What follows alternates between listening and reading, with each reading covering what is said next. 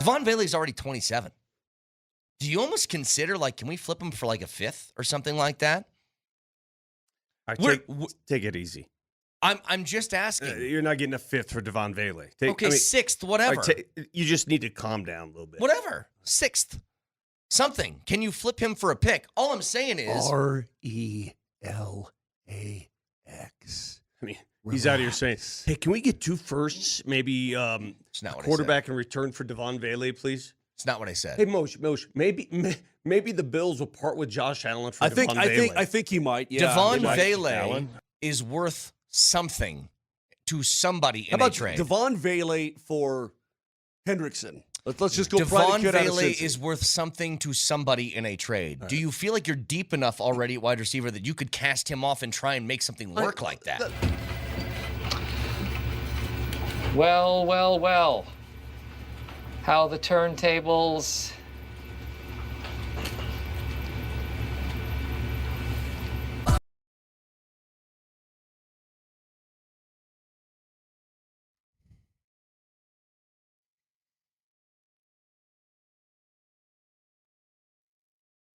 It's a lot of times I'm wrong.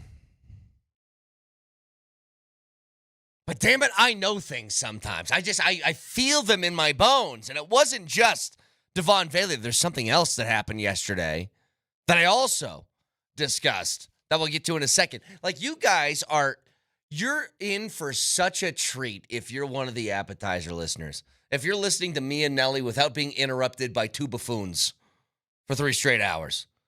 You're treated to real, raw, educated guesswork. I'm so mad now. I just felt this coming. It made sense. What would be the role for Devaughn Vele if you feel really, really good about what Troy Franklin is going to do in year 2 and what Pat Bryant looks like as a rookie? What are you talking about? Honestly, it's just a matter. I think what really hurts Vele is 2 things. Vele is a good wideout, which is why he got flipped for a 4th and a 7th. But he's also a guy with a pretty, I think, capped ceiling of what he can be. And he's 27. A guy going into year 2 is a 27-year-old. I think that works against him too. I think that, think of it this way. Devaughn Vele was your second leading receiver from a reception standpoint last year. It was Sutton and then Vele and then Mims. And I think Javonte was second on the team in catches. There just didn't seem to be room. And I don't think that this changes what the wide receiver room looks like. Because I think it's still pretty set. I don't think they're going to carry another guy. Maybe if they feel like one of the other younger dudes, your Joaquin Davises, your Courtney Jacksons, your Jawan Newtons, your whoever you want to say from that host of guys behind that sort of set 5 in front of them. If they feel like they can do some special team stuff, then maybe. But it feels to me as if they didn't want to carry 6 at that position heading into the 53-man roster. And so they decided to let Devaughn Vele go, and they traded him to the team that they're going to play right now in the 3rd week of the preseason. But to get a 4th and a 7th, I want to put this in perspective for you guys, because this is how weird trades are in the NFL. You trade Devaughn Vele for a 4th-round pick and a 7th-round pick. Jerry Jeudy netted a 5th and a 6th.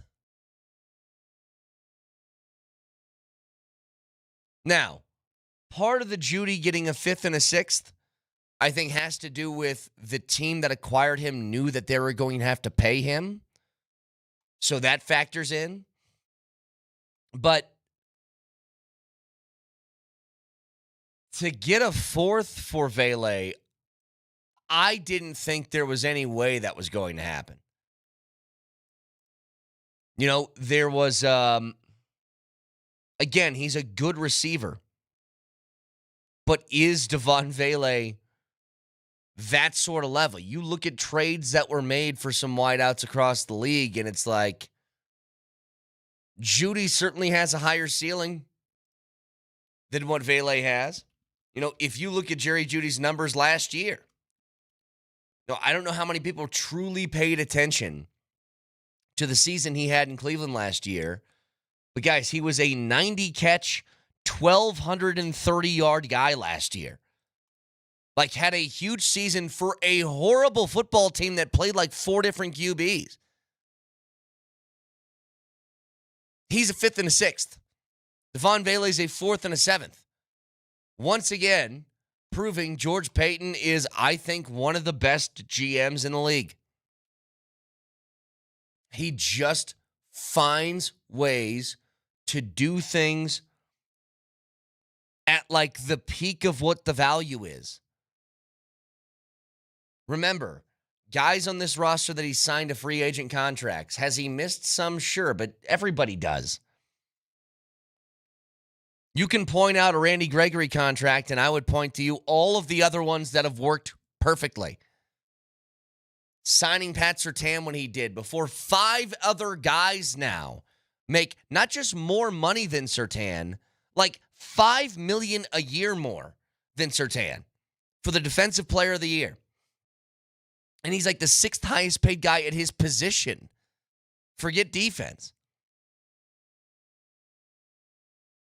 Texture points this out. He says, little fun fact, George Paton drafted 4 All-Pros in his first 3 drafts. I expect that trend to continue with this year's class and last year's class. Very well could. You mean you expect it to continue now that he has first-round draft picks again? Yeah, I think so too. Like, he's just really good at his job. Really good.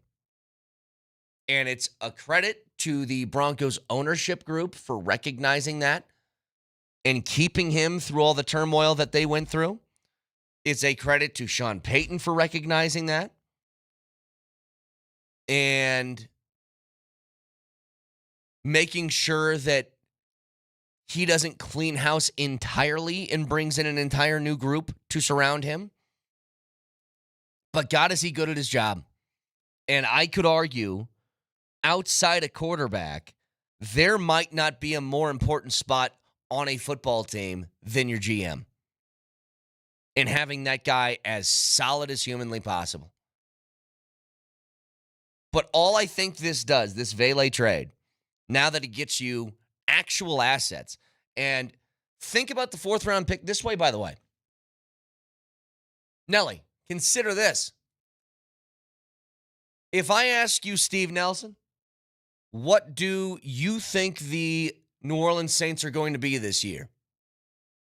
Are they going to be a good football team or a bad football team? You're just like me. Trash!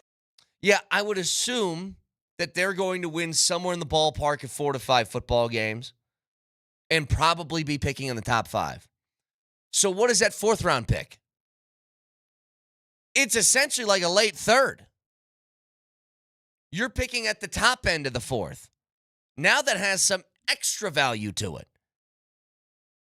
And you don't even need to pick there. The great things about picks, extra picks in like the 4th round, those can be packaged for a, hey, we're in the 2nd round, but I really, really love this guy, and I don't think he's going to fall to us. Let's take the extra pick that we got out of that, throw that together with it, and move up and take somebody we love. These are the smart decisions that smart GMs do for good, competitive football teams. Like, why am I so excited about what the Broncos are and what direction the Broncos are going? A lot of it has to do with that guy that's up there in the front office. Truly. I think he's brilliant. And now, what does this trade mean for the 53-man roster? I think it gives you this, an extra spot to keep one of the guys that we were talking about that's kind of on the bubble.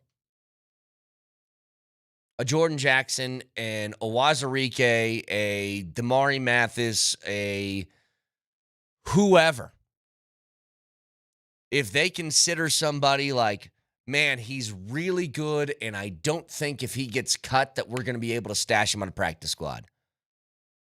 It allows you to keep them. And I'm sure they love Devaughn Vele because Devaughn Vele, once again, he's just a big-bodied, sure-handed, as Moser calls them in hockey, fire and forget missiles. Like, there's nothing you need to worry about with Devaughn Vele. Devaughn Vele is somebody that he goes out, he steps foot on the field, you know exactly what you're going to get. But the issue is, you look at the logjam that you got at wideout with guys with real potential to be real players.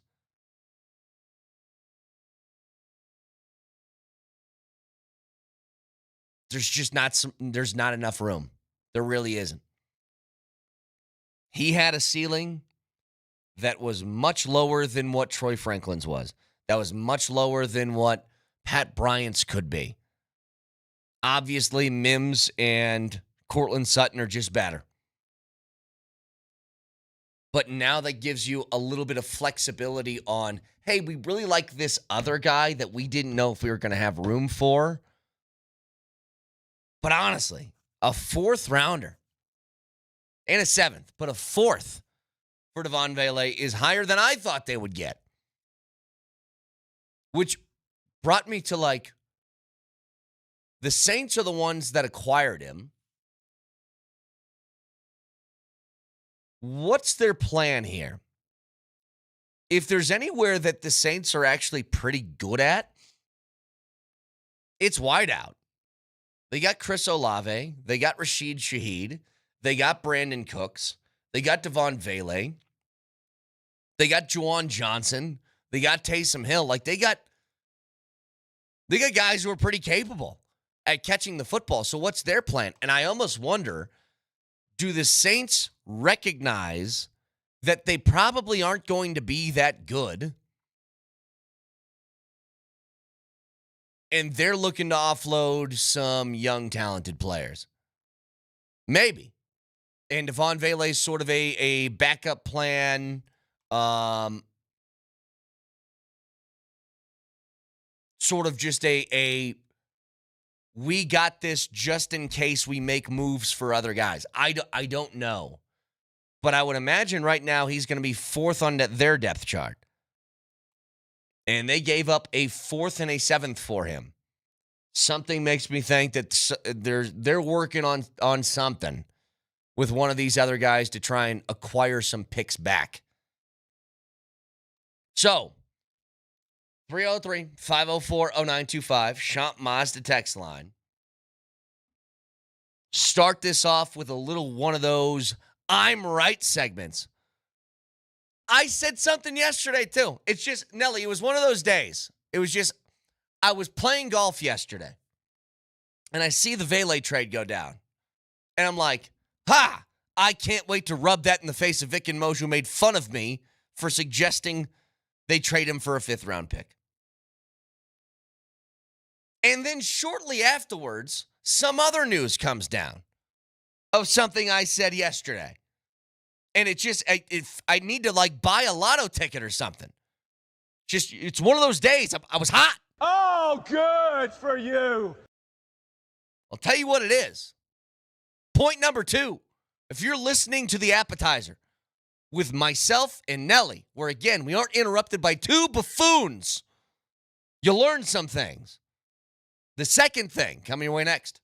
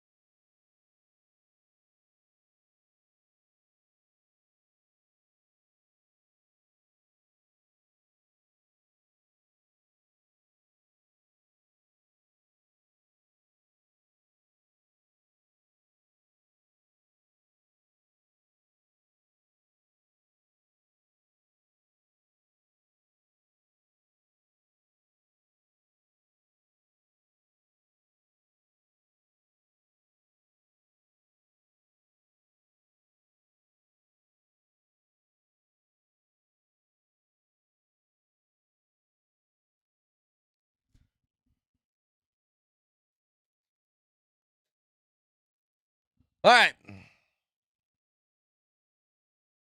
All right. Listen.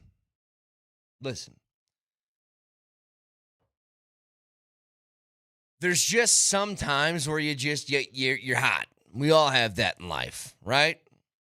You're a salesman, you make a couple of phone calls, and bam, you got 2 sales. And you're like, dude, I can't miss. I'm Steph Curry.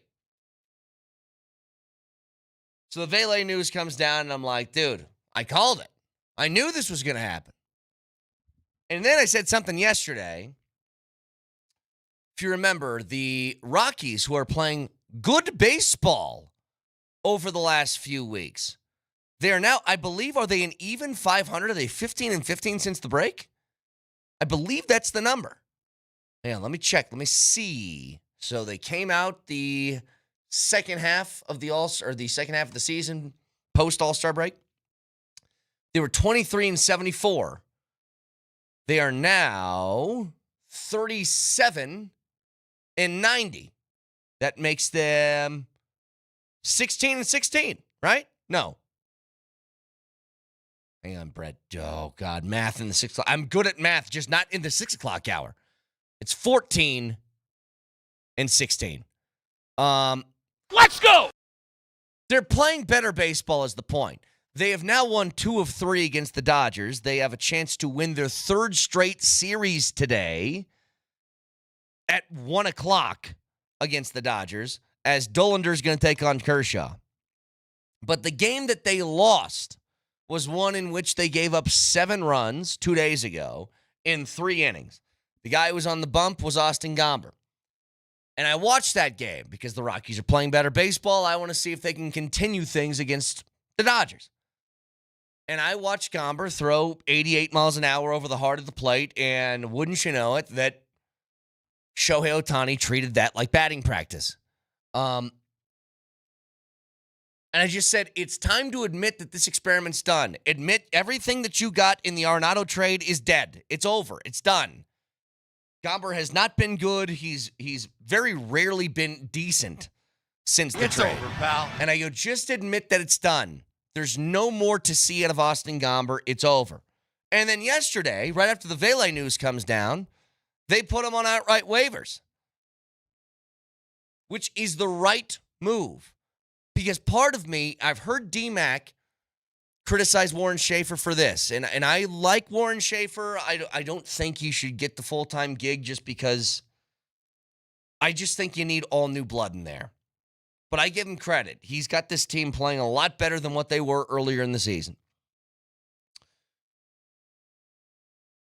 Warren Schaefer has one really main issue that I see, which is he is loyal to a fault with a lot of guys. Like, he will let them work through things that he shouldn't. And that Gomber start, his last one as a Rocky, is like the perfect example to me. It's very clearly Gomber doesn't have it. Can't locate. He's hanging curveballs over the plate, and he's given up, 4 runs in the first inning or whatever. And he doesn't have somebody warming up in the bullpen. And then 7 runs later, 3 innings later, he finally gets the hook. But by that time, the game's over. So anyway, it's just, I think that's his one fault. But Gomber is now Gomber, no more Nibbler. And I think this needs to happen with a lot of their starting rotation. I think it does. Dollander is obviously your big gun that you're looking forward to. I am mildly intrigued by some others. It's funny. Tanner Gordon has a 7 ERA, but Tanner Gordon has had 3 really bad starts that has just ballooned everything. He was 4 2/3 innings against the D-backs about a week and a half ago, where he gave up 10 in 4 2/3. The start before that, he gave up 7 through 2 2/3. But most of his other starts have been decent. And it's just one of those guys that maybe with more time he can get better. but at least it's something I'm willing to experiment with as opposed to I know what Austin Gomber is and what he cannot do. And finally, they make the decision, we're done. But that, by the way, I think that's the last sort of vestige of what you got in the Arenado trade. So let me go back and look at this to be sure. And Nelly, fact-check me on this in real time, if you can. But the pieces that you got for the Arenado trade, oh, help me out, Nelly, if you can find what the actual trade was. I'm working on it.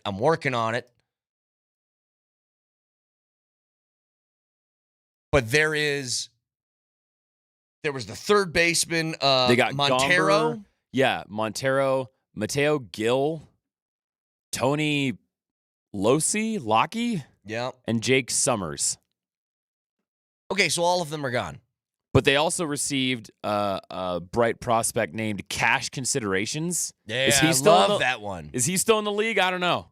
Cash is always in the league, baby. Cash never leaves. But they've just admitted we've lost, okay? There is nothing redeeming about that trade, which is fine. Admit failure. You know who did that? The Broncos did. Last year. They're like, guess what? I almost cussed. We bleeped up. It's fine. Everybody does it.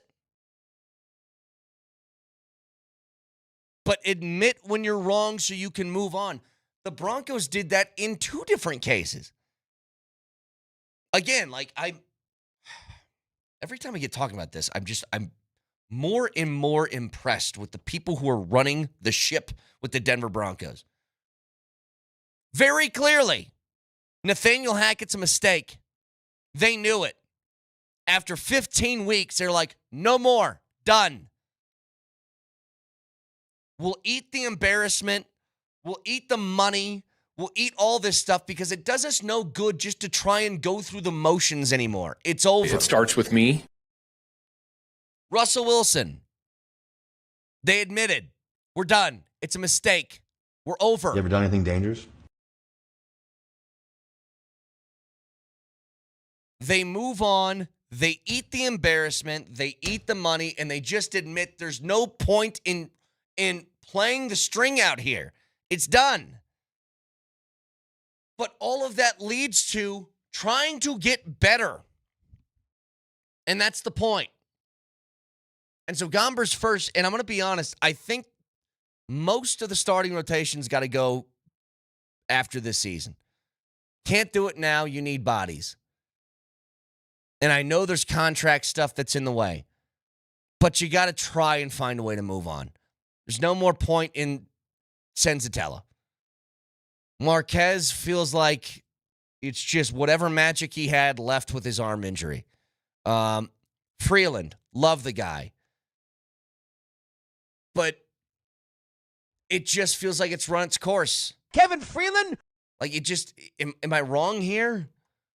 Well, can I actually ask you a question about that? Sure. Maybe this is a little bit of revisionist history because a few months ago we were talking about the Cleveland Spiders and how we needed to just nuke the entire Rockies organization off the face of the earth. But if you look at the way they've played since the All-Star break, if you look at their win-losses, it's actually pretty good. Like they've actually turned things around. They're a 500 baseball team since then. And look, and also I know that it's weird to say that they've been playing well when they have an 8-game losing streak in there in which they allowed 17,000 runs to the Toronto Blue Jays. Right. But aside from that, I mean, they took 2 out of 3 against the Twins. They took 2 out of 3 against the Cardinals, and then they swept the Cardinals later. I mean, No, guys, listen. They stuck Ohtani with 5 earned runs last night. So if they can continue this trajectory till the end of the season, is there anyone that would earn a starting job? Maybe would you change your mind about Warren Schaefer if they continue this momentum to the end of the season? Are there any guys that could maybe prove themselves in these last 30 some odd games? Or is the only thing that matters to you 37 and 90, fire everyone? I think everything you're saying is fair. By the way, to your point, I was going to bring that up. They did that against Ohtani last night. They put up 9 hits and 5 runs in 4 innings. The worst that Ohtani's been lit up since starting pitching again. Now, he's done this slowly. He hasn't pitched more than 4 innings in any game so far this year. But it's the most he's given up against anybody. But to your point, Nelly, I'd say this. The Warren Schaefer thing and them playing better, I give him a lot of credit. And again, I like Warren Schaefer. I think he's very much a player's coach that they like and respect. There are some things about his managerial style that I don't like, and I laid it out earlier. His willingness to let guys really fail in the middle of a game as opposed to just admitting that they don't got it that night. But you're asking if they continue this. Like, let's say they finish the rest of this season, the last month and a half, as a 500 baseball team. Do I think that Warren Schaefer has earned the right to keep the job? I think you could make a strong argument for it. But, Nelly, I wouldn't. And it's almost unfair to him to say this, but I'm like, I just think the team's in a place where they need a total overhaul. And that means new everything. I almost don't even want the stink of anything that was here for the losing the last 3 years to be here, even if they've done well, if that makes sense. Like, I was even in the camp with the Nuggets of, I thought Adelman did a fantastic job in the postseason, and I still, at the time, I thought they should go outside. I'm like, if you're going to change things, then change things. And with both moves, they stayed in-house. Now, to this point, the Nuggets get to wave the we were right flag because they have done phenomenal since then. Adelman's coached his ass off in the postseason, and the new GM group of Tenzer and Wallace had, I think, the best Nuggets offseason ever, considering the stakes that were on the line. So they get to say I'm right. But all I'm saying is part of me feels like if you're going to do a change, then do a change. And the difference between the Nuggets and the Rockies is the Nuggets are good. The Rockies stink. And so, yeah, if I were in charge, if I were Dick Monfort, I would do this to Warren Schaefer. Dude, you did a hell of a job for us. I salute you. I hope you find a managerial job sometime soon because I think you earned one. It just ain't going to be here. You'd like that, wouldn't you? I need new blood in this organization. I need somebody that is not burdened with knowing what the past looked like. Somebody with just a bright future. That's the way I'd think about it. You know, Sean Payton, he does not care what happened in Denver before he got here. He says that all the time. Now, Sean Payton cares a lot what happened in New Orleans before he got here, but not Denver. He doesn't care about anything about Hackett or Fangio or whatever those teams were, or even the good times, like the Peyton Manning days. Doesn't care. It wasn't our hump. I think you need the same thing. You need somebody with the attitude of, how about this? It's tough to find, but you can do it. You need somebody who is excited about being here and excited about the opportunity. And there's a lot of guys who wouldn't be. But it's not impossible. There have been sad sack suck teams over all different sports where they have a head coach who comes in and loves where they're at. An example I give you is my stupid football team, Detroit. Dan Campbell was pumped to get that job. And a guy who has an excitement and no care for what the past history of the team only can see a brighter future can change things with the right mentality. The Rockies need it. And you know what? I give them credit. I give them credit for a few things. First of all, they're playing better baseball lately. Second of all, they made actual moves at the deadline. Like they never used to do that. They traded away assets and got things in return for guys that served no purpose to their future. I give them credit for that. They just put Gomber on waivers yesterday. Big credit to that one. Hand up, admit failure. We messed up, our bad. Move on. And by the way, Nelly, if you want a little piece of encouragement, if you care at all about the Rockies and want them to be successful, I'll give you one little thing of encouragement that might help. All of this has happened since when? Since Walker Monfort took over the team. Since he got that promotion. And I was told from somebody who's inside the Rockies organization, Walker's different. He thinks differently. So maybe this is a precursor to doing business differently. I hope so. I'm, as everybody else who's hearing me right now, I'm as skeptical as you, but I hope that's the change. I hope that's what's needed. So anyway, guys, tomorrow, Valor at Pine Creek is going to be live here on Altitude Sports Radio with Nate and Tyler on the call. They will have a TV simulcast on Altitude Television. And then Saturday, listen to what we got for you. At 10 o'clock in the morning, it is Iowa State against Kansas State in that Week 0 Dublin, Ireland game to kick off the college football season. Fresno State at Kansas is going to be on AM 950 at 4:30. And then Rapids Galaxy at 8:30 on Saturday. So a full new slate. Huge, yeah. 303-504-0925. Back to the Vele stuff. Vele being traded. Netting a somehow 4th rounder and 7th rounder from New Orleans. The question is, was the trade we're going to trade Vele for his own sake to try and get playing time somewhere because he's not going to see a lot here? Was the trade to open up a roster spot to keep somebody else who's maybe on the bubble here heading into the final preseason game? Was it a combination of both? We'll get to all that in just a couple of minutes as we broadcast from the Backus and Schenker Studios. Serious lawyers for the seriously injured. What does this trade open up as far as a roster spot for someone else on the Broncos? Get to it next.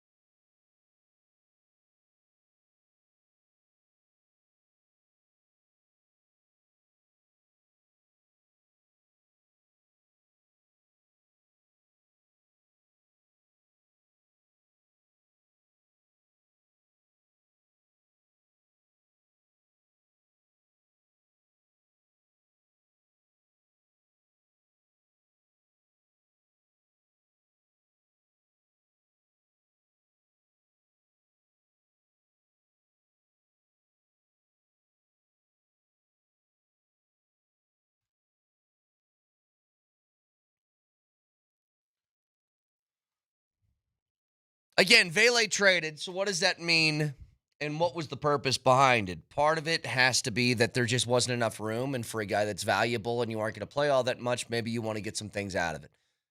You can make an argument for you want to keep him for depth purposes, but, at some point,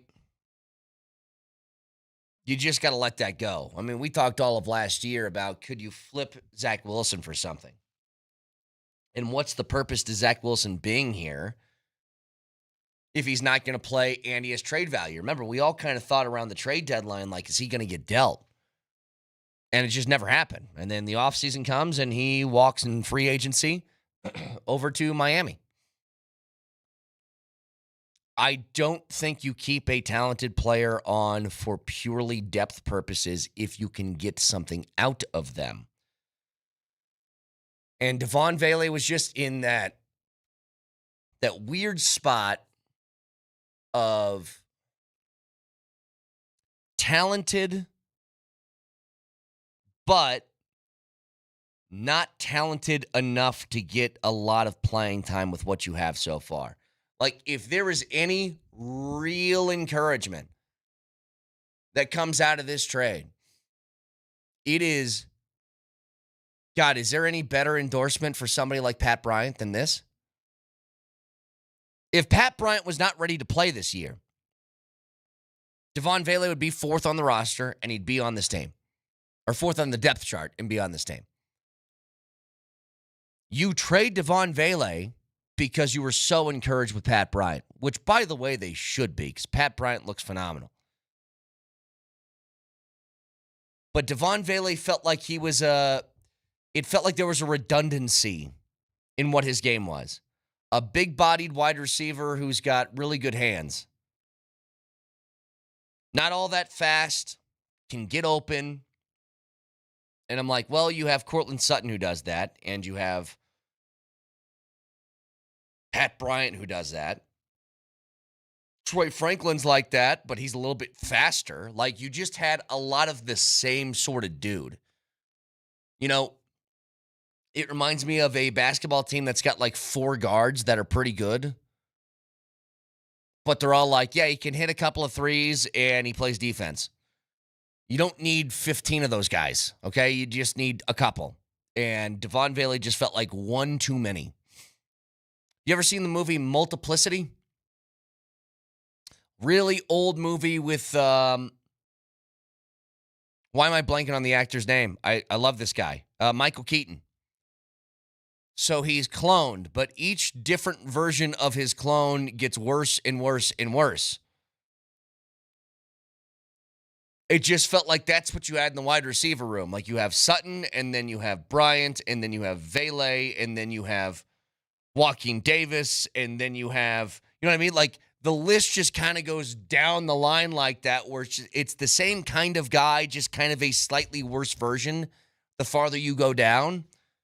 And I think Vele just was in that weird spot of not quite enough that you can't risk losing him, but good enough in which you get value. Texture says 80 or 89 makes the team now. So he's talking about Joaquin Davis or Courtney Jackson. I don't think that's the case. I don't think they're going to use... They aren't going to use the roster spot now opened up by Devaughn Vele for another wideout to make the team. I think they're just going to keep 5. I think your room looks like Sutton, Mims, Franklin, Bryant, Sherfield. And I think that's it. They're going to try and stash those guys in practice squad. And I think they'll probably make it through. There's a lot of different receivers out there that are going to get looks, and I think both Davis and Courtney Jackson, guys like that, they're not. I don't think they'd be in the category of somebody's making a waiver claim on them, is the way I'd put it. So I think they'll stash them on practice squad. If they deal with injuries, they can call those guys up then. It also is kind of a compliment to those guys, by the way, that they had a good enough camp that whoever makes the practice squad out of that group is... They feel like good enough that in a pinch, if a guy or two gets hurt and they need to be called up for game day, they trust him enough to do it. But Vele on the move as he is going to New Orleans. You've received a 4th and a 7th round pick in return. And the question now is, where does that extra spot go? I think they might use it to keep an extra offensive lineman. Maybe you keep both Jordan Jackson and Awazarike now on the defensive line. Maybe you carry an extra corner with Damari Mathis. Maybe you take an extra safety where a guy like Skinner, Devaughn Key makes it. I don't know. But I don't think they're using that as we're going to keep an extra wideout on the team, just not one named Devaughn Vele. I don't think that's the point. If they wanted to keep an extra wideout, they would have kept Vele. And instead, they got not just value, great value for what he brought to the table. Now, Texter says, tight end and linebacker are the only positions I can see as making any waiver claims after cut day. Yeah, I mean, Sean Payton said as much a couple days ago about tight end at least, because with both Michael Burton and Nate Atkins, who are Burton's obviously a fullback. Atkins did a little bit of both. With those guys on the shelf, Payton likes to have his fullback when he needs him. And he said that they're going to be looking on cutdown day for guys that would fit that bill. Like a tight end that can do a little bit of both. He was going to be on the lookout for. So he's already admitted that much. As far as linebacker, I mean, they could be. If they felt like they could get better, then I think they'd take it. But Singleton, Greenlaw, Sternad, and I think they really like Lavelle Bailey. And keep in mind, I'm not sure linebacker is as big of a position as people are making it out to be, because they really like Drew Sanders, but he's just on the IR again. Now, it's not, if you remember that update that we got early in camp when he left, it wasn't some season-ending thing. He's going to start the season on IR. He's going to be there for at least 4 weeks. But beyond that, I think that their plan is once he comes off the IR, he's going to be a big part of their linebacking plans. And I'm well aware that they signed a fullback the other day, Adam Prentice. I think that guy's a placeholder unless they find something better. That feels to be the plan right now. And maybe he just really impresses them and sticks around on the roster. I have no idea, but it kind of feels that way. But 303 504-0925. Shop Mazda text line, one price, one person, 1 hour. So, remember, we got one preseason game left. I believe cutdown day. When did we say that was, Nelly? Was it Tuesday at 2?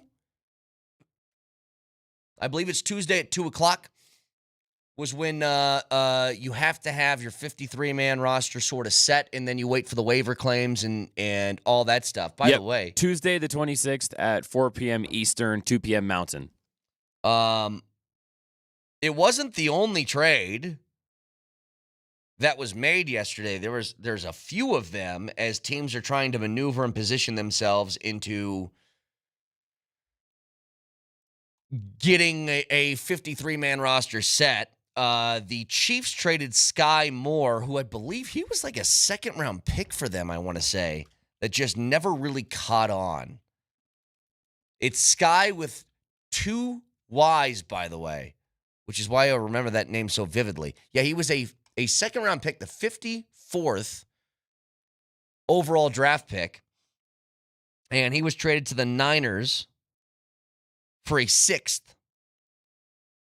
The Vikings traded defensive tackle Harrison Phillips, who grew up in Omaha. They traded him to the Jets for 2 6th-rounders, and then the Browns traded defensive tackle, I don't know who this is, Juwan Briggs, for a 6th-rounder to the Jets as well.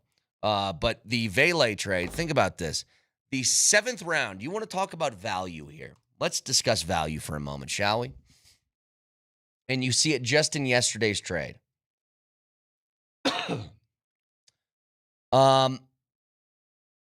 Devaughn Vele was a 7th-round draft pick that the Broncos flipped for a 4th and a 7th. Sky Moore of the Chiefs was a 2nd-round draft pick that was flipped for a 6th. 2nd-rounder to a 6th-rounder in return, as opposed to the Broncos, who traded a 7th-rounder for a 4th and a 7th.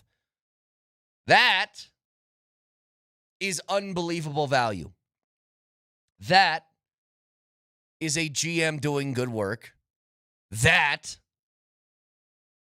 is something that organization should be proud of. That not only did they use that pick with a player that they turned into an actual guy, but they flipped it for what that value was in return. So more to, yeah. And I was going to say, I don't know if you've been following what's going on with the 49ers right now.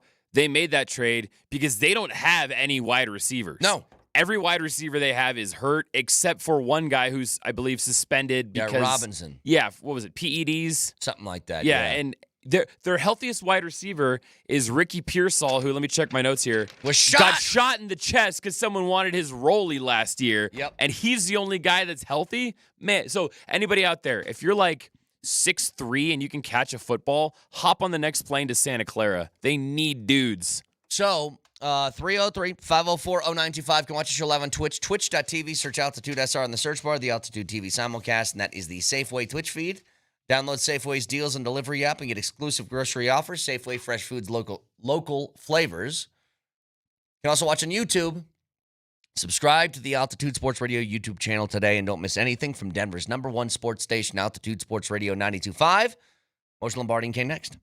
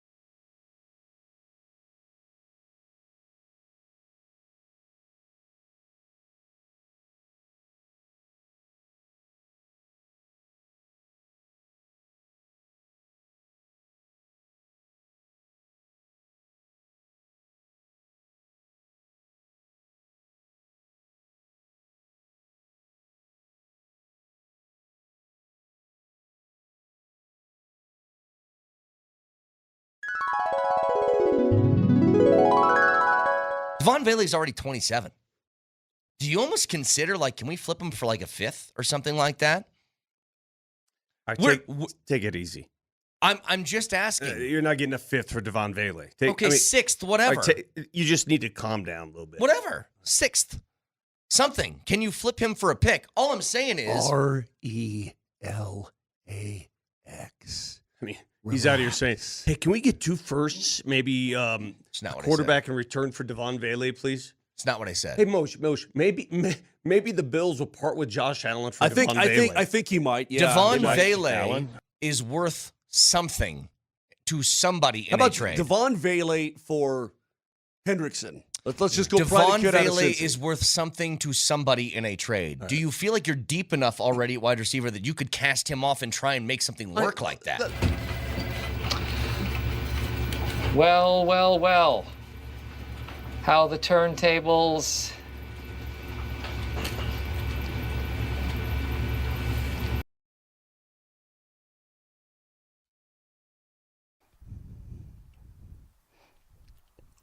I realized something yesterday. I was on the golf course and look at my phone. My phone's blowing up because Vele's trade. I was like, oh, wow, they did trade him. I thought they might. What'd they get for him? And it was silly me. I was such an idiot. I thought they'd get a fifth. And I was so stupid in thinking that way because they got a fourth and a seventh for Devaughn Vele yesterday. And I got to tell you, it's one of those times where I was very excited to come into the studio this morning. Very excited just to see that face that's on the screen right now. Someone cooked here. I wasn't necessarily. Here's what I wasn't. Oh, don't you back out of your responsibility. Oh, you just heard the tape. I did hear the tape, but I misremembered kind of how it went down. I remember thinking, I think you're right about the Broncos being able to get something for him. I'm not seriously, I'm not even kidding. I didn't realize that I was mocking you with the Trey Hendrickson trade. Yes, I didn't realize that I had gone on that far and mocked you, and I apologize for that. Although, a fourth and a seventh isn't Trey Hendrickson, but I thought they would get something. But you were right. You were absolutely correct. And the fact that Vic isn't here today I know. To really eat that crow is a bummer. Real bummer. RELAX. Yeah, that wasn't Vic saying that. That was Mark Moser saying that. Yeah, that was me, but I wasn't thinking he wasn't worth anything. Here's the deal. Okay, cool, I was right, whatever. The thing about it is such a, by the way, Moj, you were where today? Filming for Altitude Golf? Where you at? That is correct, yeah. We're filming up here at Aspen Glen in Carbondale. Scotty will be along doing his show from the club today as well. Gotcha. Okay, so you bet. Here's the thing with the Devaughn Vele stuff. I think this speaks, I don't think I have the proper words to describe to you the level of faith and trust that I have within the Broncos organization right now as a whole, that I just feel like everything they're doing is the perfect way to go about business. Honestly, Vele's a good player with a very cemented and capped ceiling of what he can be. You have players at the wide receiver position right now, namely, you want a big compliment in this trade? That compliment is paid directly to Pat Bryant for what they think of him, because that's why they felt comfortable enough to make the move. But you know who Devaughn Vele is. And I'll give you a couple of reasons why I think this trade is so genius. Here's one. When was Devaughn Vele selected in the NFL draft? Do you remember? Was it the 5th round? Seventh round. 7th round picks are whatever, take flyers. It's 7th round picks are Caleb Loaners. This guy hasn't played football his entire life, but he's big and strong, and maybe it'll work. I'm going to take a flyer on the guy. They turned 7th round pick Devaughn Vele in his rookie season into the 2nd highest reception leader on the roster, number 1. Number 2, they flipped a 7th round pick from 2 years ago for a 4th and a 7th. Now, juxtapose that with the Kansas City Chiefs who made a trade yesterday. Did you see their trade? It was in the same draft, 2nd round pick Sky Moore got flipped for what? A 6th. They took a second-round pick, flipped them for a sixth. The Broncos took a seventh and flipped them for a fourth and a seventh. So that's just one aspect of it. But think about that for a second, Moj. Like, that's value. When I was role-playing yesterday and I was Mickey Loomis, I was calling the Cleveland Browns. I should have been calling the Denver Broncos, right? And going, hey, you guys got any more of them wideouts over there? You got any more of them studs? I could use one, right? It says a lot about George Payton's ability to maneuver. It says a lot about, I'm sure, about the relationship that Sean Payton has still, perhaps with the Saints in that regard. It says a lot about Pat Bryant and Trent Sherfield, and it says a lot to me about Troy Franklin. Is what it says, that he is absolutely taking that next step. You know what I mean? That they believe that this guy is moving on up. So good stuff, really good stuff. Listen, I love the wide receiver room before this. All it really does is solidify in my head that they feel really good about the guys they got catching the football. Here's the second one. I'll give you another comparison. The Broncos made a wide receiver trade last year. Do you remember what that was? They traded away a wide receiver. Jerry Jeudy. Oh, Jerry Jeudy, well, to the Browns, yeah. Went to the Browns for a 5th and a 6th round pick. Now, contract extension was in the works with that, so you have to. That factors into the trade value.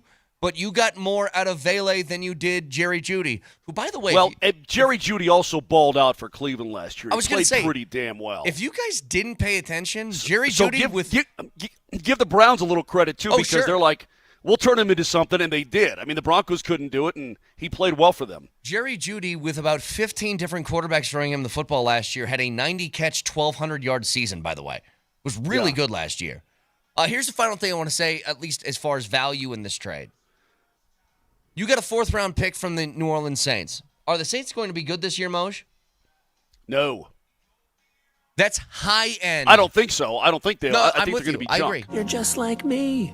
Trash. I agree. I don't think they're going to be good either, which means that's a high-end 4th-round draft pick. That is like almost pick 100 draft pick, like another top 100 pick. Whether you can use that on a player if you feel good about somebody, or the great thing about those picks, Moj, that are like early 4th-rounders, if you're sitting there at, I don't know, pick 60 in the 2nd round, and you love a guy at the 40th pick, and you know he's not going to drop to you, saying, hey, we'll flip our seconds, and I'll throw this extra 4th I got in the package. Right. It's an asset. That's how you can go get a guy. Absolutely. There's no doubt about it. A guy that you really like. There's no doubt about it. So this is really good, man. I was shocked, too. I'm like, no way. I told Connor. And by the way, Connor was going to stop by a little bit later on, I think, and discuss some stuff with us, if you're cool with that. Let's get weird. Out here at the course. But I'm like, no way. Devaughn Vele, I thought he was going to be, not an integral part, but a part of that offense that's going to be better. Man, it just made me, and I like him. Don't get me wrong, I like him. It just made me feel better about the wide receiving core as a whole, and it made me feel great, obviously, in the evaluation ability of Peyton and Peyton. There is no better compliment to be given to both Troy Franklin and Pat Bryant than this trade, because if Pat Bryant wasn't ready to play, Devaughn Vele is not going anywhere. He's going to be your 4th-string wideout on the roster. What this trade said was that, guess what? The 4th-string wideout on the roster is Pat Bryant. And Devaughn Vele, your 5th. I don't know how much playing time you're going to get. I think it also says a little bit of something about maybe some guys behind them, the others of camp that we thought have looked good. Like the Joaquin Davises and guys like that? Courtney Jackson, people like that, yes. That I don't think this opens up a spot for them. This spot that they've opened up is not going to go to another wideout. I can almost guarantee it. They're going to stash those guys on practice squad and call them up if necessary. But I think it is a compliment to them that if a guy or two goes down in that wide receiver room, they're like, hey, we feel comfortable enough to bring you guys up without having Devaughn Vele here. Right. So it's a combination of different factors that we'll get to throughout the course of the day today. But overall, here's my main thing is just this front office is really good. Like, George Payton is, I don't think there's any question, a top 5 GM in this league. I think he's that level good. You have your top-end ones, which are obviously, Howie Roseman in Philadelphia is probably the cream of the crop when it comes to that. You have guys, Brent Veach is one that's really good in Kansas City. Brad Holmes in Detroit's really good. I think Payton's right there along with all of that group. I think he's that good at his job.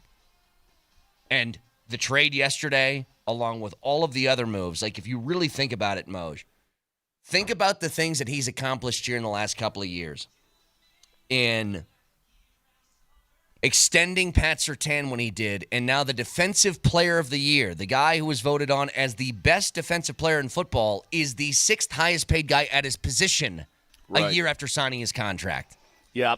And that's, to me, though, that's just sort of the natural momentum of the league. I mean, but to get the deal done when he did, the timing of it. Do you want to credit Kansas City for paying Patrick Mahomes $400 million a year because now he's like the whatever highest paid quarterback? I mean, they just really smart on their part, yeah. Yeah, I mean, but I just think that's the way the league is going because you've got so many guys just getting that next big bag.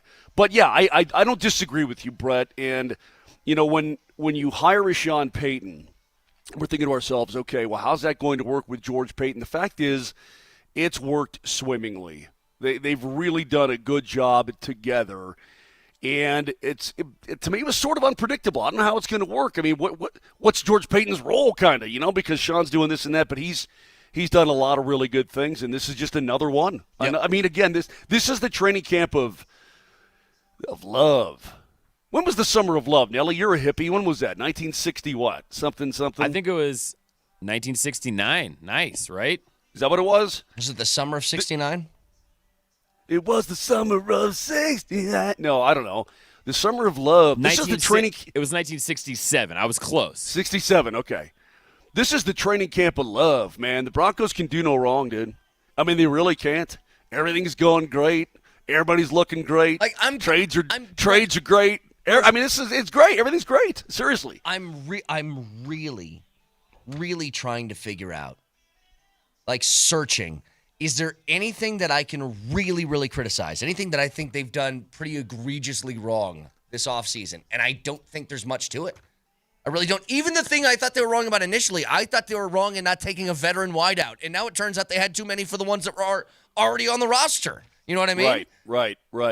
I wanted them to get like Cooper Kupp because I'm like, I don't know if the room's good enough. And now they're like, no. We're too good. We need to get rid of one of these guys. We're too good now.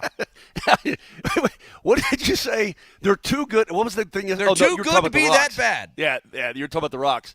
The wide receiver room, it's just, I'm sure they look at it, it's too good. We got too many dudes, too many really good dudes, and that's a good problem to have. Let's just spin one of these dudes off for a 4th and a 7th. I mean, it's honestly, it is kind of a big deal. I mean, it really is. I mean, people say, 4th and a 7th. This should, for Broncos fans, you should look at it and say, golly. To have the kid come along in Bryant and have Troy Franklin, again, make a huge leap from year 1 to year 2, you should feel really happy about where they are. Hey, we're giving away a pair of 2026 Elitch Gardens season passes right now.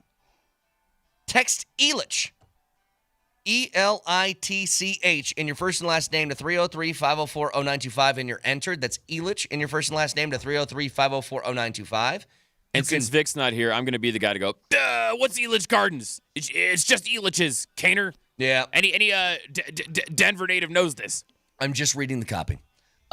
Purchase your 2026 Elitch Gardens season pass now and get the rest of 2025, including Fright Fest, Elitch Holidays, all of that included. Wow. So lowest price ends soon, so get on it, but text Elitch and your first and last name to 303-504-0925. Jeremy's already texted in, and he misspelled Elitch. I mean, I spelled it once for you. I spelled it once. Well, Jeremy with the last name starts with an S. He knows who he is right out of the gate. You're the first one. Good job, buddy. You blew it. Good job. So, when we come back, I want more of this. I'm going to make a comparison. A comparison between My beloved Rockies, who won again last night against the Dodgers. It'll be the third straight series that they did not lose consecutively. Crazy. And a chance to win their third straight in one of those against the Dodgers today at 1 o'clock. Crazy. But I want to make a comparison between them and the Broncos, and I'll give you like a perfect example. Wait, hold on a second. Yes. Hold on a second. Quickly. Are you telling me that you're going to compare the Rockies to the Broncos? I am. In how? In how the Rockies should be, and kind of are for the moment, handling business like the Broncos are. Get to it next.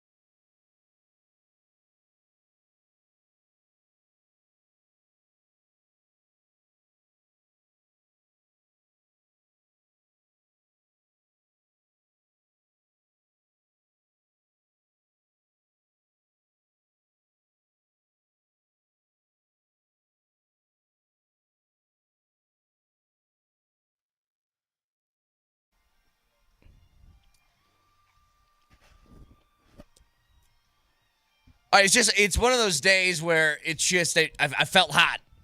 I felt like it just had a hot hand. Mose, you got that driver in your hand, and you're like 5 straight fairways right down the middle, 320. Because of your prediction yesterday, because you finally got one. Well, it wasn't just that, though, You Mose. finally nailed it. It wasn't just that. So I'm on the course yesterday. Played Bear Dance for the first time. Beautiful course. Beautiful. So I'm playing, and then I get the notification on my phone. I was like, oh, my God, they traded Vele.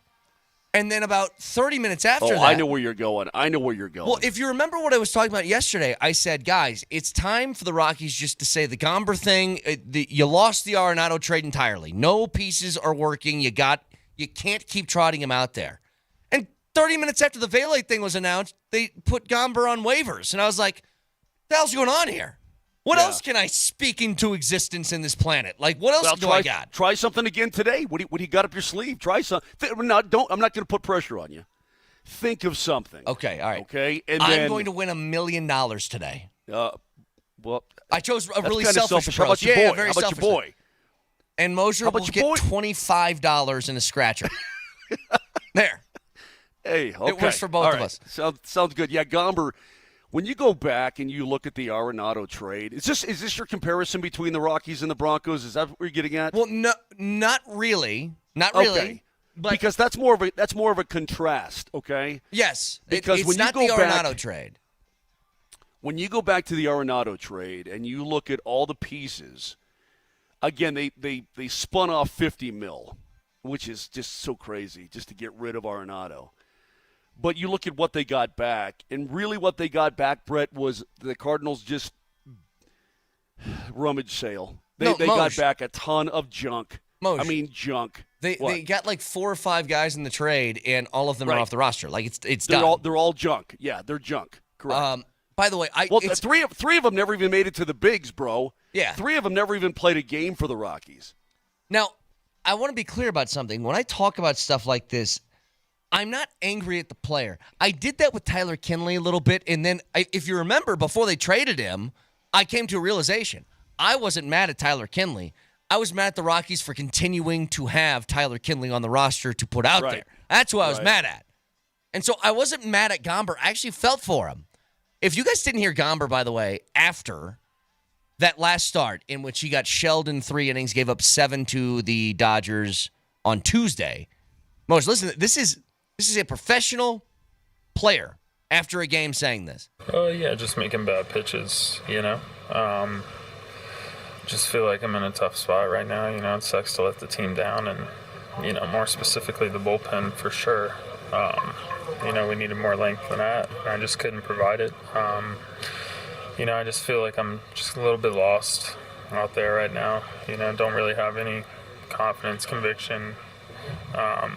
Really don't really have like an identity of what I'm trying to do. So just trying to figure it out, man. It's kind of, that is what it is. That's brutal. Like, to hear a professional talk that way is brutal. Again, there's nothing against him. But he's completely honest and correct. Sure. It's like a goalie who's like, I can't see the puck right now. And here's the thing about Gomber, dude. He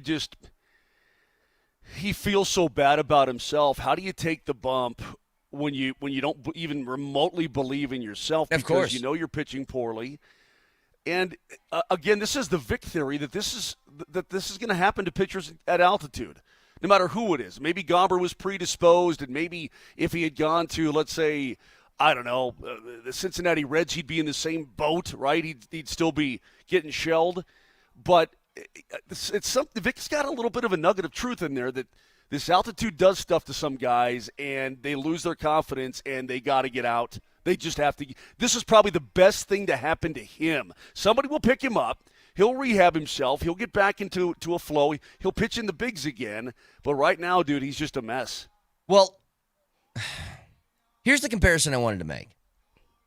And I'm going to give a compliment to the Rockies here. So pay attention. First of all, I'm giving them a compliment because they've been playing good baseball lately. They're like a 500 team since the All-Star break.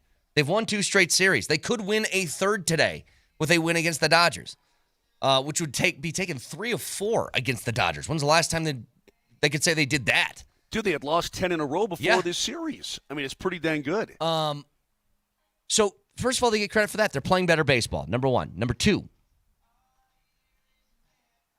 the Rockies have done business at least a little bit differently as of late.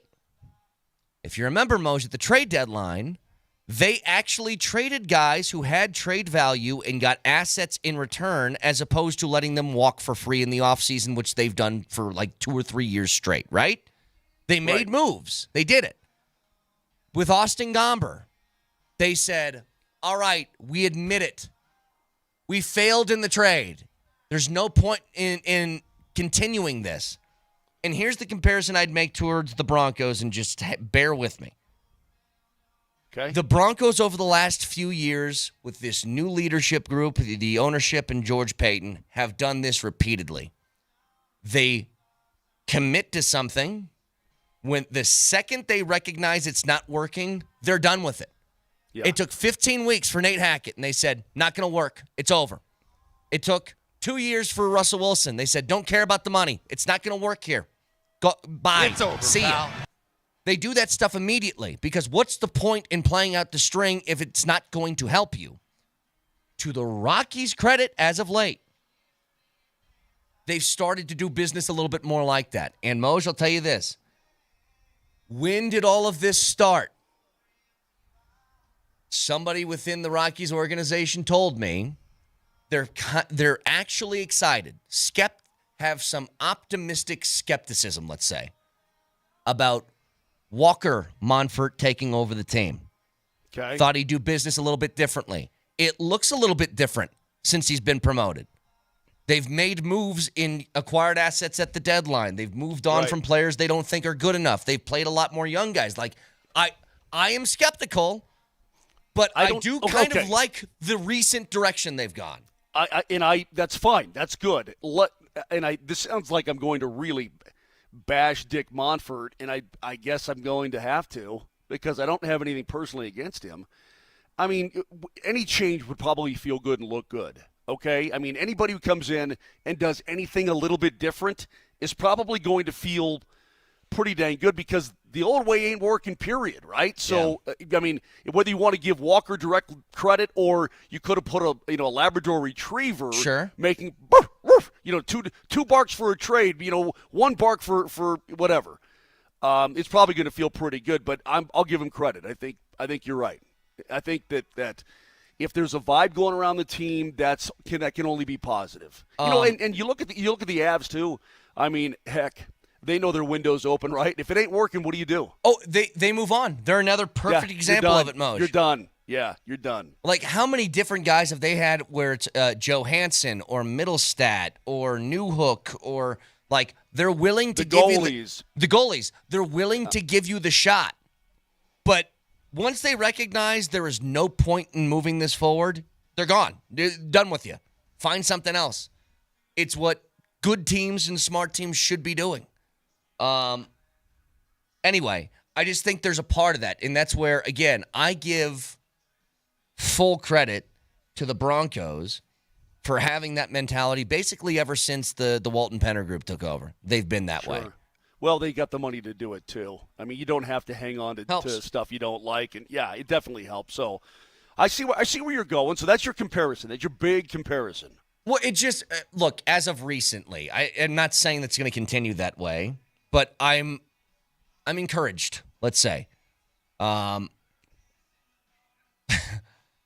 Sell the team, as somebody says online. Yeah, I know. By the way, do you know who the Rockies did that to last night? Their 8-3 win? They shelled Shohei. Yeah. 9 hits, 5 runs, and 4 innings off of Shohei. He dealt him his first loss of the season.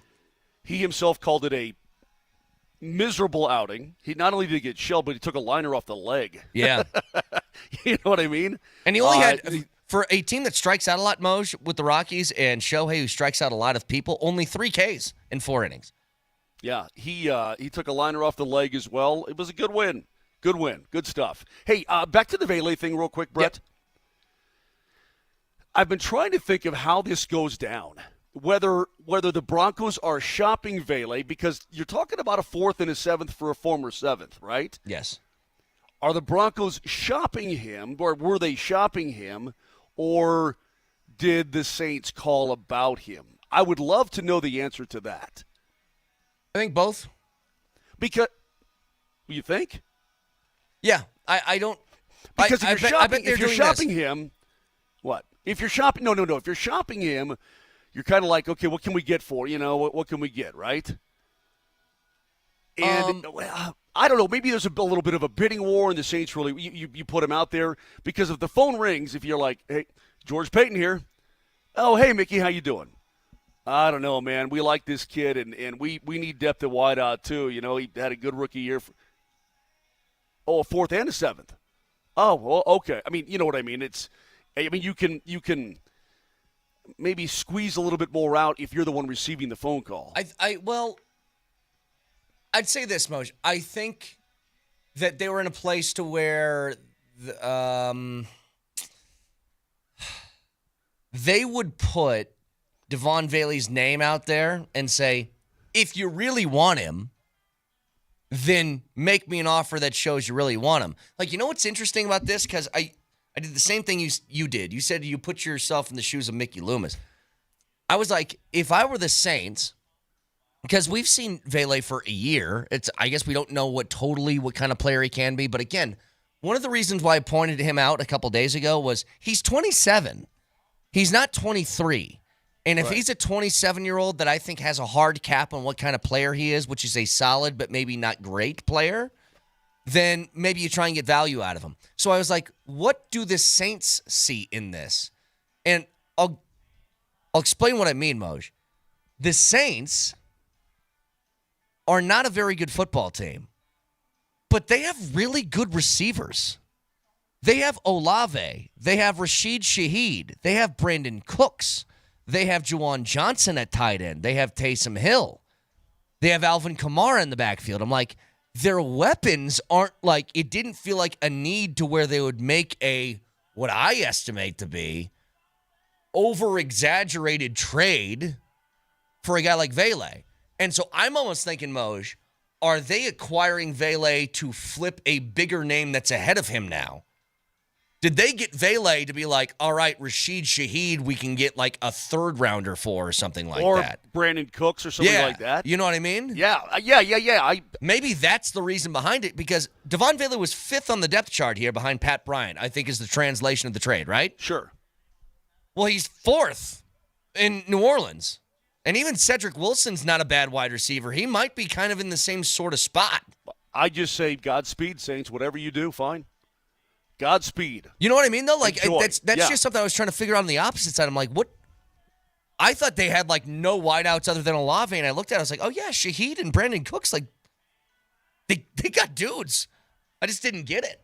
Like, it would be like the Broncos trading a 4th and a 7th for a cornerback, and you're like, well, where's he going to play? You know what I mean?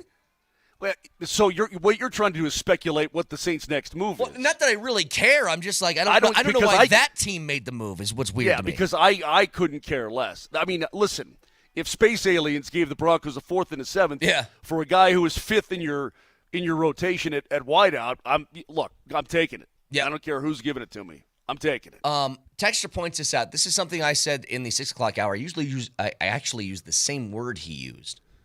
I think Vele's biggest problem was this. He was a redundancy in the wide receiver room. They had Cortland Sutton, which is a better version of Vele. They have now Pat Bryant, which they estimate is a better version of Vele. And I was talking to Nelly. He hasn't seen it. I think you have, Moj, because I think you've referenced this before. The movie Multiplicity with Michael Keaton. I have seen it. Is that the one where he keeps being replicated, and by the time he's done it like 7 times, that guy's a moron? Yes. Okay.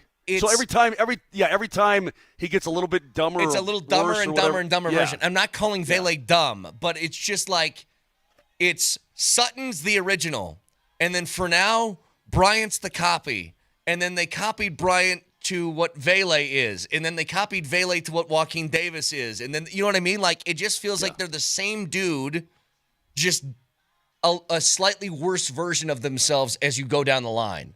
Let me also say that let me credit Vele too, because he came in as a guy that we hardly even really knew anything about, right? Like, well, 7th-round wideout, he's old, Utah, blah, blah, blah, blah. He played pretty good for the Broncos. He did. He stood out right away. No, he's a good player. Yeah, I think that his maturity showed. I think that his professionalism showed, and I think that really helped him. I mean, and again, I think he probably earned some confidence out of Bo Nix and Sean Payton, but you've got guys. You've got guys now, and you probably like Pat Bryant just a little bit better. You and I talked about it too, Brett, that Sherfield's on this team. I mean, yes. If you've got a veteran like that who is just steady Eddie, that's a good thing to have. It's a sort of a fire and forget missile, but you got it and you hang on to it.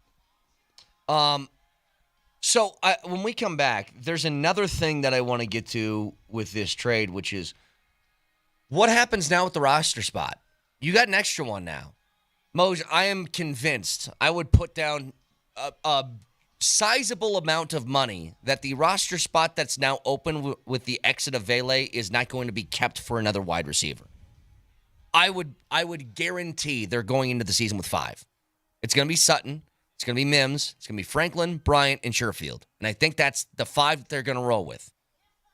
My question is, do they want to keep somebody who's currently with them, or are they opening up a spot so that when Tuesday hits, they go, "Rah," and they go get a dude?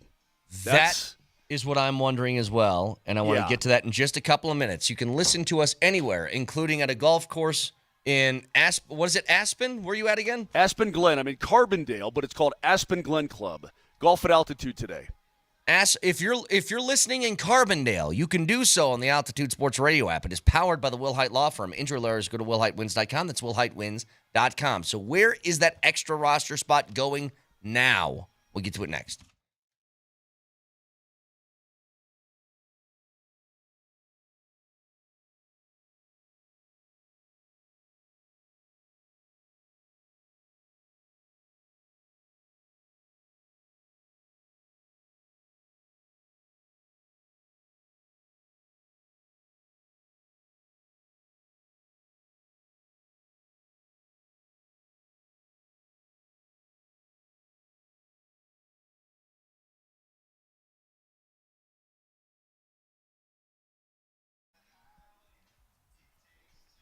Hey, summer's still in full swing. Right now it is. Sun's out, nights are warm, everything feels a little bit more alive, and you should feel good this time of year as well. Connected, confident, ready to enjoy it all.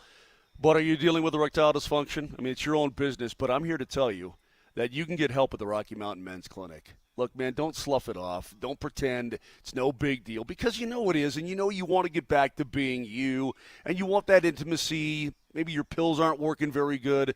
Well, Rocky Mountain Men's Clinic, well, their treatments work when the pills or the herbals fail. Success rates well over 90%. And they've been doing this for nearly a decade in Colorado, treated tens of thousands of dudes. They're back to being themselves. You can be as well. It's your own private business, but don't be embarrassed by it. Just go get fixed. It's 2025 for crying out loud. No reason to be embarrassed. Just go get it done.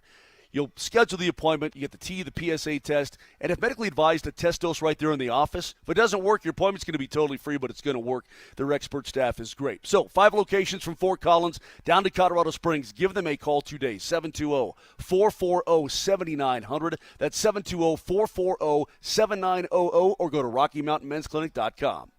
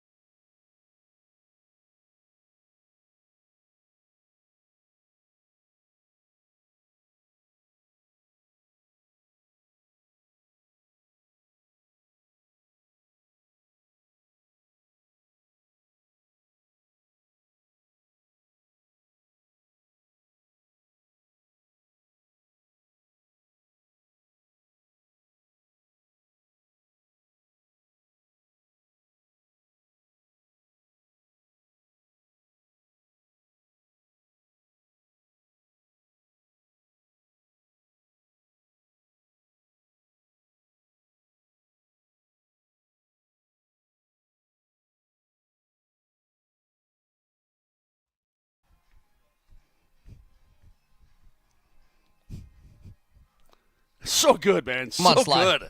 Come on, Sly. Come on now.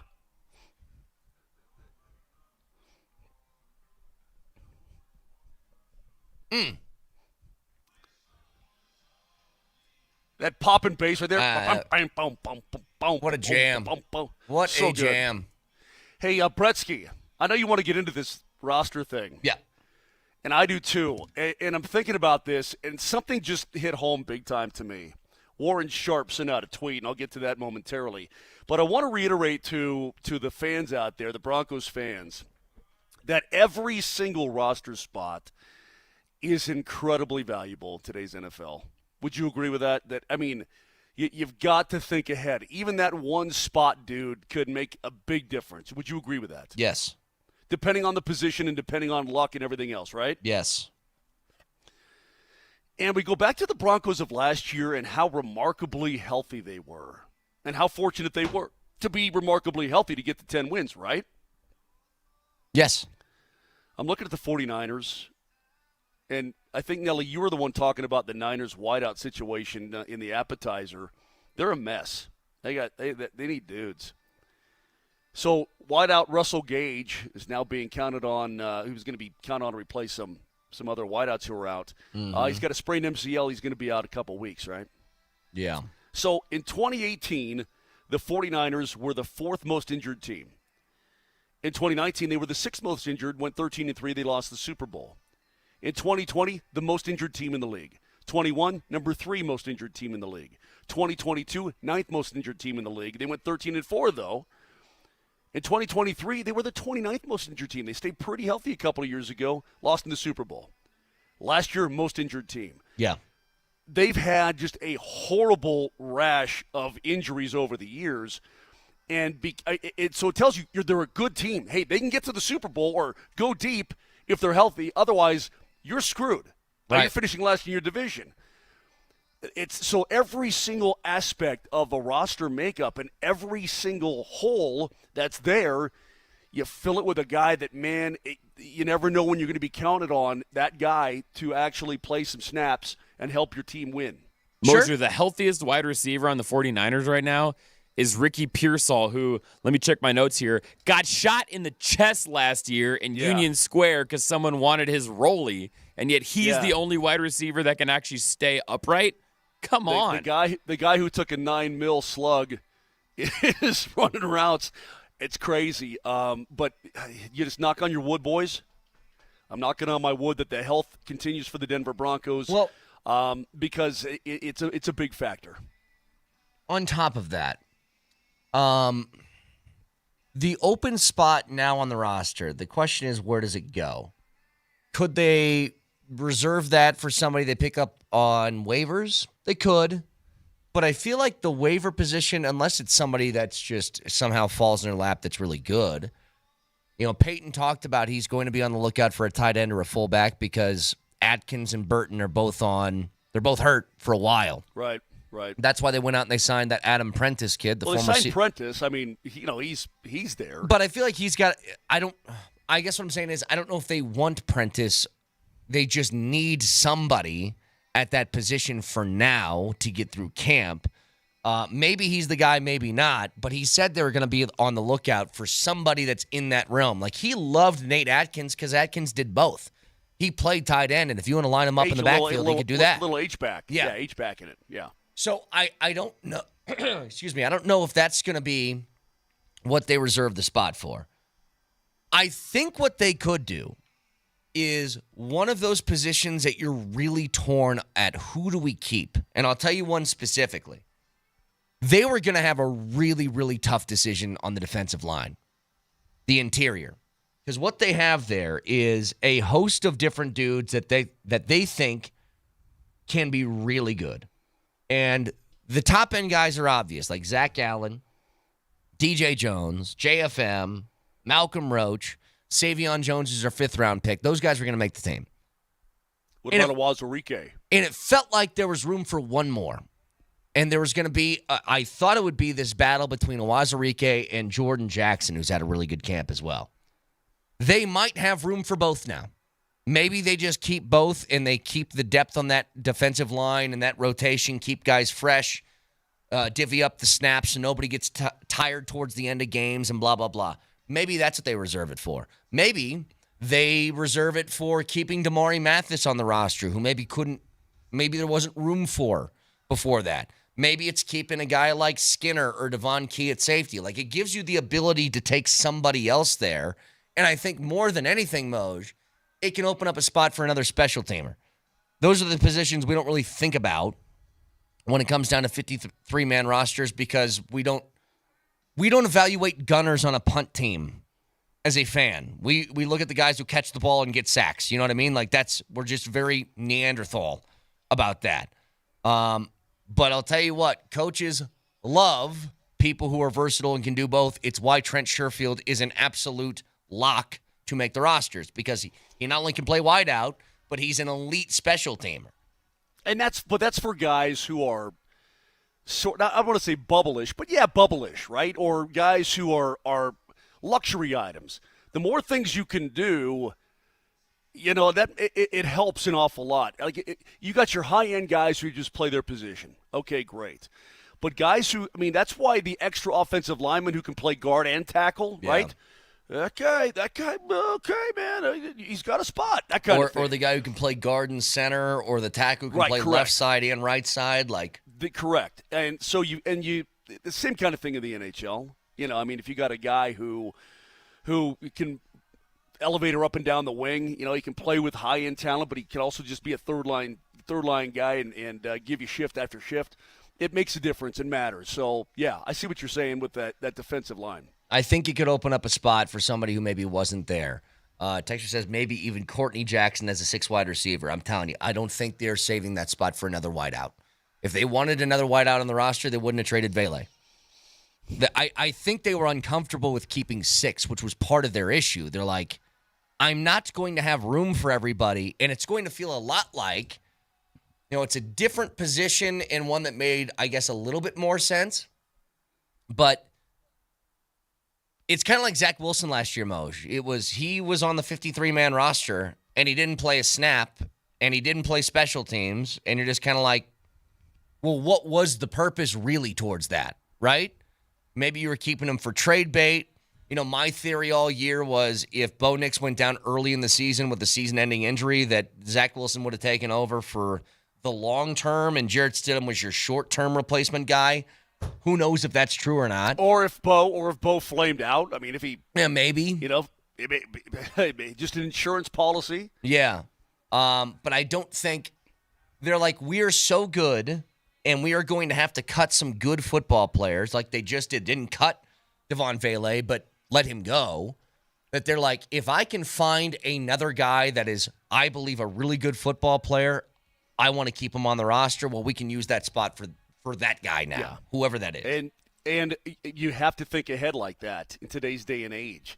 It's just, I'm going to reiterate it. Every roster spot is so valuable, so you have to think ahead, a week in advance, 2 weeks in advance, a spot that, whatever, that you really, really you feel maybe even if we don't think you're thin at, maybe inside the room they think they're thin at, right? You just want to keep that one extra guy at that spot. So this is good stuff. I mean, I'm feeling good this morning. I'm not feeling as good as you and all your silly predictions and all that kind of thing, but I'm feeling good. I've been on fire, Mosh. And I've already predicted you've been. I've already predicted that I'm going to win $1 million. So I mean, that's pretty cool. And I'm going to win $25. What'd you say? You're going to win 25 on a scratcher. Yeah. Someone cooked here.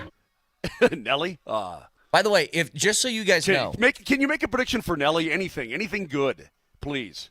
Nelly will then, you will forget your scratcher at the studio. Nelly will take that, and he will parlay that into a big-time sports bet where a $25 bet's going to net him $400,000. Pay that man his money. So like a 13-team parlay. Yes, and he's going to nail it with $25. So everybody gets a cut, and because Nelly's generous, he's going to be like, Moj, this was your scratcher. I did take it. Here's 25. I was going to say $5,000, but that's fair. $25,000. Yes. Moser, I'll buy you tickets to your next Def Leppard candlelight vigil. Next vigil's on me, brother. appreciate. Hey, before we get to the top here, because we're a family around here, we share. Pay him. Did you see that article? It just came out this morning on ESPN where Andy Reid's office was shot last year. Did you see that? What? A bullet. Somebody shot a bullet. Somebody shot into Andy Reid's office in 2024. He was unharmed and all this kind of thing. Was he in there? It's about 15 feet from where he was sitting shortly after midnight in last May, a year ago May. Jeez. So now he's got bulletproof glass in his office, so the people from long distance can't snipe him. Our boys at the establishment we frequent over in A-Town, they got a couple bullet holes in their walls too. Yeah. Sometimes a stray comes through. Who knows? You know. Just at the Chiefs practice or the Chiefs offices, a stray comes through. Head on a swivel, baby. Like who's got it out for Andy Reid? I mean, you can't be a disgruntled fan. They got multiple rings, man. I mean, and they just went to the bowl. Do you get the text line up? I just do. read the 5772, please. Maybe not out loud. Oh, come on, man. That's it's a good one, though. Yeah. It's a good one. Anyway. 303-504-0925. Shop Mazda. Text on one price, one person, 1 hour. Back after this.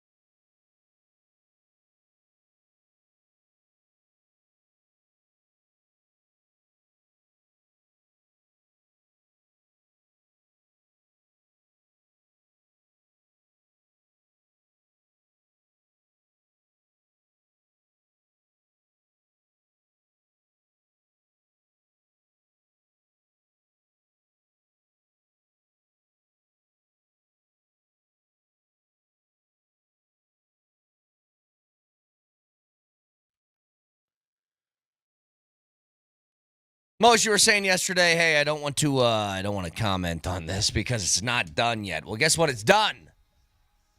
The Avs have acquired Victor Olofsson. 1 year, $1.5 million. Thoughts? I think it's a good risk. I mean, $1.5 million it's not peanuts. You know what I mean? It's pretty good for a guy who is looking for a job, but I think he's a guy that if he can recapture his form of a couple years ago and stay healthy, I think it's a good bet by the Colorado Avalanche. He certainly helps fill out what I think is the bottom six right now, and if he can add that goal-scoring touch back to his game effectively enough. I mean, if he was a half-a-point game with Vegas essentially last year is what he was, right? If you can be a half a point a game guy, yeah. Yeah, half a point a game guy. If you can stay healthy and be a half a point a game guy, that's huge for this Avalanche team. Huge. I mean, it's huge for any team for a guy to rack up 40 points in a season. Playing that role. On a third line, fourth line type of role, yeah.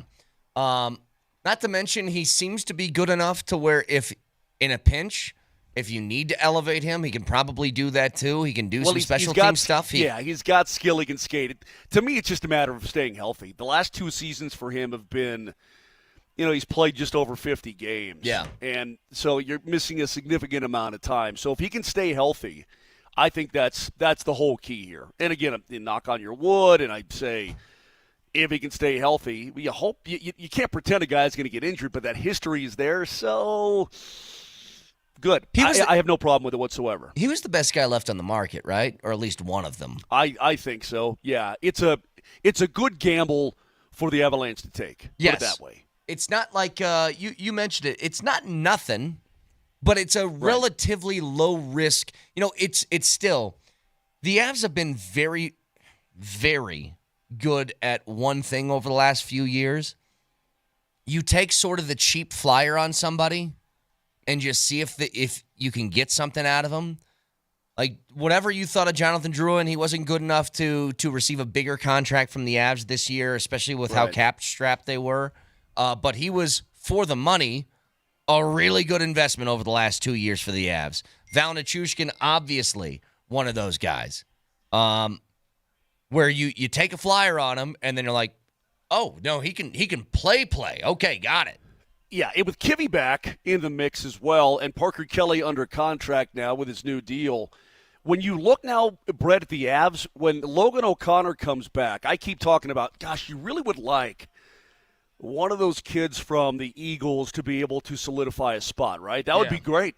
I mean, if one of these guys can actually become a National Hockey League player anytime soon, consistently, then I think you need that, right? For the future, you need that. That being said, when LOC comes back, you won't need that because when you look at the presumptive lines, you've got Lehkonen with McKinnon in the middle and Natchez on the right-hand side. Second line, you got Brock Nelson in the middle. On his left is Gabe, and on his right is Val. That's a pretty heavy-duty line. It's a big line. Yeah. Pretty heavy-duty. Then look at that third line. You got Jack Drury in the middle. You got Ross Colton on one side. You've got Olofsson on the other side. And then if you go down to the fourth line, Parker Kelly. Kivy is gonna anchor that the middle, and you've got Kivy and you've got LOC, theoretically. That's and again, so guys you're hoping for like maybe an Ivan can prove he can play at that level or somebody else, right? Yeah. Steinberg, really kind of anybody, to be honest with you. So, Moj, I know that this is personal time. It wasn't professional time, or you were out with EJ the other day. But EJ say anything to you about what plans are, conversations, anything like that? Anything that is privied information, I guess? No, not really. I think, look, he's in great shape. He's still working out with the guys over at Family Sports. I think he can still play the game. I'm sure he thinks he can still play the game, but I don't know that it's going to be with the Colorado Avalanche. But I think that he can help somebody. Put it that way. Yeah, I think he could definitely help somebody. Is Olofsson a second power play unit guy? Is he on that second team? He's got that ability. Yeah, I wouldn't mind seeing him there. Because your first one's pretty set. We know what the first one's going to look like. But that second one, I mean, I feel like he can be a fit on that thing, right? And those guys, let's be honest about it. The first power play unit takes about a minute and 40 seconds, and the second power play comes in like if they can get one rush down the ice, then that's it. Kinda. That's kind of the way it is. I'm guessing that Coach Bednar is going to have a highly experimental second unit in camp. Yeah. Because you know who's got skill, and obviously this kid's got a great shot. You know who's got skill. You know who's got size to bang in front of the net. You know all these things. Mm-hmm. But how do guys work together? And do you want to keep 2D on that second power play, or do you want to do like you do with the top unit and just have 1D? Is it just tasers? He and Sammy G do a pretty good job. I don't know. I mean, we'll find out in a month here when we get to camp, and we'll find out when we get to preseason, exactly what he wants. When did we start talking to the coach again, by the way? TBD. You're supposed to know these things. Well, it always feels like it's right around camp or the season. Right around that charity tournament, right? That's kind of the first time we get to talk to Bedsy, and then it's like a couple weeks after that, the season starts. So I would assume then. You want me to to have his weekly start now? Should I text him and go, hey, what are you going to do with the second power play? Yes. Hey, man. He'll probably say, shut up. Yeah. I don't even know. We'll find out in a month. That kind of thing. Hey, although you know that he right now he takes some time off. He likes to mow his lawn. He gets on his tractor and mows his lawn, and he probably takes his boat out a little bit. That kind of thing. Sounds gets like away to the mountains. I want he gets that away life. to the mountains, chops some wood, and that. Do you kind think of thing. he chops his own? Do you think he chops his own? Like he goes out and he starts hacking away with an axe on top of a tree stump? It's sort of therapeutic, man. Maybe. Something I would I've say never this, done though, before. I want to do it. What, you've never chopped wood? Never chopped wood. Have you ever? You haven't ever. I've done a slap chop. Okay. You want me to chop up some onions? For like vegetables and crap? I'll chop up some onions for you. No, but it can be therapeutic, man. It can be, just you chopping wood, you and your axe, just doing your thing. Brett, you can chop me up a nice mirepoix. But does anybody really have a fireplace anymore, like a fireplace, or is it just you flip the switch and the gas comes on? My old house had one. I never used it because it looked really dirty and I had to get it cleaned, and it was in a room that I was never in. Like, if it was in my living room, different thing, I might have used it a lot more, but it was like, it was in this off room to the side, and I'm like, I'm never sitting there. Like a basement bathroom? You got like a flipping fireplace. We had our living room, and our house was... the fireplace is in the garage. It didn't really make much sense. No. It's so, in our house, you walk through our old house. Our front door, there was a living room, and there was the kitchen, and it was one of those, it was like, you had like 3 steps to get down to where the patio area was in the backyard, to the sliding door, and it was a room that was like that. And I was like, I've never used that room. It was just there. It was a waste of space. Anyway, hey, I was just reading this article on ESPN, and I actually think this is kind of like a fun exercise. So it's an article by Ben Solak. He ranks all 32 teams in the league by a very subjective metric, but that metric is watchability. For years, the Broncos have been not just bad, but boring and like unwatchable, right? If you go back to that Hackett year, it was death on your eyeballs. It was so bad that people would leave a game as the game is heading into overtime saying, I've had enough of this. There was zero excitement, man. I recall us, or myself even, lamenting, man, when was the last time I jumped off my couch? Remember that? Yes. When was the last time I had a off-the-couch moment? I mean, that went on for years around this place. So forget where Ben Solak has them ranked for a second. I'll tell you in a moment. As far as watchability for the Broncos, how excited are you going to be to just watch every game of them this year? Very. You know what I mean? Yeah, very. Yeah, I mean, first of all, I think the defense is going to be bludgeoning. I'm excited about that side of the ball. I can't wait to watch them go to work against some very good teams and see how they stack up, because I think they're going to be very good. But I look at the offensive weapons. We were talking about R.J. Harvey and him darting through between the tackles, right, and getting skinny. And again, Throckmorton made a terrific block. Yeah. I mean, out in front of the play, make a terrific block on the DB. But watching him get skinny, it's these kind of things now, Brett, plus the pop he's got.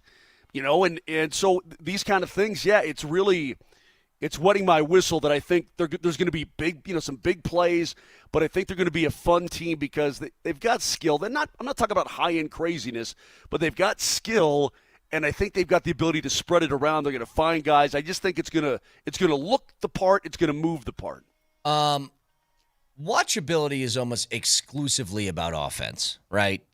You're very rarely tuning into unless you got Nick Bonito and Zach Allen just blowing guys up. But I'm just saying, the casual fan, I don't think would tune into a game to be like, I have to see this team play defense, right? It's about who's going to throw the 80-yard bomb, which running back's going to break the 60-yard run, whatever. I think the Broncos are going to be as watchable as they've been. God, man, yes, since like Manning. Since that. Like, this is going to be the best version, the most exciting version, at least it should be, in a long, long time. I don't want to say that there haven't been exciting moments, because there have been. And even last year. I mean, last year was more exciting than – and by the way, you know what helps that, Brett? Winning. Yes. Winning helps that. Winning makes them is very fun. watchable.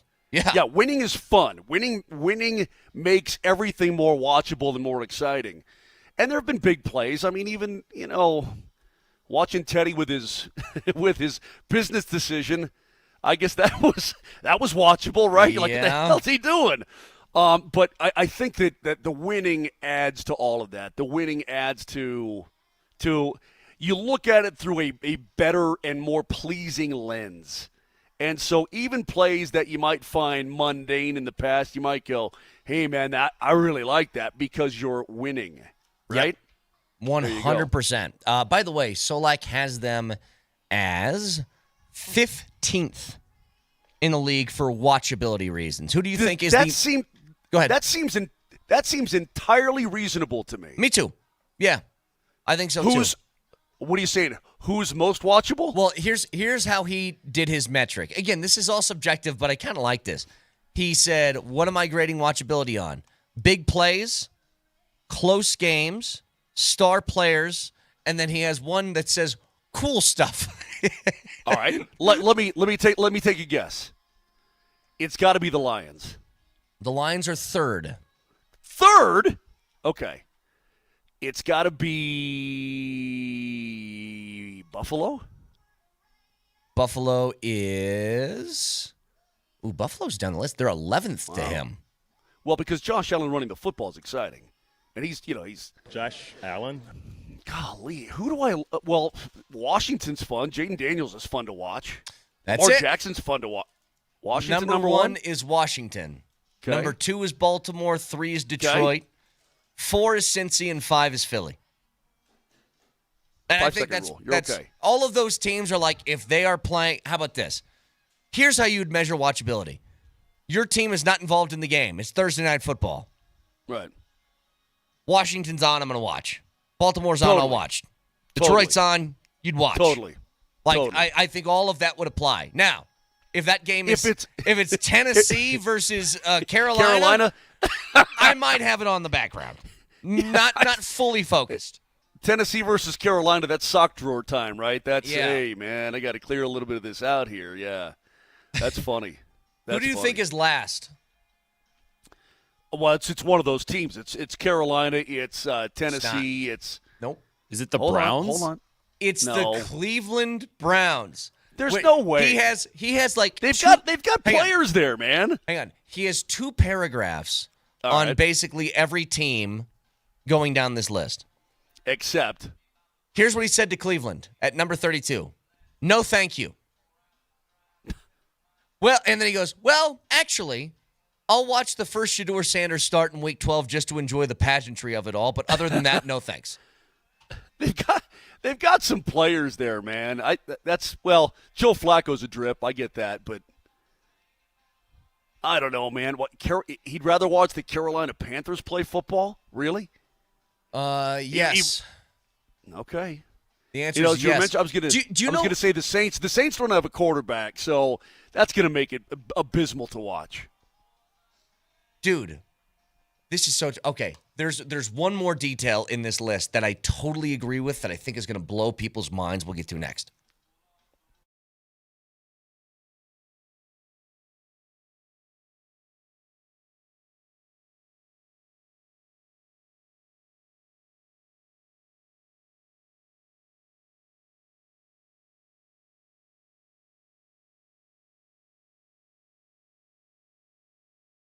Dan Campus Law has a motto, and that is pretty simple. The truth always wins. High-stakes personal injury cases, it takes a lot of skill, a lot of experience, resources, determination. All of it is needed to find and prove the truth. Dan Campus Law has proven it's very good at doing exactly that, which is why it has won so many cases. Take a look at Dan's track record.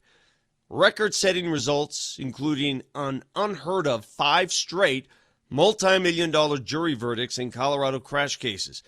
That only happens when your cause is true. And that's why Dan Campus Law is the official law firm partner of the Denver Nuggets and the Colorado Avalanche.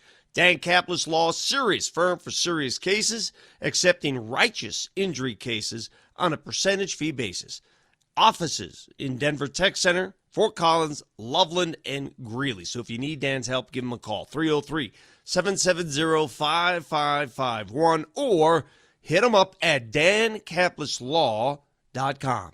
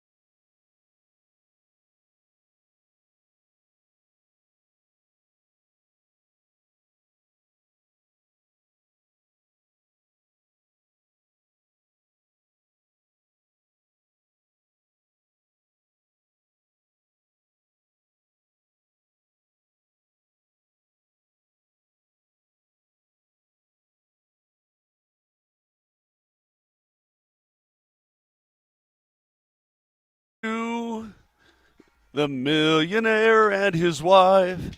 Sit right back and you'll hear a tale on a faithful ship. No. You're delayed, first of all, because you're on location. Sorry. You're delayed. Not even on the beat.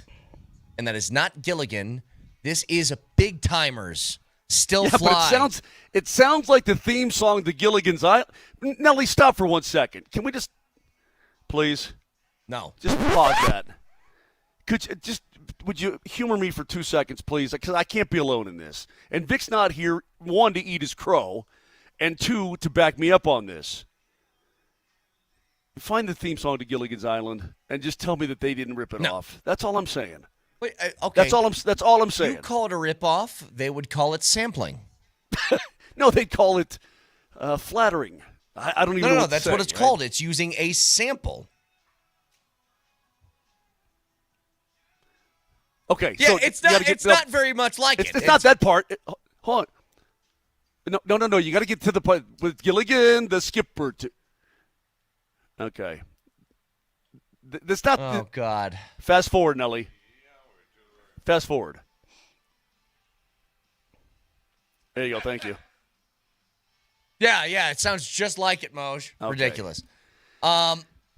The whole thing was ruined because Nelly went to the end. It's okay. It doesn't matter. It's called, by the way, it's called sampling. It's like when Chris Stapleton made the song Tennessee Whiskey. Right. That song is originally Etta James' I'd Rather Be Blind. Right. That he made into Tennessee Whiskey. Both phenomenal songs. Sounds like a ripoff to me, but what do I know? It's called sampling. All right. By the way, Connor's here. No, enough.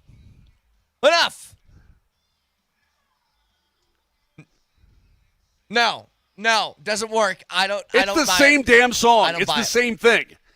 Anyway, we'll talk to Jeff Legwold at 9:00. Nailed it.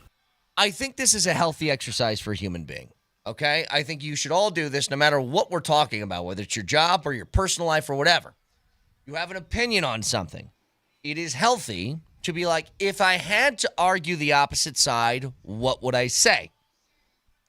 And I think that helps you get perspective. And Moser, I've done this sometimes where I've actually changed my mind. I'm like, I made such a good argument against myself, I changed my own mind. So you convinced yourself that you were wrong, and now you convince yourself that you're now right. Yes. That sounds like a psychological issue, but go ahead. I would call it healthy. I would call that being a healthy human being who is a malleable person that's able to have their mind changed. Yeah, well, that's by another person making a good argument. Okay, go ahead. Here's what I'm getting at. The Broncos have done a lot of right things. A lot of things I've been like, you know what? I agree with this move. I agree with this. I agree with this. When it comes to the Vele trade, if I had to argue the opposite side, what would be the argument? What would be the reason why they shouldn't have done this? You can never have too much depth at wide receiver, right? I mean, all it takes, and again, they've been remarkably healthy. All you've got to do is look at the San Francisco 49ers. And by the way, one of their wideouts is now getting suspended for 3 games. Do you see that? Yes, 4 games, or 3 games. You're right. Demarcus Robinson. Demarcus Robinson's out for 3 games for his DUI thing, and then everybody else is hurt except for Ricky Pearsall. That would be a case for, good Lord, we need Devaughn Vele, like yesterday, on this roster. Would it not? That would be the only thing. Or maybe he develops into some sort of, Pro Bowl star. I don't think that's going to happen. I think his ceiling is what it is. And he's a good player, not a great player, but a good player. You trade him away for a 4th and a 7th, and he becomes a Pro Bowler. That's kind of what happened with Jerry Jeudy, but that experiment had already run its course here. So, that's part of it. But either of those arguments, and they make sense, would either one preclude you from making this deal now? I'm telling you right now, I am not able to convince myself of the opposite side. But if I had to argue it, it's this. If you are in a Super Bowl window, Sean Payton said it, okay? I am not saying this. This is Sean Payton.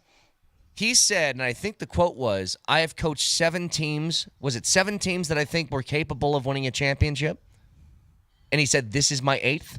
Wasn't it something along those lines is what he said? Yes, that's basically what he said, yeah. If you feel like you're in that window and you have a player that is talented enough to be flipped for a 4th-round pick, should you be in the business of trading good players? That's the question. Should you be in the business of letting a good player go for a futures asset when you're focused on the now? That would be the argument. Now here, no, because that roster spot, Brett, is for the now. That roster spot is not for down the road in 2 years. That roster spot is for right now. We're gonna keep a guy that we feel can help us better win a Super Bowl championship. Here's my argument against my argument, which is against my argument. Thank you for the guy, the laugh, the live Connor. audience in the background. That's me. Sorry. I'm just sitting here listening. Yeah. So you made me laugh. During the next commercial break, we're going to move our location across the patio. Okay. So that we can turn the camera so he can jump on and hang out. Cool. No, I'm just enjoying listening. That's all. So Connor, listen to my argument against my argument, which is against my argument. Here's what it is. Taking notes. Hold on. Yes, okay. take notes. Here, roadmap. The reason I don't buy you aren't in the business of trading away good players when you're in the championship window is the good player has to be a guy that's going to play. And I understand the point to depth. Here's what I feel like they think Devaughn Vele is. Here's what I think he is. He's a good player who's replaceable. Like, I think that you can take somebody like a Joaquin Davis and make him who Vele was. Vele's not ultra fast. He did a good job of getting open. The one thing he did really well, which nets the fourth-round pick. He's ultra tall. I mean, he's tall and reliable. Yes. You put him within the catch radius, he grabs the football. That's what a good wide receiver does. It's because why he's got value. When you look at Trent Sherfield, he's not tall. No. You see what I'm getting at? I mean, like you don't just say, okay, we got Trent Sherfield, and well, actually, he's not a little guy. I'm going more like to the Courtney Jackson, who's under 6 feet. Okay, Mims, right? Okay. Let me go to Courtney Jackson. He's a little pass catcher. Vele was a big pass catcher. You're not going to turn that guy into what Vele was in terms of jump balls and that sort of thing. I keep bringing this up, though. I think there is a firm ceiling above the head of Devaughn Vele of who he is. Like, he feels like one of the guys that are like this, Moser, and I'm sure you've seen this a million times in the NHL. The guy gets into the league, and you're like, pretty good player. And you know within, like, 6 or 7 months, you're like, oh, that's all he is, though. Yeah. He's just that. There's no room for this guy to get better and better and better. You know what I mean? Like, there's guys who are just that feel that way. Well, Brett, there are guys that all I need to see him for is for 3 games, and I'm like, this never going to get any better than this. Yes, you're like, this is all that guy's going to be, which is that fine. Is correct. Which is a fine player, but if you want something more, you aren't getting that out of him. And I think that's who Vele is. And Connor, would you agree with that statement? Absolutely, you would.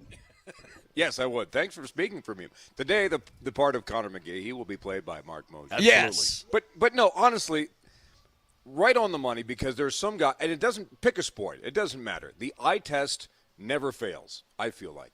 And you don't have to be a scout. You don't have to be, a Mike Sanford level genius of knowing ball to figure that out. Yes. Right? I think you know right away more often than not. Yep.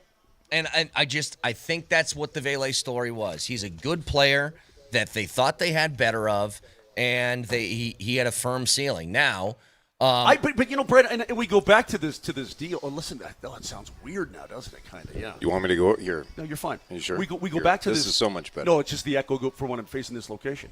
The lack of my face is so much better. No, we go back to this deal, though, Brett, and the idea is that there's nobody against this. Nobody's looking at it and saying, oh, man, this is a bad trade, or this is.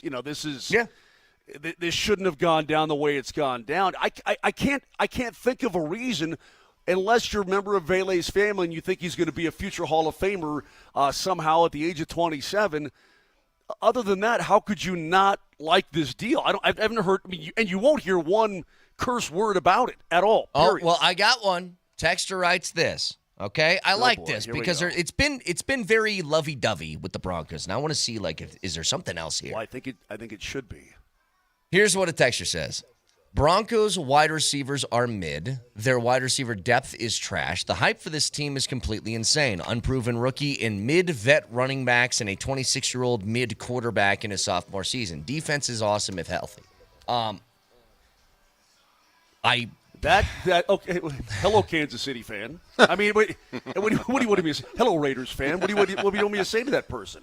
Here's the thing. That sounds like it. Well, look, I think it's fine to have a level of skepticism without actually saying it. Like, I think there's things that are over the top. I just saw Cowherd the other day. He was doing his what is it? That stupid thing called the herd hierarchy. Yeah, but he's a little over the top with it. Because he and Sean are buddies. Well, I've always said that if you hear Colin Cowherd saying something about the Broncos or Sean Payton that's positive, take it with a healthy grain of salt, because I'm pretty sure those guys FaceTime each other every night or something like that. You know, it's they're very good friends, I guess, after their Fox stuff. But the deal is he has his top 10 teams. He calls it the herd hierarchy, and he has the Broncos at 4th. And I'm like, all right, dude, let's calm down a little bit on the 4th best team in the league. That's a little crazy. But I think having skepticism, Moj, is fine. I think if you weren't to acknowledge they are much better offensively than they were last year, I think that's not being fair either. Is it fair to say that they're also better now defensively? Is that fair? Yeah, if they're healthy, yeah, yes. You had a top 5 defense last year, and I think you only got better with the addition of Greenlaw and Hufanga. Okay, so that being said, dude, what is there not to like about what this team is doing? Like from the 5-1-4-8, ha-ha, or LOL, Sean Payton is a joke, Broncos have no shot at winning a Super Bowl. Maybe it's a long shot, but they got a shot. I mean, they do. And people are thinking that this guy's mid, this guy's mid, this guy's mid. They got better offensively. You added a great weapon in Ingram. Now, health is going to be a big factor. You upgraded the running back spot. Your quarterback's going into year 2, so he's not learning the playbook. He's going to play and just be a free quarterback. Why are people all against this? Why are people so bitter about it? I just think we're very mid right now. McGahee, you are the voice of Mile High Stadium. We hear your voice thundering and echoing throughout that thing. What are your thoughts? Well, where does Vele fit on your list of wide receivers on this team right now? What number? Number 5? He would have been 5th. Okay. If you have a chance to get not 1 but 2 draft picks for your fifth wide receiver, I say you do that every single day of the week. Yeah.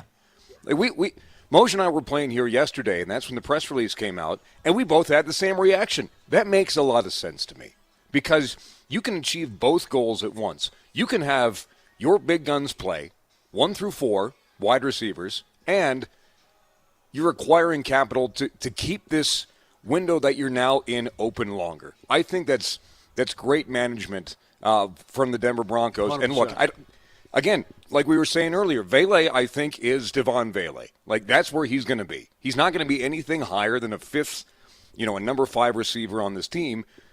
If you can get that deal, I think pick a sport, you do that anytime, anywhere. Yeah. I really do. Plus, it's that roster spot, too, Brett, that we've been talking about. Yeah. You get that roster spot, and those are just in case. Yeah, they're very, very valuable. I don't see how anybody could be against this deal. How anybody could view it as anything other than an absolute win for the Denver Broncos.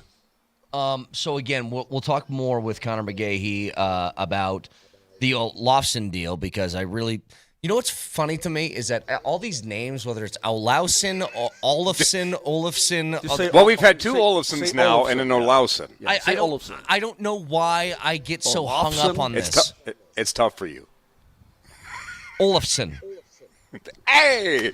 Good job. I'm so did proud. I'm having trouble saying that one, eh? Yes, I'm having a lot of trouble saying that one. Oh, Newey.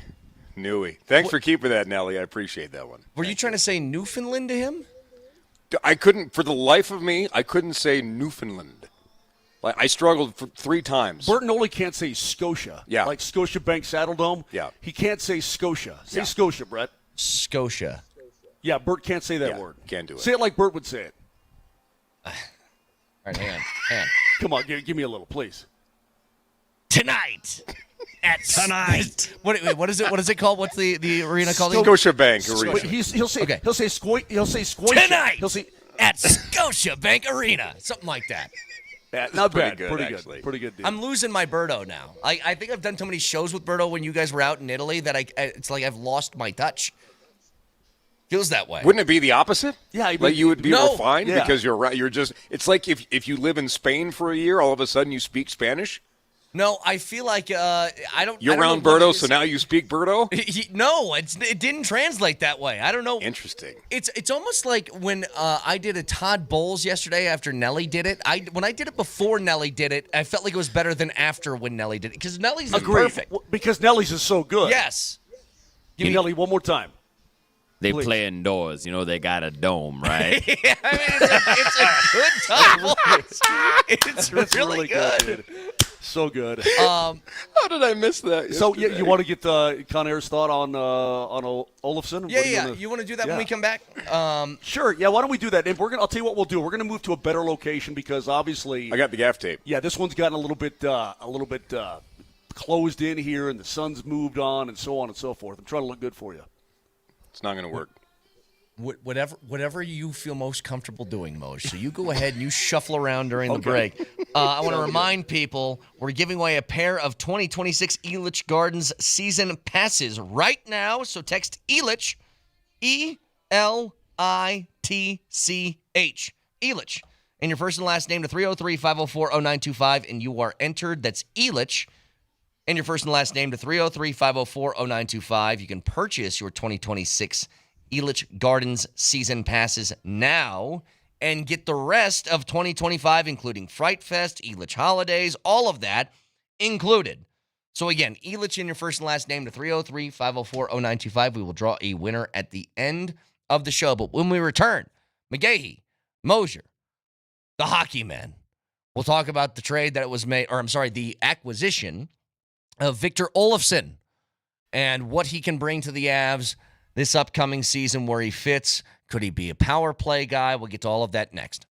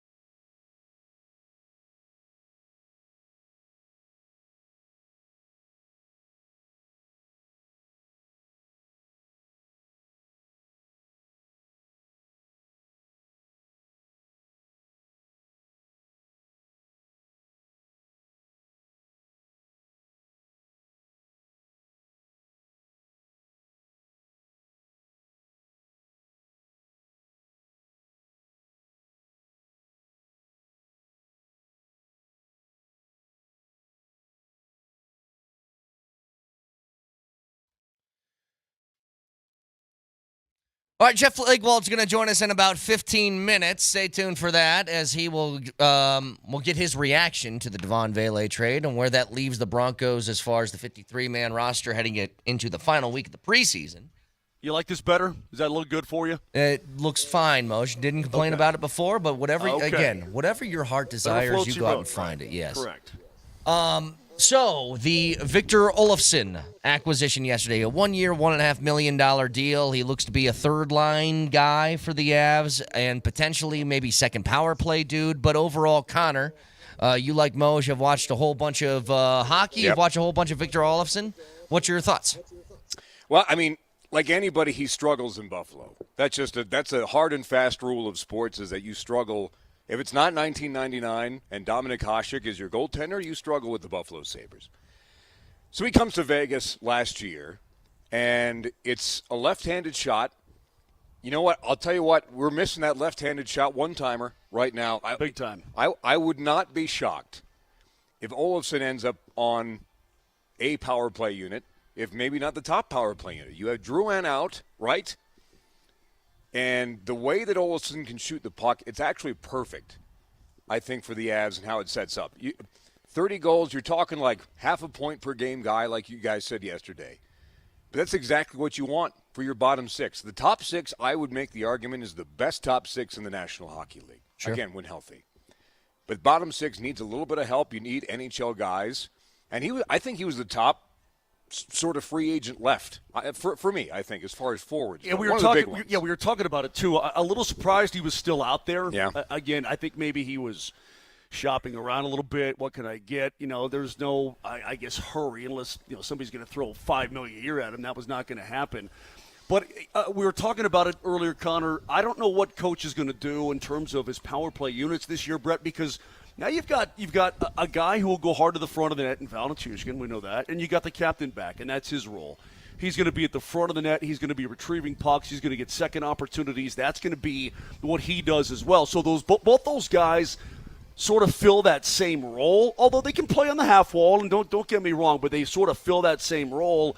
So will you split them up? And you're talking about the top unit being out there for a minute 45, and then the second unit gets 15 seconds of time, and maybe that'll change a little bit. Maybe it'll be, hey, both units can roll, right? So we'll see. We'll see how he works it out. But I'm sure he's going through that right now in his own head. But because he's a 20-goal guy, and he's been multiple times in the NHL, you know who he kind of gives me vibes of?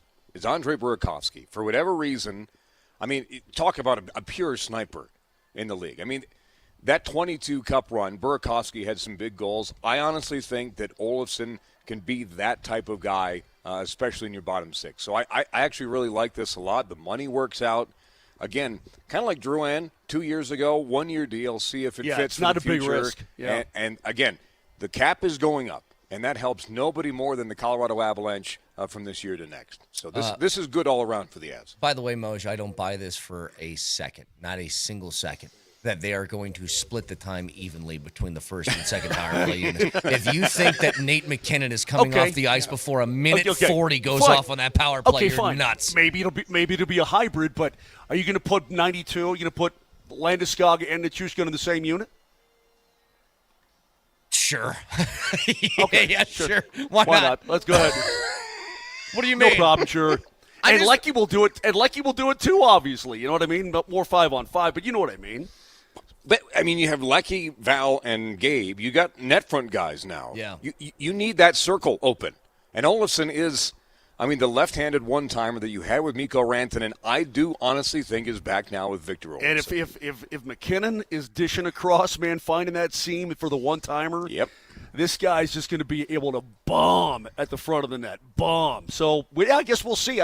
I can't wait to get to camp. We got about a month here, a little less than a month before training camp starts, or about a month. September 18th. There you go, a little less than a month now. So we'll find out. I mean, we'll see what Jared Bednar wants to do. In fact, talk amongst yourselves for a second. I'll text. Talk amongst yourselves. I'll give you a topic. Why do we park on driveways and drive on parkways? Discuss. So, you know what's funny, Connor, is that I've said that the Avs this offseason have been basically the Pablo Escobar meme of just silently looking out the window at everybody else doing things. But I don't think it's unexpected, right, what this offseason has been, considering, I mean, you have a team that you feel like is really good, and you don't feel like you have to change too much. I keep going back to this, and sorry, Avs fans, to bring up bad memories, but it's like during that Dallas series, you were better than what Dallas was 5-on-5. But the second it got to special teams, they capitalized on what felt like every opportunity they got, and you just didn't. And maybe it's oversimplifying this, but I feel like sometimes it is just kind of as simple as you score a few more times on the power play, and that series is over in like 5 or 6 games. I make the argument, Brett, that you were 2 power play goals away, maybe, from just winning that series. And the margins are so much thinner in the playoffs. We talk about that cliche all the time, but it was so evident in that series last year. It really was that it boiled to the surface. You had the power play struggles. You had Cale Makar's struggles. Just unlucky. I mean, all the luck that the Avs had in 22, they had absolutely none of it in that series last year. Hey, I know that Edmonton got to the Cup final. What did you do, by the way? Where did you go? Oh, I texted Jared to see if his head's swimming or if he's totally cool with his units already. Copy that.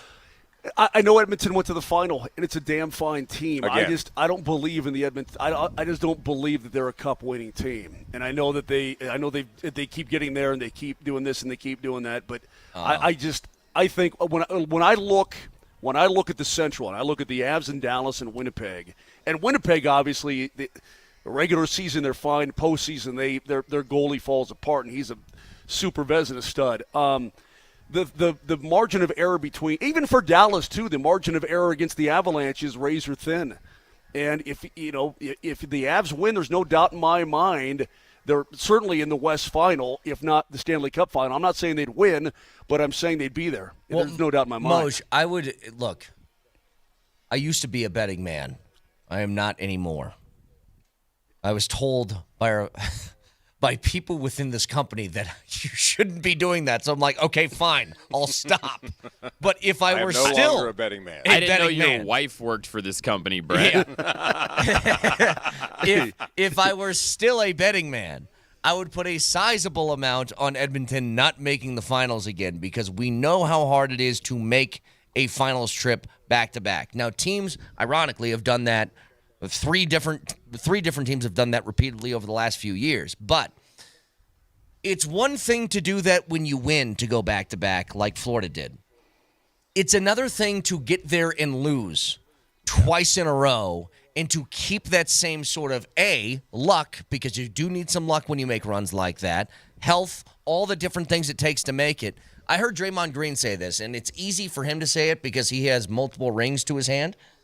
But Draymond Green said, if you don't win the title, you almost want to lose in the first round. To not be worn out the following year. To not have the grind of that playoff run to come up short and come away with nothing. The late, great Peter McNabb and I talked about this so much. Man, even for Florida, I wouldn't bet, even though those guys took a discount to go back and try for a three-peat. I dig. And they're a great, great team, incredibly well coached by Maurice. But they've played so much important hockey. The Cup final the year before they won, then they've won 2 in a row. Dude, you're talking about multiple years in a row of going deep, and it's really hard. I mean, it really is. It takes a toll on bodies, and if you're not a spring chicken anymore, then it adds up over time. And I agree with your assessment of Edmonton as well. Look, Vegas is a good club. The LA Kings are a good club, maybe even great club. Great stuff. Oh, gosh. Okay. What? Don't read that. Vic, stay off of there. You're just going to make yourself mad. Listen, I was going for the Corey Perry text, which is true and funny. They're terrific clubs, but the path to get there is easier in that division than it is in the Central, period, end of story. Yep. And so, playoff hockey's hard no matter what division you're in, or no matter how it stacks up. But the path to get there, in my opinion, is easier out there. Well, and I honestly think it's more demoralizing, Brett, to your point, than it is motivating. Yes. Avs in 21 losing 4 in a row to Vegas, that's motivating to go back and kick ass the next year, right? Yes. Last year, I think that exit versus Dallas is motivating to come back this year and win. I think it's demoralizing more than motivating to go to the Cup final twice with what everybody says is the best player on the planet and lose twice to the same opponent. That has to be absolutely soul-crushing. Well, you want to know what that's like. Go back to, I think it was 2 days after that final game when Edmonton lost, and McDavid had that press conference, and remember he was talking about his future, and he was like, yeah, we got to weigh options, whether that's here or wherever, or he said something like that, and you're like, what did you just say? And everyone in Edmonton is getting Gretzky flags. yeah. Well, that's kind of what it is, sets though. in. You know, Moser, you brought this up, and we've talked about this before. You know what's crazy about this town, Denver? All 4 of their major sports teams might reside in the best divisions in their sport. Like, very well might. Like, when you talk about, I think the Nuggets absolutely are the hardest division. The Northwest in the NBA is the toughest. Agreed. The Avs certainly have an argument that they're in the toughest division in all of hockey. The Broncos. The Atlantic is tough. Don't get me wrong. The Atlantic out east is tough, but the Metros, and the Pacific. Look, Central Atlantic Metro Pacific. That's how I do it as well. You don't have to convince me the AFC West is the toughest division. You've got 3 Super Bowl winning coaches and another one that went there and then also won a Natty, and you've got quarterbacks galore. I mean, it's the only argument is maybe the NFC North. At least last year, I don't know what Minnesota's going to be this year, but they had 2 14-win, or 15 and a 14-win team, an 11-win team. The North was good, but I think the AFC West this year is probably the toughest. And then even the Rockies. I mean, I know nobody cares because they suck. But you're in a division with the Dodgers. That's not fun. And the Giants and the Padres. And the Padres are playing good ball. And the D-backs went to the World Series a couple of years ago. That's no cakewalk either. Like, all of them reside in arguably the toughest divisions in their sport. It sucks. I hate it. I just want to move. I want to move. You don't, because if you get through it, man, again, but the path is tougher. And I don't want to sit here and lament paths and oh, God, you got to play this team. I think the playoff seeding in the NHL is stupid, but I think it's a factor. Hey, it's not an excuse, but it's a factor. Would the Broncos be the sad sack suck team of the last decade if they played in the AFC South? I bet they wouldn't. If they're in the AFC South, right? Right now, if the Broncos were in the AFC South, I would guarantee at least 12 wins right this second and a division win. Sure, that's what I would guarantee it right this very second. And I think in the last 9 years they would have had at least 3 playoff wins. Yeah, they go 5-1 in that division this season. They probably go 5-1 and win the division. Well, we got Jeff Legwell coming up. Connor, always good to talk to you, buddy. Thanks for stopping by. Anytime, boys. Thank you. Jeff Legwell, ESPN.com. Look at that guy. It's a hummingbird. Do you love watching a hummingbird fly around? It's kind of cool, isn't it? All right, you can turn them off, Nelly, as I go to break. I don't want the stream of consciousness from Moser to distract me anymore. Yeah, there's a bird.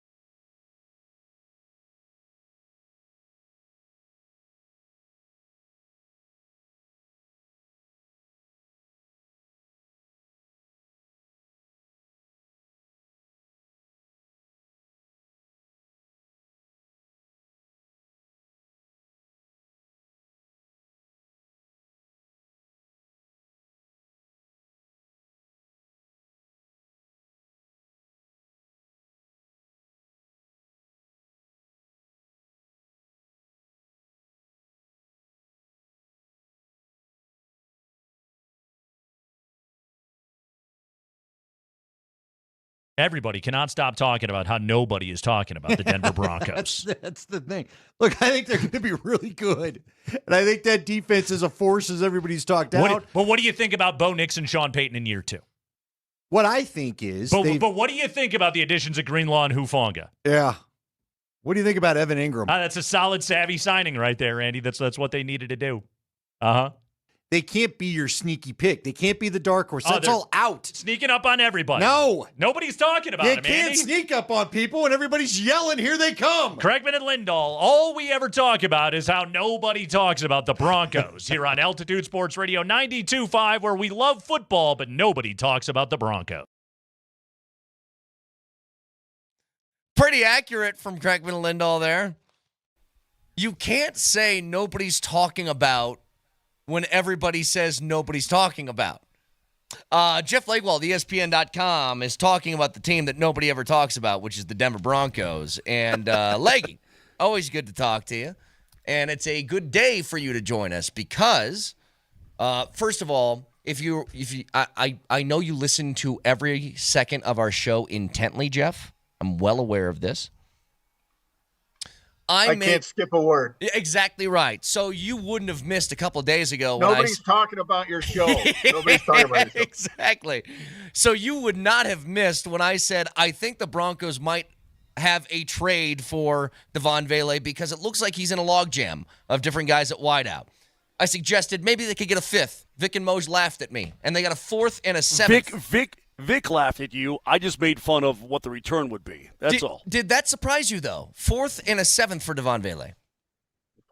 It's an excellent deal. It certainly is. I mean, you look at what the Chiefs are getting for Sky Moore, a second-round pick. They only got one pick, a sixth-rounder. So the Broncos have done better.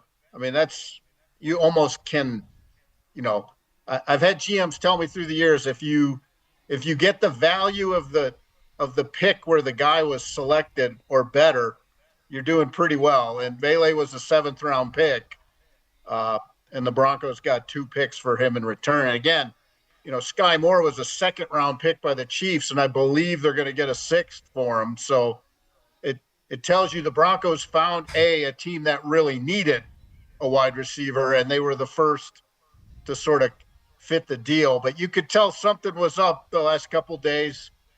George Payton, the general manager, has had a lot of phone time the last couple days. So you knew something was cooking, and I don't think teams are done calling the Broncos. They have surpluses at running back, corner, defensive line. Those are all positions.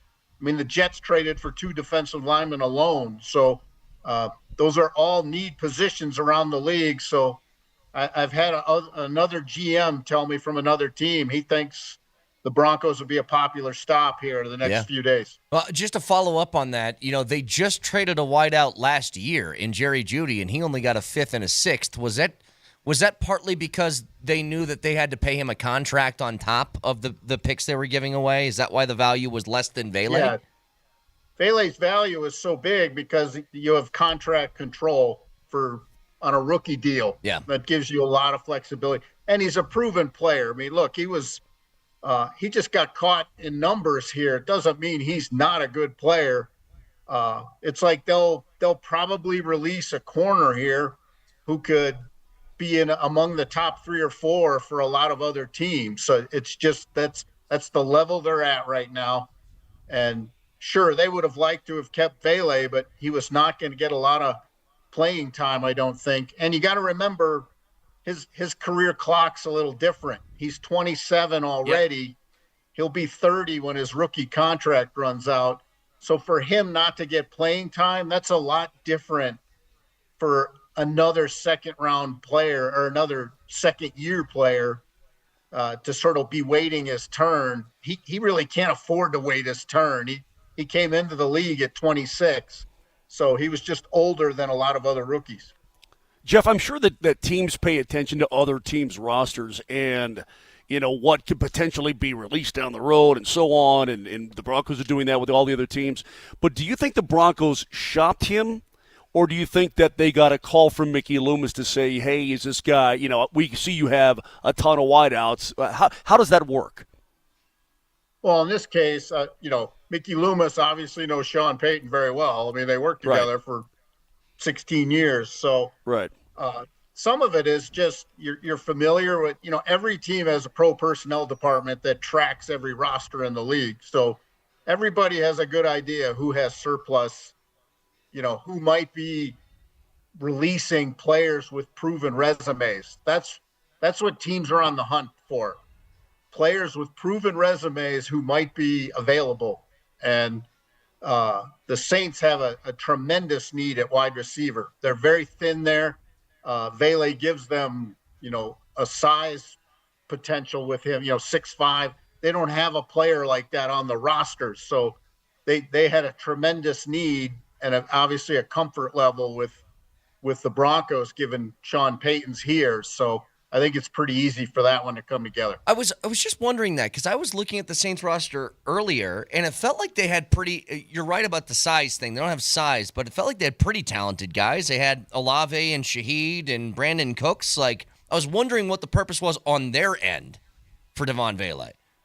Yeah, you can't have, sort of one size fits all. If you're going to have small guys across the, sideline to sideline, that's going to be a little tougher. Yeah. For you to create matchups, on the edges of the field, sideline, red zone, back end line in the end zone. You got to have some bigger guys, and they did not have that presence. And again, if you want a good trade and you're the team trading the player, you find the teams with the biggest need for what you have. Is this trade? Sorry, Moj, just real quick. This trade doesn't happen without Pat Bryant playing really well in the preseason and training camp, right? Or Troy Franklin. I mean, you've got two guys really making jumps. And Pat Bryant has shown he's ready to go. But there's no issue there. And that Bryant is kind of Vele's, those are the routes Vele had last year. Those were the situations he was in.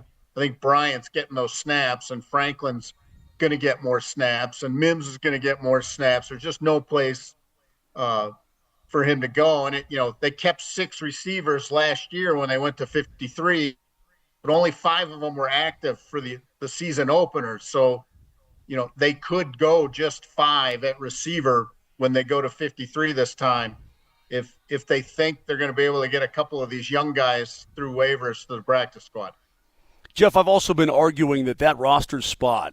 I know that coaches this time of year, they're probably just, there's a lot of internal discussion. They're probably wringing their hands about who do we keep and who do we not keep. But that one roster spot in today's day and age in the NFL, how big is that? Okay, let's say you keep 5 wideouts and Vele is gone, but you can use it for another position that you just, you want to shore up that much more. How do coaches view that today? Well, they always want, your fear this time of year, Mo, is that you're going to let somebody go who, turns out to be really good and you can't get back. And, Sean Payton obviously tells the story of the guy who got away for him, which was Rob Ninkovich, turned into a pretty good defensive player for Super Bowl winners in New England. And the Saints let him go at the 53 cutdown because Peyton said they didn't have a plan for him. So he's very intent on not having things like that happen again. And, they got some injury things where they're going to have to make a call. Is Nate Atkins going to be ready by the time the season starts, or he's going to be ready then sooner than the 4 weeks you would have to put him on IR? Those types of decisions are what they're going to have to decide when the roster goes to 53. That's where those roster spots come in. The guy you're trying to protect from waivers, or the injured guy you think is going to be back sooner than if you put him on IR to open the season. Jeff Legwold with us at ESPN.com. Who is this good news for on the roster? One of the bubble guys that was maybe going to be one of those brutal cuts you had to make. Who do you think could stay on the roster now with an extra spot? Yeah, I think, Nate Atkins is one of those players they want on the roster, but he had tightrope surgery on his ankle last week. Now, ultimately players are usually jogging within 14 days of the surgery. So that's one of those decisions. Do you need the roster spot for a guy like him, who may not be ready for the opener, but maybe week 2 or week 3? And then I think, running back, they have a crowd. The defensive line, I think that may be a spot where they keep an extra guy. That's what I was thinking, like an Awazarike, Jordan Jackson type. Yeah, I mean, that's a tough decision. You let one of those guys go. Again, if you're another GM, that's a proven player with a proven resume on a good defense. That's going to be somebody you're going to take a long look at to reel in. What are we looking at here now for the final Sorry, Brett. The final preseason game, Jeff. Again, I was reading where Vance Joseph said, okay, they hope to get Greenlaw in. They hope to get Benito am I missing something? Yeah, Benito, yeah. And then, 6, 8, 10 plays, something like that for the starters, and then right out of the lineup? Yeah, 6 to 8 was the number Peyton used, Mosh, and I don't think that's everybody in terms of when you say starters. I don't think that's all the starters. Okay. I think it'll be pick and choose, but I think some of the regulars will play very brief cameo because, again, it's, coaches are all about routines and schedules, and this game's a noon game in New Orleans, which is that early window, which the Broncos will have some of those games this season early in the year, Philly, for example. So, I think this is one where Peyton will just want to get the guys in the uniform, warm them up like you would on an early window game, just to get everybody that feel and then get them out of there. Like even last week, the guys who were not going to play put on the gear and went through the warm-up just like they would for any game. By the time we talk to you next week, the rosters are going to be set. Everybody's going to be down to 53. From the people you've talked to, do they like this newer version? It's a couple years now of everybody gets cut on that one little window, or did they like the slow drip of the cuts throughout camp? What do you think they prefer? I don't think in all my years doing this, I don't think anybody ever liked the slow drip. Okay. I think they'd rather have as many bodies around as possible for as long as possible. It does make the the waiver claim part insane. Of it more difficult. It makes it a lot more difficult. Well, Jeff, real quick, it used to be too if you had a good player, but you get him out early, let him sign with another team and get an opportunity. Now it's just a big free for all. Yeah, and if you're not, I think people should understand there's a ton of research that goes into every guy, and to have that kind of information on 30 players released by 32 teams, that's 900 guys. You got to have extensive reports on, so you make good decisions. So that's the part of it that's the toughest, is the pro personnel departments have to be ready because that waiver claim window is really small, and you got to be ready, when your turn pops up. I know you mentioned this earlier, Leggy, but can you play Legstradamus for us? Can you name a player that you think the Broncos trade before this cutdown day? Another one? I can't name a player, but I will tell you, just talking to other general managers and personnel guys, people love, and, I've spoken to a couple of the advanced scouts, who are kicking around the game last week. People love their corners. They love their defensive linemen, and they like the running backs. So I think those are spots where people are going to take a look. Jeff Legwell, ESPN.com, joins us every single Thursday. Jeff, we'll talk to you next week when we have a 53-man roster set. Excellent. All right. Have a great day, Jeff. Always appreciate it. See you, fellas. Jeff Legwell, ESPN.com. So matter of fact about it. Yes. Excellent. Sounds good. All Conversations with Leggy brought to you by the International Brotherhood of Electrical Workers, IBEW Local 68. Start with the job and with the career. And all guests join us on the Ramos Law Hotline. Car accident, you need Ramos Law, medical doctor and attorney, ramoslaw.com. So, also, when we come back, I got an update from the coach of your Avalanche on his power play. You want to hear that? Yeah, we'll get to it next. Okay.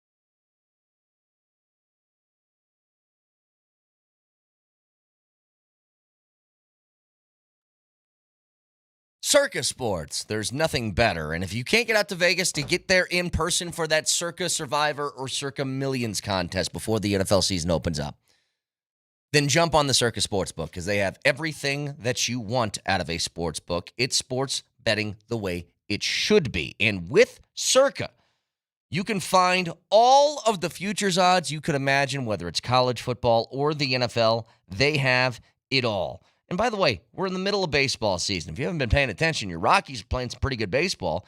They got a chance at 1 o'clock today to take the series against the LA Dodgers as Dollander lines up against Kershaw. The Rockies, plus 183. Pretty good odds to get the win of not just the game today, but the series overall against the Dodgers. That and so much more on the Circa Sportsbook. Download it now or go to circasports.com. And always remember, any gambling problem, call or text 1-800-GAMBLER.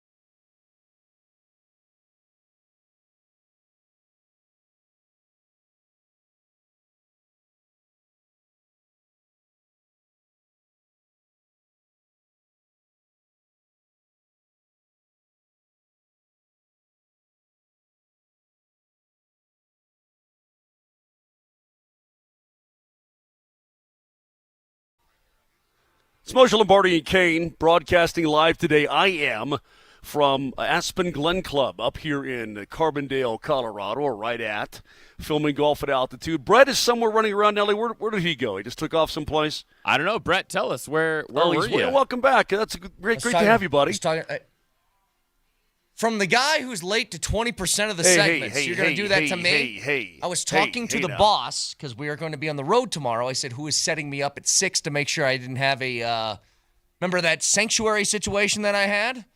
Yeah. The technical difficulties, which was I was there by myself at 6 o'clock in the morning, just making sure that wasn't going to happen again. Do we have a person? Yes, we do. Okay, good. It's Alan Baca. Alan Baca will be there with me in the morning. Sounds good. Tell everybody where we're going to be. Meadow Hills for our charity golf tournament. 2nd annual charity golf tournament.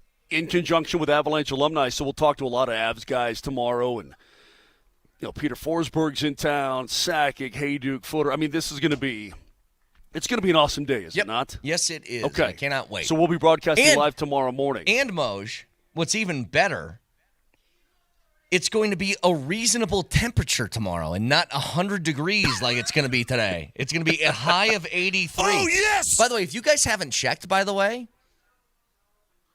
it's officially football season after today because every temp is like mid-70s for the foreseeable future. Thank God. So, that's going to be great. Hey, great stuff talking to Leggy about the Broncos and about Saturday night and about the Vele trade. And again, I can't find a horrible word about this entire Devaughn Vele trade. I think it's flipping awesome. I mean, everybody should be on board, and I think when Jeff explained it, he can do it in a way better way than you and I can. But how coaches and how GMs around the league think about a deal like this, how you draft a guy in a 7th round and you get a 4th and a 7th back for him, is pretty damn good. Plus, it's good for Vele, too. He doesn't have time to, as Jeff said, at 27 to wait around and wait for a slot to open for him. If he wants to make hay in the NFL, it's a great opportunity for him to go and get way more playing time than New Orleans Saints. So it's good for everybody, but really I think a home run for the Denver Broncos. It is, and the texter says, I had a bunch of morning meetings already, but did Brett own Vic over his take on Vele? Now, Vic is not here today. I really wish he was, because I would have rubbed his nose in it like a naughty It doesn't dog. mean that Monday you can't stick it to him. Oh, it's too late by Monday. It's never too late to stick it to Vic. If there's we gotta have. By the way, hang on. We gotta have some commandments on this show. All right. Nelly, can you please come up with a list of commandments? And every time we have one on this show, we'll put a list of commandments. Number 1. This is from Mount Sinai on down. Ready? It's never too late to stick it to Vic. That's number 1. That's fine. Number 2. Never let Moser off the hook for acting like he wasn't wrong when he was wrong. You're trying to play this game as if you and me are on a team against Vic when you were just as guilty as Vic. You weren't as vociferous as Vic was, but you were in Vic's camp, and I have the audio and the tape to prove it. Listen. Okay, let's go back and listen. Yeah, let's do it. Devaughn Vele is already 27. Do you almost consider, can we flip him for a 5th or something like that? All right, take it easy. I'm just asking. You're not getting a 5th for Devaughn Vele. 6th, whatever. You just need to calm down a little bit. Whatever. 6th. Something. Can you flip him for a pick? All I'm saying is RELAX. Who's that? I mean, he's out here saying, hey, can we get 2 firsts? Maybe quarterback in return for Devaughn Vele, please? It's not what I said. Hey, Moshe, maybe the Bills will part with Josh Allen for Devaughn Vele. I think he might. Yeah, Devaughn Vele is worth something to somebody in a trade. Devaughn Vele for Hendrickson? Let's just go. Devaughn Vele is worth something to somebody in a trade. Do you feel like you're deep enough already at wide receiver that you could cast him off and try and make something work like that? Well. How the turntables. So, Moshe, yeah. Tell me more about how you were on my team. Yeah. Hold on. Let me explain my position there. Yeah. Go ahead. Try and weasel your way out of the audio, the evidence I've laid in front of you. No, officer. I didn't stick up that liquor store. It was a toy gun and a joke between my friends. What are you going to say? I wasn't disagreeing with you.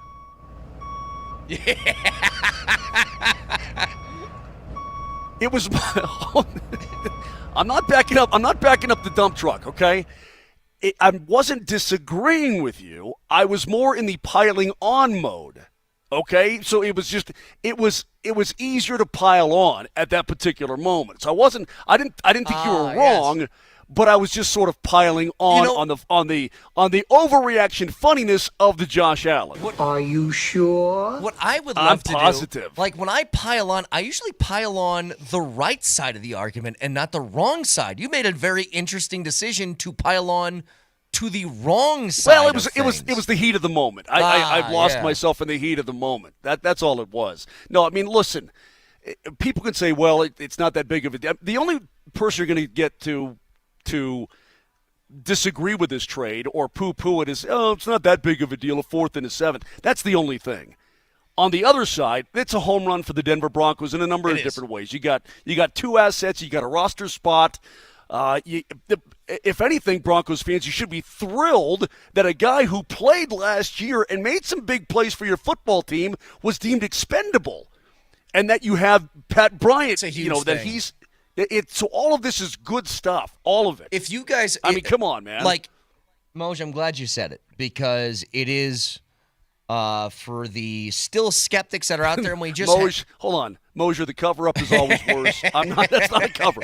Moj, take the L. Okay, hang on. All right, whatever. Put that off to the side. You just said something smart. Let me give you credit. Take the L on the way out.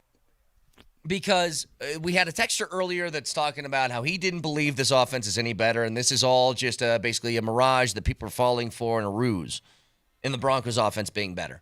If you want any more evidence, can I present this to you? The guy who was second on the team in receptions at the wide receiver spot last year was just deemed expendable in the 5th best in his own room this year. That's one piece of material I can give you, evidence I can give you. Here's the other. It's something Jeff Legwold mentioned, and I said it earlier in the show, and it's something you have to keep in mind when really trying to evaluate this. Devaughn Vele is not just the 5th string guy on the depth chart before being traded. He's not just a 7th round pick from last year. He's also 27 years old. And you flipped that for a pick. First of all, you got a 7th rounder back, which cancels out where you drafted him. Second of all, you got the 4th round pick. And I'd point over towards Sky Moore, a 2nd round pick for the Chiefs that they just had to trade for a 6th. That's the kind of value you got in return, which is, quite frankly, it's like unheard of.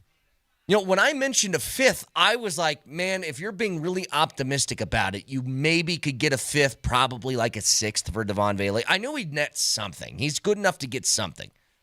But to get a 4th and a 7th is massive value. Again, go back last year. You traded Jerry Jeudy, who was a 1st round pick, for a 5th and a 6th rounder. Now, contract was kind of tied into that. They had to pay him. Right. But and a 5th and a 6th. But he went off for the Browns. So, you know what? To his credit. He took advantage of a situation for him, and he played great. With a bunch of different guys throwing him the football, he did a really good job. So I would say that was a win-win for everybody because he didn't have a future here with the Denver Broncos. Totally fine. Yes. It's just good. This has been – I talked about it earlier. Nelly, again, tell everybody out there the Summer of Love was – 1967. Okay, 1967 was the Summer of Love, long before we were even thought of. This is the training camp of love for the Broncos, man, and I wanted to continue. It's been a lot of good vibes. It's been a lot of smart decisions. It's been a lot of hits, if you will. You know what I mean? They're playing the hits over there at Dove Valley, and it's good. I mean, I just feel really good. Now, all you've got to do, Kaner, the key word for this weekend is unscathed. Yep. That's it, unscathed. Yep.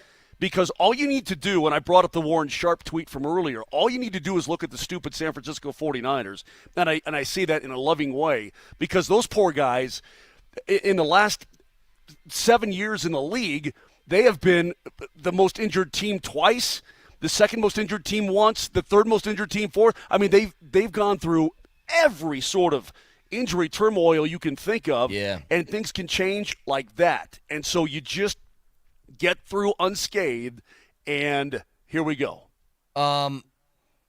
Texters are pointing out things that we were talking about earlier in the show, Moj, but we can reiterate that one of the things about the pick that you got from New Orleans, if you think the way that I do, I don't think New Orleans is going to be any good this year. Which it's going to be a high fourth. It's going to be a high fourth-round pick. By the way, a or high fourth-round pick is basically like pick 100. You know what I mean? Or you could take that and parlay it with something else to do something else. I mean, it's an asset. It's a good asset. That's it. Not a great asset, but a good asset. But that's the other thing. What you just mentioned, you could, hey, if the Broncos are as good as we hope they are this year and your second-round pick is like 60, if you make it a game or two into the playoffs, well, package that extra fourth along with your second-round pick, and then you could move up to like top of the second round and get a guy you really love. Like there's a whole bunch of different things that you can package and parlay with that would turn into, again, more value.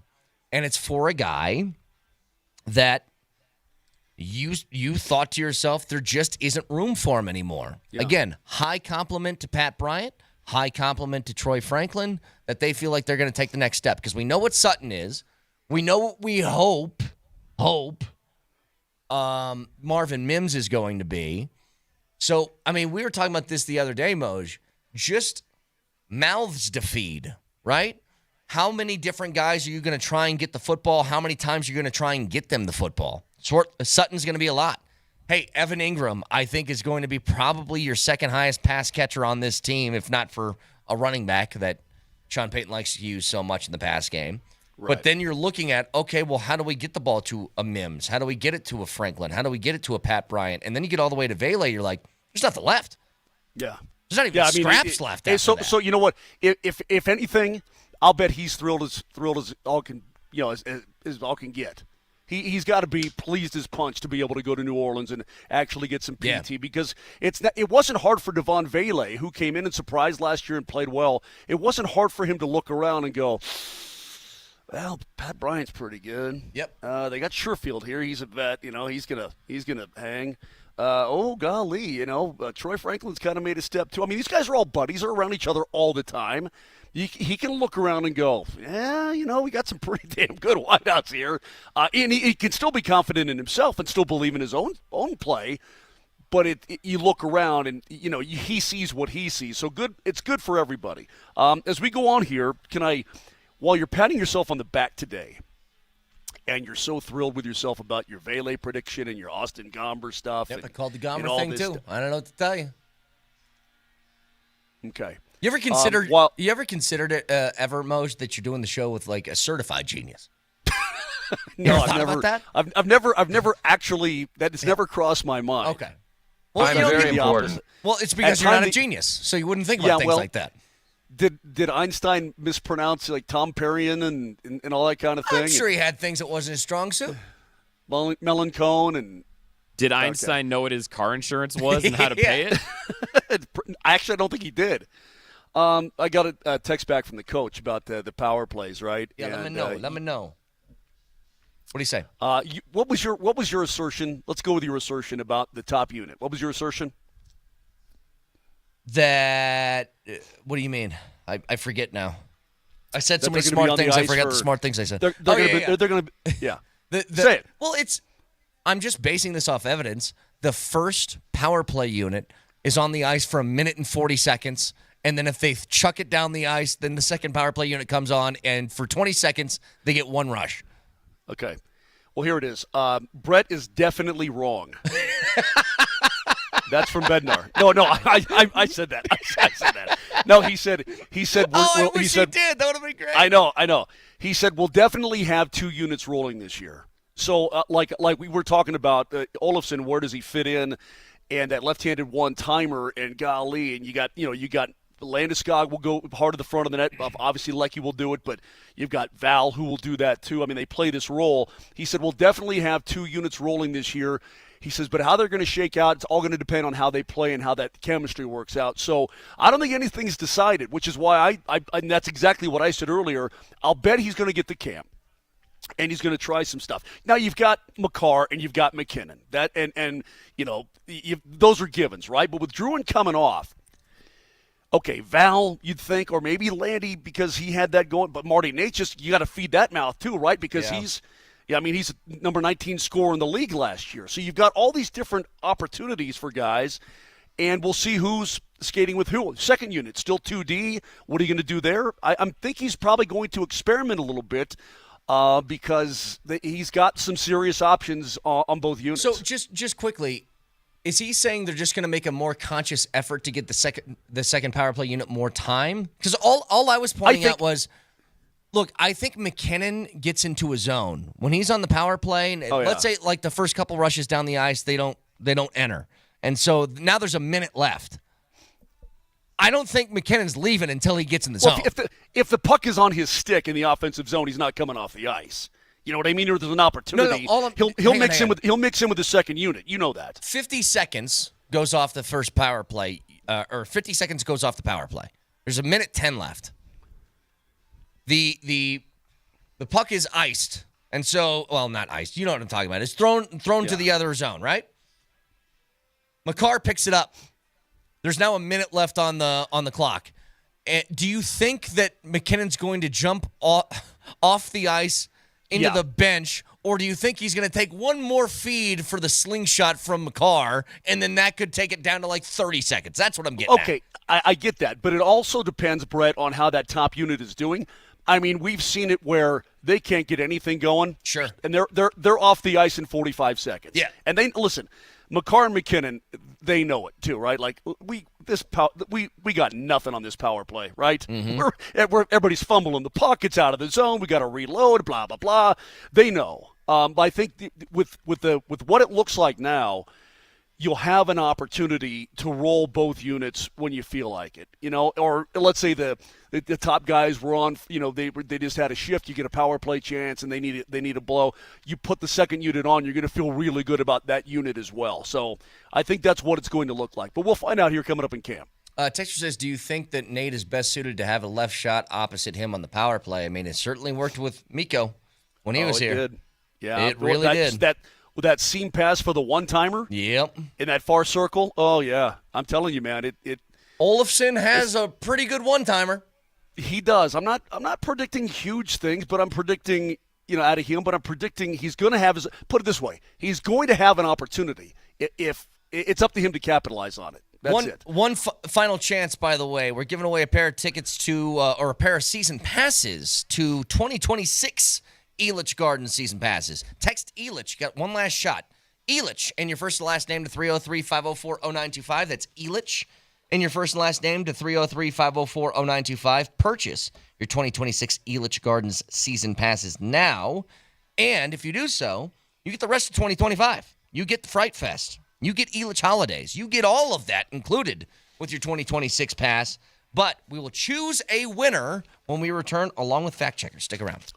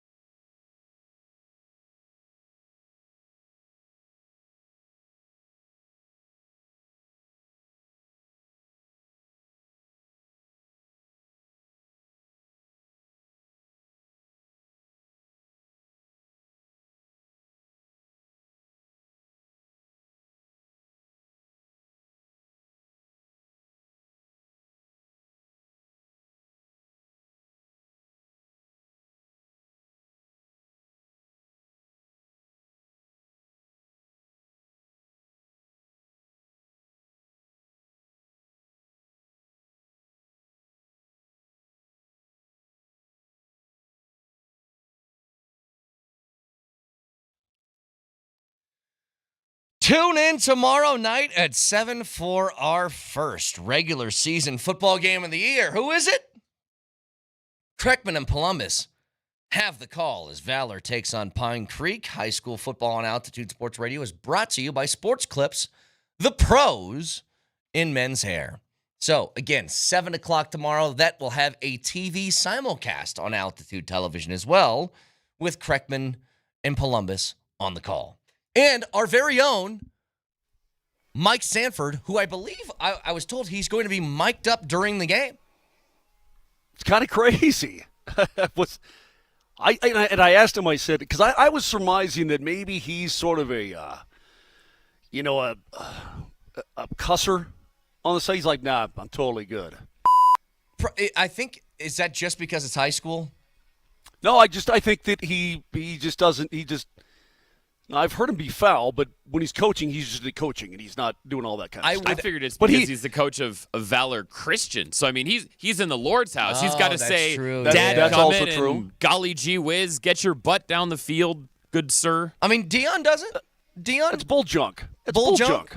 I don't give a darn. Yep. Gosh darn. I mean, yeah, he doesn't do any of that stuff. Now, I would sound like Rex Ryan. Correct. Do you remember Rex Ryan when he was on Hard Knocks?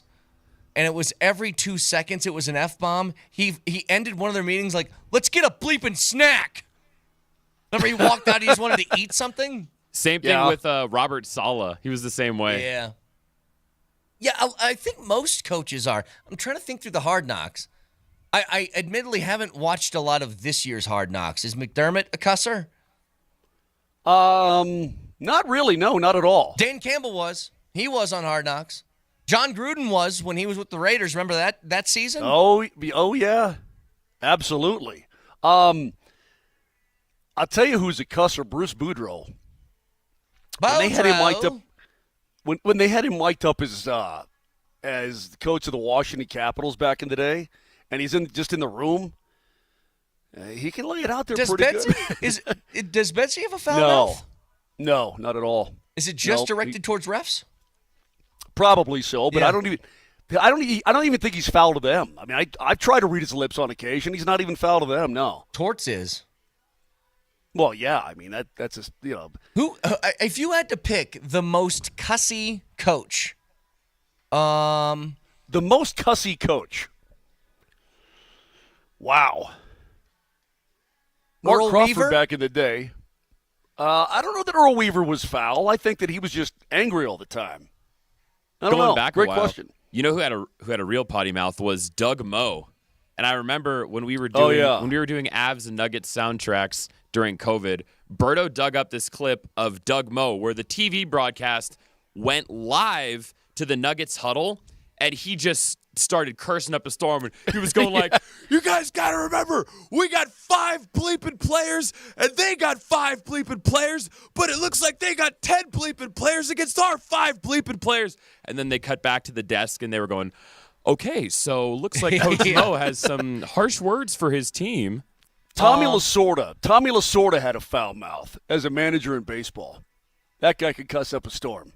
Hang on, let's just Google it. Which coach cusses the most?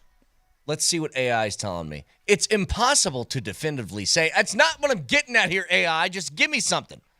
Oh, dude, I think I got it. For today's era, I got it. No question. Dan Hurley has to be the number one. He's got a pretty he's pretty foul. Has been, at least Don't has turn been. your back on me. I'm the best bleeping coach in the country. Ugh, that guy. Oh man. That kind of attitude, you're just like, you just roll your eyes. You got to be kidding me. Oh, Bob Huggins was like that. Obviously, Bobby Knight, too. Yeah, you know what? College basketball's got a lot of them. You got a lot of those guys willing to let it fly. Hey, speaking of hoops, just for a second, Moj. Russell Westbrook still doesn't have a team. We're almost in September. Is his NBA stuff done? I don't know. Nobody even wants to give him an exception. I don't know, dude. That's a great question. Because he still has game. Maybe he's just waiting it out. I really have no idea. Maybe he said no to. I don't know. He doesn't need the bread, but I'm sure he'd like to win. I'm sure he'd like to win. Yeah. I don't know why he doesn't have a team, Brett.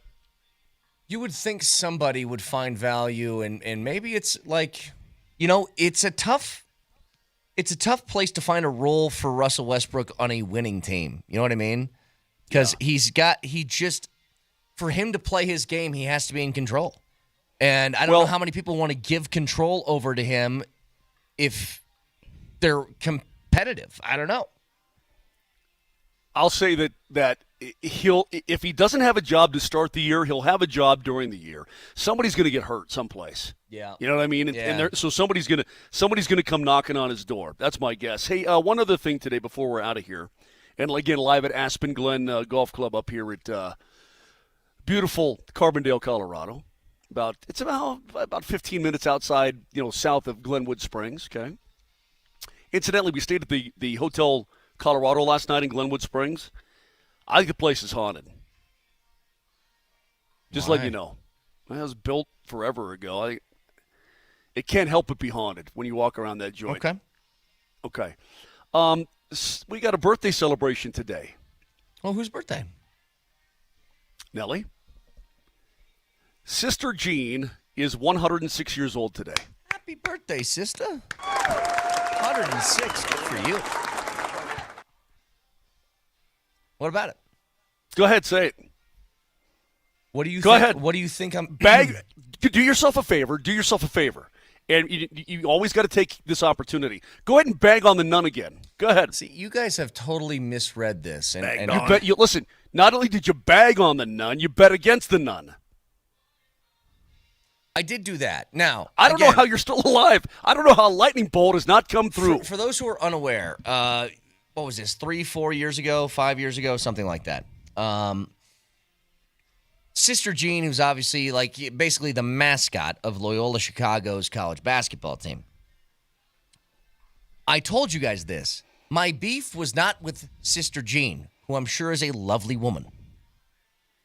My beef is with the television networks that kept showing Sister Jean after every made bucket. It's just like during Chiefs games. I don't have a Taylor Swift problem. I have a television production problem where every time that the Chiefs do anything, they show Taylor Swift in the box. It's not about her. It's not about Sister Jean. It's about the television networks. And by a byproduct of that made me hate Loyola Chicago. So what I did was we did a show, I believe it was the opening of the Superbook out in Blackhawk. We did a show out there, and it was during March Madness. I put $100 down. I don't even remember who they were playing. It was a team that was playing against Loyola Chicago. And I said, you know what? Let's let God decide. And God sided with me. I was $100 richer. Again, not about Sister Jean. You specifically bet against her. You did, on purpose. Not against her, against the team. Yeah, whatever. All you don't want to do is beat up an old nun. Happy birthday, sister. Person. Happy birthday, sister. Person. 106. Good for you. Can you imagine making it to 106? I don't think I'd want to. Yeah. No. First of all, it's almost a statistical impossibility. Can I still play golf at 106? I don't know. Who's the world's oldest golfer? Google that. Since you want to Google stuff. Yeah, I'd love to. World's oldest golfer. I've seen you swing. I know you swing. Well, it's only giving me professionals. It's Bernard Langer. Okay. He's 67. Okay. Yeah, that's all I got. If you can get a club in your hand at the age of 106 Wait. Oldest golfer to score their age. Is this what you're looking for, Moj? Sure, why not? In 1973, C. Arthur Thompson of Victoria, British Columbia, shot 103. 103 years old, he shot his age. How about that? Oh, okay. What about a putt-putt course? I mean, come on, man. On the Uplands course of, Moj, 6,215-yard course. Not a chance. He would have beaten you. Not a chance. There's not a chance. Pretty. No, not a pretty chance. good. Hey, the winner of those 2 passes, or the Elitch Gardens pass, is Corey Willis. Congratulations, Corey. Not only will that be good for all of next year, it's also the rest of this year. So you're going to go to Fright Fest or the Elitch holidays. You can do that with these passes that are now on sale, so go and find them. Nelly, fact checker, please. Nelly monitors the mistakes in today's Fact Checker. Presented by Rock Plumbing, Heating, and Air Conditioning. Your local home comfort specialists. RockHeating.com. Rock, bringing comfort home and simplifying your life. Brett, if you go on the Google machine and you look up Still Fly by Big Timers. Yes. And you bring up the Wikipedia article. Let's see. Starts off by Big Timers, blah, blah, blah. A couple things about the Billboard chart. The song's chorus interpolates the Ballad of Gilligan's Isle, the theme song from the sitcom Gilligan's Island. And Moser, since I kind of torpedoed your fact-checking last time, I put a side-by-side comparison so you can see if Wikipedia is right.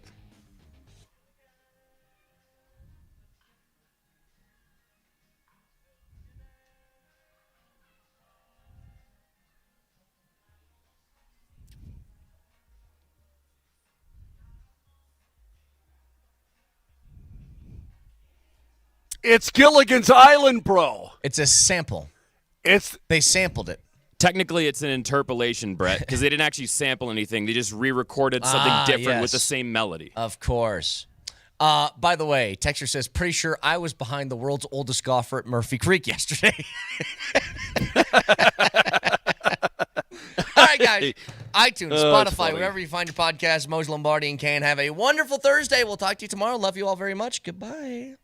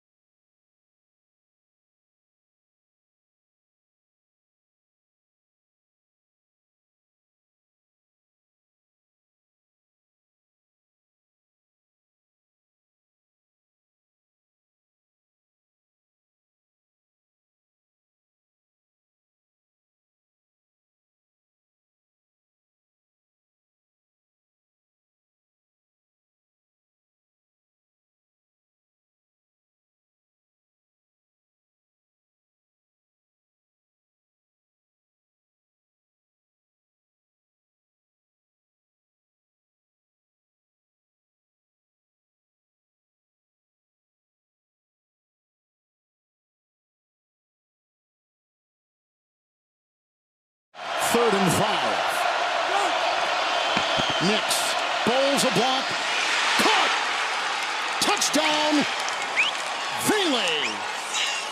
His first as a pro.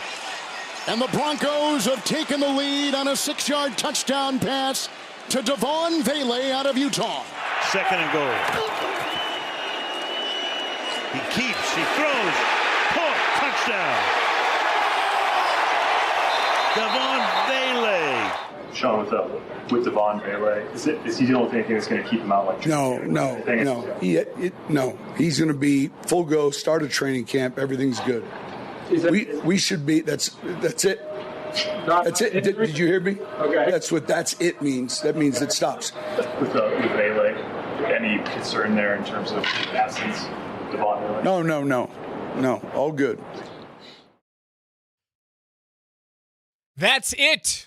Well, yeah, that's it for the career of Devaughn Vele here in Denver as the Broncos trade away their former 7th-round pick out of Utah yesterday. Well, the new college football world where you're playing 26, 27, and 28-year-olds, they turn into basically 3rd, 4th, 5th-year vets that get traded in just their 2nd year of pro football, which is the case with Devaughn Vele, the 27-year-old? And this is something that we talked about yesterday as we welcome you into a Thursday edition of the Morning Sprint. Raj alongside the coach, Mike Sanford, one day ahead of when we start high school football here on Altitude Sports Radio 92.5. We've also got some giveaways to Elitch Gardens going on today, so stay tuned for all of those things. And as always, at 11:20, we will go through the biggest stories in the NFL with KJ's NFL Notes. But we start with the big trade. Devaughn Vele has been traded to the New Orleans Saints for a 2026 4th-round pick and a 7th-round pick. So they essentially turn a guy who is selected in the 7th into that very same selection and what could amount to be like pick 100 next year if New Orleans is going to suck as bad as we think they're going to. Now, I'm going to miss Devaughn Vele. Yeah, great dude. Great pick, 6'5", 210. He's the prototypical Sean Payton wide receiver. It did feel, though, where are you going to get your touches? Now, I asked you this question yesterday, Coach, when we were kind of going over our 53-man roster. It's something that we actually didn't get to on air yesterday. When you and I were talking across the table, I went, would you trade Vele for a 6th? And you looked at me, you went, mm-mm. I said, would you trade him for a 5th? And you went, mm-mm. And I said, how about a 4th? And then this weird Jim Carrey Grinchy smile started to creep its way across your face. I forgot about that conversation. It just wasn't part of our plan yesterday. Because if it would have been on air, we would have had the receipts. We would have done the receipts like Sanford I Raj, did yesterday baby. with Victor Olofsson. So this Grinchy smile creeps its way from ear to ear. They're just going to have to trust us, Raj. And the 4th-round pick is what it ends up being. It'll essentially be a top 100 pick. God, that was a really good off-air. Our best radio is off-air. Oh, clearly. It sure is. It's so good. You guys miss a hell of a show It's in the a 5 good minutes show. in between segments. And it's because we kind of like each other. I mean, it's fun talking. We don't hate each other's guts, which is good. So pick number 100 last year was Luke McCaffrey. Good player. Troy Franklin was selected at 102. Really good player. A couple of years ago. Okay, so I heard a couple things. Speaking of Troy Franklin. and McCaffrey 2 years ago in the same Franklin draft. Yeah. I've heard a lot about the success of Troy Franklin is the reason that Devaughn Vele is being shipped off and got great value back for. Return on investment. I mean, you're not fleecing the Saints, but you want to talk about just a great business operation.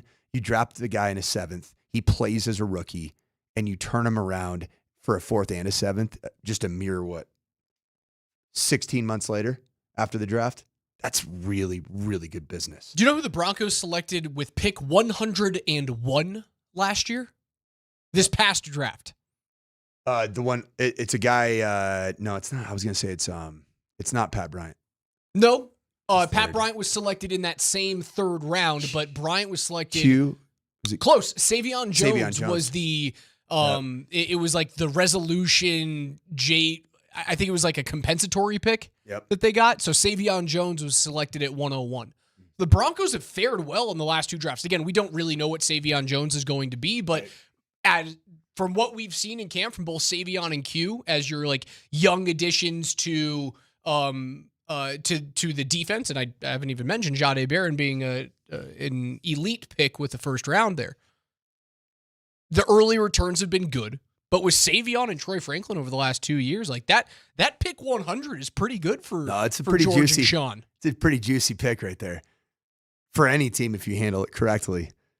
So back to this Troy Franklin arrow up, potentially leading to the lack of need or even the void of potential touches there would be for Devaughn Vele. I don't think it's Troy Franklin.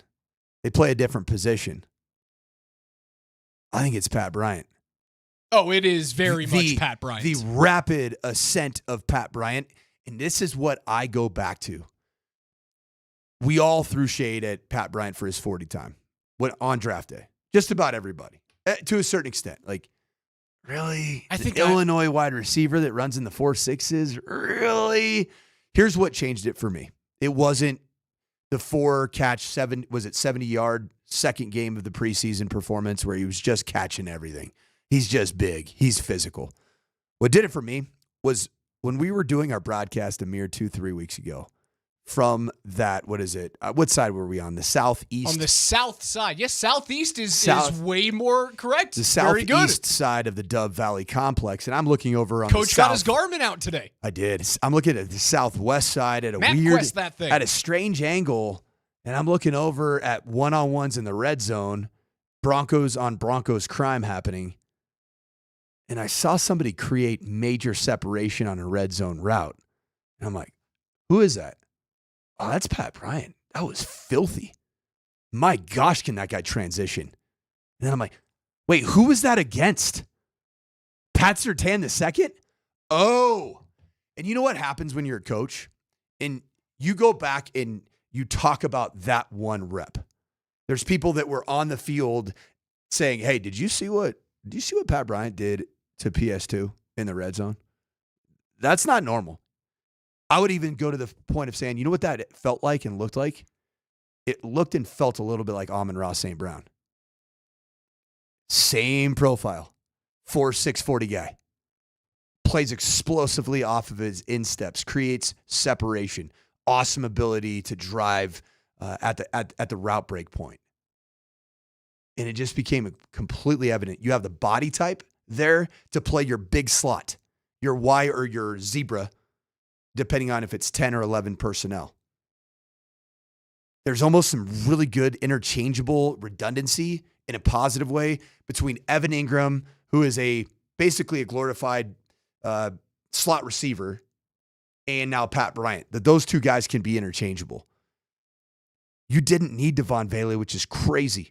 I would never have said that when this thing started. There was a nice point in time in training camp where you started seeing Devaughn Vele come into his own. You know what this opens up this opportunity for? The other big body type that you and I have loved the whole training camp. See, I don't know if it does. I'm talking about on practice squad, because then it's the next man up. Okay. That you have that body type. We're talking about Joaquin Davis. I don't think Joaquin Davis might have even had a chance to make practice squad, let alone have a chance to potentially play into playing time at some point in the event that there is an injury. Especially with how much we've seen Courtney Jackson and Jerwan Newton factor in on special teams and returns. Like, there may be spots for those two guys because we've seen them utilized more often. Courtney Jackson looked pretty sweet. That's one of the kind of glossed over storylines from preseason game number 2 is number 89, the undrafted free agent out of Arkansas State. He looked like a football player, man. It's something about 89 in the Broncos in training camp that that number always pops in training camp. 89's a solid number. It's who was it last year? It was Brandon. Who was that? It was the receiver that had caught Johnson. Johnson. Yeah, Brandon Johnson. He caught a couple touchdowns at the end of the 22-23 season, and then last year in training camp he did some good stuff too. Can we get Evan Ingram out of number 1 now? Put Ingram back in number 17. Oh yeah, that's right. Give number 1 to somebody else. I think he wants one. Maybe give one to R.J. Harvey. Get R.J. Harvey out of 37. Weren't there some? I thought there were some jersey changes. Were there? Maybe it's just speculative. Get Harvey out of 37. I love the number 37. I just don't love it for a football player, for an offensive football player. Rodney Harrison looked great in 37. All right, this is going to get weird. Chris Drury as a hockey player, 37, elite. All right, I'm going to get real weird here. Have you ever, in your everyday talk, when you speak in hyperbole, have you ever just had a random number that you use for just about everything in a hyperbolic sense? So like, yeah, that's like 97 miles away from here. Or like, I have like 97,000 issues that I need to deal with today. 97's a good one. You know what my dad's has been since 37? I was a child is 37. Why? He just uses 37 for everything. I don't know. He's a 37 guy. 37 miles away doesn't feel like it's so far But you add away, though. you can add 1,000 to 37. You can add million. There's a lot of different ways that you can really conjure up 37. Like my dad's like one of those guys, like he's hungry, you know, old Coach Sanford I can Sr. eat 37 dogs today. Yes. He's driving the car. He's like, I can eat 37 doubles right now. I'll take it. 37. I like it. So Broncos make the big trade. Devaughn Vele to the New Orleans Saints for a 4th and a 7th. Yeah, I was. I was too. I was not expecting Denver to make really any more roster moves outside of like maybe someone gets cut. Cut days on the 26th, I believe. 25th or 26th, one of those 2 days. Maybe somebody gets cut. 26th. Thank you, KJ. Maybe somebody gets chopped off from a team that's an inside linebacker, and you need a little bit more depth there. You need another veteran just because of I'm uneasy about the injuries. I thought that was like the only thing that they may have done moving forward. I kind of thought we knew the 53-man roster, but I also don't believe that moving on from Vele is about the wide receiver room and holding a spot.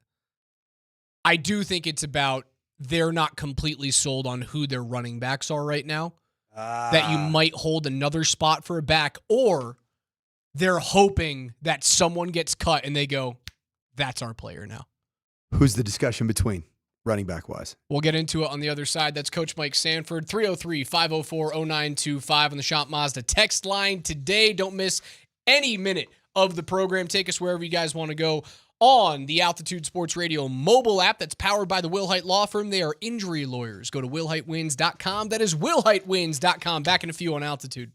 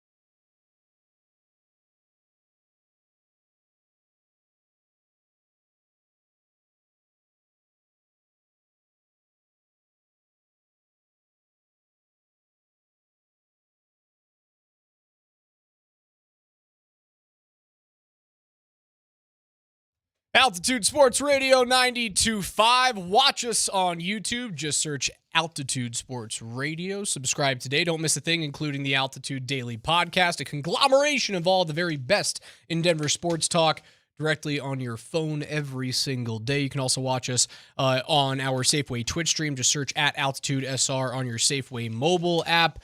Make sure you guys follow.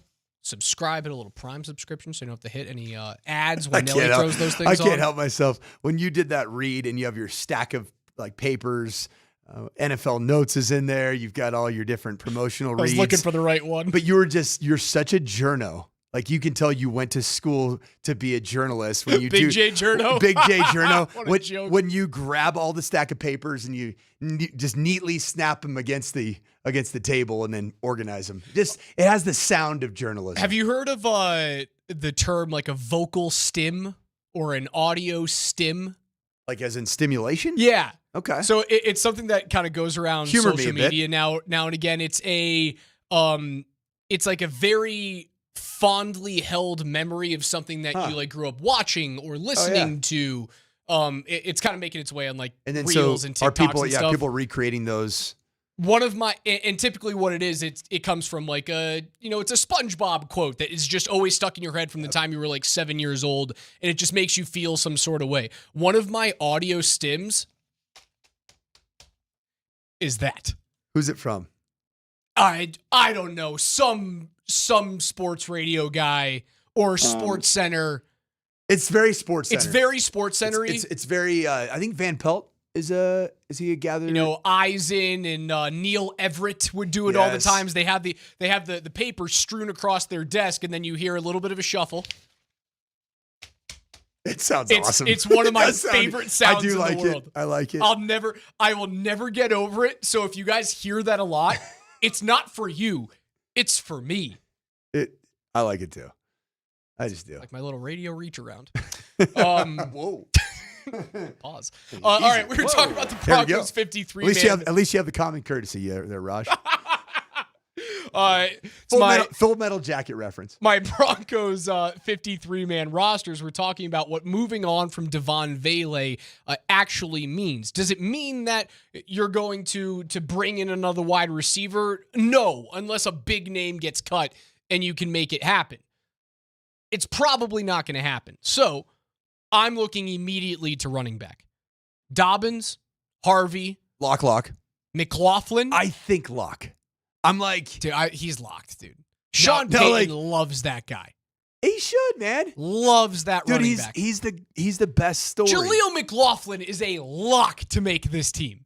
He's been a lock all training camp. And I've heard so many people talking about like, oh, Jaleel might be on the outside looking. Shut up. Didn't we feel like Devaughn was a lock? And I know trading doesn't necessarily...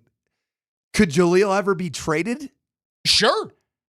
Dude, if I'm a team that is desperately... Does he slightly fit into that same category of Devaughn Vele? Yeah, that's fine. Where he's really good, but you might have gotten better. Clearly you got better in RJ Harvey, but did you maybe get similar to slightly better in Tyler Bidet? They're kind of the same. Bidet's bigger, and he's a better third down pass protector. So it's like Jaleel McLaughlin's just more of a scat guy. And he's more dangerous in the passing game. He is more dangerous in space than Tyler. I think he is. And how many times have we seen this first team offense during training camp work on quick checkdowns, bubble screens, at just finding a way to get the ball out of Bo's hands quickly? And you need a running back to be able to do that. It's not only going to be Marvin Mims behind the line of scrimmage. It's certainly going to be a lot of looks at the running back. So I think Jaleel McLaughlin has always been a lock to make this team. Now, it's a difference when you bring up, could like Jaleel be a possibility for trade? Yeah, he could be. But that doesn't take away me thinking that Devaughn Vele was a lock to make the Broncos roster. Just because he was traded does not mean he was cut, right? There's a vast difference between the two. I saw a lot of people going after it on Twitter. Obviously it's the receipt police going after people being like, there's no way Devaughn Vele doesn't make this team. Devaughn was traded. He wasn't cut. My pal Benjamin Albright's been just wearing him. Roasted. I'm like, guys, he didn't say that he wasn't potentially a trade target. It's vastly different. He said he's not getting cut. So sure, could Jaleel get traded to a team that needs a running back? Yes. Jaleel is not getting cut. You heard it here first. I mean, that's my read on it. I could be an idiot, but I agree don't with your think read. he's getting cut. I agree with your read. And you know what Jaleel has also currently? And I guess the same could be argued for Tyler Bidet and Blake Watson. But, dude, undrafted free agent, man, with experience, cost-controlled to the nth degree. That's a really valuable thing for a roster. Also, if you told me today that, like, you know, who's a running back needy team right now? That position outside of the very top 5-6 guys in the league, and it just seems like there's a bunch of just. I think a lot of teams are somewhat running back needy. Cleveland. I don't know. You go back to New Orleans, San Francisco. Go to New Orleans and say, "Hey, fellas, like, you really trust 30-year-old Alvin Kamara to stay healthy this year?" San Francisco wouldn't be a bad one. How about you give us a fifth? Like, if someone told me that a fifth rounder was on the table for Jaleel McLaughlin, I'd trade him today. Yeah. I love the player. I think he should be on the team. But you guys know me. I'm Mr. Draft Pick, and it's all about value with undrafted players, whether it's value on the field or turning an undrafted player or into a any late pick into something that can help you down the road. And we're at this point, right, with the Broncos being done with the rebuild. They're done with the rebuild. We know that. Except for picks 4, 5, 6, and 7. You know what those things are, dude? Are you done with the rebuild at like the weapon position? Just weapons on offense. Well, being done with the rebuild does not mean that you trade away all of your picks. No, I'm saying, are you done? Like the rebuild.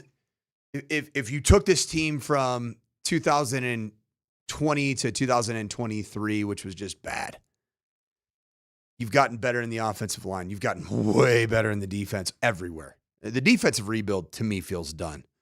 Outside of just making good business decisions and moving on from guys that are potentially up for big contracts that you just don't want to pay, vis-a-vis possibly John Franklin Myers. Offensively, the rebuild doesn't feel done in terms of what I really believe Sean Payton's going to want to do with regards to the passing game. A threat. A real, bona fide, scary human being. Sure, I will give you that. But that's really one player. As it pertains to the Vele trade and then this, hypothetical, someone wants Jaleel McLaughlin, here's a fifth rounder or a late fourth rounder. Who the heck knows what could actually happen? Like, Jaleel was used not as much as Vele last year, but he was used positively in a running back room that was crap last season. If someone wants to trade you a fifth for him, you package a fourth and a fifth, and you move up higher in round 3 if you see a guy that you really like. That's what all of this turns into. So, yeah, if someone wants to give me a valuable pick for Jaleel McLaughlin, yes, I trade it today. It doesn't mean that I don't think he's good enough to be on this team, because I very much do. So, who's the competition right now for, I guess, Devaughn Vele's roster spot, if we believe it might be at the running back position? Who is the competition really between? Estime, Watson, Bidet. So you've invested in Estime because he's a draft pick. 5th round draft pick, but it's a draft pick. You've invested in him. Do you have to throw in the fullbacks as running backs as well? Well, you got 2 injured fullback body types. Burton's going to miss 4 games on IR. So do you hold a roster spot for a fullback here? Can you get through 4 games without bringing a fullback onto the roster? You did bring a fullback on. Well, you do. Like, Adam Prentice is, is he a Colorado native? I don't know. Or I think he might have played at CSU. I know nothing about fullback Adam Prentice. Well, you'd be a lot cooler if you did. My brain only has so much space in it. He was a CSU Ram and then Okay. transferred to South Carolina. So he Go was Rammies. I'll tell you what, man. He's got the ultimate twofer in college football mascots. He was a Ram and then a Gamecock. Yes. Oh, my God. I love that. It's pretty good. Better if he was like a cat and a Gamecock. Nah. See where I'm going? Yeah. No, I don't. Very sophomoric of you. I was just saying those are cool mascots. If you know you're getting Michael Burton back in week 5, can't you get through 4 weeks with having like one of your tight ends, like Lucas Kroll, go in and play the 7 snaps a game at the very most that a fullback's going to take in this offense? We said Nate Atkins is banged up too. How do we know? He's on IR as well. How long? Is it 4? 4 games. Jeez. What happened? Did anything released on exactly what those injuries were? Because did you see anything? in the preseason games or at practice? Nate Adkins underwent ankle surgery. Ooh, that's not good. A tightrope surgery due to a high ankle sprain. Do you know what that is? Yeah. The tightrope, it was the first program or franchise that was doing that were doing tightropes to get players back off high ankles. High ankles used to be sometimes season-ending injuries. They're almost a fracture. They're basically just a mechanism short of being a full tibia fit. I don't know my leg bones fracture. So Nick Saban was a Dr. Andrews, the big-time doctor out of Alabama, the surgeon. He had this procedure that was revolutionary at the time, and these guys would get back from high ankle sprains in like 3 weeks. Used to be like a 4-month injury. It's pretty cool. Can't you use one of those tight ends to step in for a fullback for 4 games? Kroll's not physical enough, man. Instead of holding a roster spot for Adam Prentice? Kroll's not physical enough from what I've seen. Lohner, Lohner's probably going to be a practice squad guy. Sean didn't speak very highly of Lohner the other day. 2 days ago when Sean was talking about him, he was like, we have a long road ahead of us. It's not great. He's barely played football. I understand that, but he was drafted to play football. He wasn't pulled on as an undrafted free agent. He just doesn't. You know what? You know what's weird about him? He doesn't look like a player that needs seasoning in the game of football. You know what he looks like? He looks like a football player that's just not very good, that doesn't have any elite trait. That's what I've seen at training camp practice. This is Sean Payton on Caleb Lohner. I would say a little bit, but we got to get going. We got to get going. But I would say a little bit, just overall as football knowledge. We got to get going. There's a lot of little bits there. There's not a lot of time for you to show me something. We got to get going. But we got to get going. We do have to get going. Caleb's... I don't have time for you. I will leave you in the dust, little duckling. He's not the guy. Get across the road before a Camry runs you over. Man, everybody just... great question here from Eric Nelson. Could Estime convert to being a fullback? You want to make the team, young man? That's it's like the Adam Silver better learn Chinese buddy meme. Like you look at Audric Estime right now and you say, "Hey bud, better learn fullback, buddy," because there's nothing that Audric Estime does right now as a tailback that's been on display that you'd say that's even the plus side of an NFL player. I've stopped thinking about him. He's done. You better start eating a lot. Just stop by and get late night Taco Bell every night and become a fullback and run through another man's face. Do you hold that spot for another man on the offensive line? Just knowing that eventually an injury is going to come back and kill you because they've been largely healthy for 2 full years. So you're keeping Palczewski, Pert, and Forsyth. Crum. And your starters. Crum was like a swing practice squad activation player last year. Crum, yep, because now you lost Gargiulo, which was a big loss. I didn't see the vision in year 1 of Gargiulo.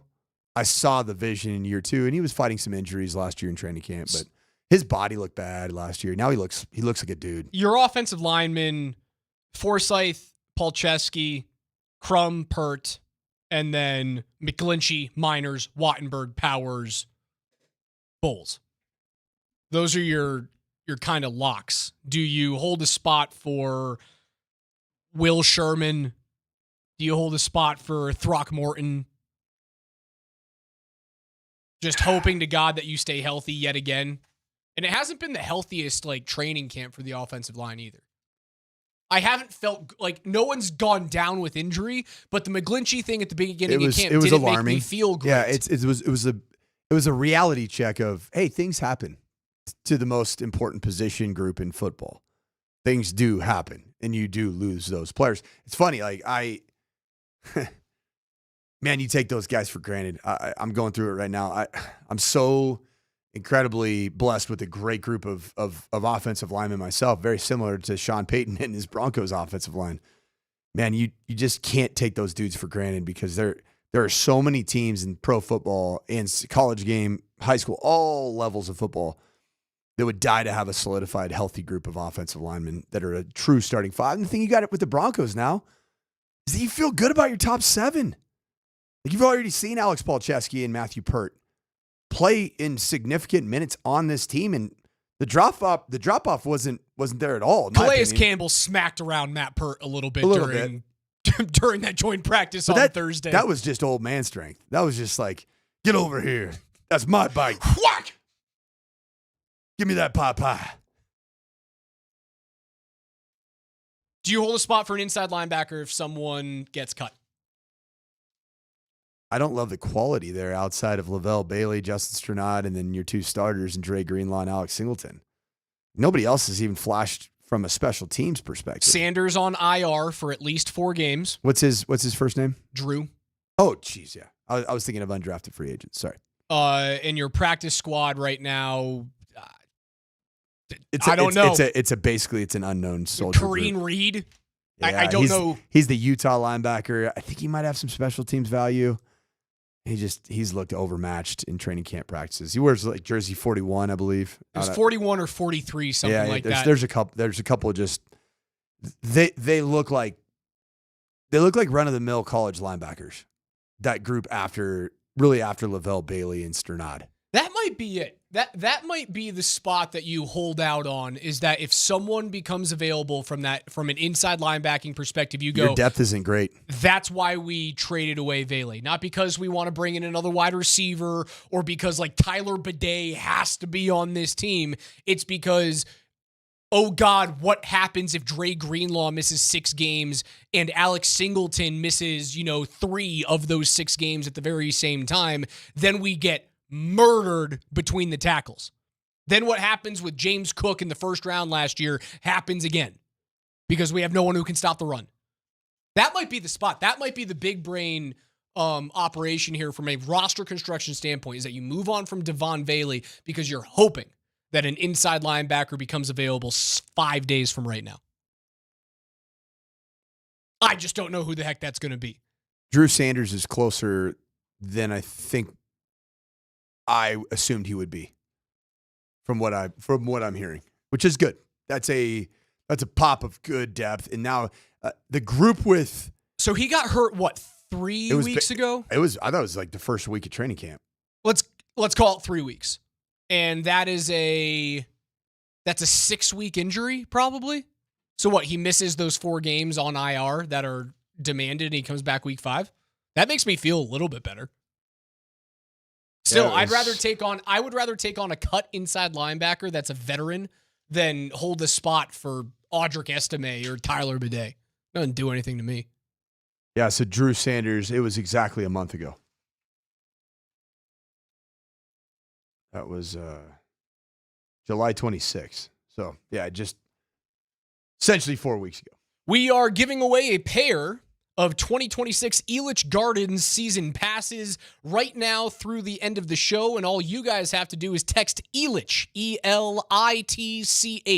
That is Elitch with your first and last name to 303-504-0925, and you will be entered. That is E-L-I-T-C-H with your first and last name to 303-504-0925. You can purchase your 2026 Elitch Garden season passes right now and get the rest of 2025, including Fright Fest and Elitch Holidays too. Lowest price ends soon. Text it one more time, Elitch, to 303-504-0925. It's the morning sprint on Altitude.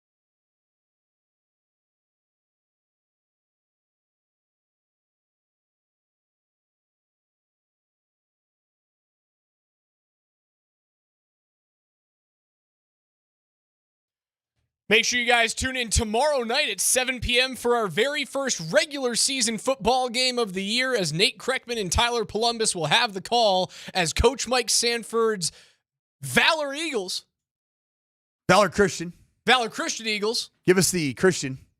Number 2 ranked. Get out of here with that. That's rat poison right there. KJ's trying to hit me with rat poison. You're not first, you're last, KJ. You know that? I do know that. Do please give credit to recent state champion out of California, new head coach of the Pine Creek Eagles, Trevor Hudson. So it's eagle on eagle crime on Friday night. It's the Battle of the Wings. The Battle of the Wings. You betcha. Battle of the Air. High school football on Altitude Sports Radio is brought to you by Sports Clips, the pros in men's hair. You guys can also watch that game on Altitude Television. You can also watch it on Altitude Plus, and they're offering a free trial right now. Head to altitudeplus.com. Use promo code ALT7FREE. That is ALT7 free for a free 7-day trial. Revamped Altitude Plus features DVR functionality, multi-view, and the opportunity to save $40 by signing up for the new annual plan. More info at altitudeplus.com. Once again, that promo code for a free 7-day trial is ALT7FREE. Chassa High School football starts tomorrow night on Altitude TV and right here on Altitude Sports Radio 92.5. Big one tonight at the Stutler Bowl.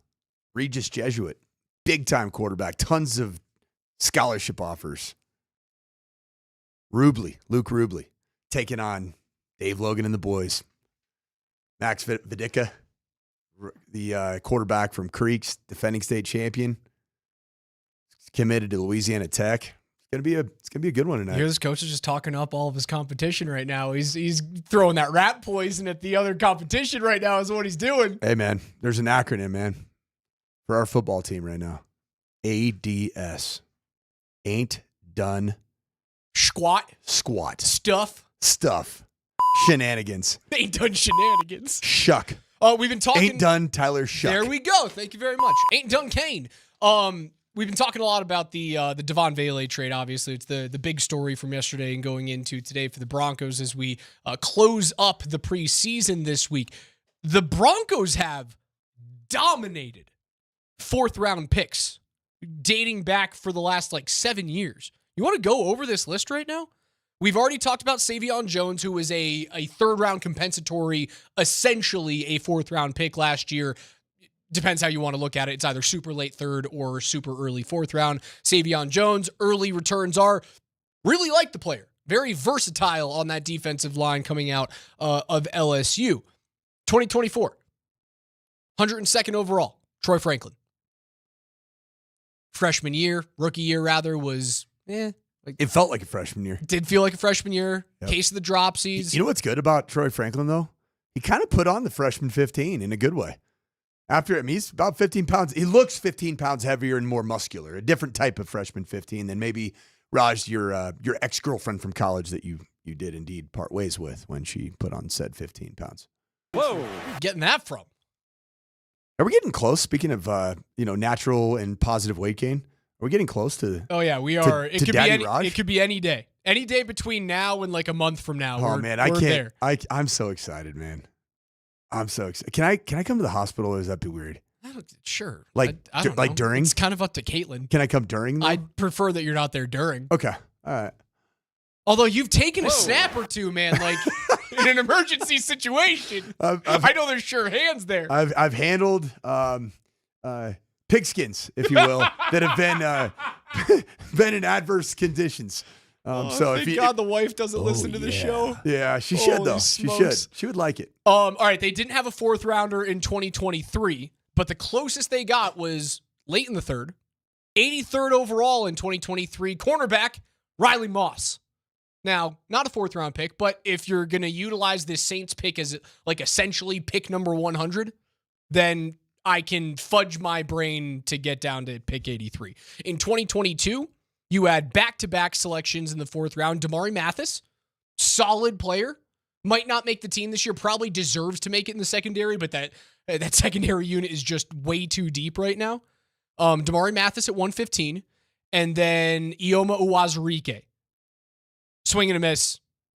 Unfortunately, Iowa State lost a year due to the gambling suspension. Don't know if he'll make the team this year. 2021 was an absolute home run in the late third round. Quinn Miners, pick number 98. Baron Browning, pick number 105. Home run. It's pretty good. Did not miss on those. In 2020, you missed. Not great. Not great at all. McTelvin Ajim at 95. Huh? Who's that? Is he still in the league? Albert Ogwebunam at pick number 118 in the fourth round. Not great. McTelvin Ajim. McTelvin Ajim. Maybe arguably an all-name team guy. You missed there. But Albert O at 118, another swing and a miss. You're just trying to find a way to connect him with Drew Lock and like, hopefully, hey, you guys knew each other in college. Like, that means it'll work. Nope. A nightmare there. 2019, home run pick, 71 in the third round. I can't really fudge that to fourth because that's really, truly middle of the third round. Draymond Jones. Solid third round pick. 2018, you got Josie Jewell and Isaac Yadam, two solid NFL players. Like Isaac Yadam, does he make the Saints this year? If he makes the Saints and he plays as a starter, they probably won't get a compensatory fourth round pick this year. It's not bad. A couple of fourth rounders still in the league from the 2018 draft. They've done pretty darn well. Isaac Yadam, his Wikipedia looks like mine in college football. Yeah, he just bounces all over the place. Broncos, Giants, Packers, Texans, Saints, 49ers, back to Saints, just in a mere, 6 years? Yeah. Bounced all over the place. 2016, late third round, essentially fourth round, Justin Simmons out of Boston College. The franchise has done very, very well. Late third and early fourth. Very, very well. That's the reason why I love this thing, man. Isn't it amazing? George Payton, a couple of years ago, felt like he was inches away from being canned. It felt like Sean Payton was hired in order to fire George Payton. Oh, to dig the grave. Did it not feel that way when he was the Undertaker? The two takes that I've had that have not come even remotely close to fruition with regards to Sean Payton. One, Vance Joseph will be the perfect scapegoat if it ever goes wrong. He's already been fired by the staying franchise as a head coach. Would anybody be that upset? Now you would be, because I think his story has been really a cool story. And he is embraced as really a part of Colorado sports history. He's a buff. He's been he had a renaissance of his career from being fired as a head coach and coming back as a D coordinator and even overcoming a 70-point melee in South Beach. Denver loves a good defensive coordinator. And if you lean into that role, I know he's not as long in the tooth as Wade Phillips was when he came here and starting to feel a little bit that Broncos defense. Starting to feel a little bit that way though. If you dial into that, I'll eventually get another look at head coach. Maybe I want it, maybe I don't. But you kind of dig into that, I'm going to be the best defensive coordinator in the league right now, and I can chill here. Good question. Why the heck would Vance Joseph want to leave? He's going to take another bad job. And eventually get fired again. I mean, it's the hardest thing to get in the position of offensive or defensive coordinator when you're actually responsible for the performance of that unit, which Joe Lombardi here is not responsible ultimately for the unit. He is in name only an offensive coordinator. But the hardest thing to get, man, is to get your personnel right. And when you got it right, you got to savor it because you have an opportunity to build something almost to the extent of the Steel Curtain, the Pittsburgh Steelers, the Buddy Ryan era, the Orange Crush, the no-fly zone. You have those opportunities right in front of you. And if you're Vance Joseph, you're going to continue to get paid handsomely. You're doing just fine. So that thought process went awry. What was the other one? It was that George Payton was going to be the fall guy because he made the Russ deal, air quotes. And it looked like Sean was Game of Throning this situation around the Russell Wilson narratives that's the other Payton's guy. That's not this Payton's guy. But somehow, some way, man, you know what Sean Payton recognized? That dude's pretty good at evaluating talent. That dude can draft. That dude's really good at in the second through seventh round. You know what's so abundantly clear is that when Sean came here, and again, it felt like George Paton was inches away from being canned. Because until they win a Super Bowl, you are shoveling dirt on the corpse that is the Russell Wilson contract. Always. You're trying to find a way to have grass and flowers grow on top of that, so when someone walks by, you don't see the tombstone. You just go, oh, that's a pretty meadow. Oh crap, what's buried underneath it, right? You're always going to do that until you find success. When Sean came in here, it was so very clear that Sean was like, I got the pro personnel. Don't worry about that. I can handle the pro personnel. I got the quarterback too. Right, and that was the other thing. If I have a guy who I want in the draft, I want out of college, I'm going to tell you, and I'm going to get him. There is no conversation. It's my dude.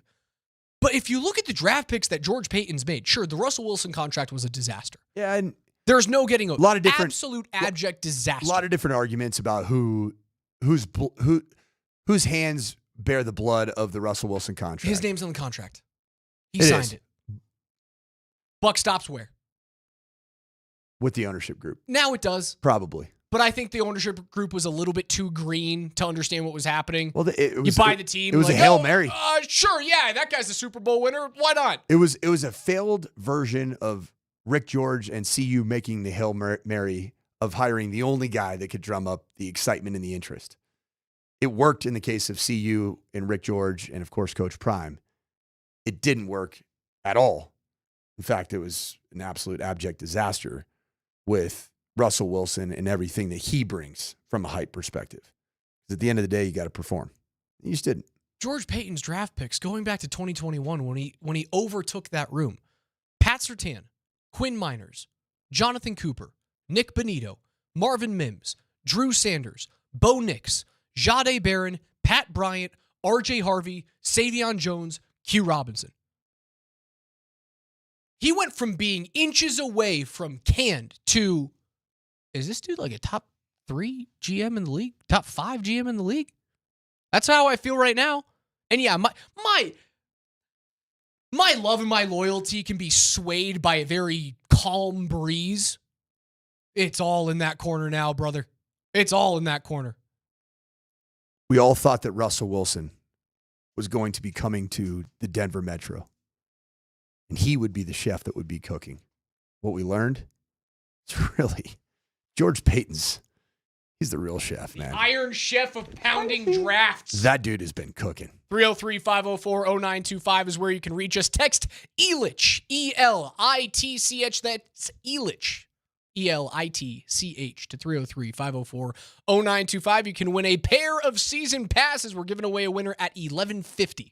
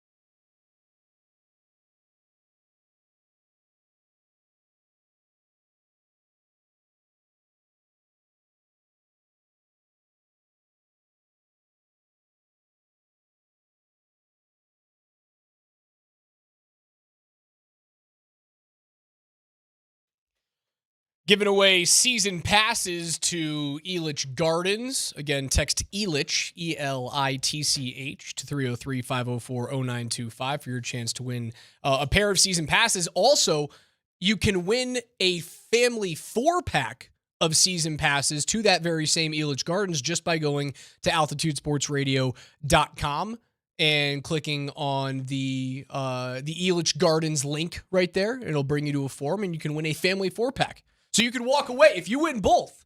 If you do the old parlay here, you can walk away with 6 of them. It's a pretty big deal. That's a haul. You strike me as a guy that's not a big roller coaster guy. No. Yep, I knew it. I don't think you're like afraid of them. Just not for me. Yeah, just not your. It's like I could see you getting off and be like, yeah, it didn't really move the needle for me. The thrill factor doesn't do it for me because they're designed to not kill you. Yeah. So there's not really that like, oh, like I'm in big danger here.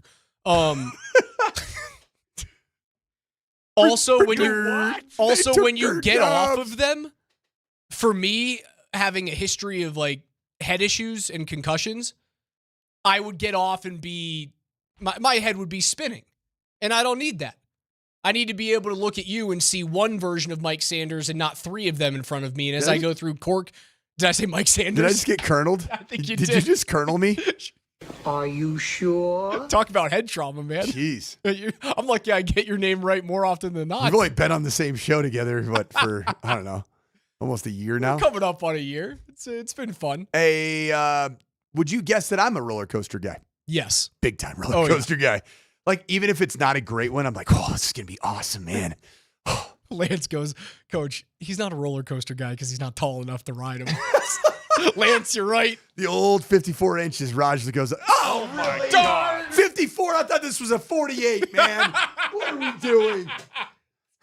Coach, but I can only go on Mr. Toad's bumpy ride. Coach, imagine if Rise were only 67. He would have been, if he had 67 inches, he wouldn't have to worry about it, man. Oh, my God. I'm never going to get you off of that, am I? Well, we'll see, man. ESPN came out with their NFL Enjoyment Index. How fun is your team to watch? And as we all know, the Broncos are a very in vogue selection to be a dark horse team, to maybe make a run at an AFC championship where you finally win the AFC West. You wrestle it away from the Kansas City Chiefs because, well, they've got a dominant defense and a rookie quarterback last year who exceeded expectations and looks as though he doesn't really have the ability to go into a sophomore slump just because he doesn't really make all that many bad decisions with the football. But the question is, are they fun to watch? Because over the last decade, prior to Bo Nix, Broncos games were miserable to watch. Like, you'd fall asleep in the middle of the second quarter and you'd wake up and you go, oh, well, shocker, they're out of the game. They're going to lose again. So you turn it off in the fourth and you move on, much to the chagrin of Vic Lombardi. It wasn't that last year. I won't forget going to my first couple games with, an NFL media scrum, whatever the pass is. It's when you have a seat reserved for you in the press box, whatever that is, press row. So going to my first Bronco game, press row, and it was after the Seahawks had really pretty much controlled the game against the Bo Nix debut, Denver Broncos. And it was just everybody had this feeling against the Steelers.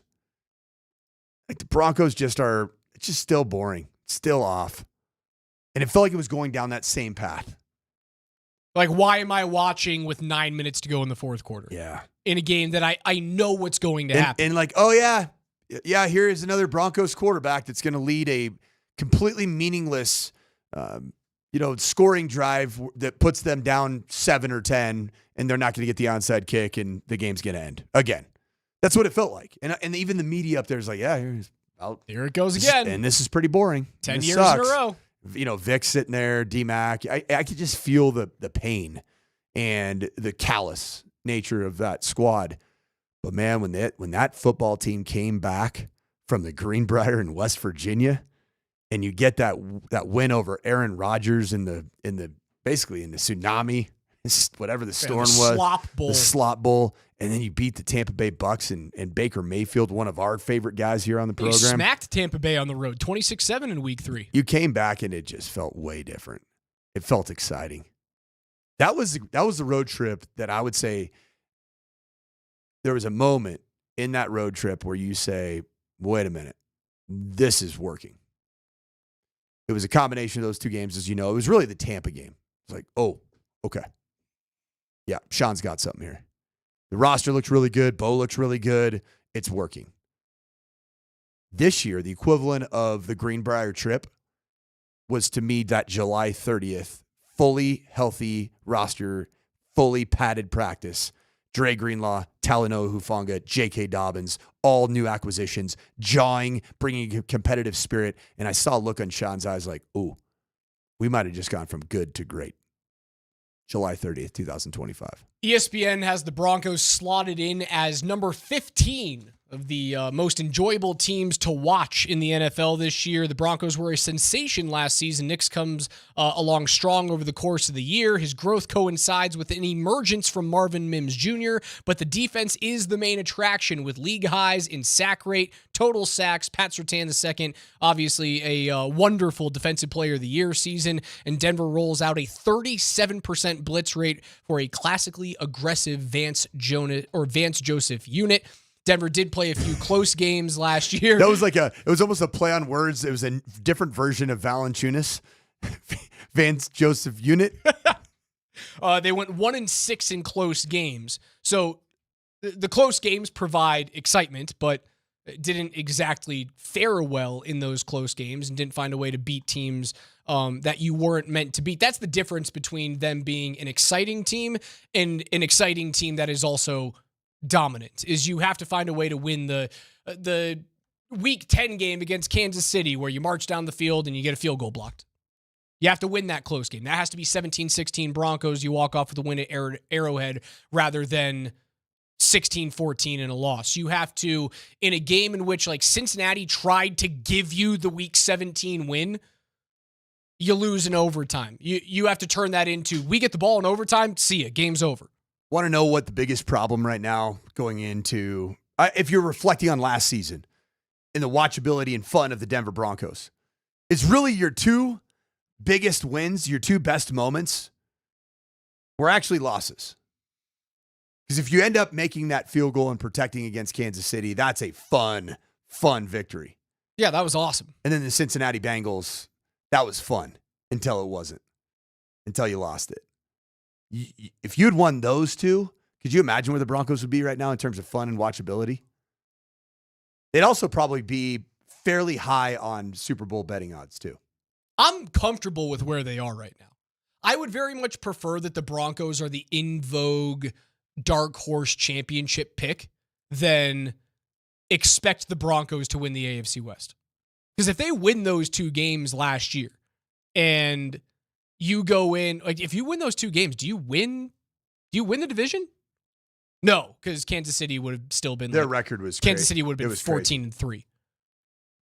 Yeah, you would have been close. You would have been close, but you would not have won the division. And you would have been close enough that even though you get smacked by Buffalo in the first round, the expectation would have been win the AFC West. I still don't think the expectation is win the West this year. The expectation is make the playoffs, win a game. At least those are the mine. expectation is not win the West, but this team can win the West. Without a doubt. This team can win the West. The Raiders are going to be trickier than people think. The Chiefs actually might end up being a team that you can sweep. Gee, it feels so blasphemous to say that. I don't care about it. Screw it. You know what? Has the whole being scared of saying something about the Chiefs, has that really panned out for the Broncos? It hasn't worked. Yeah. They just continue to win. So maybe be a little, overconfident, overzealous. Yeah, brash. Put it out into the universe, man. This is the team that's going to beat the freaking Kansas City Chiefs, Pat Mahomes, Andy Reid, twice in a year. We got our one time in a year. What, 2 of the last 3 years? You've won one? Does last year really count? No. That doesn't really count. It doesn't count. Also, Russ beat the Chiefs, though, didn't he? That's the last legit thing that we get to see from Devaughn Vele. That really cool. Am I right in saying that? Didn't Russell Wilson beat the Chiefs? In 2023? I don't know if they beat Kansas City in 2023. Did they? Yeah, they beat him in week 8. Yeah, that was a good one. Russ did not have a great game. Russ didn't do anything in that game. 24-9 is the final. And Russ threw for 114 yards. He had a couple good red zone but plays. 3 touchdowns. Yeah, his red zone, that was a Sutton game. Mahomes threw 2 picks. That's the reason why you win that game. What was and you forced 3 fumbles that game. Oh, that's right. How many? Mahomes had 3 turnovers in that game. Yikes. Justin Simmons had a pick. Jaquan McMillan had a pick. Yeah, that's how you win those things without throwing for a billion yards. 12 of 19, 114 yards, 3 touchdowns. Those were the Russell Wilson numbers on week 8.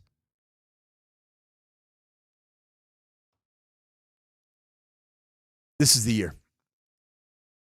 You sweep the Chiefs, you split with the Chargers, you split with the Raiders, and you win the division. That is a division win. I still don't think you're sweeping the Chiefs. Dude, you're not going to Kansas City on Christmas and beating them. I wonder what the parlay would pay out if there's just, I don't know if you can do that, but sweep of the Chiefs plus split with the Chargers plus split with the Raiders and win the division. You do know that Christmas night on the road in Kansas City on a short week. I hate that. You have 4 days of rest in between play. I know it's Jacksonville, but in between playing Jacksonville on Sunday afternoon, the 21st, and then having to go to Arrowhead. I'm very confident in this team's ability to beat Kansas City in Week 11. Very confident. Defense travels, Raj. Defense Short travels. weeks are not historically great for the Broncos in KC. They have a way greater chance of sweeping both. Casey's getting old. Both Vegas and the Chargers than they do of sweeping Kansas City. 2 of your best 3 players for the Chiefs are on the clear-cut downhill trajectory of their careers, and Chris Jones and Travis Kelce. And I would say that just based off the last evidence that I have of Patty Mahomes in the Super Bowl, didn't like what I saw. You don't like what you saw out of a quarterback who, in a bad year, won 15 football games and got to a Super Bowl again. Raj, you're only as good as your last game. Again. You're only as good as your last game. He was cheeks in that Super Bowl. Patrick Mahomes, washed. He's washed. 21 of 32. I'm putting it into the universe, man. 257 yards, 3 touchdowns. Yes, he threw 2 picks. If nobody else is going to put it in the universe because they're afraid of the witch. I'm not afraid of the dadgum witch, Raj. I'm done with it. Is this week 0 overconfidence coming into you right now? Is that what's happening? No. I'm sick and tired of everybody just assuming that Patrick Mahomes does indeed have some type of voodoo magic in his fingertips. He doesn't. We did this for so many years with Tom Brady. So many years, and it never went away. It never went away. This isn't me speaking from fear. It's me speaking from experience. We all saw this with Brady. We always said, eventually it's going to go the other way. You know what it did, eventually, those 2 Super Bowl losses to Manning and the Giants, clearly you're only as good as your last football game. Though? And then he continued to win 3 more rings. You want to know what's great is that Bo Nix is going to be the Eli Manning to Patrick Mahomes, as if Eli Manning was to Tom Brady. Both Southerners, one from Alabama, other one from Mississippi. New Orleans, Louisiana, just a couple good Southern ball players that love taking down giants. It's going to happen. And neither quarterback won anything of significance in their college careers. Neither one of them. I hope I am so wrong, and I hope you are so right. KJ's NFL notes are coming up on the other side. Again, text ELITCH, ELITCH, to 303-504-0925 for a chance to win a pair of season passes to Elitch Gardens. You can get into Halloween and the holiday events that are out there as well, so make sure you guys don't miss out on that. We will give away those passes coming up at 11:50.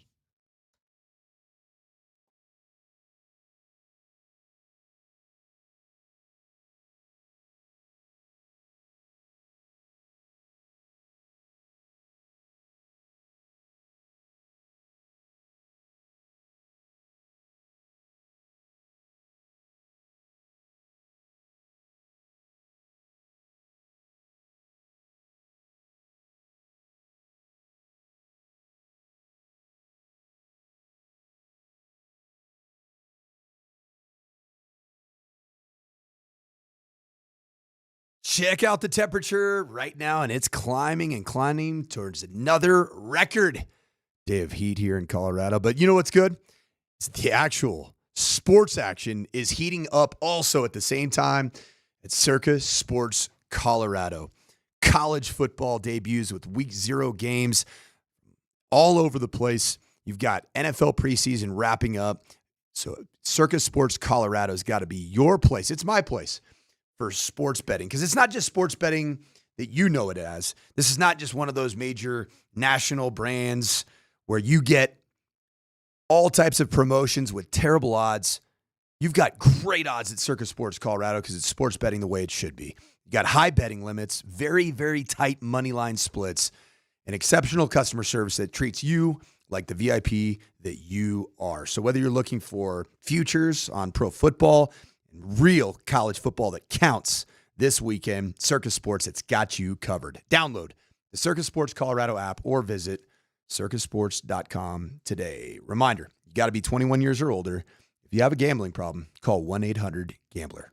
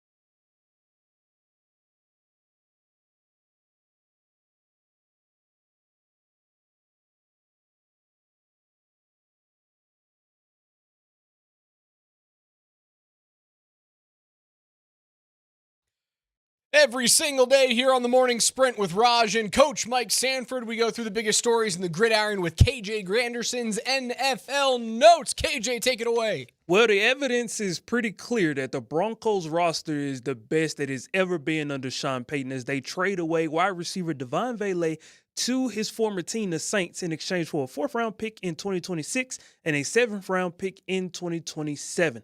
This is great value, seeing that obviously Devaughn Vele was selected in the 7th round. But 9 News Broncos insider Mike Clich dropped his projected 53-man roster, and he has 5 wide receivers as of now, 4 running backs, and the 2 other running backs that he has is Tyler Bidet and Jaleel McLaughlin, and only 2 quarterbacks. But the Broncos do keep Uwazurike and Jonah Jackson on the D-line. So with all of the moving parts that's going on and with the Broncos kind of thinking this is what's best for their wide receiver room, do we expect this to stand pat now that Vele has been sent to New Orleans? Jordan Jackson's been a player in the D-line room that I've been really excited about. Savion Jones is going to make this roster. Gives you flexibility. It knows 3 technique, potentially even a 4-4-eye. So it gives you that. I would say that not quite there yet, so I don't want to put the crown on him, but that Zach Allen defensive line joker flexibility out of Savion Jones.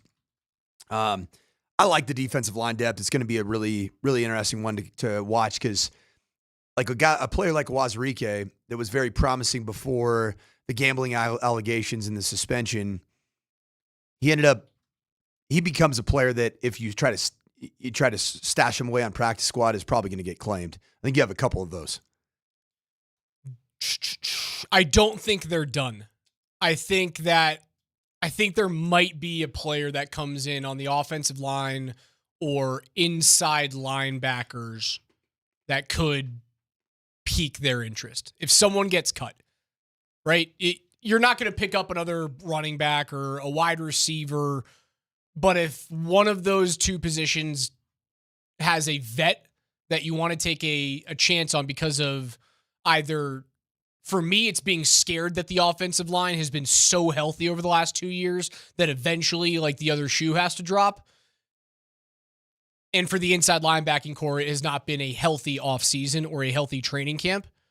I would look at those 2. So for those reasons, I say no, they're not done. But they're done making trades. The Jaleel McLaughlin possibility might exist. I don't think it's going to happen. But if someone says, here's a 5th for Jaleel, I say yes. Would you take a 6 for Jaleel? No. I might. No. I might. I think he's more valuable right now than what a 6th rounder could get you. But it's great business, great return on investment. He was an undrafted free agent.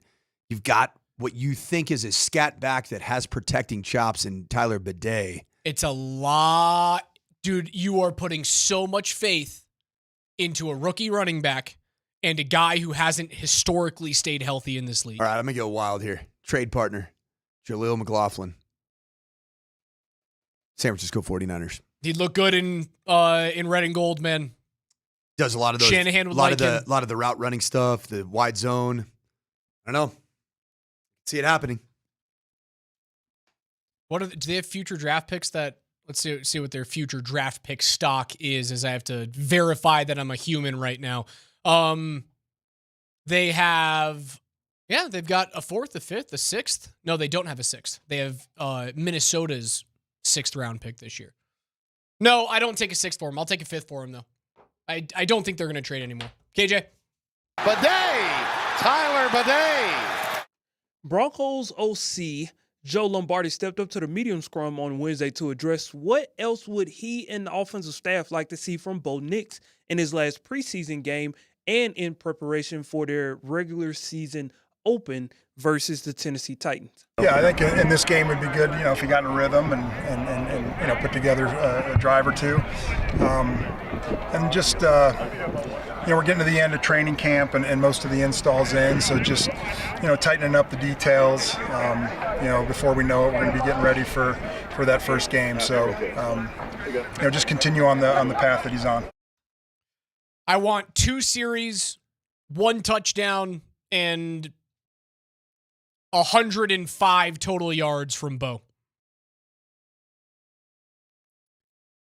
I don't really want to see him play. Oh. Do you think what you saw at joint practice was enough? Was. All right. I'm okay with that. You can convince me that you don't need to see him again. I think Bo's confidence is back to where it needs to be after that joint practice. I think he was already very firmly in control where this team and this offense is his offense. That's a craptastic roster over there in New Orleans, man. I don't even really want my guy out there with that awful roster. Also, speaking of craptastic rosters. I stole that word from you, by the way. Isn't week 1 kind of a preseason game? Like, if Bo's still knocking off a little bit of rust in the first 2 quarters at home against Cam Ward and the Titans. You're like, yeah, it's okay. It's going to be just fine. Yeah. As long as the offense and Bo is ready to go week 2 at Danny Dimes and Lucas Oil Stadium in Indianapolis, I'm okay. Week 1's kind of a preseason game. Things would have to go catastrophically wrong in week 1 for you to lose that game. And he's not going to do anything catastrophically wrong. Okay, so was there any real clarity of what the starter's role is going to be in game 3 here? It feels like you're going to get a couple of... One or two. If you score in the first series, I bet you shut down. That's okay. I'm cool with that. I love that. That's ideal for you. I love that. I either want nothing or one series. But it has to be good. What if it's one series and it's 3 and out and it looks like crap? Kind of like the Niners game. What we said, it would extend the need for the preseason for the starters offensively. I'll pose it to you this way because you don't want Bo playing in that game. You don't need to see him. You saw enough against Arizona in the joint practice. You either don't play him or they get 2 drives and the first drive is crap. You go 3 and out, you punt, maybe he gets hit. But the second drive, they go 75 yards, march down and get a touchdown. What are you taking? Either he doesn't play or they need 2 series and one of them looks terrible and he gets hit, but he has success on the second. I like the second option there. I know it sounds crazy because I just said I don't want him to play. I'm just here to give you options. That scenario you just painted is like the ultimate coach. Like, that's what a coach looks for is response, man. Didn't go the way you wanted in that first drive. Response in the second drive. We're ready for the season. What I don't want is to chase that second drive. You don't have a great first drive, and then you chase the second drive, and then you chase a third drive, and now you're leaving Bo Nix unnecessarily exposed to something bad that could happen. Or he starts talking like Austin Gomber. Jeez. So Austin Gomber was just hanging out. He was in the dugout, and he'd been waived. Is that true? Is this true? No, he hadn't been waived yet. But it was already the news was coming down. It was on its way. He had not been when he sounded like this. You know, like I said, it just doesn't. And I don't really have a lot of like belief in what I'm doing, so just kind of like searching, as we go. So it's a tough place to be, out there trying to, figure out what's going to work on the fly. But that's just kind of what I have right now. So, we're trying to find something to like grab onto and go with. But right now I'm just struggling to find that. When Gomber sounded like that, he had not yet been waived. That was after his start against LA. I read DMac's tweet last night that there was at least Twitter news that Austin Gomber had been waived while the game was still going on and he was in the dugout. That's crazy. It kind of happens a lot in Major League Baseball that guys like get traded because you have such a deep roster that guys aren't actively on the field. It does happen. So you hear Austin Gomber right there. This is a big debate with toxic masculinity. Rockies on NFL Notes. I did this to us, by the way. It's okay. Real quick. Is his interview there and the honesty, transparency, emotions that he showed, is that a good thing or a bad thing to you, Raj? I think it's a bad thing, but I loved the conversation that PhD had yesterday and mainly the words that Tyler spoke into the microphone about like his own personal struggles when he was, getting berated by McDaniels and wasn't playing well, and then he had to go to Seattle and have a coach believe in him, and then comes back here. You have to have the right situation. I'm not a former professional athlete, so I can't speak to that struggle like Tyler can. And Tyler was nearly out of the league and then came back and won a Super Bowl. So who am I to say that Austin Gomber shouldn't be speaking like that? Me as, John Q armchair sitter, I say it sounds soft and I don't want that on my team. But then Tyler gives me the clip that he had yesterday, and he's like, yeah, sometimes you need to have that look in the mirror, and then someone needs to believe in you. Yeah. Now the Rockies don't believe in Gomber. I actually loved that soundbite from Austin Gomber. In just the world of not telling the truth about what's going on in front of the media, in front of coaches, in front of family members, transparency, honesty sometimes is exactly what the doctor ordered. Because now I could say, okay, this Rockies team, who, by the way, beat the Dodgers, 2 of 3 now? Or did they go 2 of 4 against the Dodgers? They have, I think they need to win today. To win the series against the Dodgers 3-1? Holy smokes. But that's the Gomber press conference puts a ribbon around the reality of what a Rockies baseball player or a starting pitcher is going through. And I agree. Hey, on the bright side, Austin Gomber doesn't have to face Paul Skeens on Sunday. That is a good thing. Can we go from Austin Gomber sounding scared to my former neighbor in Boise, Idaho, Kellen Moore, sounding probably scared? What's next, KJ? Tyler Bidet. You know what? That is a great transition, coach. It's like you've been doing radio forever, or whatever the case may be. He did step up to the podium. I did this to us. I admit that. I needed a transition. I put us down the Rockies path on NFL Notes. It's all good. It's all good. We'll get back on track right here. Saints head coach Kellen Moore did step up to the podium yesterday, and he responded to several questions in a row during his media session that tell us one thing. The matchup versus Denver this weekend means close to nothing almost in regards to figuring out who exactly is his starting quarterback. Is this kind of how you imagined it would be coming down to the wire, or did you think someone would have? Again, I think our whole goal at the beginning was not to put a timeline on this thing. When it's ready, and we go. And so, we got patience on our side, and we'll be just fine. Do you have to know by next week? I think, again, I think as next week shifts into the regular season, obviously we got to have a little bit more of a focus towards Arizona. That'll be starting to shift the objectives. But, we'll see where we're at. Tell us, I guess I tried to ask this yesterday. Corbin, what's the benefit? what's the benefit of naming them? Just so you guys quit asking me questions, I guess.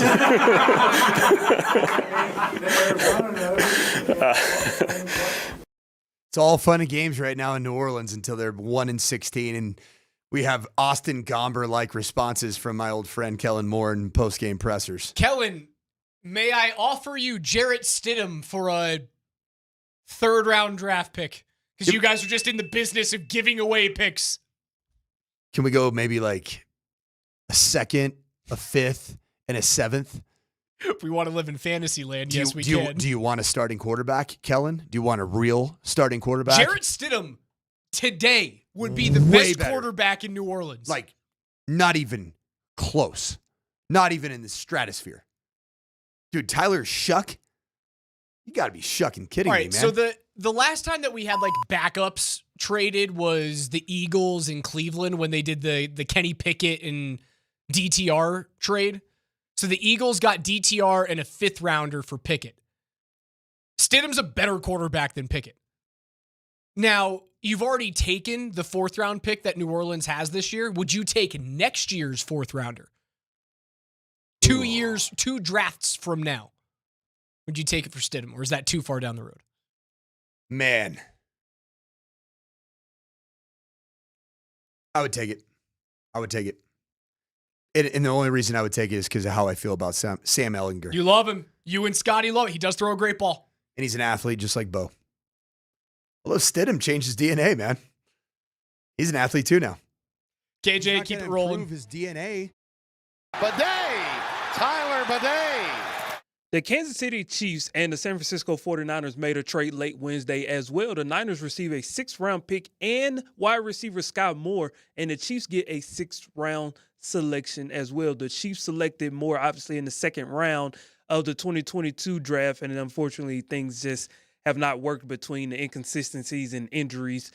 Not to mention the 49ers thought that this was manna from heaven because wide receiver Demarcus Robinson was a confirmed 3-game suspension by the NFL yesterday. And the wide receiver that they just brought in less than 48 hours ago to replace some of the injuries, wide receiver Russell Gage, went down in practice yesterday as well. Could Sky Moore have a Deebo Samuel level impact in Kyle Shanahan's offensive scheme? No. What made Deebo Samuel unique and different is his thickness, his backside, his pedunkadunk, his posterior chain. His ability to be speedy, agile, but also difficult to take down. Correct, because you can't do all those things. Sky Moore, I don't even know what he's listed at. 5'10", 190. Yeah, I mean, that's Deebo's thing near a 220-pound unit with a yacht. Yeah, Deebo's I think he's listed at 6 foot 215. I would assume he carries more weight than 215. Yeah. Just seeing what he looks like in camp in Washington. Think about that. The Chiefs just flipped a guy who they selected in the 2nd round of the draft for a 6th rounder. And the Broncos just flipped a guy who they selected in the 7th round for both a 7th and a 4th. Value, you win. Good on you, Sean. Good on you, George. Well done.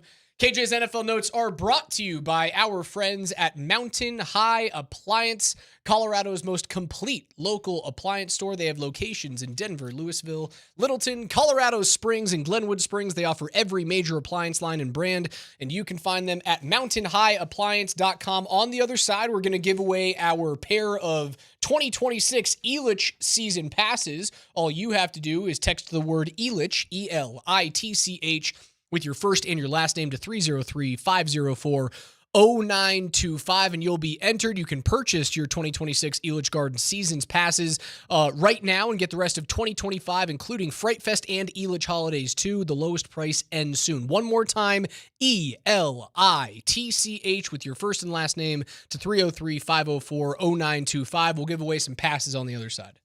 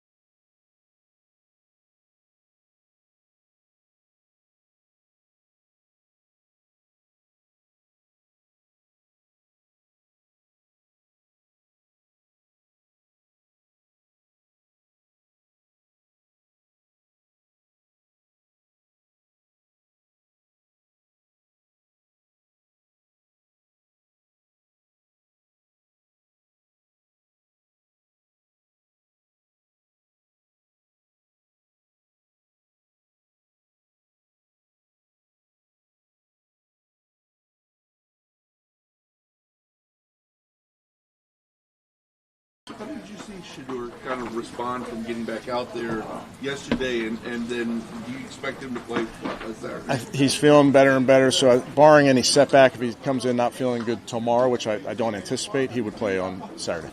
How about Dylan? Do you anticipate Dylan playing in this game? Yes.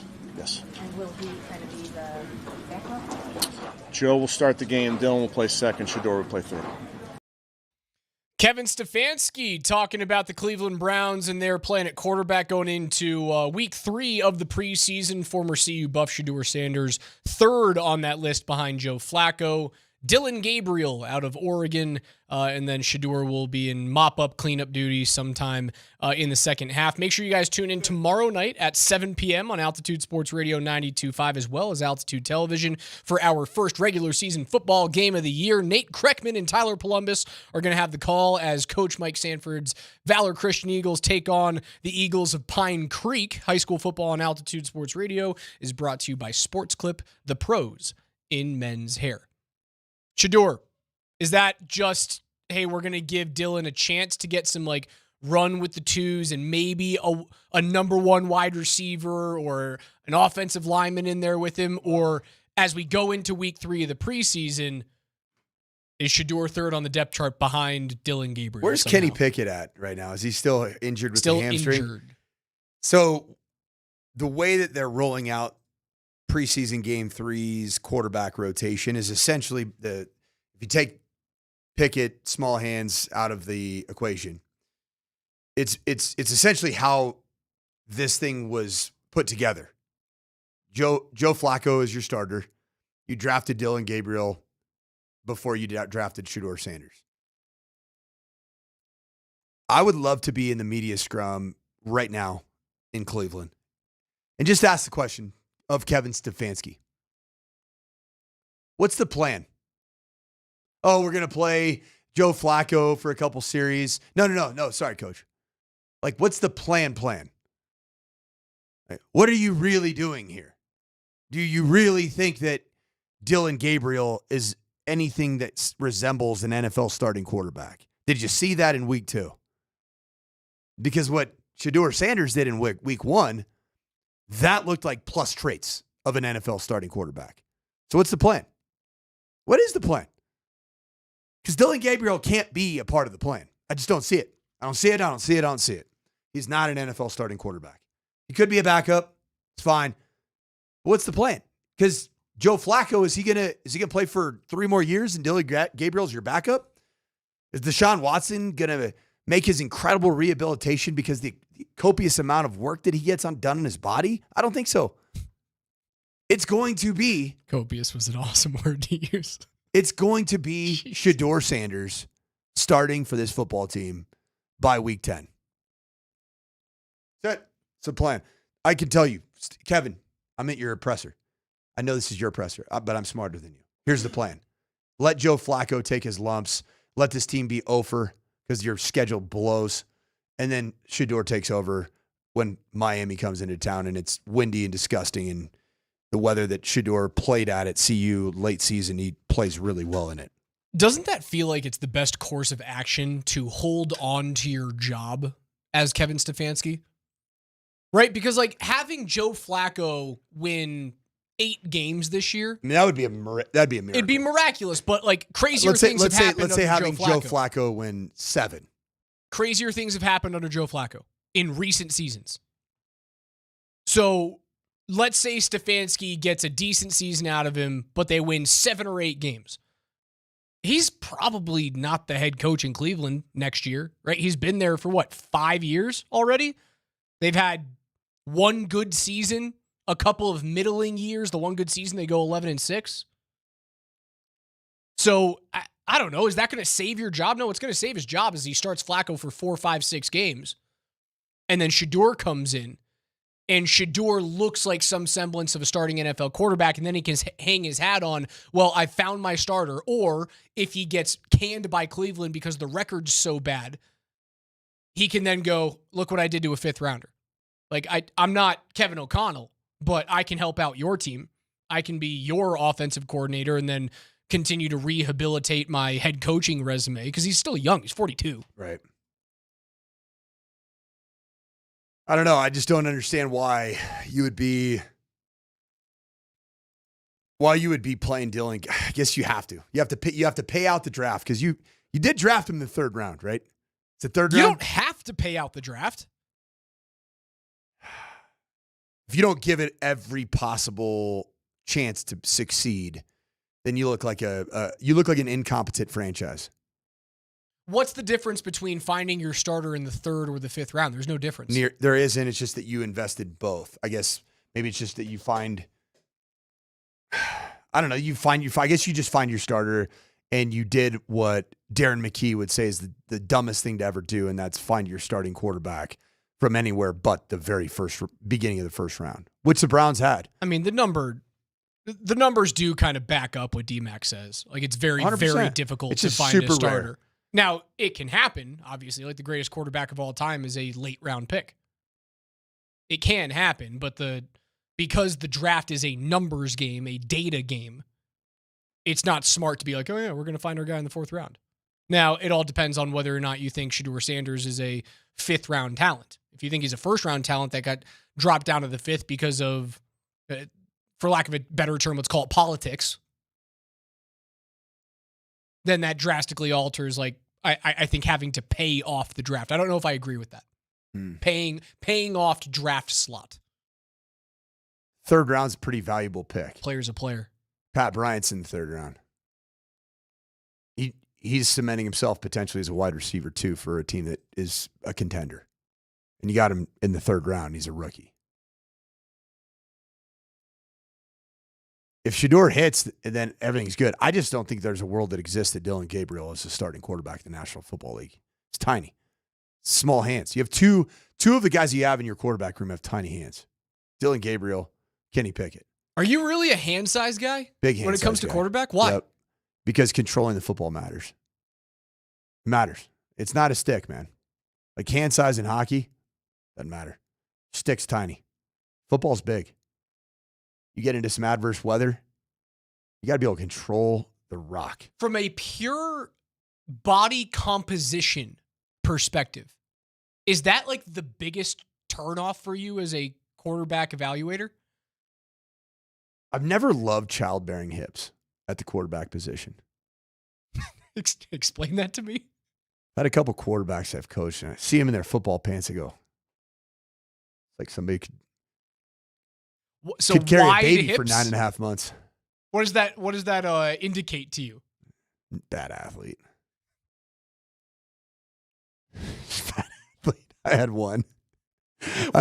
Small hands and wide hips. Yeah. Narrow shoulders, too. Okay, I can see that. Shoulders. A broad-shouldered quarterback is one that you would want to have. I also despise, like, doughboy chins. Like, you know, like when people have that, like the, you know, their neckline and their jawline just doesn't look like Mac Jones was a little doughy. He's a little doughy. Mm-hmm. I don't love fleshy. Fleshy's not my favorite at the quarterback position. It's okay to have a little bit of extra padding. Just don't be fleshy and doughy with childbearing hips and small hands. This makes me so happy. What else can I say? You bring me through your proper aesthetic build of a quarterback. Cankles scare me. Not a big cankles guy. Scares me just with regards to athleticism and change of direction. Oh, you know what else I hate? I hate fat knees. Like you look up at somebody, gosh, that kid's got fat knees. How can you help that? Well, that's the whole point. You're trying to find the best of the best, man. Can't play with fat knees. Oh, it's time to give away a pair of passes to Elitch Gardens. Congratulations to our winner. I'm sure you don't have ashy elbows or fat knees. Simon May, congratulations. You're our big winner. Grab your 2026 Elitch Gardens season passes right now and get the rest of 2025, including Fright Fest and Elitch Holidays too. The lowest price ends soon. This person, again, Simon May, won't have to purchase anything because you just won 2 season passes. If you weren't our winner, good news. PhD has another pair going out, and you can try and win a family 4-pack of season passes just by going to altitudesportsradio.com. As we take, is that Jared Lorenzen? Yeah, that I'm taking R.I.P. a peek at? I'm not going to say anything about Jared Lorenzen. It's a sad story.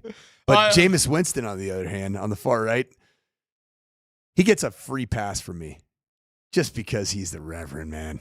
He is the Rev, and he brings the good word. Coach is just at all times describing his quarterback Tinder profile today. That's going to do it for us. For Coach Mike Sanford and for KJ Granderson behind the glass, I'm Alex Ryan, ME. PhD is coming up next. Can't wait to talk to you guys tomorrow on a Football Friday. It's here. Don't peek too soon, man. Got to get a good night's sleep. PhD is coming up next.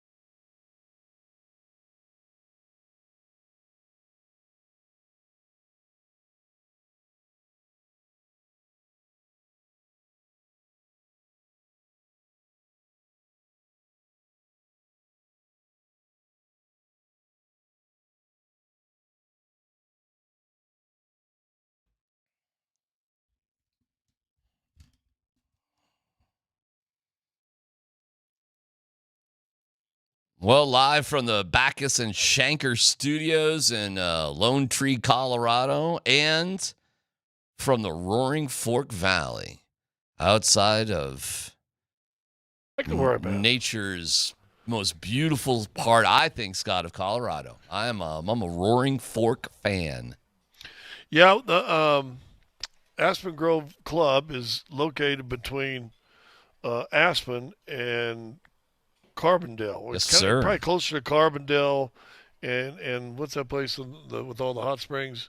Glenwood Springs. It's about 10, 15, 20 minutes away from Glenwood Springs. Tough life, So man. I think the mailing address might be Carbondale, but yeah, I think Aspen's another 20, 25 minutes, 30 minutes away. Well, I tell you what, if you want to go down that But it road, is a Roaring Fork. you We go- got the river runs right through the course. Oh, it's gorgeous, man. And you go down that little road, you get in the small little town of Marble, and you can get to a little ghost town named, I think it's Gypsum or Crystal. Little ghost town named Crystal. And it is like, whoa. Everybody's got a ghost of a crystal. So, man, it's such a spectacular area. I hope you're cool there, man, because it is, man, what do we got, 100 degrees or something right now? No, you're nuts. It's not 100 degrees. Where are we at? 89. I think 89? Oh, I thought it was going to be warmer than that. You're I crazy. think it was supposed to be 89, 91 here. Whoa. Wow, that's real hot. Oh, that ain't a break. Yeah, it is smoking out there. All right. In the sunshine, but I'm sitting on the veranda of their clubhouse, the restaurant. Looks beautiful.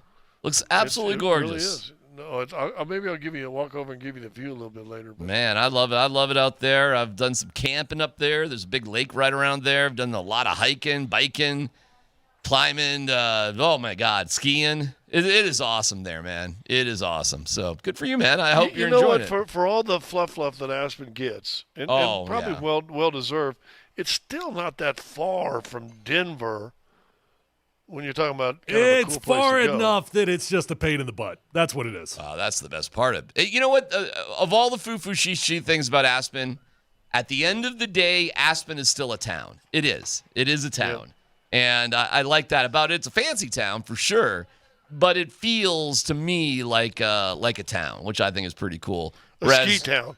A ski town with Armani.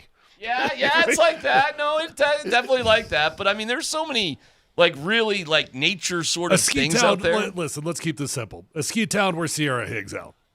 Does Sierra like Aspen? Is she in Aspen? I'm sure she does. I think Vale, which I do love too for its own reasons, but that's like a rest stop. And to me, Beaver Creek is a little manufactured. Beautiful still, nevertheless. But, to me, Aspen and that area, Carbondale and all that stuff, I think it's gorgeous, Scott. Well, we used to vacation for about a week in Vale every year, and there's about 50 golf courses around there that you can always drive to and play a different course. And then all the ski runs, you can bike up or hike up. Absolutely. Those ski runs. I remember I had my son, was probably 2, and you do the switchbacks to get down from the top. I think we took a ski lift up the top and we walked back down.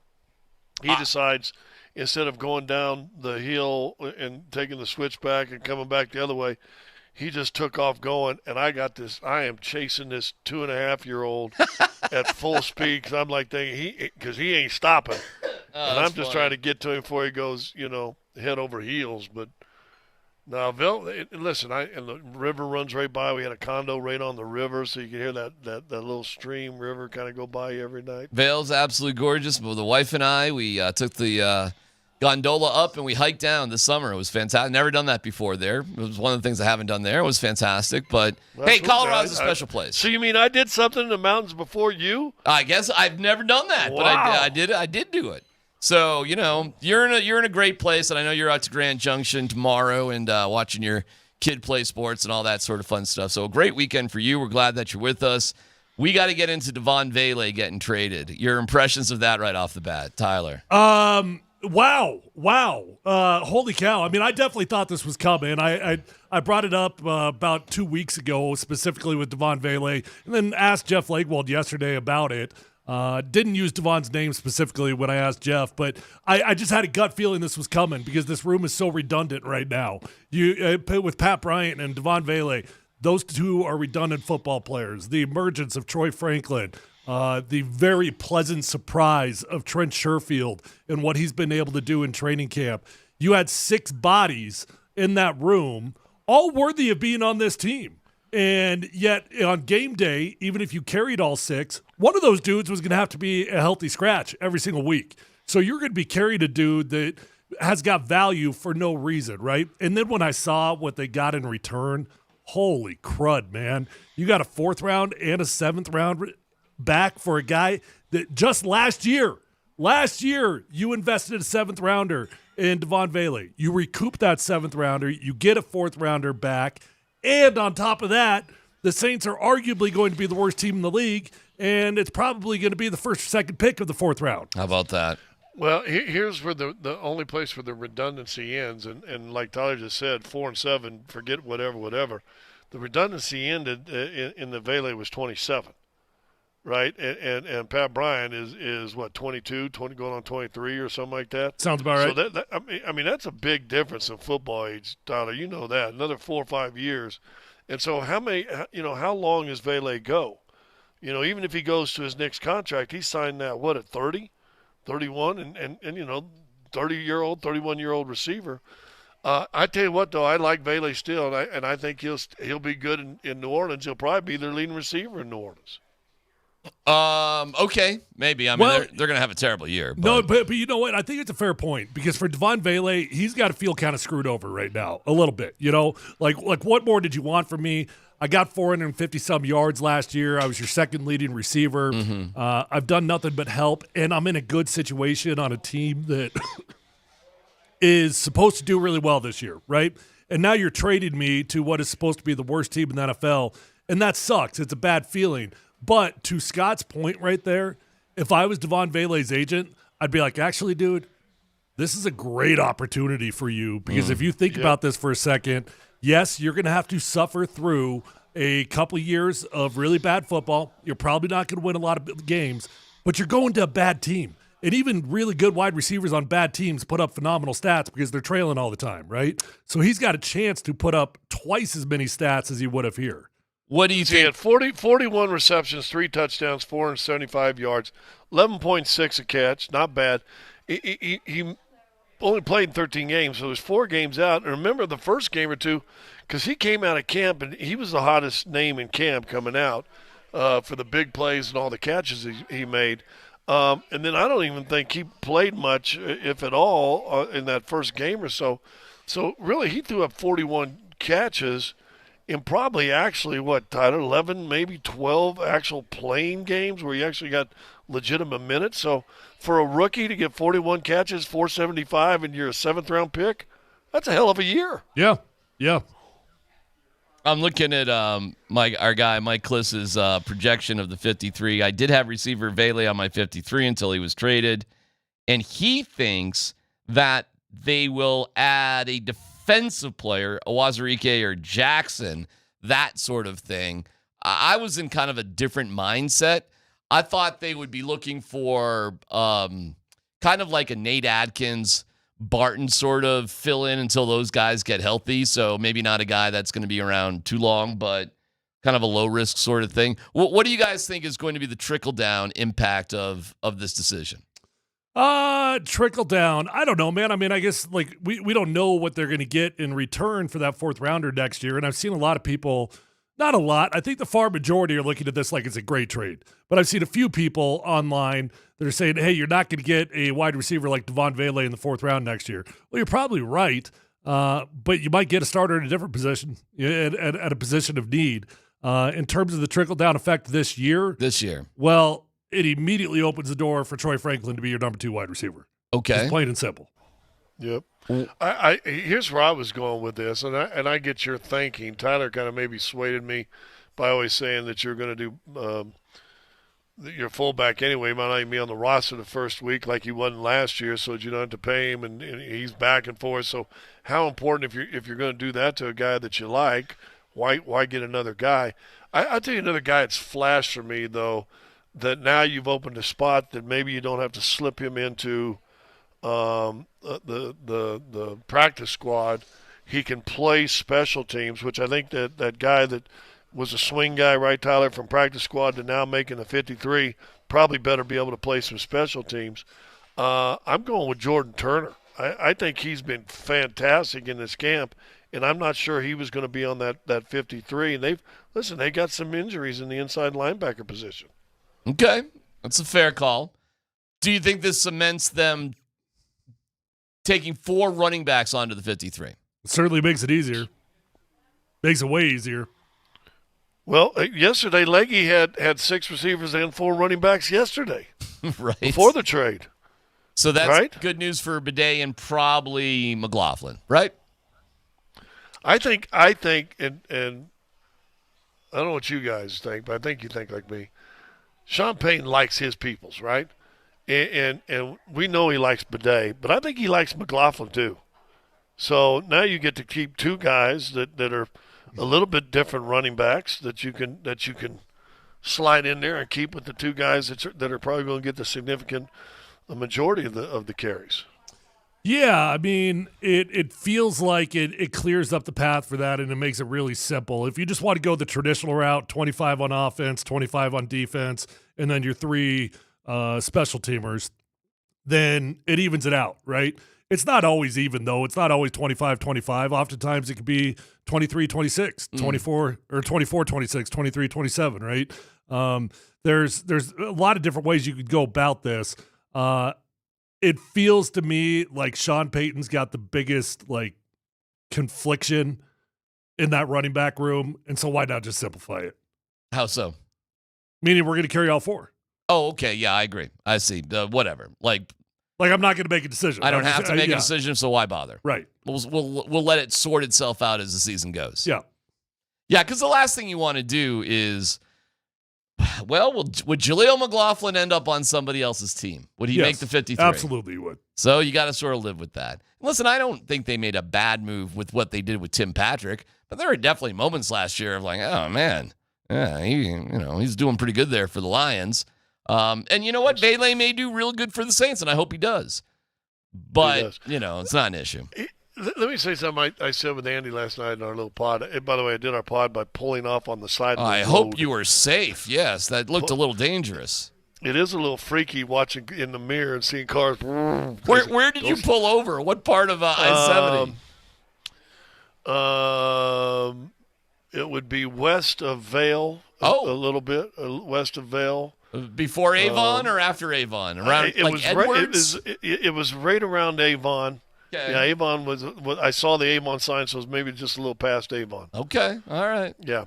So, but here's what I said here, and here's what we always get caught up in. We've been doing football talk, and I told him it was always kind of fun, probably not for the players, but you guys remember the days when they carried 85 in practice, and then 10 days in, you'd cut down to 73, and then another 7 days, you'd have to cut down to 63, and then finally, after the last game, between that Sunday and the following Tuesday, you're down to 53, right?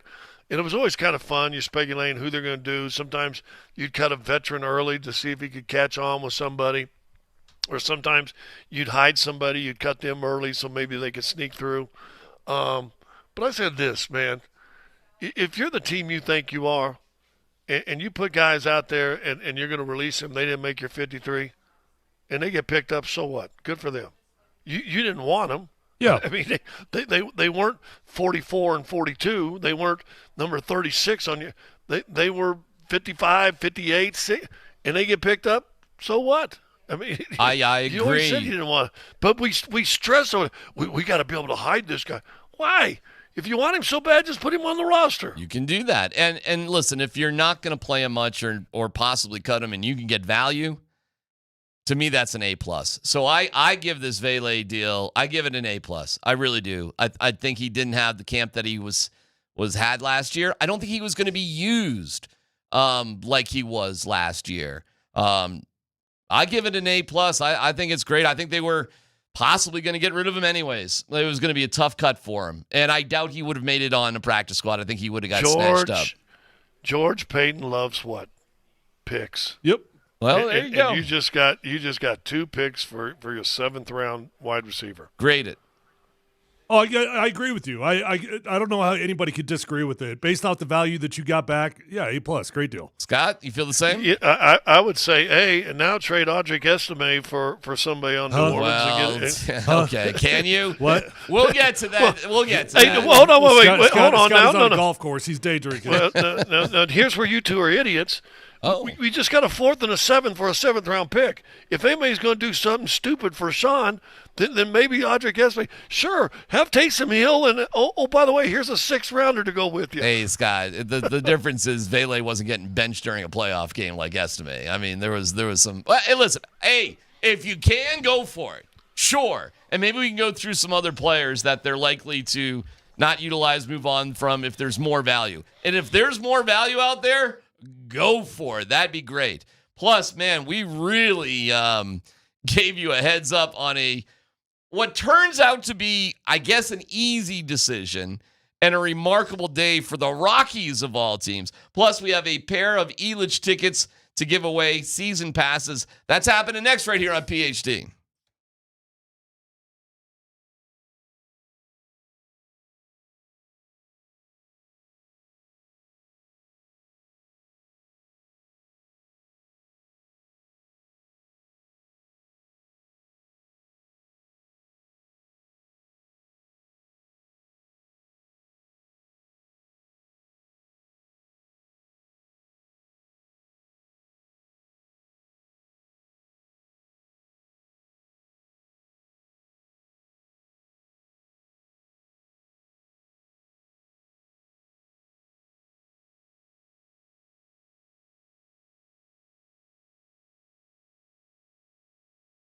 All right, guys and gals, you're out there in the market for a new vehicle. Do yourself a favor. Go to the best dealership in Colorado with the best prices, the best inventory, and the best customer service. It's my friends over at Phil Long Ford. If relationships matter to you, go to Phil Long Ford because they matter to me, and that's why I've been buying cars there since my rookie year. I keep going back because they always treat me right. They get me in, they get me out, they get me the car of my dreams at the best price possible. Same thing's going to happen to you. With over 8,000 cars, trucks, vans, SUVs, electric vehicles, even commercial fleet vehicles on their lot right this minute, you're going to find the vehicle of your dreams. It doesn't matter if you're looking for new, whether you're looking for pre-owned. The vehicle that you want's already on the lot at Phil Long Ford, so no reason to drive all over the state of Colorado. Just go to Phil Long Ford. They've got an award-winning service department, so remember to keep that new vehicle serviced at Phil Long, and you're going to have a beautiful ride for a very long time. Let them know that your friend Tyler sent you on over, and feel free to shop at phillongford.com.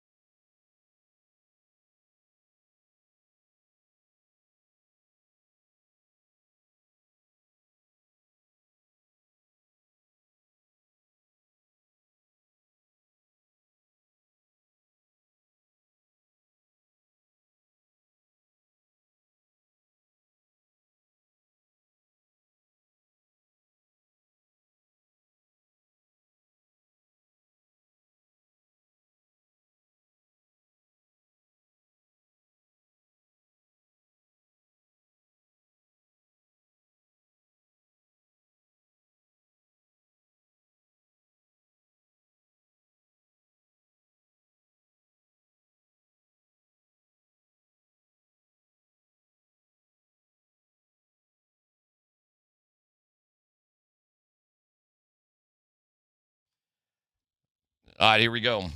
We're giving away a pair of 2026 Elitch Gardens passes, season passes right now. Text Elitch. Does everybody know how to spell Elitch? Elitch. It's actually L-itch. Like commonly mistake for Elitch is. the itch. Yeah, that's right. Elitch. E-L-I-T-C-H.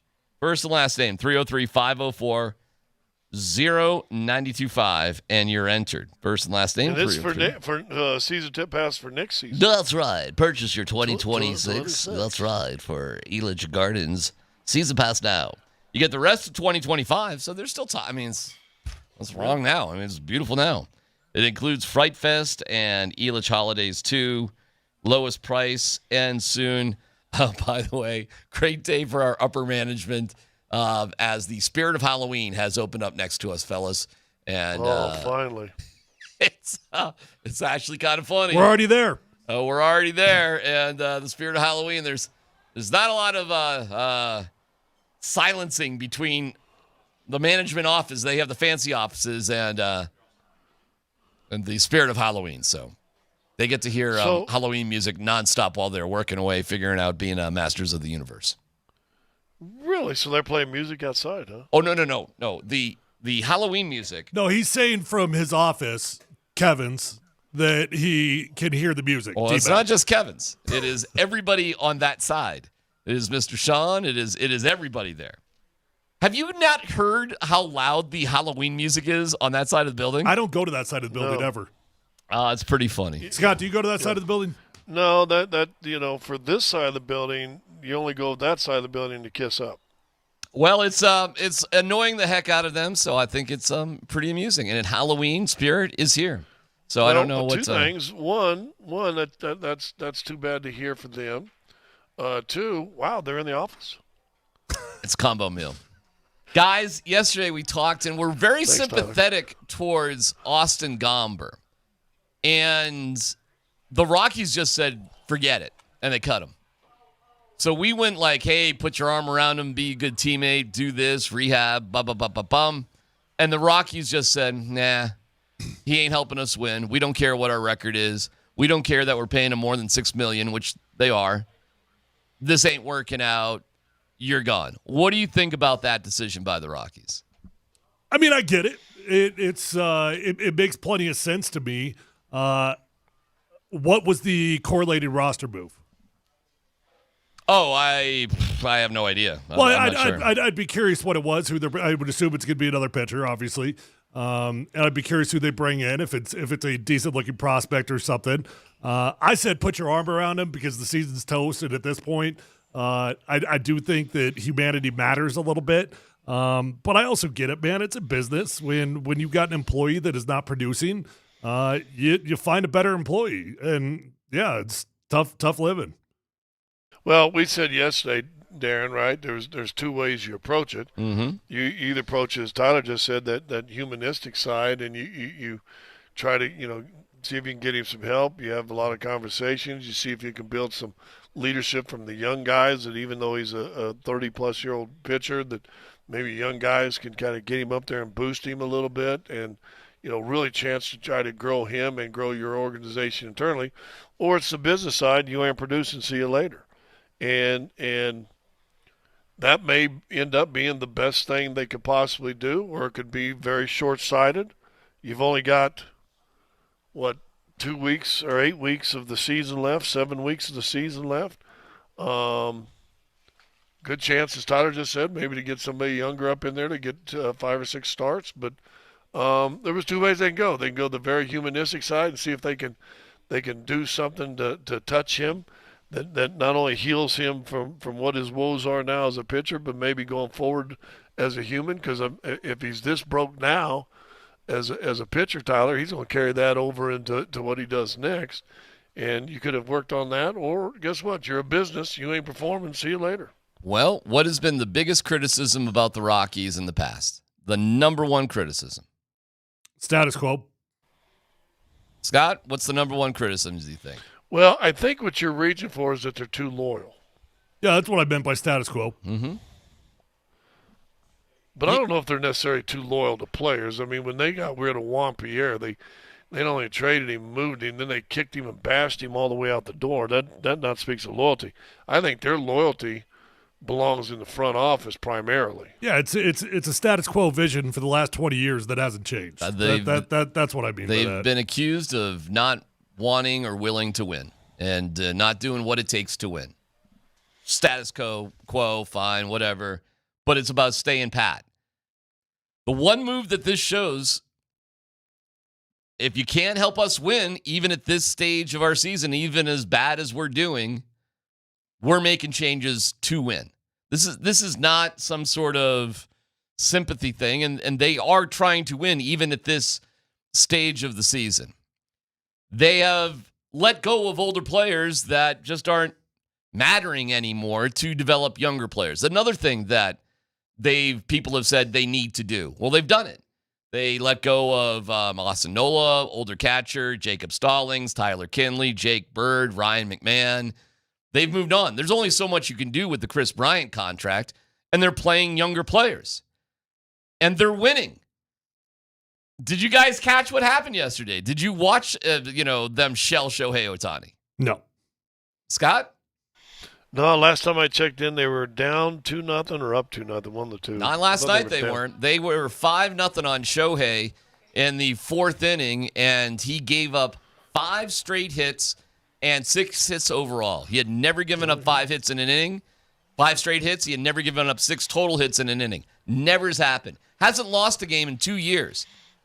And Arcia drilled the ball up the middle off his thigh that basically knocked him out of the game. He stayed in and got 2 outs. He took one more at bat and took a walk, but he came out. He was pinch hit for late in the game. Not only did the Rockies shell Shohei, but they did give up a run, but grew the lead. They gave up a couple of, meaningless runs in the 9th inning, but they won that game against the Dodgers easy yesterday. Easy 8-3, never trailing. And now the worst game in this series? What's that? Say that again? Is there another game in this series? There is. They go in about a half hour or so for the 4th game of this series. They can win a series against the Dodgers in a team coming in here. They hadn't won in 10 straight games. That's pretty cool. Correct. So at what point do anybody start giving the Rockies credit for doing the right things? And when is this not just a fluke, but this is something significant? I'm definitely operating under the MO that this is a mirage. This is fool's gold. And we got a whole lot of evidence this year to say that the bigger picture of this team is way contrary to what's happened in the last week or two. So, it's been a good week, and I'll definitely acknowledge that. That's cool. The week before, they lost 8 straight games. Which team are they? Are they Jekyll or are they Hyde? I don't know. It was just a week ago that they lost 8 straight games. So I guess... yeah, I'm not going to get caught up in the emotion of a temporary successful run here. Yeah, they're 7-3 in their last 10. They're one of only 4 teams in Major League Baseball that has that record within the last 10 games. Yeah, they went through a losing streak, but they didn't lose 17 straight. They did lose 8 straight again, but since then, they've been playing as good as any team in Major League Baseball while playing really tough competition. That's why you can't make any determination until coming out of spring training next year, and how does your May and June go? That's when you know. You'll let it look. Because listen, there's a lot of good teams that are going to go deep in the playoffs that are right now resting guys and getting things going, and let's get things right. They've taken some time off. Well, okay, here we go. So I'm not, and I will say this: they didn't throw in the towel. I'm happy for that. You feel like a criminal defense attorney to me that just got served with 5,000 boxes of evidence against their client that is stacked from the floor to the ceiling, wall to wall, on all 4 walls, and you're digging through these 5,000 boxes to find 10 pieces of paper in the 100 million pieces of paper that is going to support your client when I've got 5,000 boxes that is telling me this dude is guilty of being bad, right? And that's what this whole thing feels like to me. So when I've got a mountaintop of evidence that says that the status quo of this organization ain't good, I ain't going to get caught up in the fool's gold of a temporary moment. It's interesting when people ask for change and demand something, but then when things do change, they don't sort of say, okay, thank you. That's good. That's what we wanted. Now, everybody just simply says sell the team, fire everybody. No, but the things that we really want to change, we want a new man. We don't want Bill Schmidt. We want a new scouting department. We want all these things that are way above Warren Schaefer to change. Well, the most significant change is Walker Monfort he's in charge of the team now. And since that has happened, now it's weird because he is a Monfort, but that's a pretty significant change. The president of the team, granted, the head Monfort is still there, but that is a significant change. And no, Bill Schmidt hasn't been fired, but a lot of their young guys are hitting and literally hitting in terms of players. They're the second youngest team in the league, and they have the second hardest schedule. Am I nuts? Or at the end of the year, every year, do we not have this little same mirage? It sure feels like that to me. No, and it's different in September than it is in August. In August, teams are still trying to get there. In September, some teams fold their tens. Well, it's August 21st. Well, that's right. They have not had the call-ups yet. They haven't expanded their rosters. There are a lot of teams like the Cardinals who are 6 games out of a playoff spot. In August, that's still in play. In September, it's not. In September, it's over. All I know is it feels like every year we've got some little run right at the end that you're like, hey, it's going to be okay because we had a little bit of success here, so close your eyes to everything else that happened this year. Well, in all honesty, they've had bad seasons, obviously. Back-to-back 100-loss seasons are bad. But they've never, ever been historically trending towards the worst team since 1901. And that was the case before the All-Star game. They picked up their 37th win, and I know it doesn't sound like much. Well, it just sounds like an insanely low bar. They were projected to only win 36 games at the All-Star break. Yeah. That was it. That's where they were trending towards. The concept of me doing the little march or whatever, now that's out the window. I mean, how did they not win 5 more games? But that was unbelievably realistic going into the All-Star break, especially after they lost 8 straight. Listen, man. Dude, you had given it up at one time and said, well, maybe I'll just do the walk now. There's no doubt about it because I didn't see any spirit. I didn't see any drive. I didn't see any motivation. I am amazed at what has happened with this team in a relatively short period of time, but it does not get easy. They've got a series where they're playing like the Padres, Dodgers, Padres. Like, that is all still to come. It could still, believe me, there could be another 8-game losing streak in their future. All I'm pointing out is right now, what is going on right now is pretty remarkable. And they are doing the things, aside from selling the team and firing everybody, aside from that, they literally, guys, are doing the things that everybody wanted them to do, aside from selling the team and firing everybody. They wanted to play young players. They wanted to move on from older guys. They wanted to play with more fire and more passion and all that. And they are doing it. So, I mean, hats off as far as I'm concerned. And that game last night was remarkable to watch. And I really did think, because Gomber was part of the Nolan Arenado train, they're paying him $6 million. Guys, I really did think they were just going to hold on to him. I really did, instead of just sort of saying, okay, fine, this isn't working out, let's move on. Because only teams like the Avalanche do that. Only teams that put winning ahead of everything else do that. And that's exactly what the Avalanche did. And maybe, Scott, the Nuggets were a little, I don't know, too emotional with some of their things, and they didn't move on from some guys they probably should have. But the Rockies are doing what winning teams do right now. And it's tough when you're... So are the Athletics. They are. I've not caught up with the Athletics. What are they up to? 7-3 the last 10. 1-2 in a row. There you go. But your Kansas City Royals are right up there, my friend, right along with the New York Yankees. 7-3. Yankees are 8-2. Yeah, there's 4 teams in baseball in the last 10 games that are 7-3 and better. The Rockies, Athletics, Royals, and the Yankees. You know what the real lesson here is? And Tigers. Tigers are 8-2 also. You know what the real lesson is here, boys? They always tell men to talk about your feelings. This is why you don't talk about your feelings. That is a great point. How much do you think his meltdown and being honest cost him? Well, his job. Do you think so? More so than what he was doing on the mound? No, I mean, the mound was, that was the really initial starting point. That's the starting point. But you hung with them a long time. Yeah. The whole season up till now. You hadn't had any success, like none, 0. And then the guy comes out and publicly admits some things, and you're like, okay, well, I guess that's the icing on top. We're done. Wow. I had not thought of that. So if he had come out... Everybody wants men to talk about their feelings until they talk about their feelings. So is that a lesson for athletes right there? I think you got to be careful unless you've got some zeros guaranteed. That's a really interesting thought. Did he cost himself right there saying it? Probably. I mean, Kevin Love wrote that big article in the players, whatever. Remember when Kevin Love wrote that article 2 or 3 seasons ago? But he still had a couple years guaranteed left in his deal. Does voicing self-doubt as an athlete, where in society that is considered a strength and a brave thing to do, but as an athlete, is it a sign of weakness? I mean, it's a sign of honesty, but I'm telling you, management and ownership teams look at it as a sign of weakness. Yeah. I agree. I agree with that entirely. Is that a right thing or a wrong thing for teams to do? You going to run it like a business, or you run it like a family? You tell me. How should it be run? Well, I guess if we're saying, hey, why don't they run this like a business, and if the business model doesn't change that business model in the time they do it with the business, what are you going to say bad about it? They ran it like a business. This guy's been 0-7 this year. He's self-admitting he ain't playing any good. He don't know what to do next.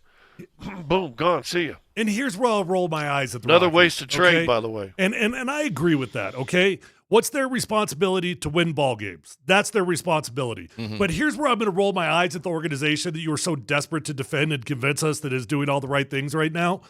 You had a mountaintop of evidence on Gomber already. You needed to hear him come out and say it, and now you're like, oh, okay, now we're going to move on? Mm-hmm. If you were all about winning, why did you follow the evidence for the entire year that the dude has had zero success? So now you're just going to bury the dude once he's actually come out and publicly talked about some of these things. Well, how about you do your freaking job and you acknowledge you've got a player that ain't any good and you cut him before it gets to this point? So, yeah, that's where it bothers me.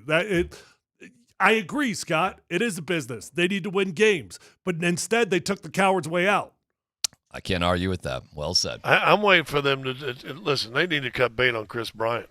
Yeah, I think they God will bless him. as soon as they can. I think they will. As soon as that makes sense. He's only got 2 years left. I don't know. You say as soon as they can. They can do it whenever they want. I have no idea. What's the difference with paying the Cardinals $50 million for Arenado as opposed to just giving Chris Bryant $54 million over the next 2 years? Yeah, I don't know. That's a great question. I'd have to have a baseball guy on to know the complexities of his contract. I mean, he's not available to him. He's not playing with them. I mean, he's not with them now. But I get it. He should never play for the organization again, for sure. He should be gone. No doubt about it.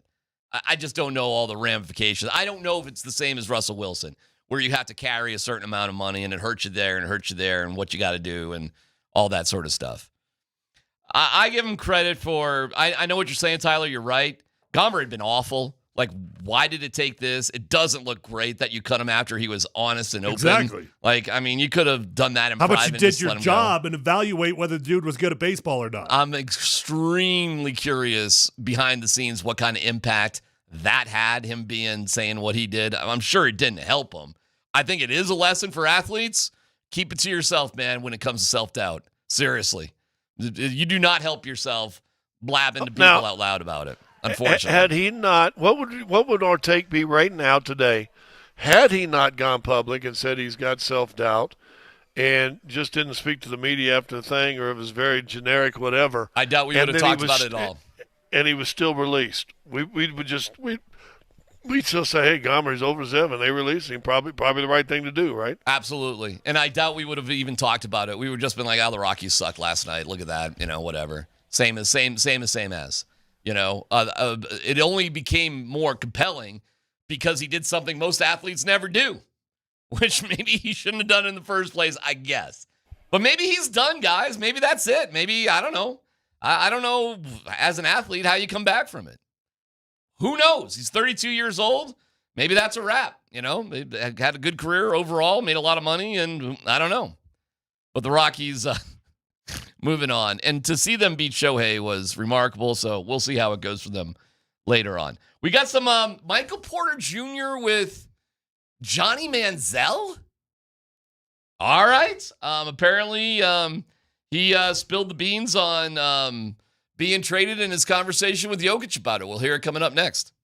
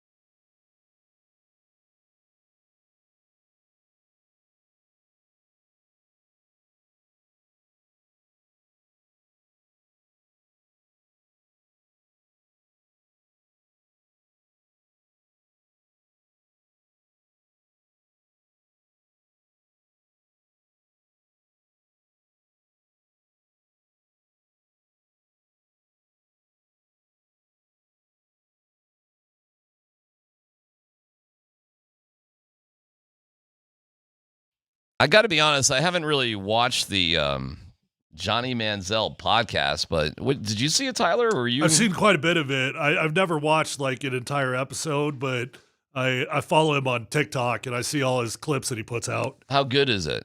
I think it's interesting. I mean, again, I don't know what a start to finish episode would sound like, but they put out compelling content.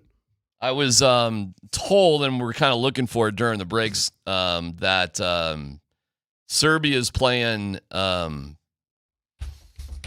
Slovenia, I guess, right now. So that would be Jokic against Luka, which is and Vlatko on over there. I assume Vlatko's on the team with Luka, but Scott, you're not tuned into that, are you? You got no, I have not been, but I might look into it. Yeah, it's good. We're still trying to just find it. Dan, we got some sort of way to get it, but that might be kind of fun to keep track of this afternoon to see how the big fella's doing against muscled up Luka. See how Luka's actually looking. Are you glad that the Joker's playing though in this thing? Good question. Not particularly. Good I guess keep him in shape a little bit. Why are you, Scott? Because, as Tyler said, I think any type of little conditioning, anytime you can work the mind. It's not just the body. See if Tyler agrees with this from football. Because I think sports are all the same. It's just the X and O's and some of the fundamentals obviously differ. But the mentality, I don't think there's a whole lot different. Not only when you come back for training camp, Tyler, right, when you're playing, not only do you got to get the physical back right, you got to get the but there's a mental take you got to have going too. Yeah. Right? I mean, football. I mean, I know everybody thinks, offensive linemen, big dummies just running to each other and blah, blah, blah. Yeah, okay. You haven't met a lot of you ain't met Ben Hamilton and some of these other dudes that are like doctors and engineers and things like this. It's a cerebral game, basketball with great players, and you can name a list. And Darren, you named a list yesterday of all the great players you've seen play live. Mm-hmm. Every guy you mentioned was cerebral. So not only can Joker get him down the field, and I'm glad he can do that. You know, get that big old body conditioning to run a little bit and get in shape. But man, your mind's got to get right too. You got to have your mind right to be great. And I let him play. I'm glad he's playing. Oh, Dan's got it. You figured it out, Dan. Oh, it's wow. on YouTube.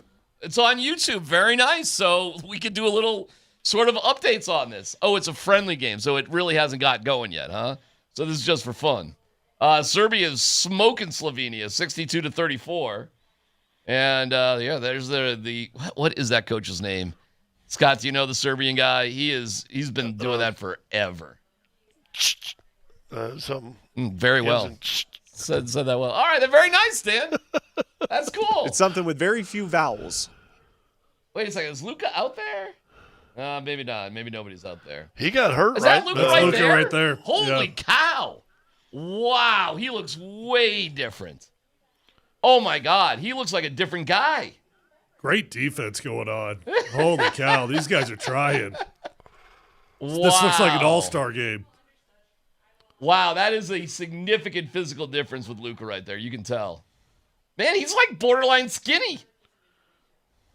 All right, well, that's interesting. It should help his quickness. Here is Michael Porter Jr. You know who does not look skinny? Who's that? Jokic.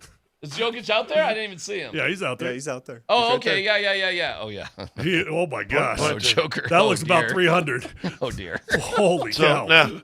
now, as I my. was saying, are you glad he's playing? Maybe, yeah. Yeah, now That's a big old boy right there. I'm a little happier he is That's playing. a big old bear. Oh, dear. That might be the fattest I've ever seen him. Oh, Is that the fattest you've ever seen him? He's pretty big. Oh, boy. Okay. Well, he's got time, right? Oh. Oh, boy. We got 2 months. Yeah, we got a couple months. Okay. Yeah, I know. Yeah. Okay. But he's our guy. I mean, you know, safe. You've been through this routine, DMac. What's relatively safe weight loss in a month? In a month? 8 pounds? Somebody like Jokic 20. could drop 30 to 40 in 2 months. In all honesty, seriously, he could really go in that range, which is pretty wild. You know, so. But I hear that what takes you're a saying. lot of discipline. It's it does. Yeah, ain't no doubt about that. But he can still do that. He can still hit floaters and stuff. Scott, I don't know. You can't if you can see it. It's actually it's hard to see behind me.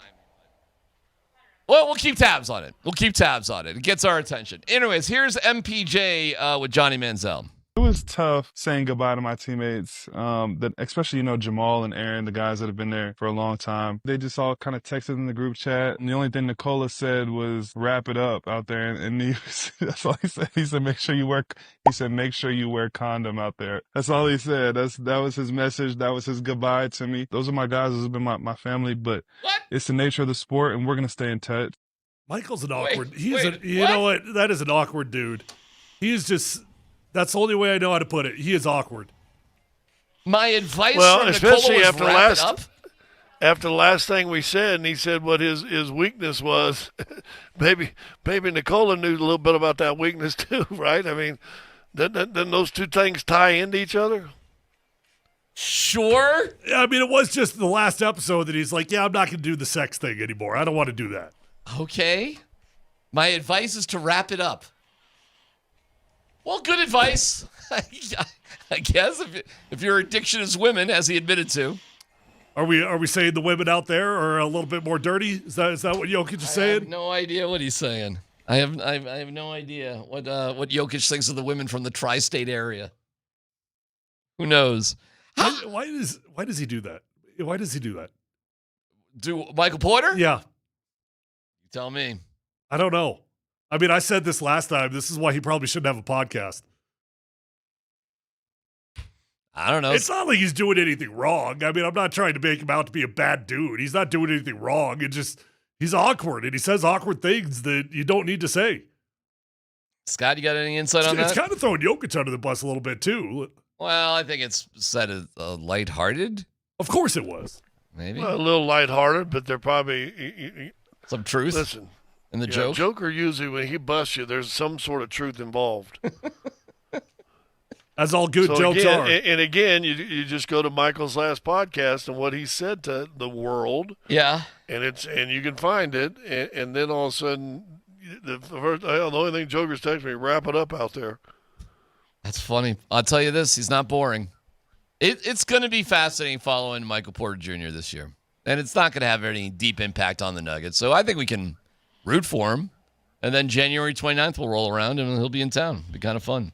Tyler, how's it going with your prep for the Valor game tomorrow? Well, I'm excited for it for sure. I mean, look, Valor's loaded. They got dogs like you wouldn't believe. Offensive line, they got like 4 dudes on that offensive line with 15 to 25 offers. I mean, it's nuts. They got probably 7 or 8 dudes going D1 off of that team. Talent galore. A lot of pressure when you're the head coach of that school, right? You got to win when you got talent like that. You made a decision on the beard yesterday.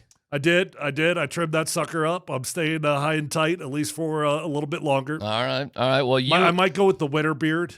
You and Nate Kreckman with Rachel Vele on the sidelines are going to be on the radio and TV. So it's a simulcast on both for tomorrow, from what I understand. Which one do I dress for? I don't know how much you got to dress up for high school football. What are the requirements there? I think you still like you dress khakis up and an altitude shirt. That would be nice. You got an altitude shirt? Nope. Yeah. Nobody's ever given me one of those. Well, that would be maybe the Halloween music is blocking people's thought process. Perhaps. Tomorrow it's Valor Pine Creek right here on Altitude. High school football on Altitude Sports Radio is brought to you by Sport Clips. Wait. The pros in men's hair. How many do you have? I have 0. Okay. Zero. That makes you feel better. Nothing. Nada. So. I got a funny story. Happy to wear them. I got a funny story to tell you guys when you think it's time, so let me know. Well, we'll take a break. We'll come back with funny story time and an update on Devaughn Vele's trade. It's PhD on 92.5.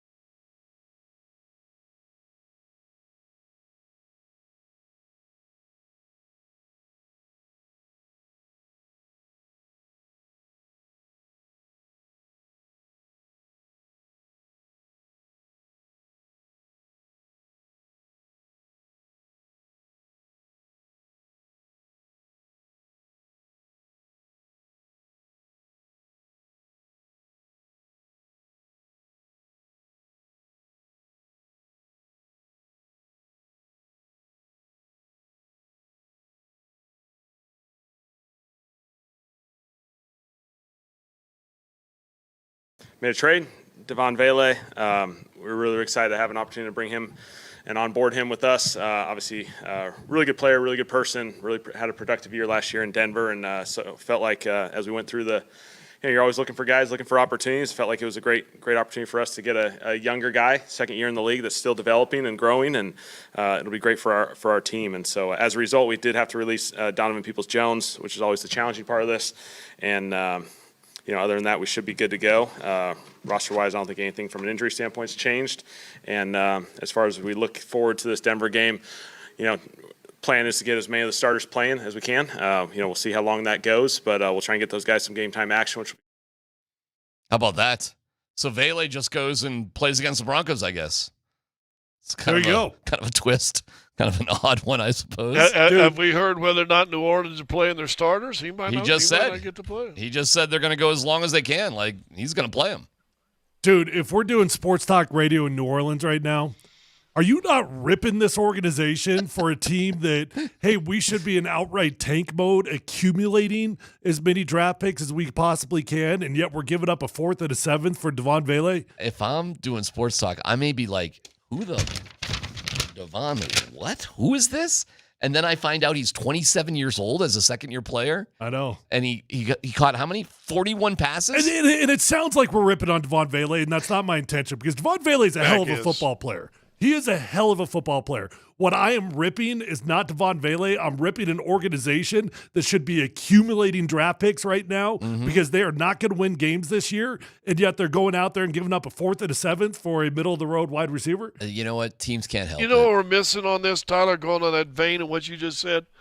When the Broncos sucked, they had no picks. I mean, it kind of like what you're saying New Orleans is putting themselves into. Yeah. It seemed like all them years we were in, but they're having 5 picks, 7, no picks. Now the Broncos are going to get good, and they're going to be loaded with picks left and right. Perfect. That's great. That's exactly what you want.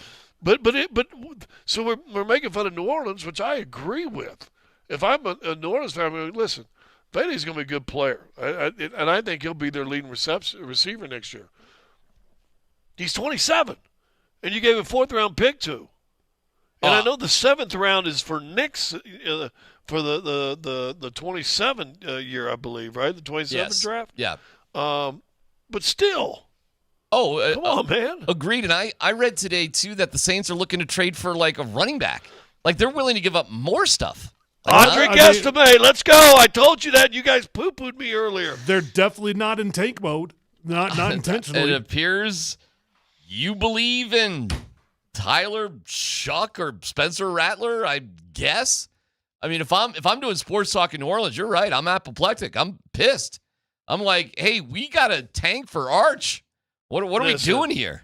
If you were doing sports talk in New Orleans, you would put what was that thing you get for Tebow? The 10 reasons that the manifesto Shook work. Yeah, the Shook manifesto. Yeah, but Shuck. Well, here's the difference. Hey, Spencer Rattler's number 1 on the depth chart. Oh, fine. Just saying. Rattler manifesto. No. You got to understand, man. These are not first-round guys. If the Saints really are truly trying to win with Rattler and Shuck, they are bucking the trend of the vast majority of NFL teams. Now, listen, they're doing something that's, if they're really serious about this, very brave, because they're trying to go low budget on the quarterback, which allows them to sort of pile up other places. I don't know. Do you think a team can ever seriously win by being able to replace a quarterback who's sort of a mid-round guy and just kind of mediocre every 4 years or so while you pile up great players at other positions?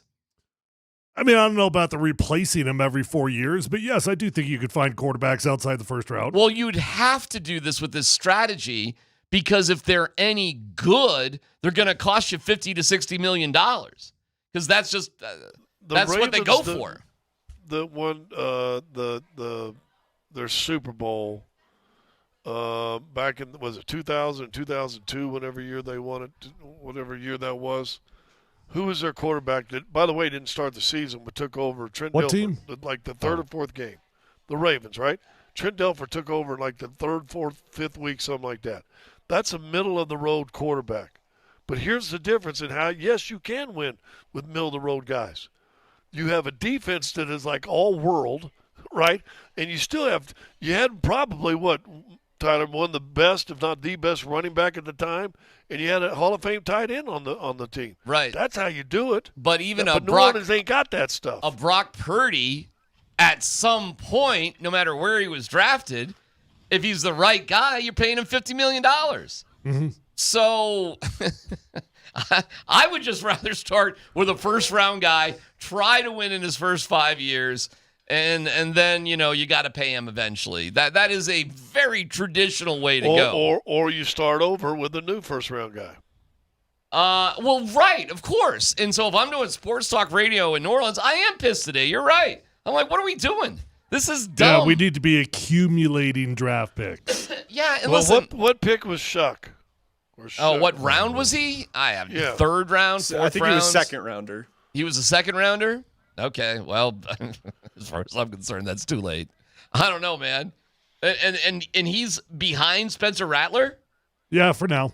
Okay. Well, that's another discombobulated Spencer Rattler organization. starting against the Broncos. Okay. Well, that's a messed up organization right there. They really don't know what they're doing. Shuck was 40th overall. Okay. Well, they're not that committed to him, are they? Who'd they take in the first round? They're 8 spots away from what you would define as committed. Well, it's a big difference in my world. Why? I don't want to bore everybody with it, but either you're committed to a manifesto. You're way far it's literally 8 picks. Well, yeah, but I don't want to get into it because it's not just the first round. It's as high as you can go in the first round. Let me ask you, the 32nd pick, did he have a second-round grade on him? Huh? What? Well, he's saying you're only 8 picks away from the first round, and I'm saying whoever was drafted this year at the 32nd pick, chances are he had a second-round grade on him probably. anyway, right? Yeah, probably. Yeah. So what's the difference at 40, 32, or heck, this year 28 maybe? It's the level of commitment to the player. That's what it's all about. And are you really going to focus your offense and your coaching staff around that person? Are you going to put your arms around them? And it makes a huge difference. And the answer is clearly no in New Orleans, by the way. Clearly no. So if Spencer Rattler is ahead of him on the depth chart, you really just don't care that much about this guy. This was Drew Lock's problem, by the way, being a second-round pick. They just weren't that into him. Not really. Not enough. And it just was a disaster. But whatever. That's New Orleans' problem. The Broncos got it right. It's a great deal for the Broncos. Great deal. And it just cleans so many things up for the Broncos. It's nobody's anti-Devaughn Vele. Everybody loves Devaughn Vele. But you had 6 wide receivers that all had to make the roster. If you didn't trade one of these guys, you had no choice but to keep them all because they were all too talented. And then that means on game day, you were going to have a healthy scratch of a very, very productive football player that you're carrying for really no reason. Yeah, I love it. Anybody else on the team? It does put a lot of pressure on Pat Bryant, though. I will say that. It puts immediate pressure. Pat Bryant better be the dude that they think he is. Well, let me ask this. If you project in Vele 41 last year, are there projections at him for 51 this year, 61? What do you think the projections would have been? Because they do that in the offices, right? What do you think they projected him at? And are they looking at it and go, listen, Pat Bryant's probably going to do whatever we project Vele to do this year. And we get a 4th rounder. Yeah, well, I think that's exactly what they're telling you. I think the story, too, is the ascension of Troy Franklin and what they think of him and where he's going. And all of a sudden, the value on Troy Franklin is kind of shooting through the roof. And I would assume Troy Franklin just immediately got thrusted into your number 2 wide receiver, wouldn't you? Yes. Yes. Let me throw this out there we haven't said that Andy was saying yesterday when this all came down. And understanding, unless it's changed, if it has, correct me. And you guys are saying, listen, New Orleans is going to suck. Well, guess what? It's New Orleans' 4th-round pick. So that's good. Chances are that could be like the 2nd or 3rd pick in the 4th round. Exactly. It's another good one. No doubt about it. All right. We will have Shadur Sanders responding to Dylan Gabriel's entertainer and competitor comment.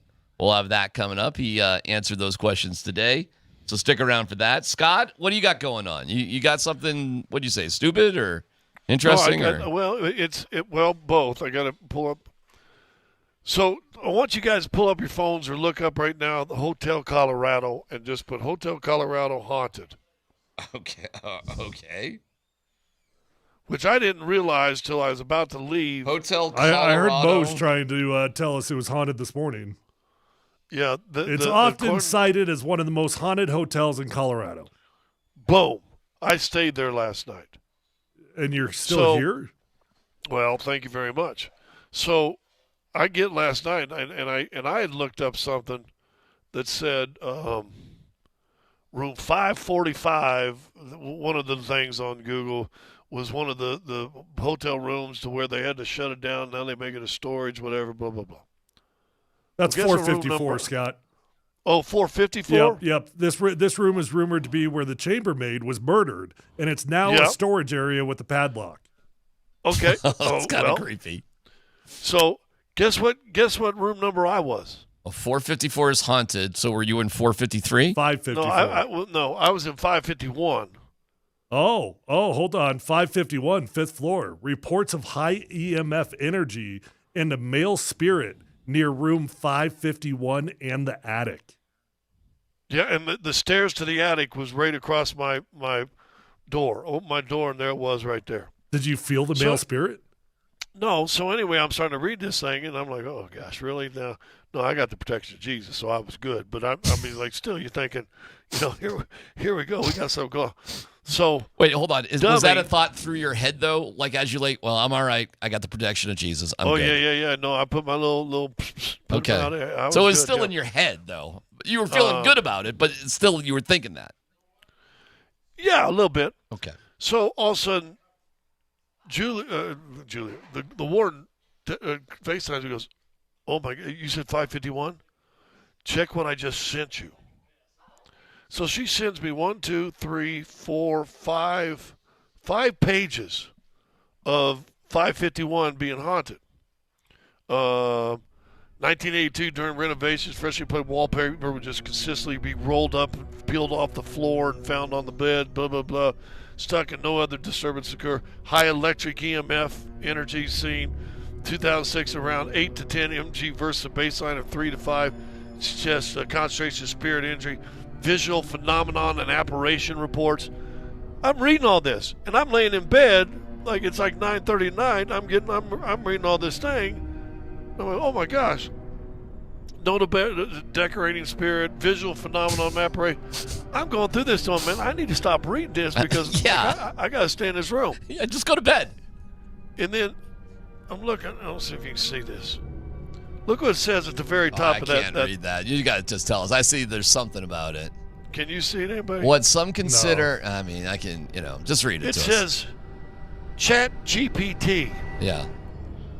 The witch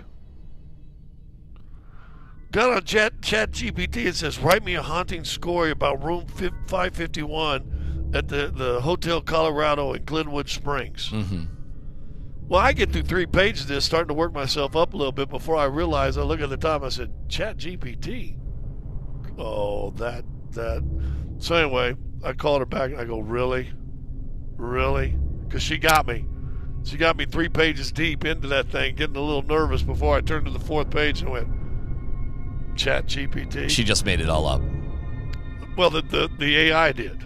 I didn't even know you could do stuff like that. The warden had a way to. The warden got on her phone to Chat make it all up, GPT to freak and you says, out. hey, write me a good story about the hauntings of room 551 at the Hotel Colorado. I mean, did you see anything that you thought was haunted? No. I told you, I had protection, dog. I had protection all around me. Well, you've seen plenty of things in the past, and apparently you weren't protected then? Yes, I have.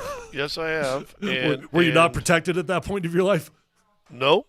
Okay. Nope. Okay. Nope. Okay. I was not. No, I was not, Tyler.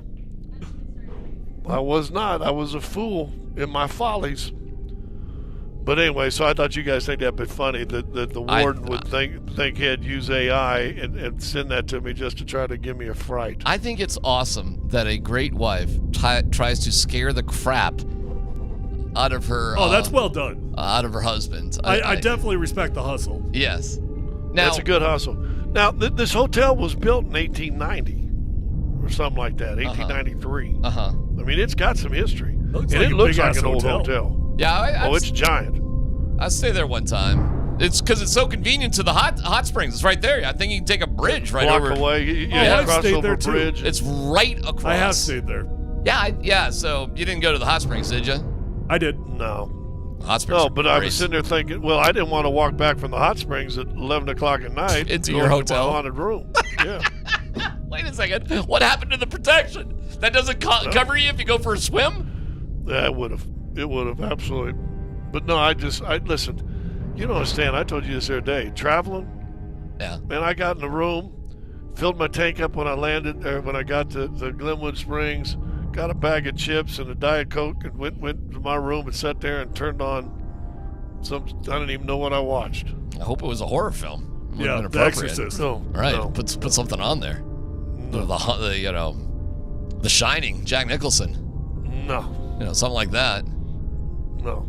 You could have put I on. don't watch them shows anyway. You could have put on another horror show, just highlights of the Rockies' first half before the All-Star break.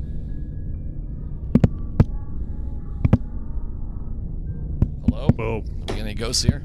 No. You know why we don't respond, don't you? Yeah. Because that just, like a ghost, that just opens the door. I to watched. places I we don't want to go. I did watch a horror movie the other day. Yeah. I don't ever watch them. Heretic. Have you guys seen it? I believe I have. No, I have not. It's gosh, what's the dude's name? The old-time actor Hugh that Grant. gets possessed. Hugh Grant is in it. Oh, I have seen that. Yeah. He lures the girls into the basement. Into the basement. Yeah. I did see that. Yeah, That yeah. is a crazy one. Yeah. That's a good one. Yeah, it was pretty good. Yeah. I haven't seen that. Oh yeah, fun topic. They're Mormon girls. Yeah, the Mormons. So we're gonna lure the Mormons into a basement and then whatever with them. Oh, and then there's another person in the basement. And then we're gonna kill. Yeah, there's multiple. Are we people. spoiling it? Yeah. We're gonna have a little experiment with people in the basement. Yeah. Hey, spoil that movie all you want. Well, we just did. We just gave Hugh it away. Grant in a horror film. Yeah, he was good in it. Far Cry from the rom-com. I could see him sitting in a Starbucks just staring off into the wilderness. I could too after seeing that movie. We'll hear from Shadur Sanders, if you can take it, coming up next here on PhD.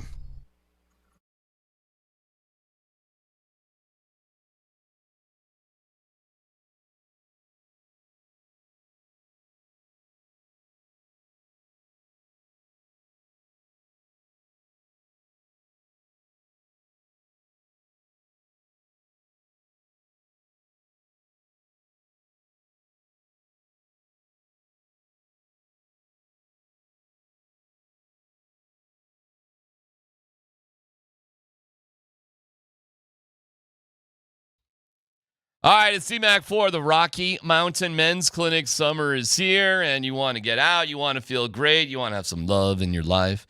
And if you're dealing with the issue of erectile dysfunction, you want the right treatment for your specific medical situation. And every case is different. Okay, what are we doing here? Going on and on and on and on and on. This is a problem. We're not communicating. We're not enjoying our life. Guys, come on, man. Just get with it. With the Rocky Mountain Men's Clinic. With treatment success rates well over 90%, they can have you last an hour or more. They can get you back into the game. They have helped men, thousands of men up and down the Front Range of Colorado with 5 different locations. That initial visit's only $99. Get a consult with a Colorado licensed medical provider, a T and a PSA test. If advised, a test dose, and you just go from there. If it doesn't work in the office, the visit is free, but the epic stories of it working in the office are legendary. Call today at 720-440-7900. That's 720-440-7900. RockyMountainMen'sClinic.com.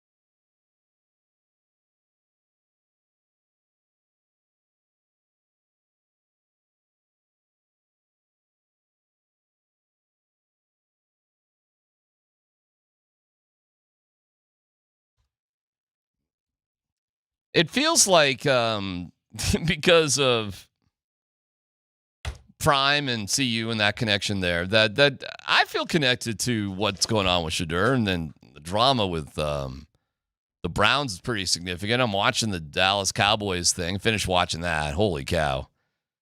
What they did for Jerry Jones on that one, my goodness. But there's a whole thing about Prime. You know, it feels dumb to even say this, but we may slightly forget how good of a football player Deion Sanders was. I don't know, because it is more than 30 years ago, but oh my God. When you just see Freak show, man. Oh my God. And I had forgotten that he played receiver. Was he the original entertainer? Oh, man. I mean, all the dancing, the high stepping, all that. I maybe there were some guys that came before him. It feels like he was one of the OGs. He was all of that, though.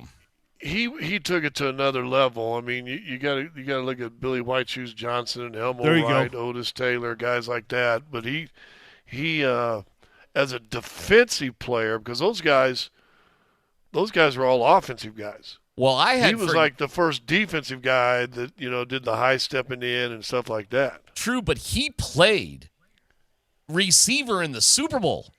Like, he got snaps and caught passes and, for the Niners and for the Cowboys. He was on the Niners one year winning the Super Bowl, on the Cowboys the next year winning the Super Bowl. He did play offense and took back kicks and was the best corner of all time.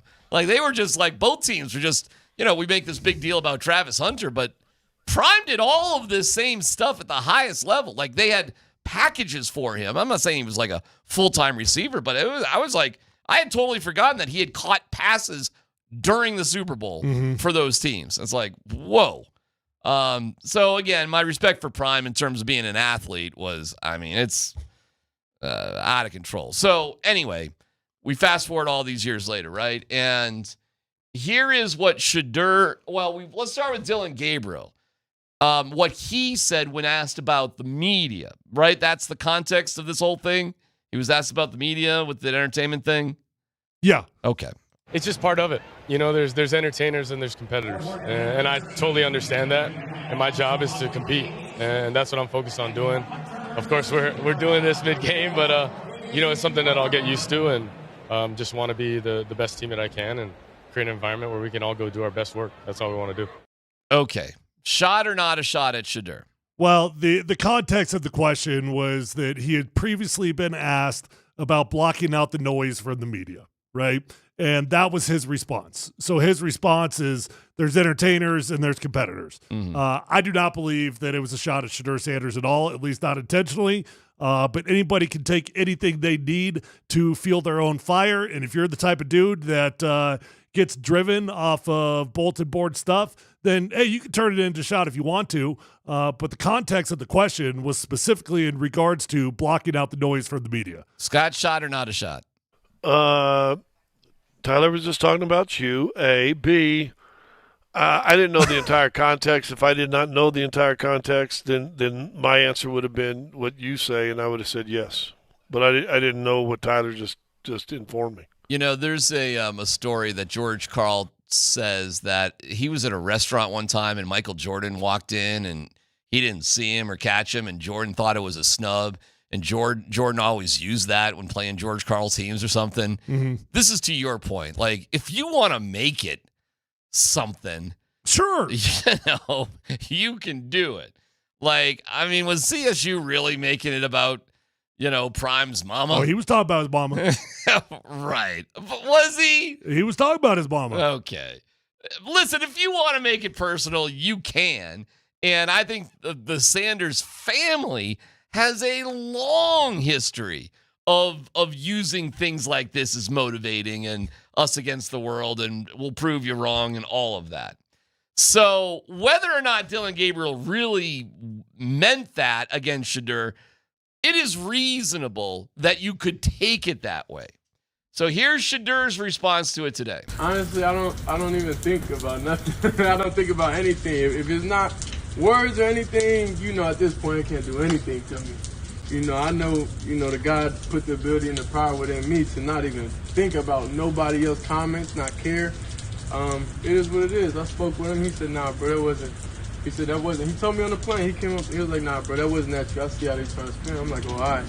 I'm not tripping. Regardless of whatever it was, I don't. Nobody's words or anything affects me, you know. So. Yeah. So did you believe him when he told you it wasn't on you?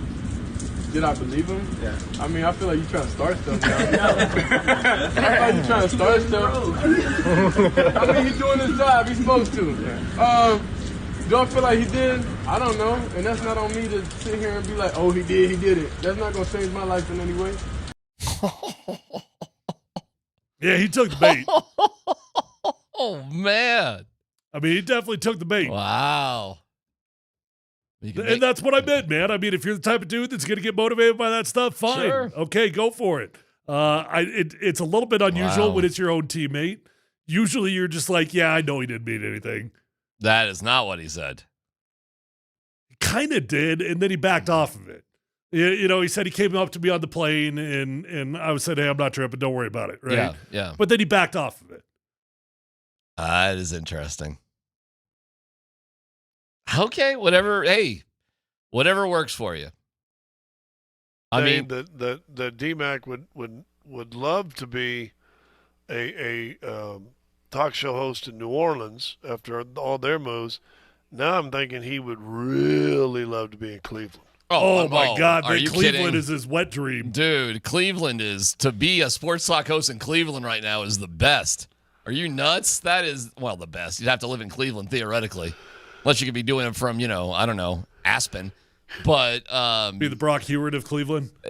Yeah, man. But there's no doubt the biggest drama in the NFL right now is Cleveland. It's not even close. What's second in the NFL right now? I don't know. Cam Hayward and his contract with Aaron Rodgers? I mean, I don't know. What's the second biggest drama in the NFL right now? Dallas. Yeah, you're right. You're definitely right. Micah Parsons Parsons. is drama. Okay, good. That's good. That's big time drama. Yeah, there you go. That's good too. Well, what exactly is the Trey drama? Hendrickson. That's good. So again, you got to live in Cincinnati, but maybe Kentucky. Okay, cool. There's two. Terry McLaurin. There's three. Okay, cool. Where are the Broncos, by the way, on this list? Everybody's doing lists these days. Most this, best that. Look at this, look at that. If we're doing drama lists, where exactly would the Broncos be right now? You know what the drama is. There's only one drama with the Broncos that's significant, and it's so low that it's barely worth mentioning, and that's Nick Bonito. And that's not even like drama right now. There's nothing with it. And when Nick got up there and spoke on it, our takeaway was, dang, that was refreshing. Hearing the guy talk about it like that was refreshing. He's just going to go out there and he's going to go to work and he's going to make DMac look like a fool. Yeah, you did check, I guess. I mean, there's nothing there, so there's nothing really to talk about. So, okay. But that is funny to hear Shedeur stir the pot there a little bit instead of just, he could have easily just said. I don't think that was really smart on his behalf. I don't. I think that the team, I think that the coaches, they've all been waiting just to see when there's going to be something, and that it was at first it was the boombox entrance with his teammate, and like, okay, whatever, he's doing his deal. I didn't necessarily love that. I liked when he was walking in the shadows, and I don't necessarily love this either because I think it just gives affirmation to anybody out there that is waiting to point the finger and say, hey, you're going to be about the drama.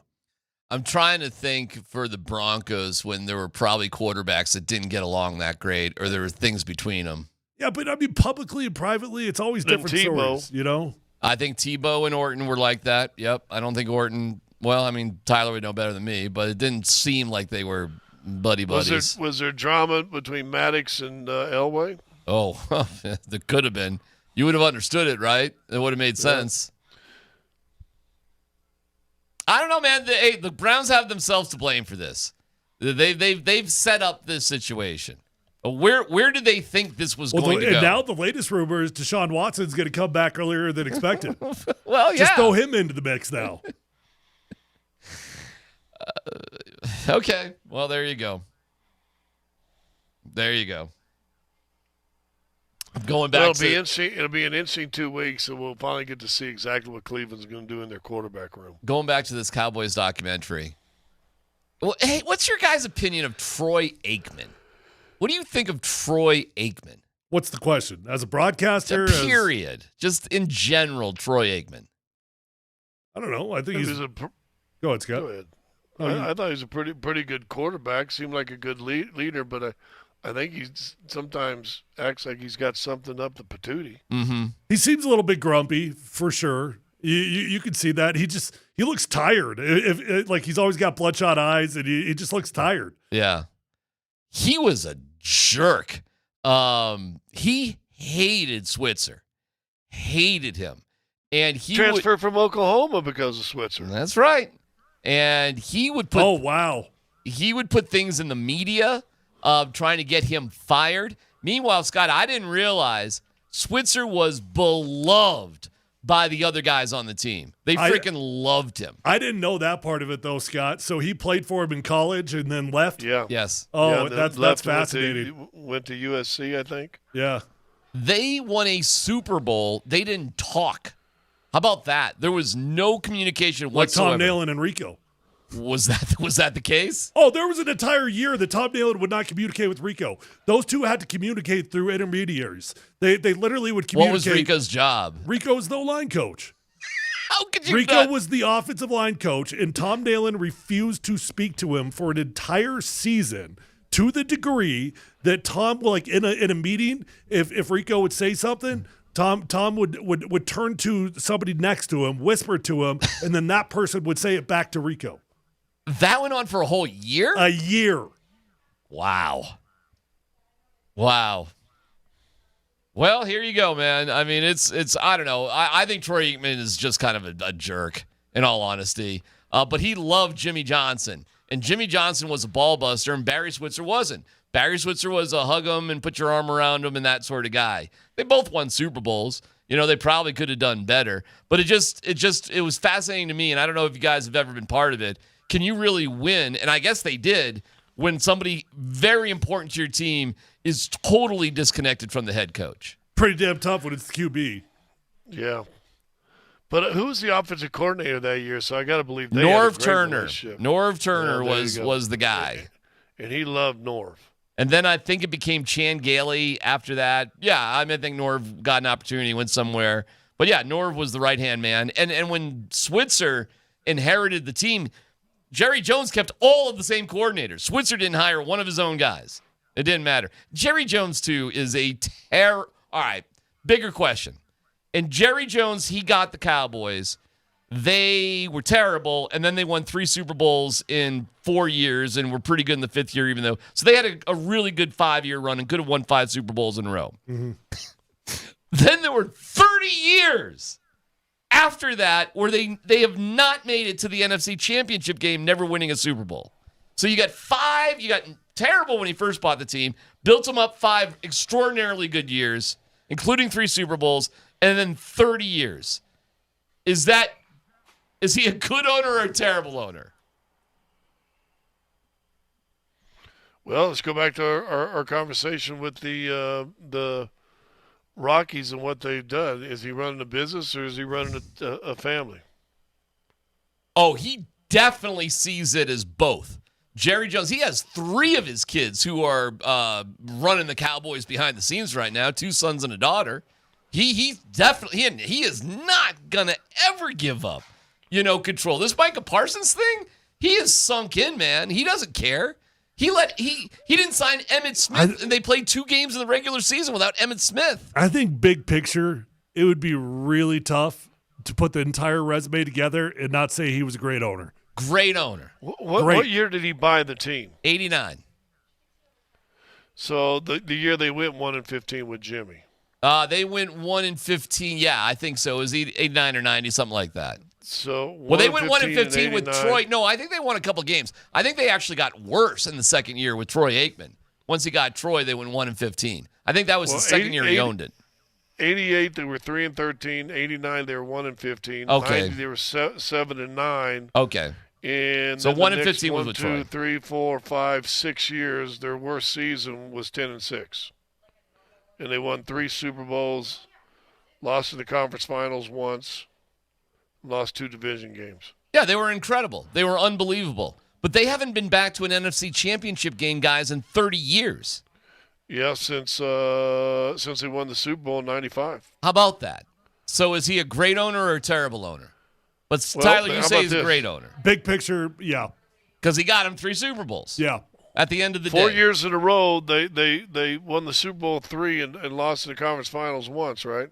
Yeah, they were great at that time. Yeah. But it's been 30 years, guys. 30 years. And he ain't changing, man. They interviewed his son and what's the succession plan? There is none. Dad dies is it. Like, there is no handing the team over while Jerry Jones is alive. It'll happen at some point, but well, yeah. So this Micah Parsons thing, man, this thing could easily go into the regular season. Easily. Yeah, I don't know what the heck's going on there. I mean, they might be barreling down the path of a double franchise tag on that dude. Maybe. They certainly could do it. Well, I think and I said this here today, I think he's in the same boat the Rockies are as far as going out and getting free agent pitchers.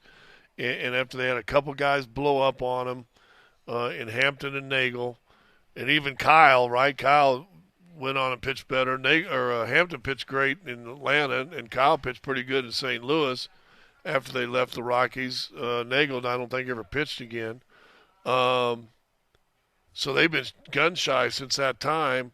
I really do. I think the Dallas Cowboys and Jerry Jones is gun shy because of Dak Prescott's contract. Maybe, but he'll stick to his guns. We'll see what happens. I don't really care about the Cowboys. I'm just more concerned about Nick Bonito. Like, what's going to happen? And if they're really waiting for that, then how do you feel about them?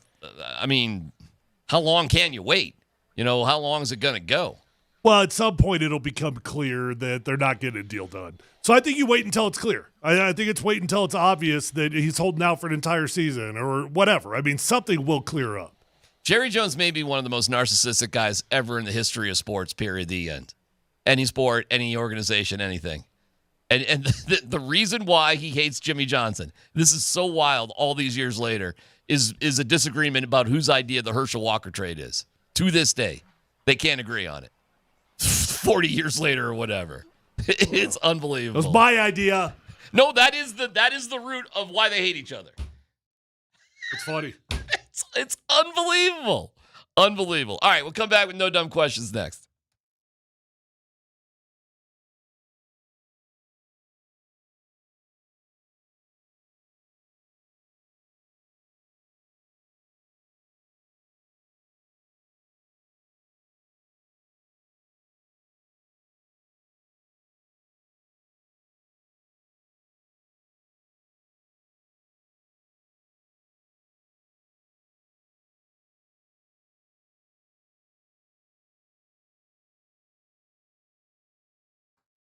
Hey, if you're struggling with hair loss, whether you got a bald spot, receding hairline, or thinning hair, do yourself a favor. Call my friends at Advanced Hair Restoration today at 720-459-HAIR.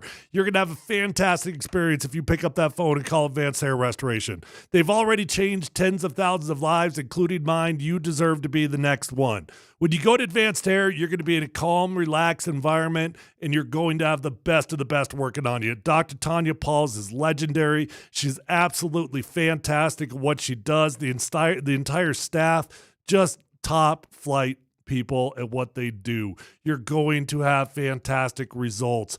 Guys, what I love about Advanced Hair is that they are so confident in what they do. They're going to guarantee your hair is going to grow for life. Lifetime guarantee with your own natural hair starting to regrow the very next day. Call today. You're going to get 250 free hair grafts and $250 off, or check out these before and after photos at advancedhair.com.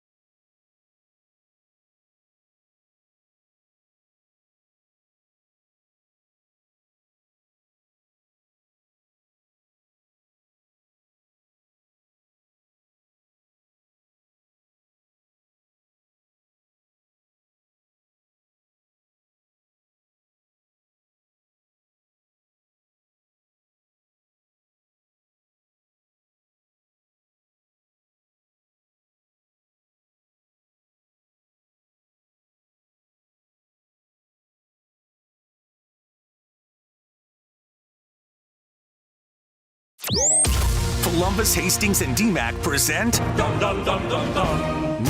Dumb Questions. This is your safe space. Safe place. I'm leaning into the segment. You're a smart guy. Send us your not dumb question now. Tweet it, text it, or Twitch it. It's No Dumb Questions on Altitude Sports Radio 92.5. On the Shot Mazda text line, how do you have 6 or 7 great years and 30 bad to awful years and say Jerry Jones is a great owner?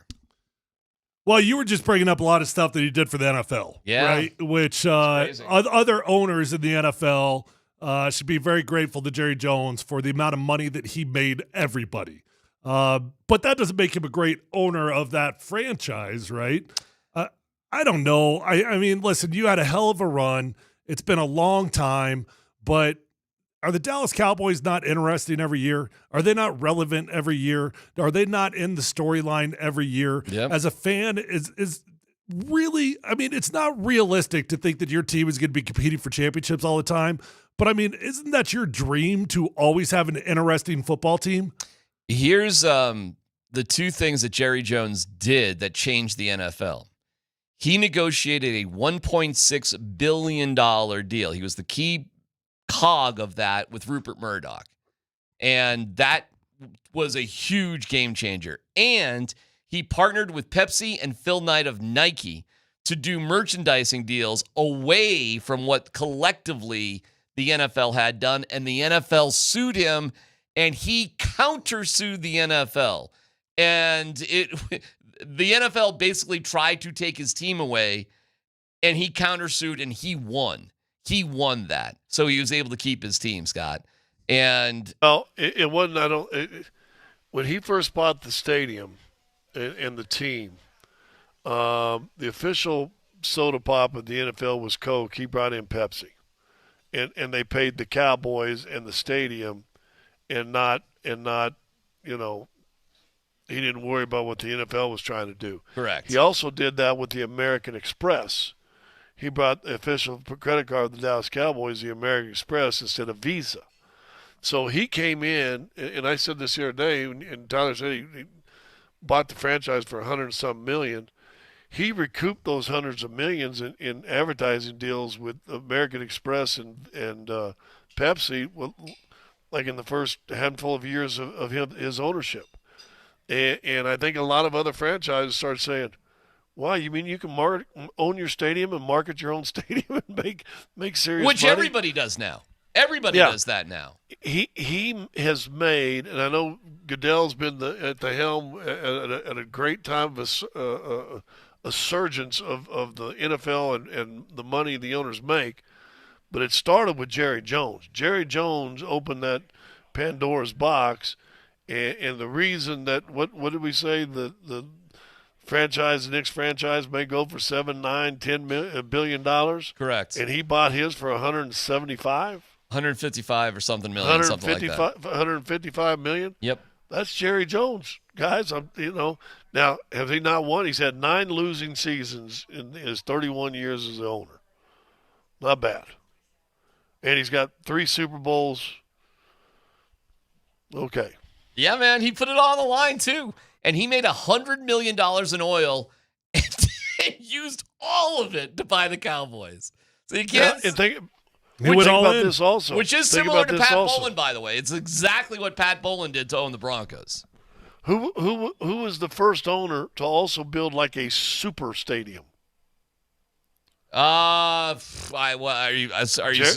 Jerry World? I don't know. Maybe. When Jerry beat Jerry World, I don't know if you guys have been at a game there. I've been to a game there. It's fantastic.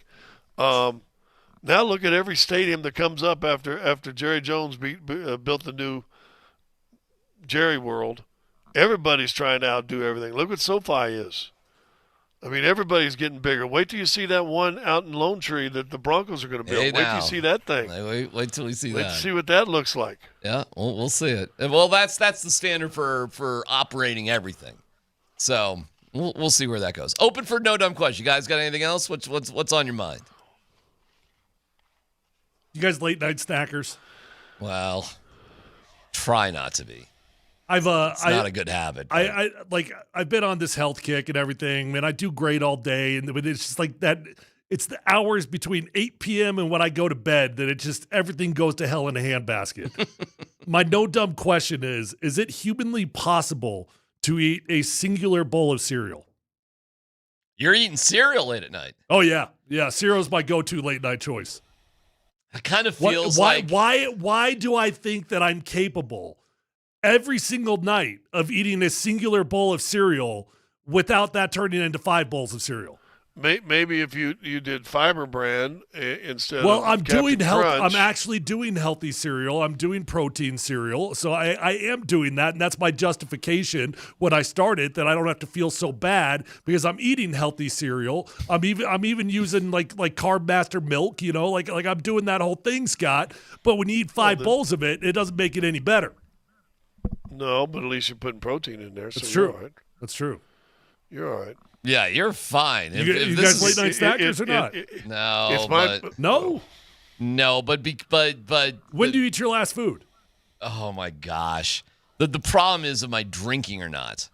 If I'm drinking, then there's no control. It's all out the door. Who knows? Unpredictable. Well, how many nights are you not drinking? I tried. I might have like maybe 2 nights a week that I have couple of cocktails or something. I try not to do it more than 2 nights a week. I'm definitely not one of them guys that I had a pal. It was amazing because I lived with him for a short period of time while I moved into my digs in Maryland. And he would come home from work and he would go straight to the refrigerator every night. And he would just stand in front of the refrigerator and pound a beer. Pound it. Just drink it at the refrigerator. Then he would grab a second beer and he would sip it and goes, let's go play Madden. There you go. We would go down and play Madden for an hour or whatever before dinner. He would do this every single day. He ended up divorced. So no, I don't do that. But it can get you. The drink can get you, obviously, with all that How stuff. about the drinking during COVID? Yeah, that's why I no longer drink, Scott. Because of drinking during COVID. During COVID. A glass of whiskey sounded pretty good every night. Glass turned into 2, Yeah. 2 turned into whatever. Yeah, it turned into a nightcap to let's stay up another 3 hours and finish this bottle of Buffalo Trace off. I mean, and then I was streaming every show on Known to Mankind, and it was like, well, I bet I might as well just watch one more episode, right? Oh, my God. Tyler on the text line, I've been bringing 4 bags of Little Bite muffins to bed for my midnight snack for the past 3 months. Hey, those are another one. Anybody that's got kids can relate with that dude right there. The little 4-pack packets? Because those things are like crack. They are they're absolutely phenomenal. Yeah, those things are dangerous. The dude just takes them to bed. I take 4 bags with me to bed. Yeah. I got you, man. All right. I've definitely been liable in a previous life to eat an entire box of fruit snacks at once. That's too funny. Too funny. All right. Why don't you just get you those? They have those little packs of nuts. Just put some nuts in your mouth before you go to bed. Oh, I do that every night. Whoa. Scott. Letting that marinate. Yeah. Yeah, that's where we didn't need a sound effect. You just let it marinate. Just let it settle in. Seriously, I keep a jar of peanuts and pecans and almonds. Is it fair to say you love nuts? Got some in the car. I haven't even opened. Whoa. Okay, big question of the day, Devaughn Vele. How good was this for the Broncos? Details coming up next. Virgin nuts.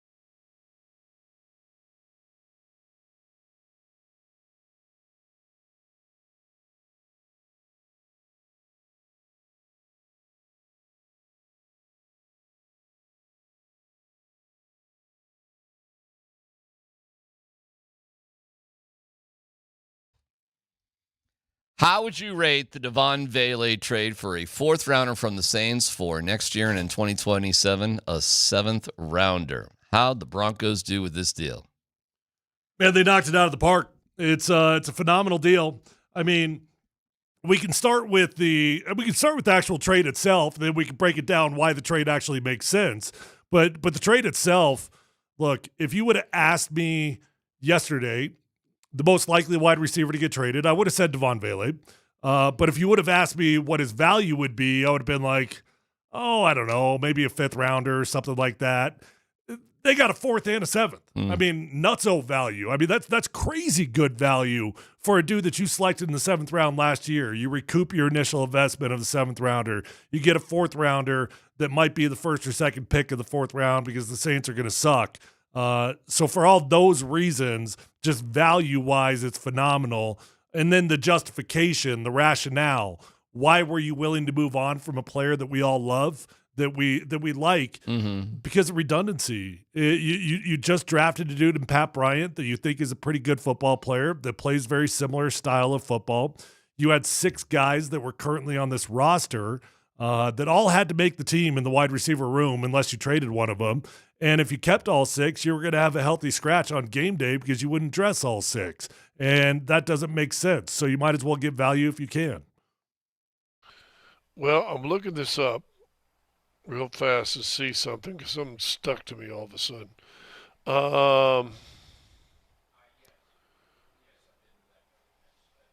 The Broncos, when they traded for Sean Payton, gave a 1st round and a 2nd round.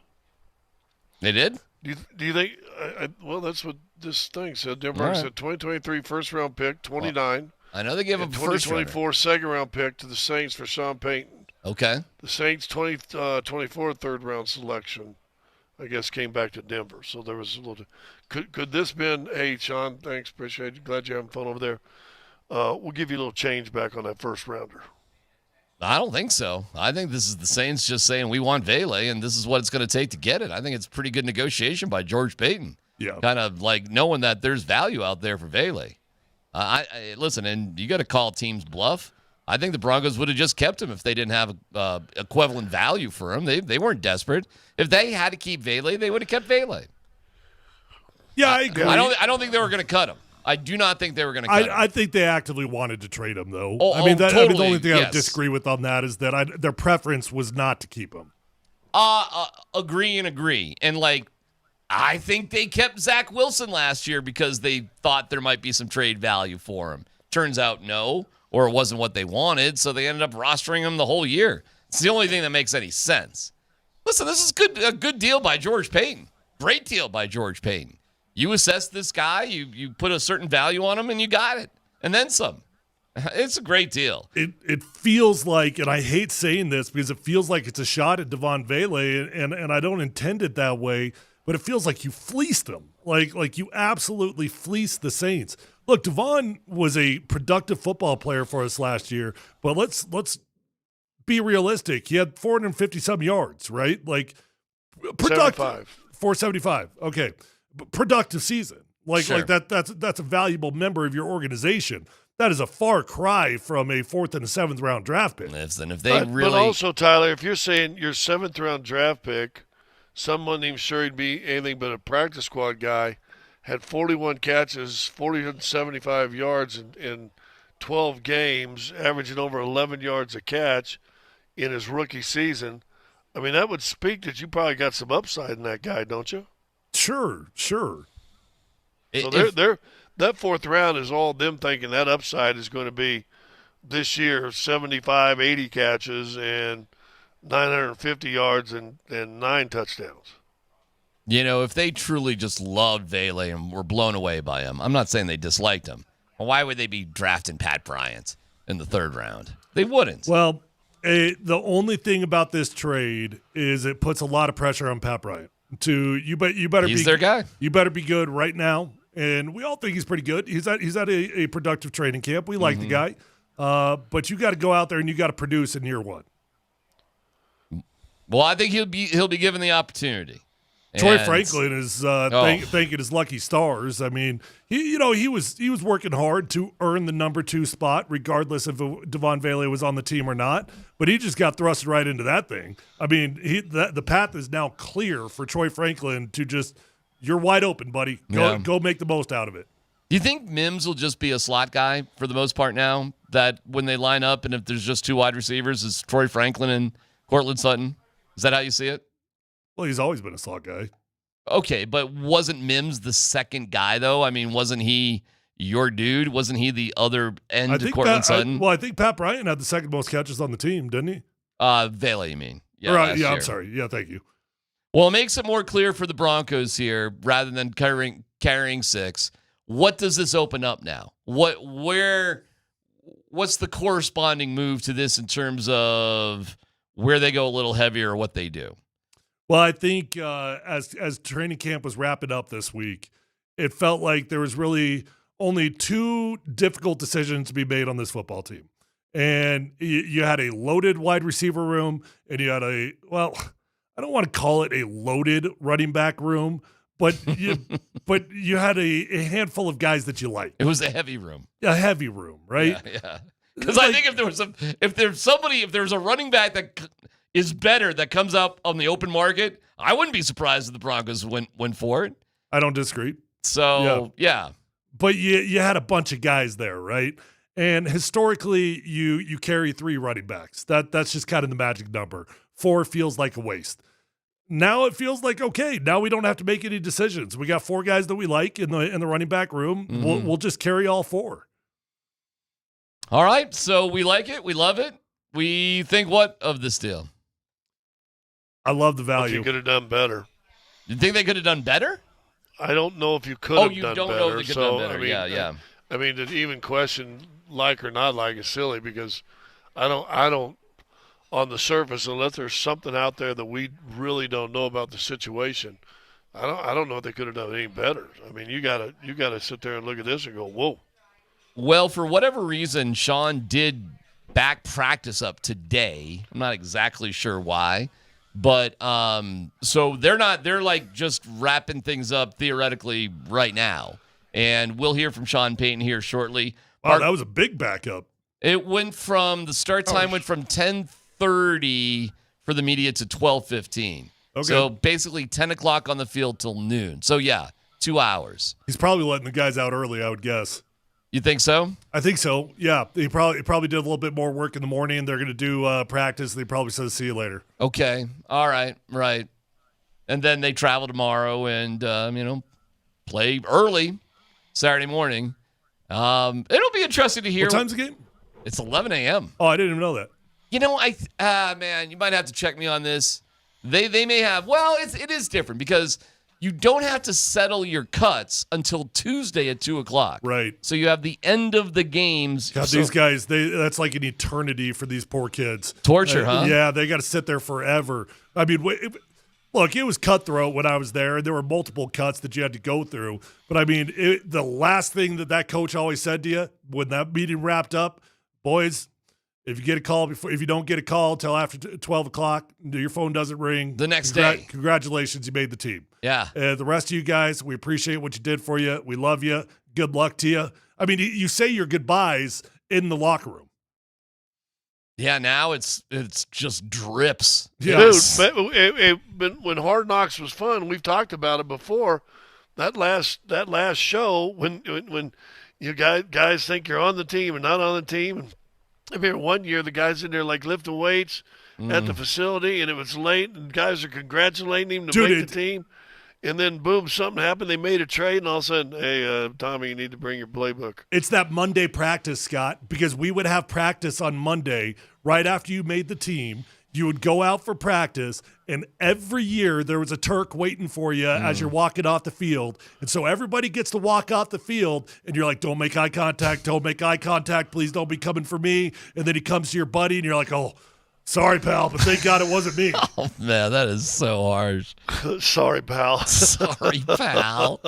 I know we've spent like 5 months together, but... hey, you're a good dude, though. Sorry, pal. Better you than me. By the way, I don't know if you caught this, but Josh Allen will not play for the Bills in preseason at all. Not one snap. He's not going to play in their third game, and that's a wrap. Okay. I mean, all right. Boy, talk about a Joe boring... Burrow says hello. Exactly. So now we're to the point where we're just not going to play our best players for some teams literally at all, period. Okay. Aaron Rodgers isn't playing a snap, right? I have no idea. Is that true? I think so. He's not, although he said he was open for it. But okay. Are we going to see more and more of that where guys just don't go whatsoever in preseason? Well, for guys like Josh, sorry, go ahead, Scott. Well, and it's why this thing will get pushed to 18 games. They're making a mockery of the preseason, which, right. Dude, back in the 90s, preseason mattered. Tyler's talked about it. It's how you make the team sometimes. Yeah, I mean, for guys like Josh Allen, it makes plenty of sense. Even guys like Joe Burrow. If I remember right, Justin Herbert wasn't playing either, right? Is that right? I thought so. Yeah, I thought I read something about that. I just think it's going to go more and more like that because, especially for guys like that, and does Pat Surtain need to take any reps, guys? Seriously. What are we doing? Well, they said Vance Joseph said yesterday, and this really surprised me. He said, we're hopeful to get both Dre Greenlaw and Nick Benito back out there for the final preseason game. No dumb question. Why? I don't know. Yeah. Put them in bubble wrap. Let's go. All right. Well, Sean will probably address all of that coming up here a little bit, so we'll carry that, and we have Parker Gabriel to tell us about the practice itself coming up as well. So everything just gets pushed back a little bit for today. You and Nate Kreckman with Rachel Vigil on the sidelines on Altitude TV, on radio, Altitude Plus, calling the Valor game. What's your take on this, man? That is tomorrow. So what's your schedule tomorrow? I'm going up there. Second show ends. Yeah. Wow. So, well, going down there, I should say. Yeah. And the game is at 7:00. Yeah. What kind of pressure is on our guy? If we're really going to air this game, we're going to talk about this game. Well, we may as well treat it like a real game, right? Yeah, man, it's going to be fun. It's going to be really cool to see. I'm fired up to see Coach Sanford's first game. I obviously I'm not like going to make that clear on the broadcast. I'm not going to have any bias here or anything. I'm honestly not. But I'm fascinated to see it. Coach has been kind enough to let us mic him up, which is a very unique experience. Mm-hmm. So you will hear Coach Sanford mic'd up. Coach does some unique things. Like he's not afraid to get out there. You know how he does his practice? His entire practice, he's got a microphone that everything he says, the entire practice, goes through the PA system. Okay. So the entire field can hear every single word that he says the entire time, right? I've never seen that done before. Maybe in Rudy, but outside of that, I mean, he's not afraid. So it's going to be some cool, unique content. They're freaking loaded with talent. But Pine Creek, that's a very good, historically good high school program. I mean, we talked season about ranking number 7, right? Yeah, we talked to both coaches and kind of got the rundown on what kids have got offers and everything. And Valor's got like 100 some offers between their kids, right? Mm-hmm. There's 1 or 2 kids out there at Pine Creek that will be playing D1 football. What kind of impact does it make, you think, for high school football that it's made a big deal of, that it's on TV and broadcast on radio, that sort of thing? I think that's a net positive thing for high school football in Colorado at that level? Well, I know the kids love it. I think yeah. Go ahead. I'm sorry. Well, the kids love it. The families love it. And so, I think there's a market for it. Scott? I think it's a great public service for the community, but not everybody gives a flip. But I'm still, and I coached high school basketball, so I still appreciate any coverage that the high school kids get. It's still about the name on the front than the name on the back. So I think it's cool. And I wish Chassa would get off their behind and help promote high school kids better than they do. All right. Well, with that, it's all happening on Altitude Sports Radio, 7 p.m. tomorrow. It's brought to you by Sport Clips. the pro in men's hair. We will have Sean Payne. We'll have Parker Gabriel about practice. We'll have Let's Football Go with Dan Bud Squints Tanner coming up next.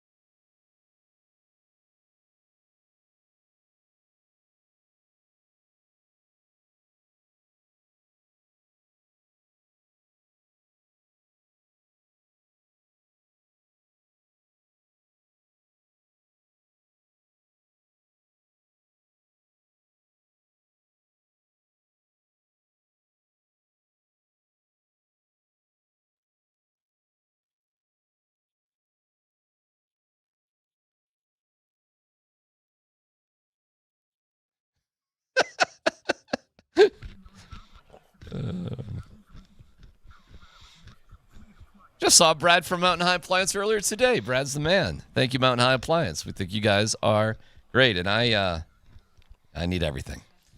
We'll make that happen. All right, Dan Buds, Quince Tanner. We do await Sean Payton, but let's football go. All right, let's hear from Broncos offensive coordinator, fellas, Joe Lombardi. Yesterday, Bo Nix will play a bit in the Broncos' final preseason game against the Saints. What would Joe like to see out of Bo to close out the preseason? Yeah, I think in this game would be good, if he got in a rhythm and put together a drive or two.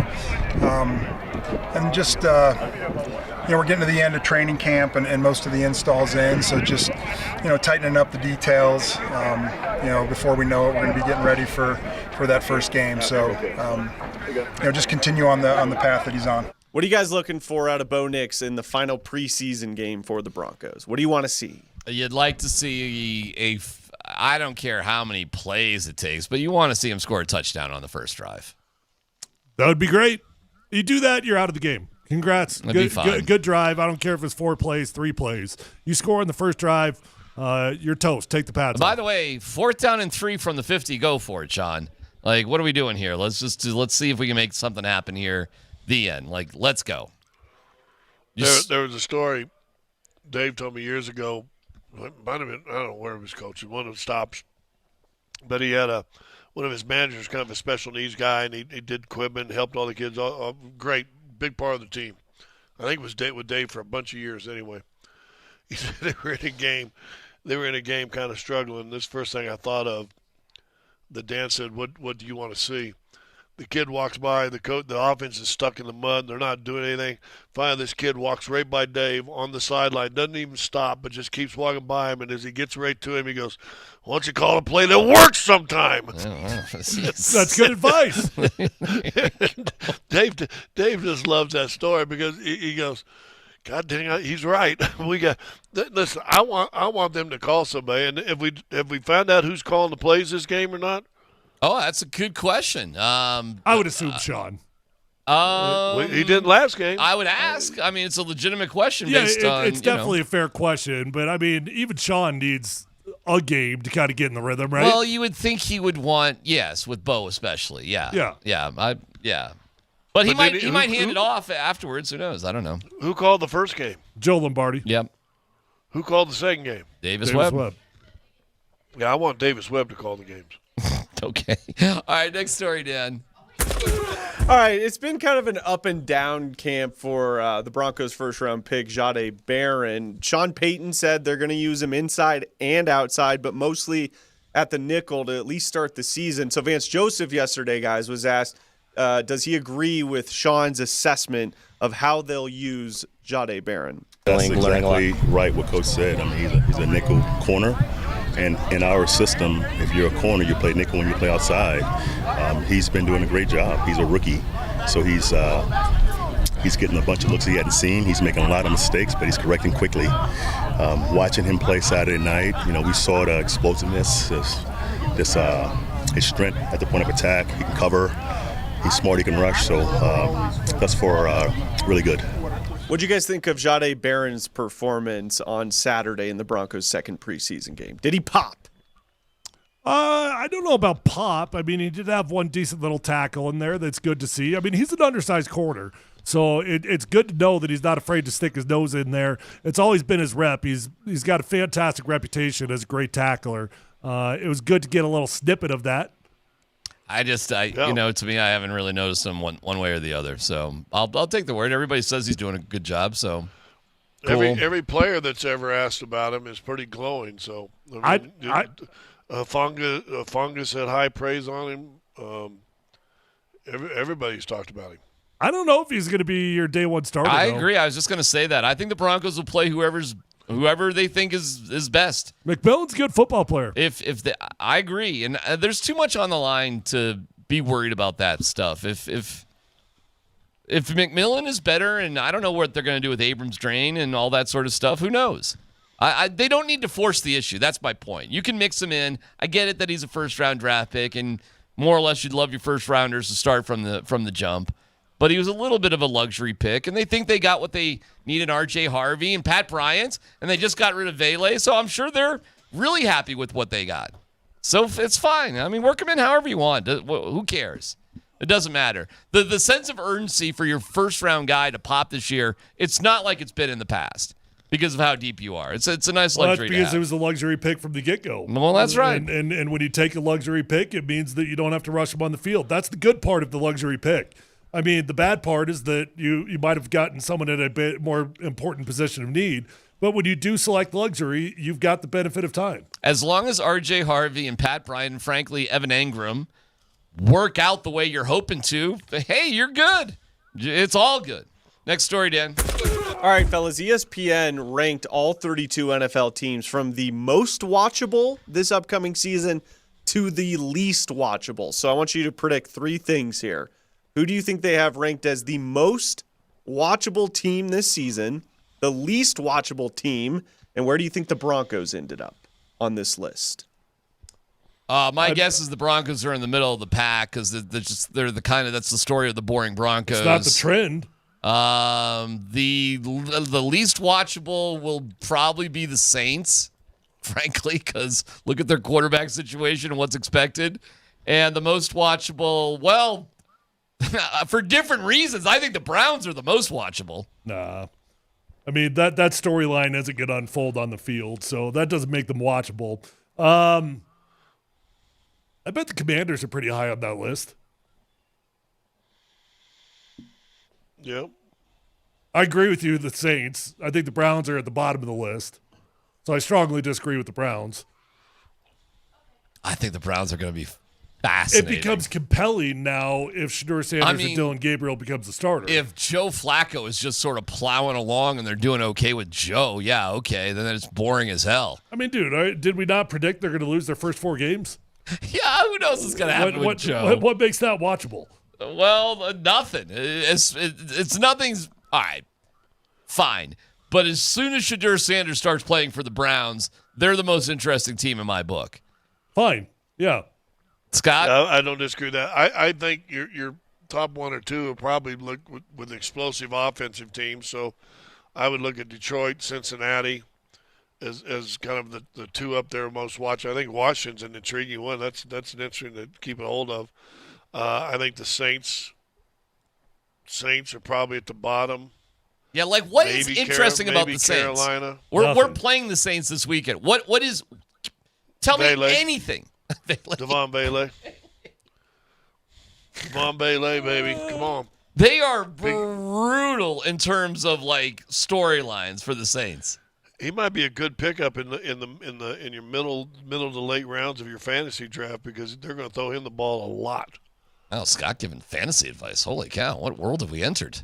Come on now. Lord. Next up, Dan. All right, and I would say Denver's probably 10 or 11. Did you say next story? We didn't even get the answer. What's the answer, Dan? So Tyler Scott nailed it. They have the Commanders as the most watchable team in the NFL. The Saints are actually 31. Right behind them are the Cleveland Browns as the least watchable team in the NFL. So DMac got it way wrong. But to defend DMac just a little bit, they do have a contingency. They do have a caveat in there. They say they have a caveat. They say by week 12, when Shedeur Sanders is starting his first NFL game, they'll become more watchable. And then they have the Broncos at 15. So they're kind of right in the middle of the pack as far as the most watchable or least watchable teams in the NFL. Yeah, the Broncos may be very sort of methodical.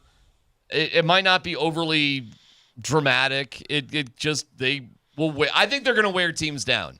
I think they'll wear teams down. I think some games will be close around halftime. The turnovers will go the Broncos' way. And are we looking at a boring season?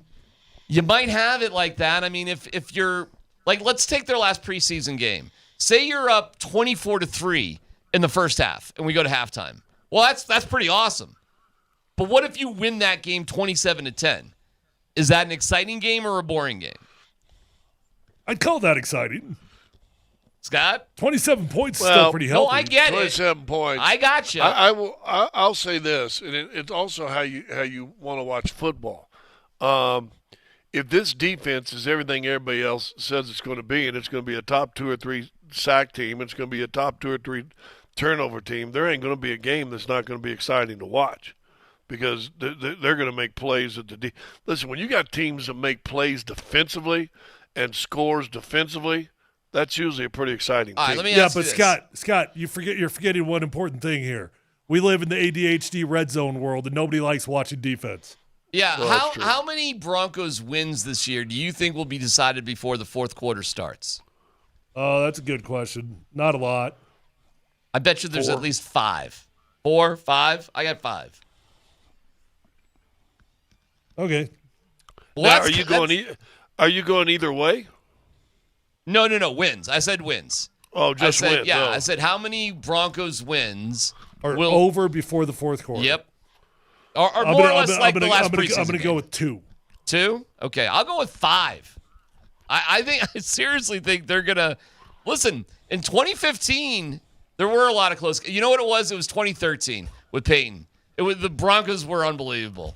Like, there were a lot of games that were just snooze fests because the Broncos had it handled so easily. And it was, cool and everything. It wasn't really exciting. It's really hard to have a game in handle with defense. Like you could keep it, within handle, meaning it's within reason to win the game, sure. But handled like the game's over, that's really hard to define before the fourth quarter. Hey, listen, these are first world problems. And this is what we're talking about now, which is a nice change of pace from years past. We all see how many games over by the fourth quarter in losses? Probably 1 or 2. I mean, it happens. You throw up a stinker, every now and then. I don't know if there's any team out there. Like, I don't know, man. What are you playing at Philadelphia? I don't know. Maybe something happens like that. At Washington. I hope you're competitive with Washington. But, I mean, Washington put it to the Lions in the playoffs. They were explosive. At Philadelphia, yeah, I don't know. Maybe that gets a little out of hand. I don't know, man. What other game on the schedule freaks you guys out?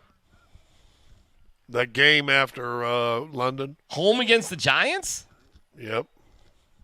And we better not have that game decided. Like, it's one thing to lose that game, but if we get blown out by the Giants, yeah. I'm not saying blown out, but that game's scary. He said, what game scares you? Yeah, but like every game they could lose every game. I mean, every game can scare you in terms of just winning or losing. You're talking about like you're getting blown out. Yeah. Like you don't got a shot in the game. Like that Eagles game, yeah, that's a gnarly one because it's on a short week after Cincinnati. And it's the Eagles at home. I mean, that could be bad.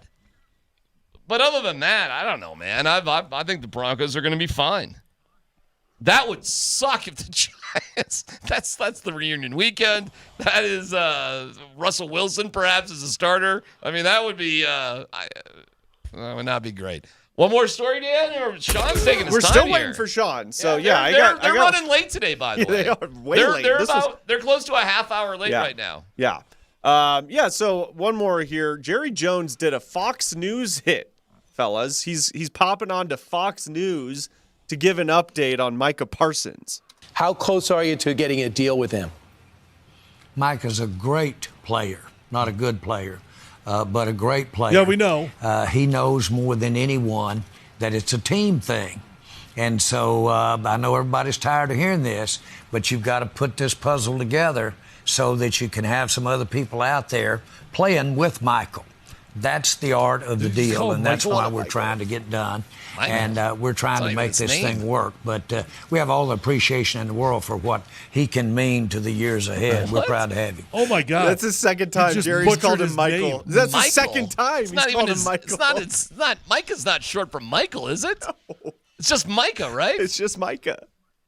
The second time, by the way, in the last couple weeks, he's referred to him as Michael. Wow, he has lost it. So there's Jerry Jones's Fox News hit regarding Micah Parsons. Why is he on Fox News? I don't know.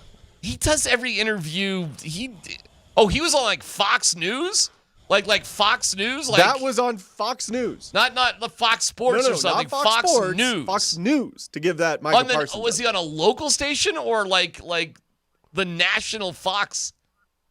That is Fox weird. News implies national. Yeah, I'm just checking there, Dan. I mean, I would lean in your direction, but why are we doing sports on Fox News? That's why I'm asking. It's not Fox News Dallas? Yeah, no, it's Fox News. The national. So it was probably they were probably talking about some Fox and Friends. NFL NFL NFL evaluations and the millions of dollars and stuff like that. Fox and Friends makes a little bit more sense because it's a morning show sort of deal. They probably do all sorts of. They might go off the beaten path there on Fox and Friends. But Jerry's something else, man. You guys think you'll watch that Netflix series? Does that have interest to you or not? Yeah, I'll probably watch. Not particularly. Doesn't intrigue you? I probably won't watch Hard Knocks, but I'll probably watch it. Oh, yeah, I'm kind of done with Hard Knocks, too. Like, today, did you watch this week's? I did not. And I could have watched it, like, because I watched the entire. I almost watched it last night just because I didn't know what to watch, but I didn't. Yeah, I got a little obsessed. I knew it was the Cowboys thing, like the last couple episodes weren't gonna be as good as the first few, and I was right about that. It wasn't. But you kind of invest your time into it. When I heard that was 8 parts, I was like, no, that's too much. Yeah. I might have watched a 2-part series on the Cowboys. I'm not watching 8 parts. I struggled through episodes 7 and 8. I had to just, That's a big commitment. I know. You get sunk into it, then you're like, all right, fine. I'll watch the rest of the stupid thing. You don't need to bother watching the last episode, they put 30 years into about 3 minutes. It's crazy. And it really does, like... It's kind of like the Celtics one. That last episode, you're like, yeah, okay, whatever. Yep, it was exactly like that. Does it portray Jerry in a redemptive light at all? Oh, yeah. Oh, yeah. It shows him as basically a savior of the NFL. For sure. And a passionate father, a dedicated family man, a risk taker. And then you can make your minds up between him and Jimmy Johnson. They give them both sort of equal time, but it slants Jerry Jones. The whole thing slants Jerry Jones.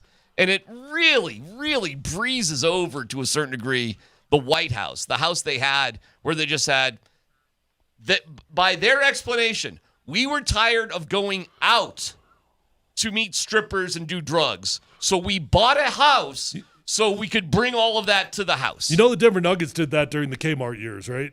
Like Carmelo and them. They bought a house? They bought an old bank that had a bank vault in it, and that was their party house.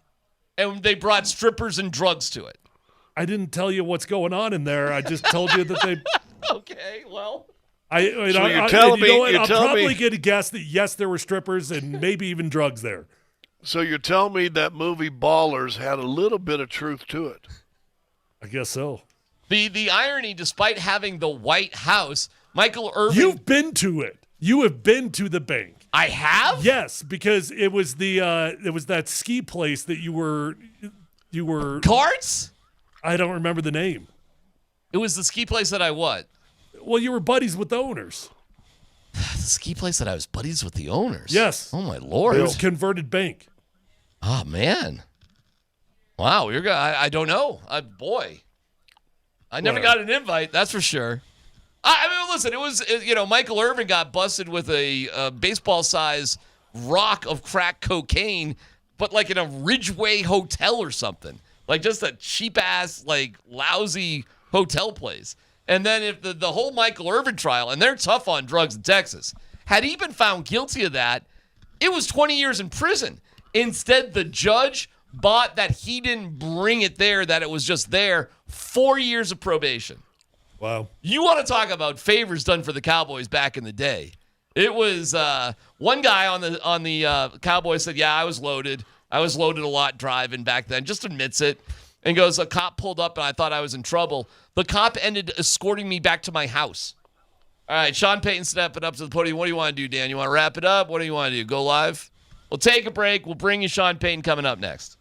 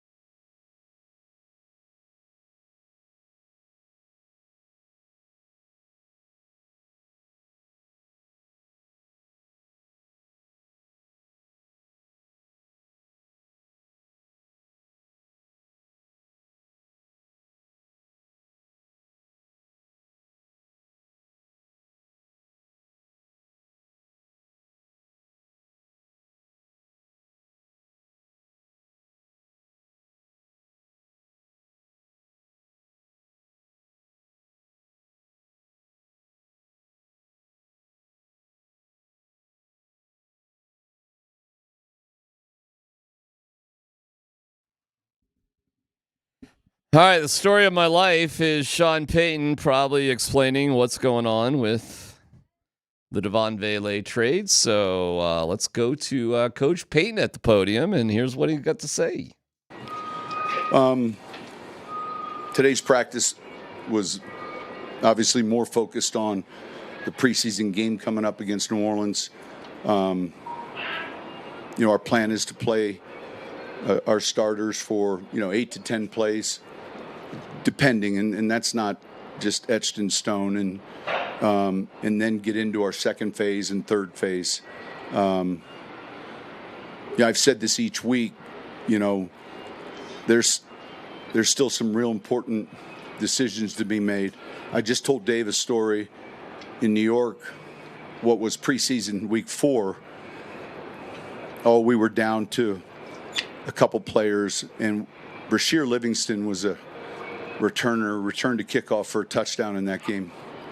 And 3 days later, next week, we're in that final cut-down meeting, front office, coaches, the late Wellington Mara, I'll never forget it. He was very quiet, and we were discussing a defensive lineman or Brashear Livingston. We were down to this last decision, and Wellington said, it's be hard to take points off the board. And his kick return for a touchdown was the reason he made the team that year. And so we'll leave out tomorrow and then get ready to go. Any questions? He's fine. We held him out, just soft tissue. He's fine. We anticipate him playing. Sean, with Devaughn Vele, it's just kind of Yeah, so let's go through that. Look, I asked Paul, my assistant, find out how many players I've traded or been involved in a trade with. And Devaughn was the 26th player. The interesting thing with him was 2 and then a third team all called. In other words, we weren't actively shopping at all. But teams in need of receivers obviously do a good enough job. They look at the depth of certain teams. And so within like a 3-day period, George and I had gotten calls from 2 serious teams and a third, and all coincidentally on the same player. And look, George would know better the initial offer or what the compensation would be. And the next morning, he and I sat down and said, no, that, obviously we value this player. And then the following day, it picked up, it became more serious. And then we're having to look at the roster as a whole and trying to find the right and the best 53. But the thing different, and I looked over those trades, those other 25, and 90% of them were easy trades to make. Meaning there wasn't the right fit for whatever reason, but there, and then there's that 10% that are difficult. This was one of those 10% that, man, all the things that we look for, discipline, structure, smart, tough, talented, that's why this one was difficult. And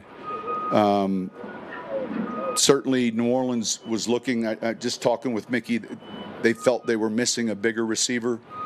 They knew we had a number of big receivers. And so it kind of went in the beginning of the week is just discussion. And then 2 teams really came back more than serious about this trade. And there is a point at some point where you're looking at the roster, you're looking at your depth, and towards the end, it was something we felt was going to be best for the club. He was fantastic when we visited with him. He's gonna be a real good player for them, and so those are the tough ones. And really, I was only able to come up with like 2 that were like that. Darren Sproles was a real tough decision. and I later regretted it, and so, but most of the time they're easier, but we wish them well. Okay, good stuff right there. And we'll follow. Sean's still talking now, so we'll follow if there's any other news to be had. But let's just get on that a little bit. We give the Broncos credit for the trade, but hey, man, it's easy to do good things when you set a bar. They're coming to you. Multiple teams are interested. And you just sort of say, well, we're not going to do it because we're fine to keep him. But at the end of the day, everybody has a price. It's like The Godfather. You make him an offer he can't refuse. And I suppose, fairly looking at the offer, if we get this, then okay, I guess. So, hey, listen, good for the Broncos, but it's not like they were very active in it. All they had to do was sort of imagine what the value was, and if anybody matched it, fine. If they didn't, well, fine. Yeah, I get it. You don't want to give away the dude for nothing. I don't buy for a second that they weren't active. I mean, look, and maybe you took that first call and you're like, okay, well, now that we've got a call, let's go see what other suitors are out there, see if we can drive this price up a little bit. They understood the situation, and there's a reason why other teams understood the situation. So, you want to talk nicely about the guy on the way out the door, and there's no reason to say that you were actively trying to get rid of him. But I do think that they probably preferred to trade Devaughn Vele because it made life more simple for him. Well, maybe. I don't know. Either believe Sean or not. I do say this. We asked earlier in the show, how'd you get a fourth and a seventh? Well, that's get it. a couple teams get a couple teams interested in one guy that was a 7th-round pick a year ago. That's how you move that up. Now, I'd like to find out who the other one. Here's another thing that was interesting about it, and you forget. And we always hear that every. And I think DMac, you made fun of it.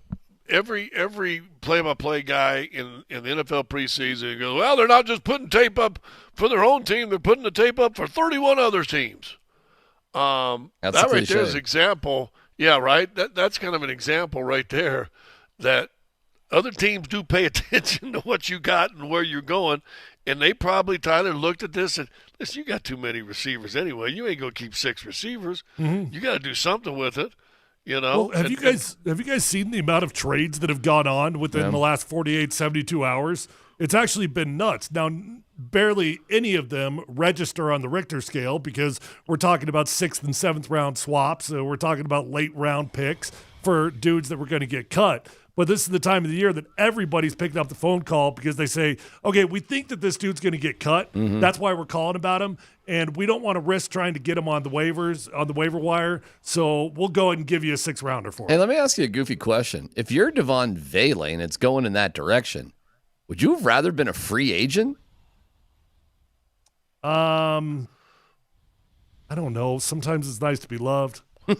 I'm serious. Okay, all right. Yeah. Once you get over being traded and realize instead of, oh, they didn't want me, instead of, boy, somebody really did, and when you flip your mindset, and listen, I think for his career, he ain't young, so no. I mean, he's 27's young, but I mean, yeah. Jim Morrison would tell you 27 is pretty old.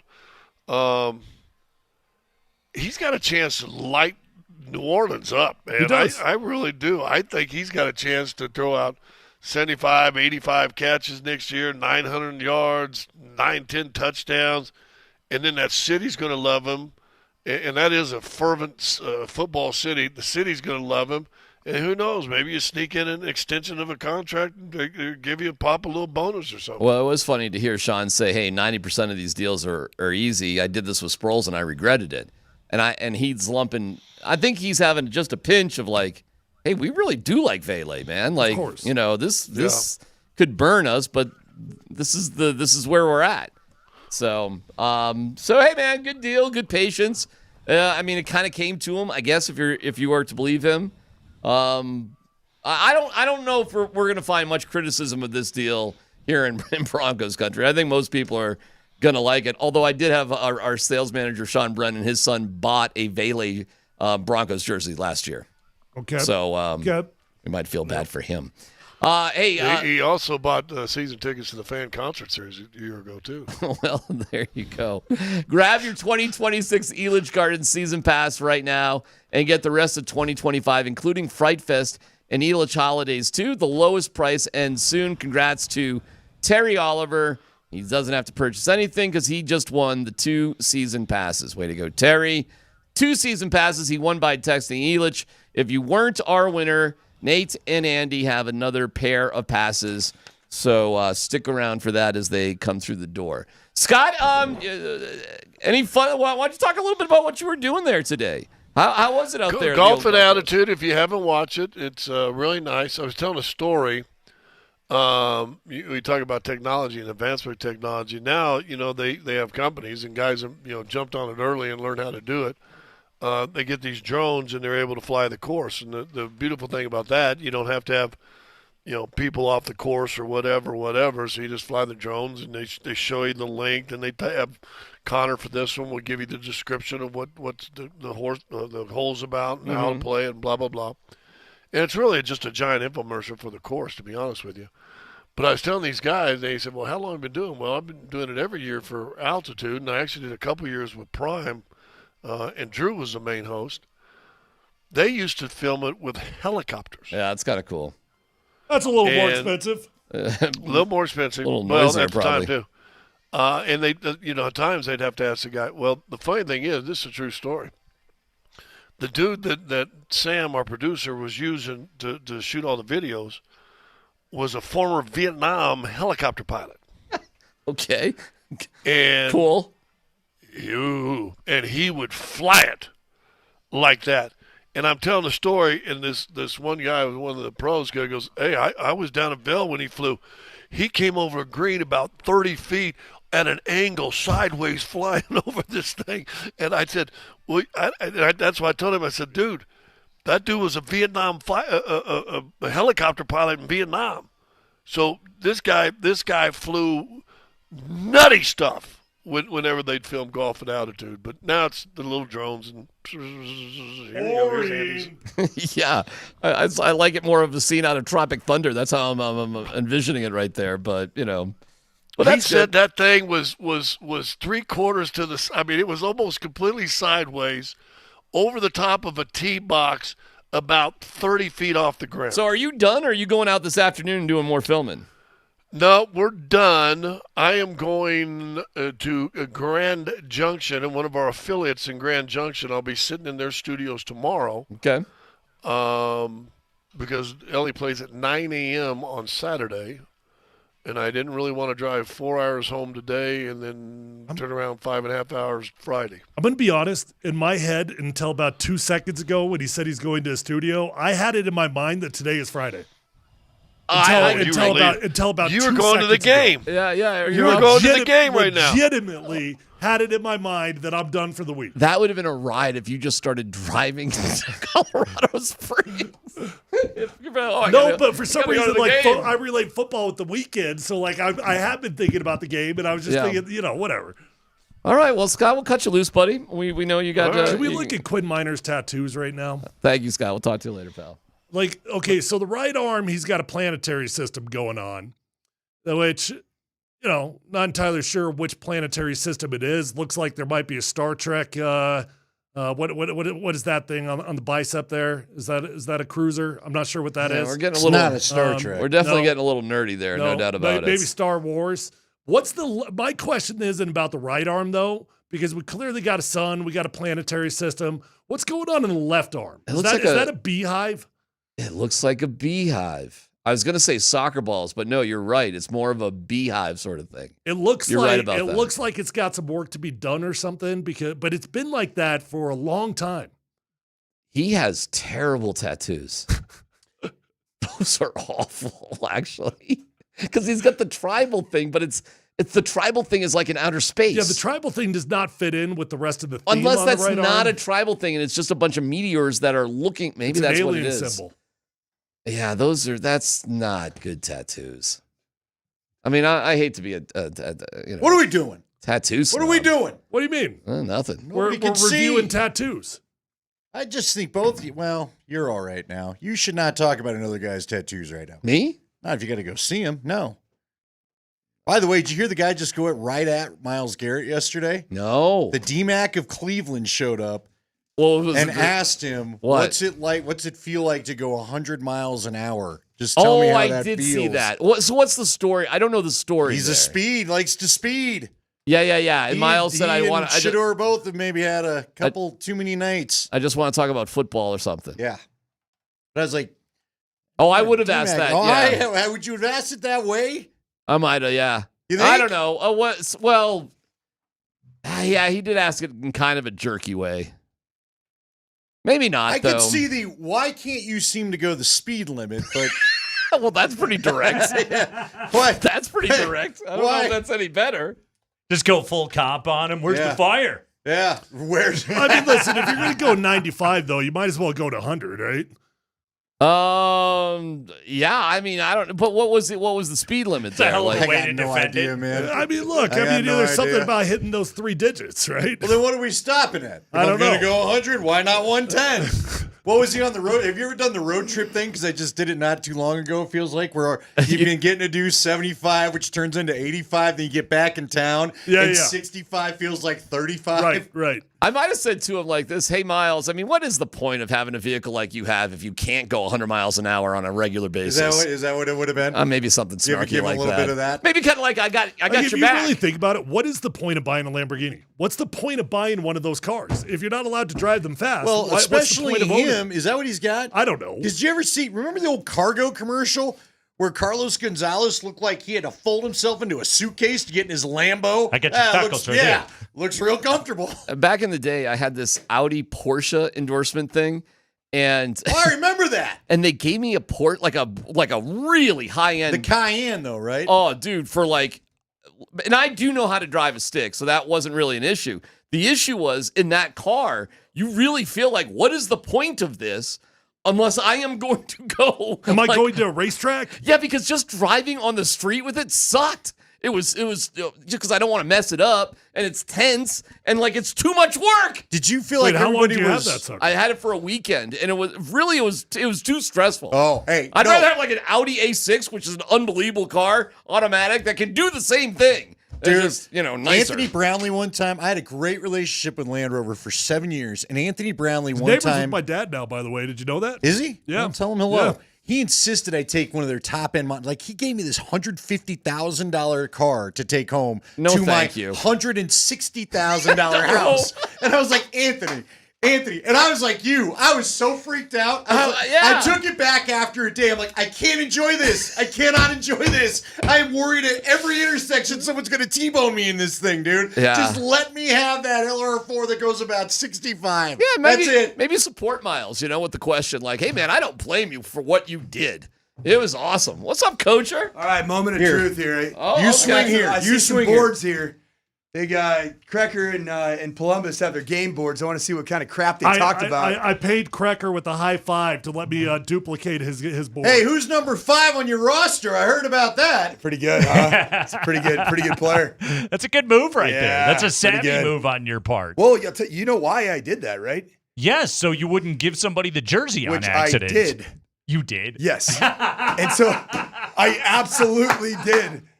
All right, now hold on. Shouldn't you just keep it? Because we were talking about this. Obviously, high schools don't build a ring of fame necessarily. I think it'd be kind of cool if on every roster moving forward, whether it's Christian or it would be whatever a great player, that they are just always listed as 5 like the game on the book roster. Or whatever. Yeah. That means it's your number. That's cool. Huh? So you I accidentally invented something. I didn't actually issue the physical jersey, but when I was going through the process, I asked every one of the players to fill out so it was a Google Doc where they put in their first preferred jersey number, second choice, third choice. And there was a young man that did everything right this summer, and his first choice was number 5. And I just cool. That makes a lot of sense. Why wouldn't I have you be the 5 spot? And then the kid about a day later, he's like, Coach, I just realized that we just retired Christian McCaffrey's jersey. You got corrected jersey. by the kid. Yes. Oh my gosh, that's right. You just did it this summer. Yes, it was literally months ago. I forgot about that. That's the stupidest thing I've ever done in my life. Hey, real quick though, I was told that became like a thing in college. Like athletes. Oh yeah. Literally, I don't know if I'll come to your program if I can't have the number, which is why we got 9 5s on the sideline. So crazy. You don't know who the hell's who. Well, and are some of these a lot of these retired jerseys, especially in programs that have 7 retired jerseys, like Notre Dame, they're not really retired. Right. They're just retired in just to be up there somewhere. Like right. I like really retired the jersey. By the way, I meant to ask you, Tyler, maybe you know the answer to this. Actually, all 3 of you should know the answer to this. You all have CU Would ties. you quit hovering over me? Like One I'm of trying. you. I'm trying to have a conversation here, and you keep walking over like you're trying to kick me out. Spot. Like my gosh. Okay, so on the side of Folsom Field, on the press box side, on the face of the press box. Yes. Those numbers up there, are they the All-Americans? So the ones on the west side are consensus All-Americans. Are those consensus All-Americans? Consensus So those aren't Okay. necessarily. There's only one jersey truly retired at CU. Is that right? Was that Rashawn? I think it's just Rashawn. Well, what do you mean? Is Shedeur not truly retired there's now? Is Travis 6. Hunter not truly retired? Yeah, there's 6 of them that are on that side. I'm saying where it never gets worn. They just put Shedeur and Travis Hunter Well, that's up what there. I'm asking you. I mean, I don't know. My assumption was that number 2 is never going to get worn again. So 2 and 12 are off limits. 19's off limits. I think so. Yeah. And there's we'll see. There's a few others. So it's my Get your understanding. Byron Whizzer Whites of the world and So whatnot. it's my understanding, Yeah. and I could be wrong on this. All right. Okay. Supreme Court But Justice? Is that right? The west side of the stadium, those are consensus All-Americans. You can't bend any rules, whatever. Right? Okay. East side, it's kind of like, hey, we can do what we want over here. Okay. Because that's where the retired numbers are. Yeah. That's good because I noticed that. But yeah, I was looking at the west side of it over the summer, and I was just like why isn't Cordell up there? And then I was looking at it, and then what tipped me off was Nate Solder is up there. Yep. And I was like, oh, he was an All-American. All right. And then I started looking around, and it all made sense to me. Correct. Yeah. Correct. Okay. Do you not have a walkthrough or something? Yoga. 3:30 to 4. 3:30 to 4. Fast Friday on a Thursday. College guy. Starts at 4:10. 4:10. Yep. He'll be there by then. Easily. Yeah. He'll drive Fast Friday to be able to make it. Yeah, he's got the Myles Garrett. I'll car. have, Who's the yoga teacher? It's our strength coach. It's more mobility. Okay. Call it yoga. Yeah. It's really mobility. All right. Stretch work. All right. All right. I was just wondering if it was Bo Nix's wife. She rounds. She helps with that for sure. Yeah. Okay. Is she a local yoga instructor? I did not know this. No, she's an assistant strength coach at Valor Christian High School. Is she really? Fantastic. Yeah. I did not know Yes. this. Yeah. Okay. Grinder too. What are the qualifications? Is she a yoga instructor? Is she a kinesiology major? She's a true strength coach, certified strength coach. That's So like, remember Romo's wife was all yoked up? And Oh, yeah. ripped. Yeah. Hold on. Tell me the story of. Why do we have this? I don't know. I brought it in there. Tell me earlier the today. story of the freshman team's defensive coordinator. The freshman team's defensive coordinator is Mary Bills. Okay, what's the story? So she has been a manager Okay. for the football team after she transferred in from Castleview High School to Valor Christian. Okay. She was a manager last year, and I started seeing that she wants to coach ball. Mm-hmm. So the very first day, I said, anybody who's going to be retained or come back is going to go through an interview. I said, including you, Mary. And then I said, Mary, hand her the grease sport, or hand her a dry erase marker. Yeah. You want to be a ball coach? Then you got to install some ball plays right now. Yeah. So I taught her some pretty advanced stuff, erased it all, and said, Mary, teach it back to me. Okay. She aced the assignment. No way. Aced the assignment. That's awesome. And if I'm to be fully candid, she was better than quite a few of the of the football coaches that have been doing this for more than 15 years. That's we're very here cool. nor there. So we're up at the University of Northern Colorado at team camp. Okay. And we have to divide. We had 3 full teams. 138 kids came up there. So it was basically varsity, JV, and freshmen. And we had a JV defensive coordinator. Nobody really assigned for the freshman defense coordinator. And I look over at Mary and I said, "You're the freshman defensive coordinator." There you go. Her debut performance against Legend High School in front of Awesome. about 2,500 people there. I mean, there was a lot of people at that game. It was a scrimmage. It was a real deal. She told me right after they had 1 out of 21 plays that netted a positive yard. Damn. So she had analytics. Oh yeah. She a senior now? She's a senior. Okay. And she is she's going to be Bob Stitt's going to bring her over to the Colorado School of Mines after this year. So and cool. I've given her the perfect name. Her name is Mary Bills. Her nickname now is Mary Bills Belichick. Well Love it. done. Yep. Love it. Mm-hmm. That is cool. I didn't know anything about that story. That's Although amazing. I'd be careful talking about Belichick and 17-year-olds. Yeah, probably not ideal. That's the kind of stuff I stay away from, generally speaking, in the environment that I'm coaching at. That's good. Which That's is a good place to be. Yeah. Uh-huh. You know what? This is Coach's first cup of coffee. We got a coffee. Hey, it's football season. Coach has got the coffee going. Every other show you've done with us, you just had your water bottle, but now he's got the big old fat mug of coffee working. This mug of coffee, I just pulled it out of the KSC library up there. Looks like something you'd have at your grandma's house. It like scratches you when you grab it. It's real clay pottery. There's going to be email all, who took my coffee cup? That's coming next. Oh, yeah. It's good. You're right, man. It's ball season time. I was out there trying to get the dadgum Keurig to work, and I was like, come on, what are we? I'm in full season mode. Dadgum yelling at it. You don't know how to work a Keurig? No, it was just taking forever to heat up, and I wanted to join you fine fellas, man. So here we are. Nate Adkins is making the 53, fellas. You know that was this? announced today by Coach. Please explain. Nate Adkins. I missed this. Sean Payton. So he's injured currently. What's the injury that he's got? He just had a surgery. He had a tightrope for a high ankle sprain. That's right. Tightrope. Thank you for remembering. Made famous. It's made famous by the University of Alabama. Dr. James Andrews brought about this procedure. You remember old high ankle sprains, like at non-line positions? It was like sometimes a 3-month procedure. Right. These guys are back in 4 weeks A now. minimally invasive procedure used to stabilize the ankle involves using a braided polyethylene cord, often called a tightrope, to connect the tibia and fibula bones, restoring their proper alignment and allowing for healing of the injured syndesmotic ligaments. Do you know who that had makes it? sense. Yeah. You know the most famous Have you ever had person a high that ankle? needed that? Oh, yeah. A Bronco lore? Tyler's old teammate? I don't know. Vaughn Miller.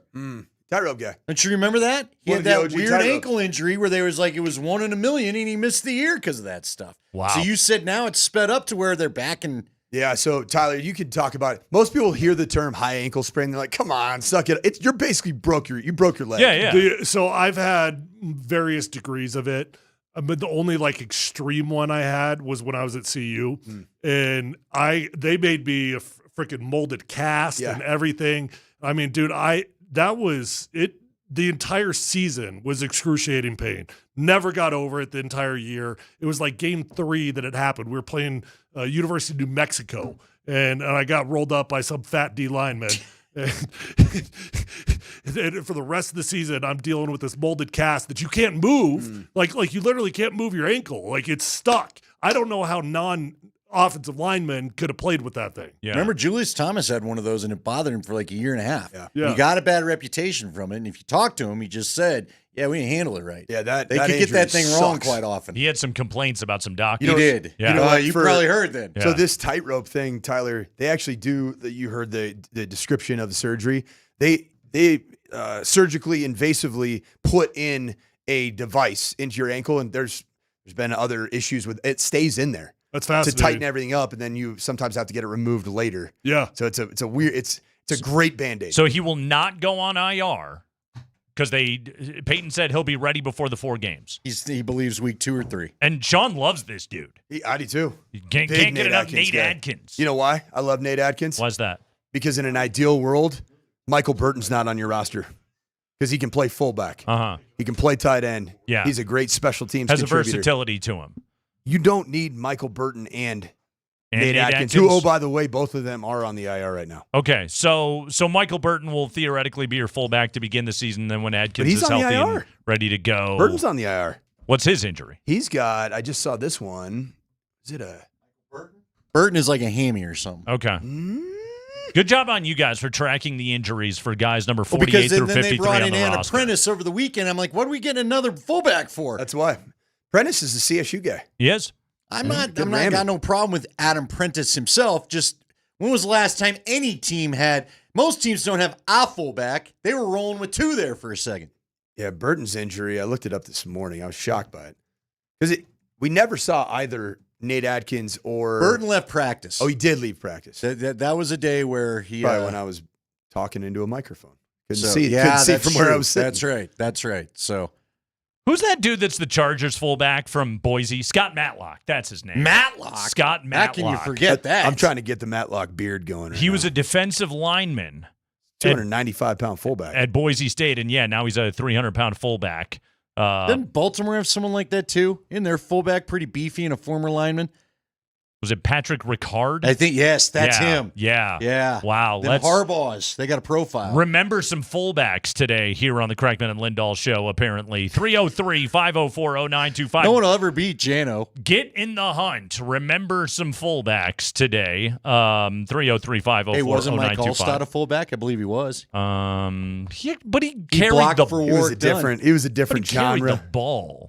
He's almost more of a. He's more of a naval. He's more of a Naval Academy fullback. If you're a fullback, like a service academy fullback. If you're a fullback, I don't want you having more than 2 carries a game. Otherwise, you don't qualify. Even as if a you're Mike fullback to me. Allstott. What about your guy Howard Griffith? Illini proud. That's yeah. You're Gotta right. rethink that in the break. You nailed it. You nailed it, Andy. You know he You're once good. scored, Andy's dialed this year. Once I've scored been to camp 7 touchdowns in a single game. You know who he scored against? 7 touchdowns in a single game. Howard Griffith. Who'd he do it against? Michigan. We'll take a break. We'll come back. Oh. This is how you get the listeners back. They want to find out. You better hope. When Howard Griffith was playing at Illinois, he scored 7 touchdowns in a single game. Who did he do it against? We'll tell you next. As well as, we'll tell you if Bo Nix has a real shot at winning the MVP award. That coming up next.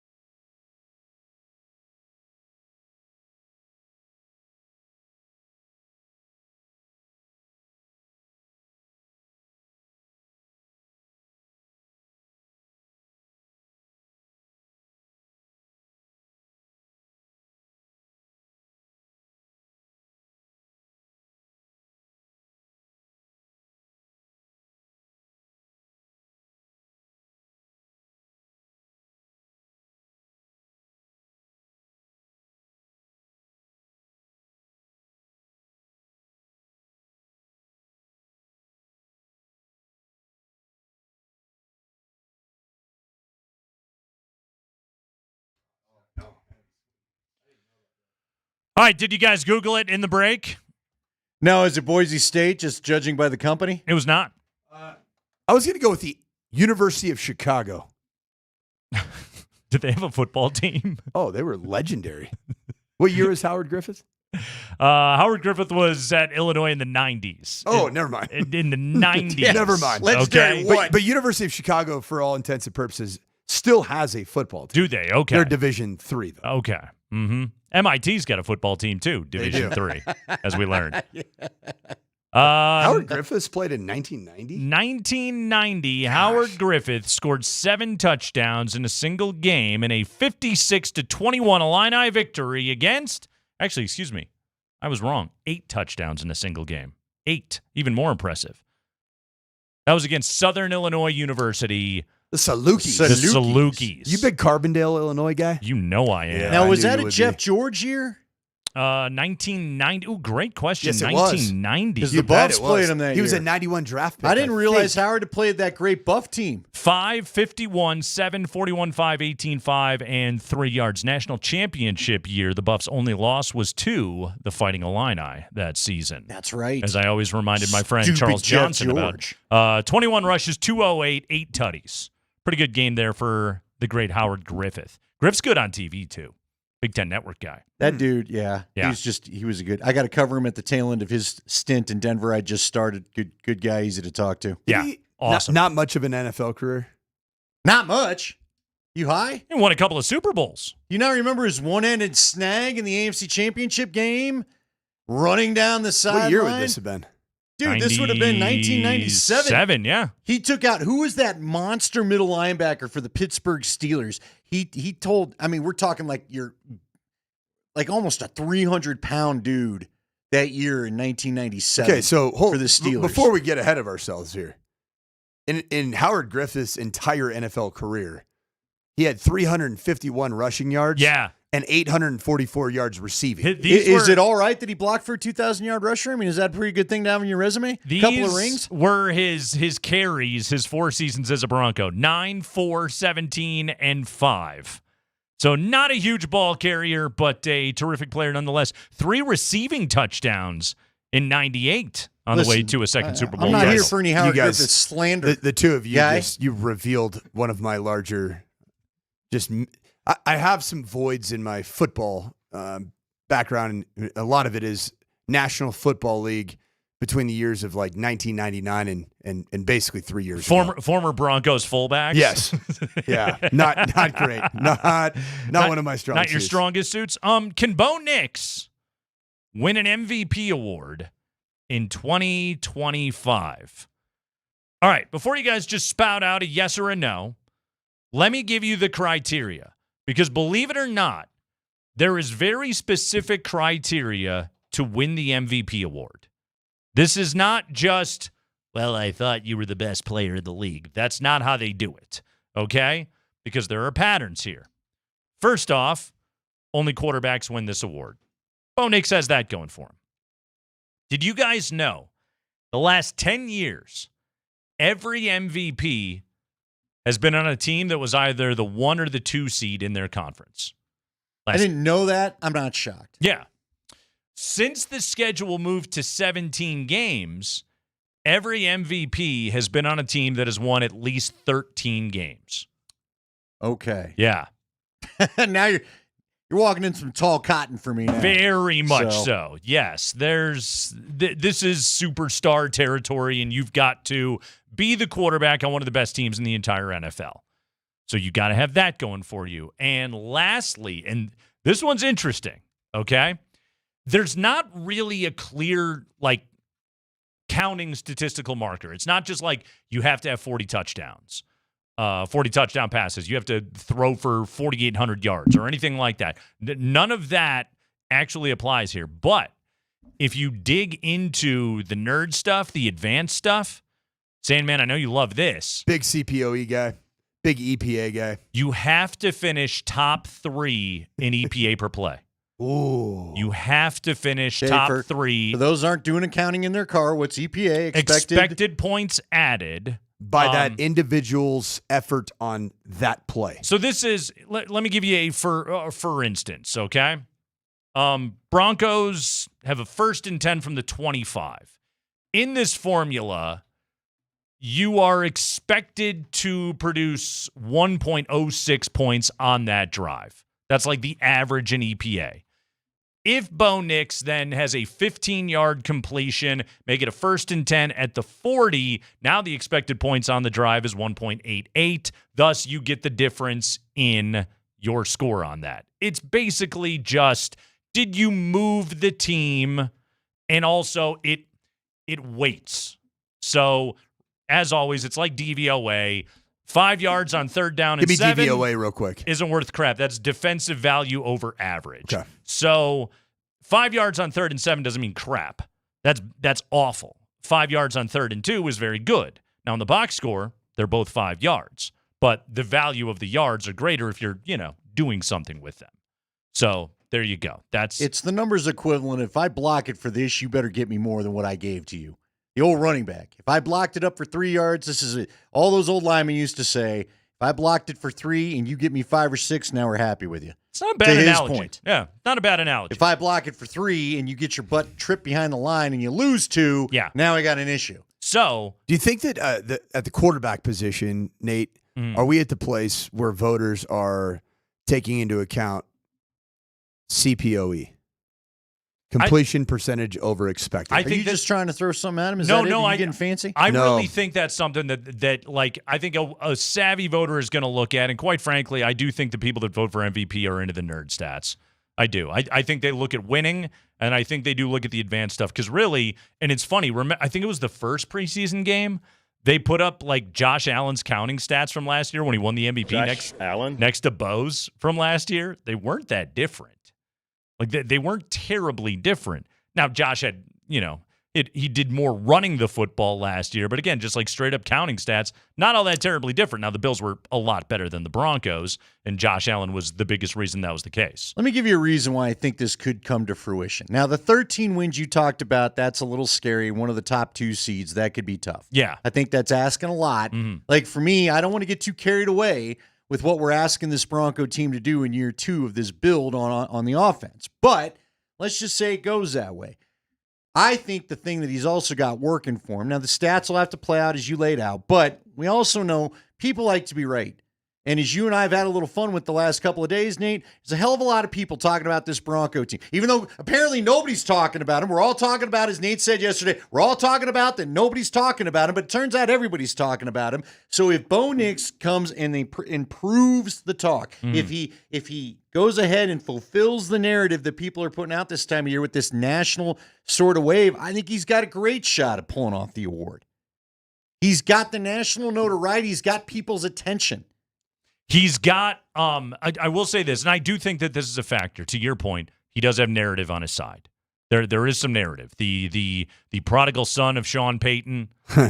He also has the best hype man right now at the head coach. Exactly. I mean, Sean Payton's getting ahead of this already. Yeah. In the event that you do win 13 games. But it helps that he's had Travis Kelce and Max Crosby and guys that have played him that, hey, that guy's a guy. Yeah. That they've kind of put their stamp on it, too, that aren't his teammates. He's kind of been knighted, so to speak. It's funny because this then led me to go to the betting odds. All right. And I always like to do this because and it's fun to break down in this way. All right. I think there's a distinct class of favorites. There's the next tier, and then there's what I would call the long shots. Bo Nix is, by the betting numbers, he's a long shot. Okay. He's at 50 to 1? 60. Wow. At FanDuel. I'm looking at FanDuel right now. You can look at whatever book you want to. Big circus sports guy. Okay. So plus 6,000 right now for Bo. Okay. Your favorites, Lamar Jackson, plus 430. Josh Allen, Joe Burrow, both 6 to 1. Mahomes plus 650. Jaden Daniels plus 1,000. Yeah, pretty much the usual suspects. Yeah, the usual suspects, and then Jaden Daniels. Yep. And by the way, the new kid on the block. Jaden Daniels, Manders could win 13 games. They could. I wouldn't be stunned. No, I don't disagree. But also, I do think we all have to put out there that if there's going to be a possible sophomore slump for Bo, it could also happen for Jaden. Absolutely. Absolutely. Next tier, kind of starting at the 20 to 1s. Herbert, Jalen Hurts, Jordan Love, CJ Stroud. Baker Mayfield, Brock Purdy, Jared Goff, Caleb Williams, Dak, Stafford, Trevor Lawrence, Kyler Murray. Kyler Murray at 50 to 1. And I'd put him at the very bottom of that. Is there a name that I just said that you would look at and you would circle and say, I think this guy's got a real shot? Jared Goff. Why do you say that? Because I think numbers. I think the Lions might take a step back I do this too. year. I do too. But if you were to go just strictly off last year's performance, sure, and returning players, yeah, I like Jared Goff in the numbers. What I don't like, life without Ben Johnson. Yes. Mm-hmm. Okay, we're talking long shots here, right? Just to be clear, Middle of the road the right names now. That you we're in middle of the road. I would keep a little eye on the start of Trevor Lawrence. Okay, he's a former number 1 overall pick. We talk about narrative, and he's got the guy. Again, I told you that first year with Doug Peterson, he came out and looked like the guy everybody thought they were getting. He had a fantastic comeback win. Now they're going to have to win. But again, if Travis Hunter is doing Travis Hunter type things, I'll be real curious to see how long the OD thing gets to go this year, because I'm starting to get a vibe that maybe that's not going to go as long as we hoped. You know what's funny? At 25 to 1, I kind of like CJ Stroud, and I'll tell you why. His like that's also a top 3 defense in the NFL. It's top 3 defense in a bottom 1 division. Yeah. Am I right? Like, you got the opportunity to throw some serious numbers up. You can do some damage over there. Stroud and now DeMeco Ryans doesn't Sean Payton it at the podium. He handles his business quite differently. But he actually answers the questions that he's asked. Yes, there's something to that in a concise manner. Like Houston, right now I'm looking at Denver, Baltimore, Houston, Philly, in no particular order. I think those are the 4 best defenses in the NFL. Denver, Baltimore, Houston, Philly. Okay. Yeah. You got any problems with any of those? I completely agree. Yeah, probably pretty good. The Manders are sneaky good. Sure. And they're well coached. And that's where, I think Jaden Daniels has a shot. But again, can Jaden Daniels be a top 2 seed in the NFC in the division with Philadelphia? That's going to be tough. What were they last year? Were they the wild card team? Yeah. Okay. Yeah. He won 2 games, though, in the postseason. He did. Yeah. But one was Pretty at home, special. was it not? He won his one at home? Pretty special. Okay. Maybe not. No, because it would have been Philly that had the home. So, Andy, you're circling I feel like Trevor I Lawrence. remember watching him play I'm just at home. putting it out there. Okay. Listen, Matthew Stafford apparently is back to throwing bombs and touchdowns today. I don't know. Do you like him a little bit? Epidurals are magical, aren't they? Well, and he's got Devontae Adams. At 60 to 1, Bo Nix. Saquon's at 60 to 1. A running back's not going to win the award. But we said that about Pat Surtain and the DPOY. Although you're right. Look, if Saquon didn't win it last year, he ain't winning it. Exactly. Incredible long What's shot. last time an off-ball linebacker won the DPOY? It's been since Ray Urlacher. Lewis? I was going to say like Ray Lewis or something like that. Such a unique position that has been it just doesn't seem like it has the same pop as it Fred once did. Warner's in the conversation every year these days. But he's a bit of a hybrid. Yeah. He's an off-ball they all edge have rusher. to be. Yeah, you're right. Penix at 60 to 1. Dre May. Interesting. So Penix and Bo Nix have the exact same odds. Drake May at 60. Tua at 60. Aaron Rodgers at 75 to 1. Bo Nix has better MVP odds than Aaron Rodgers. That's great. Who'd have thunk it? J.J. McCarthy at 75 to 1. Geno at 100 to 1. Bryce Young at 100 to 1. Sam Darnold at 100 to 1. If you're talking strictly value, Nate, J.J. McCarthy, yeah, Kevin O'Connell, with that crew of receiver talent, tight end talent, Aaron Jones, that's like 75 to 1. That's a long shot that you like. Here's what I give you. Throw 10 bucks but on that let's bad not boy. forget the math Nate gave us earlier. You got to get 13 wins. That's kind of the, How many that's did they the have high last year? water mark. Now, see, I was going to say Minnesota may have a shot at that. Yeah, because they've done it. Did they win 12 last That's year? where I don't so much like Jacksonville as much. They That's won where 14 maybe last year. Won 14 a year. You got if you're going to pick this, you better pick a long shot who you think is going to get 13 and be a top 2 seed in the conference. If there's an NFL head coach that I believe in, not named Andy Reid, it's Kevin O'Connell. Okay, but hold on. Let's go back to the criteria. Win 13 games, a 1 or a 2 seed, top 3 in EPA per play. And I know Bo is by the betting odds at the top of the list at 60 to 1. But I would look at it and say, I think Bo Nix has a better shot of doing that than Penix or Drake May or Aaron Rodgers does. Oh, yeah, I'd agree. Winning that many games on the back of an excellent defense, and if Bo comes out and plays crazy efficient football right there, again, I'm not putting him in a Josh Allen Patrick Mahomes kind of conversation right now. I think those guys have a better shot to be able to do it than Bo does. But if you're the face of a resurgence, which that would be, 13 wins, top 2 seed, media loves you. Yeah. Guys voting on that, gals voting on that love you. Sure. There's something to that right There's there. also something about being the quarterback on a successful Denver Broncos team from a national standpoint. Well, their brand. Yeah. It's a real brand. Yeah. If the Broncos, like if they hit the ceiling, which to me is 13 wins, if they did it, I think Bo's got a real shot. I think he'll be in the top 5 at the very least if they get to that point. Who has a better year this year as it relates to the potential of MVP talk? Brock Purdy or Bo Nix? Like right now, my gut is to say Brock Purdy.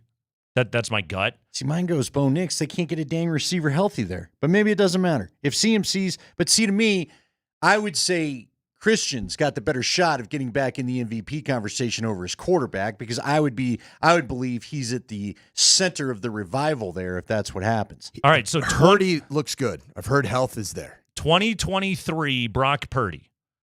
Niners went 12-4. Mm-hmm. They played in the Super Bowl that year. 31 tutties to 11 picks that season. I mean, led the NFL in passer rating that season. That's what the ceiling looks like for Brock Purdy. If everything right around him, but like that's how he played that season. That's why I would go to Brock Purdy simply just because he's done it before. Well, he won't have Ayuk and Deebo Samuel helping him out the first part of the campaign. Well, never Samuel's have Deebo Samuel, but yeah. Ayuk is still hurt. Yeah. Jennings is upset. They just traded for Sky Moore. Kyle Shanahan didn't forget how to coach, though. I'm not saying that they're bad. I'm just saying, to me, I think would it be in the middle? I think the motor of all that would be Christian McCaffrey. Sure. Who got the Madden cover? Wasn't Brock Purdy. Sure. I can tell you that. Sure. You not a Madden cover guy? Wouldn't that work in Purdy's favor, though? That the Madden cover jinx? No, his receivers aren't what they were when he put up those numbers 2 years ago. Then you slide it into the narrative conversation and look at how good Brock Purdy is. I just don't believe right he's now. going to be that good without those guys. How about that? Yeah. I'm exposing my doubts in Purdy. Hey, I don't have a ton of it. I don't believe in that guy a ton either, but he has finished top 5 in voting before. Gun to your head. Do you really believe Josh Allen deserved the MVP over Lamar Jackson? First off, I'm kicking you in the crotch to get that gun away from my head. Okay. I don't know. I think we do fall into a cycle a little bit. It's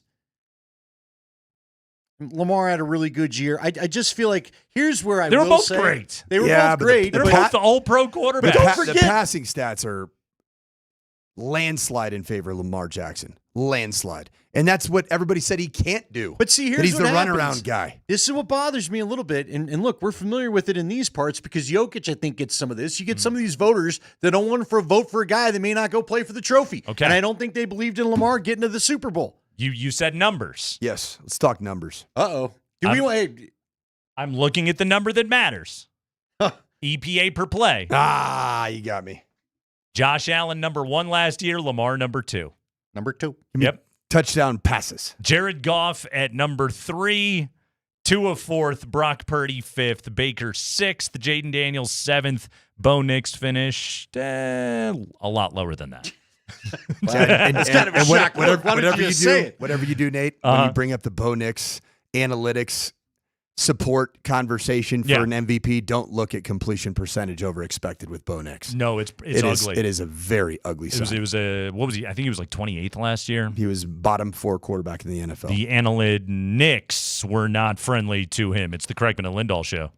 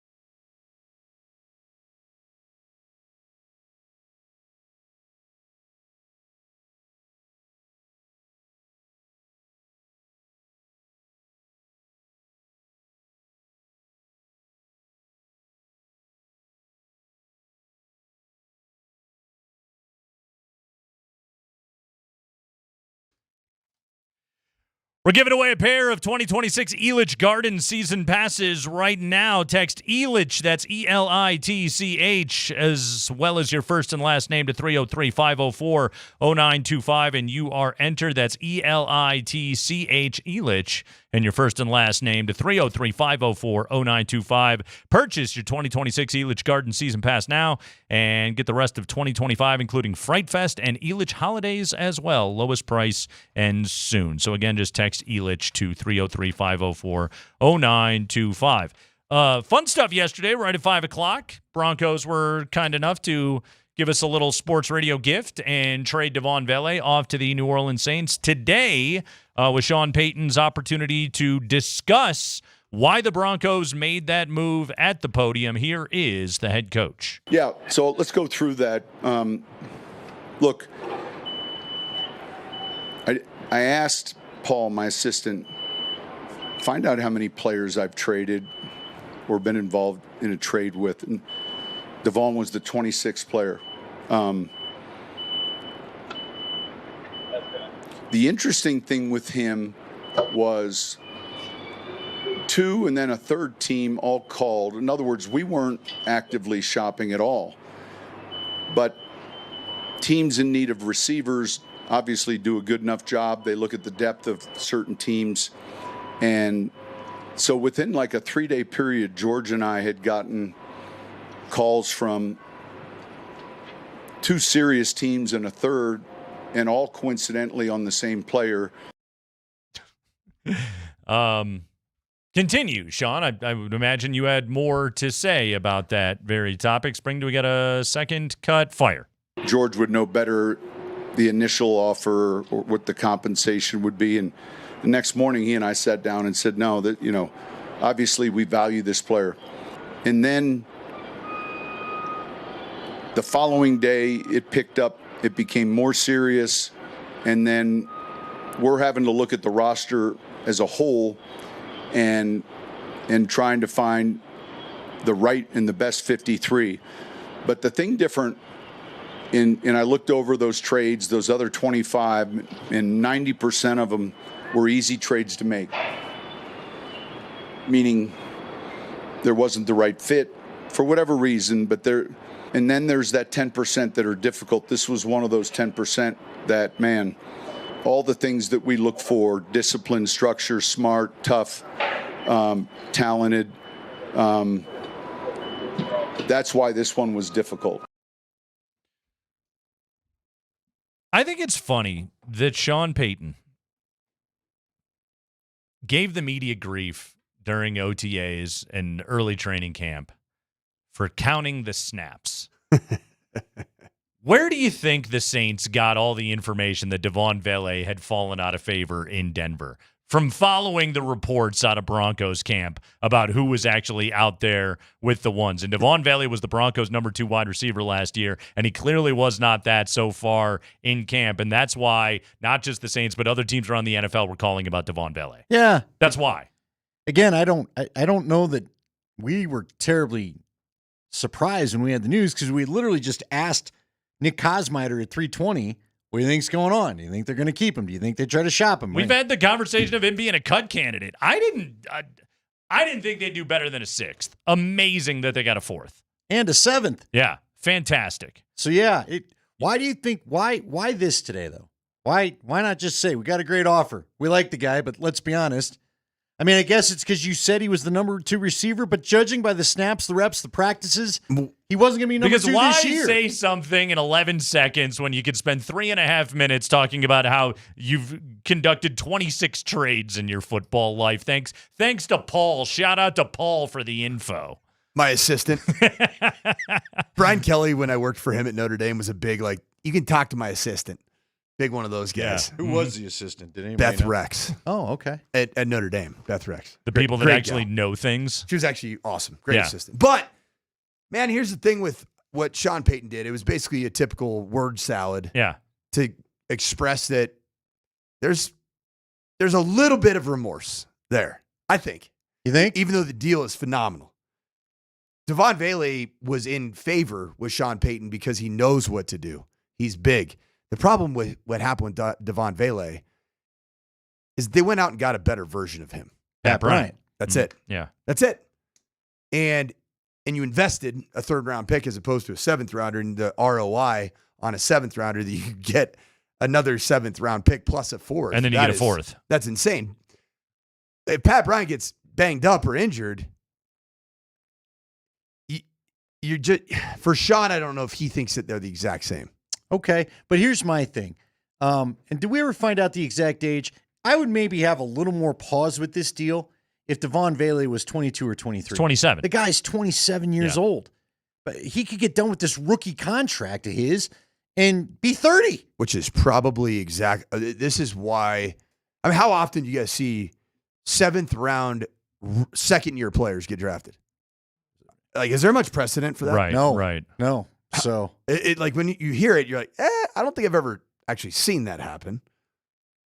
But the new college football with COVID years and the NCAA granting everybody an extra year or 2 or 3. Yeah, everyone's just older when they get into the league now. And Mormon missionaries, like you start having to treat these people. I mean, Devaughn Vele is married, and I think he's got children. He's been married for a while. He's a grown adult. There's no doubt about it. He's a vet. And I'm sure Sean appreciated that. He's a vet that just finished his rookie year. One thing I will say for the Saints, okay, and I spent all day killing the Saints yesterday. As you should. As I should have. My guy Kellen Moore is going to have a tough road. You should not have. It shouldn't have been a 4, okay?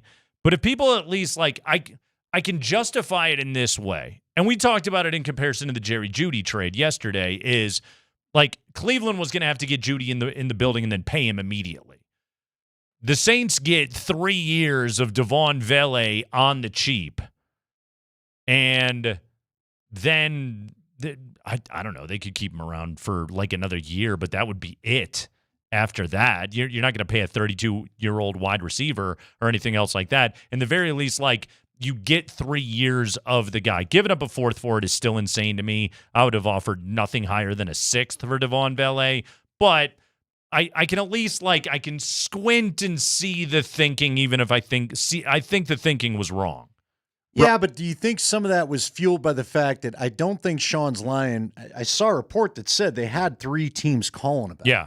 So I think they had to go a little probably richer than they wanted to because they clearly didn't want to lose him to someone else. And Kellen Moore is looking at it and saying, okay, I got Olave, I got Rashid Shaheed, and then I have nothing else after that. I'm trying to get my offense installed. I got 2 young quarterbacks and Rattler and Shuck. I got to do whatever I can to help these guys out. Like, if you're Kellen Moore and you're going to Gale Benson and going to ownership in the front office, you're looking at him and just saying, like, I have no chance with either of these quarterbacks. And look, neither of those guys may end up being the quarterback of the future in New Orleans. They could end up with Arch Manning. He could be right back in New Orleans. Who knows whomever that they're going to end up with. But in the meantime, like, Kellen Moore is trying. I think his team is going to be terrible, but I can sort of see his thinking. The Broncos, it's just no-brainer. Oh, you're going to give us a 4th and we'll trade a redundant player? Great, thank you. The redundancy of Vele is even more so, not just the Pat Bryant piece. Yeah. It's the Ingram piece, too. Yeah. Because Evan Ingram he's a big slot receiver. And Sutton. Devaughn Vele is a big slot receiver. Right. Pat Bryant is a big slot receiver. Sutton can be a big slot receiver, but he just happens to be the X receiver, which is the traditional. Thing as too much redundancy, right? Like, there is such a thing as having too many 6'4", 220 guys. And, right? And Sean was looking at it in terms of snaps. Yeah. I think he verbalized that today. He started actually looking at how he'd employ the snaps. Hey, shout out to Nick Kosmider. He said it when we were talking about this before the trade went down. There's a couple hours before the trade went down, and we asked Nick, what do you think they'll do with Vele? Do you think he makes the roster? And Nick thought he would be on the roster. I think deep down I thought he probably would make it too. I didn't know if maybe they try to sneak him to practice squad. But the bottom line is Nick said, when are they going to dress 6 receivers? Yeah. They're not. Yeah. They're just not. And now you could take a guy like Joaquin Davis, who I've been talking about all camp. Yep. He'll make it to the practice squad. He's had no pop highlight in the preseason games. He's protected. So that's a guy you get on the practice squad. He basically, hopefully you can coach him into a Vele role. And now you keep an extra back, or whatever you need to do. Stay hot, Brenton Doyle. 2-run bomb in the bottom of the 8th. Rocks have cut it to a 9-5 ball game. Well, your boy Dylan had a rough day today. Hey, Brenton Doyle has been one of the best hitters in the National League since the All-Star break. That's at least good to see. Thank you, Brenton Doyle, for once again starting to hit like a major leaguer. It's the Kreckman and Lindahl Show. We'll take a break. When we come back, our friend Lindsey Jones is going to join the show. She's going to be our ambassador to the national media. Does everybody really think the Broncos are a contender, or is this the Sean Payton hyped media machine doing the heavy lifting? We'll talk to Lindsey about that next.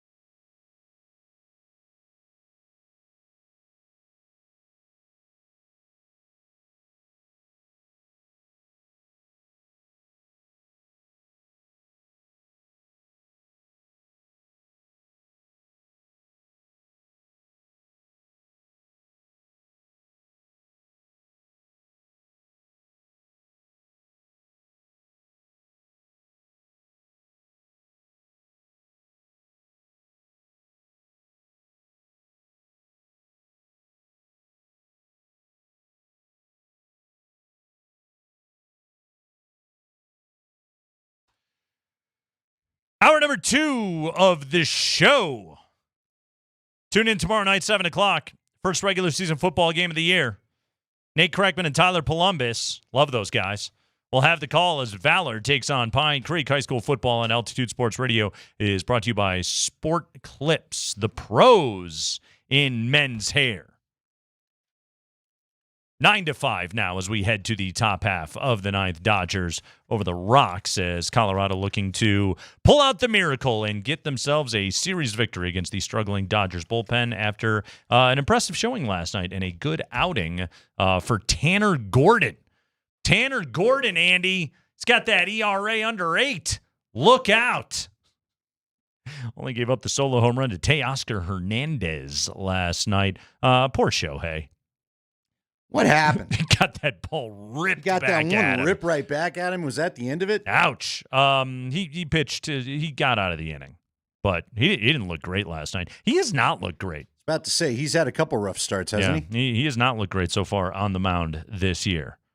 Also, it's just so funny, and like, this isn't the reason why he was bad last night. He hasn't been great, but I don't think I've ever seen a starting pitcher hit a leadoff double, go run the bases, and then it's like, by the way, you got to go pitch now. And it's still 95 degrees at first pitch or whatever it was. Right, exactly. So. Well. If the Rocks don't pull it out today, 15-17 since the All-Star break. That's more wins than the Dodgers since the break. Take that, LA. They're a little beat up, right?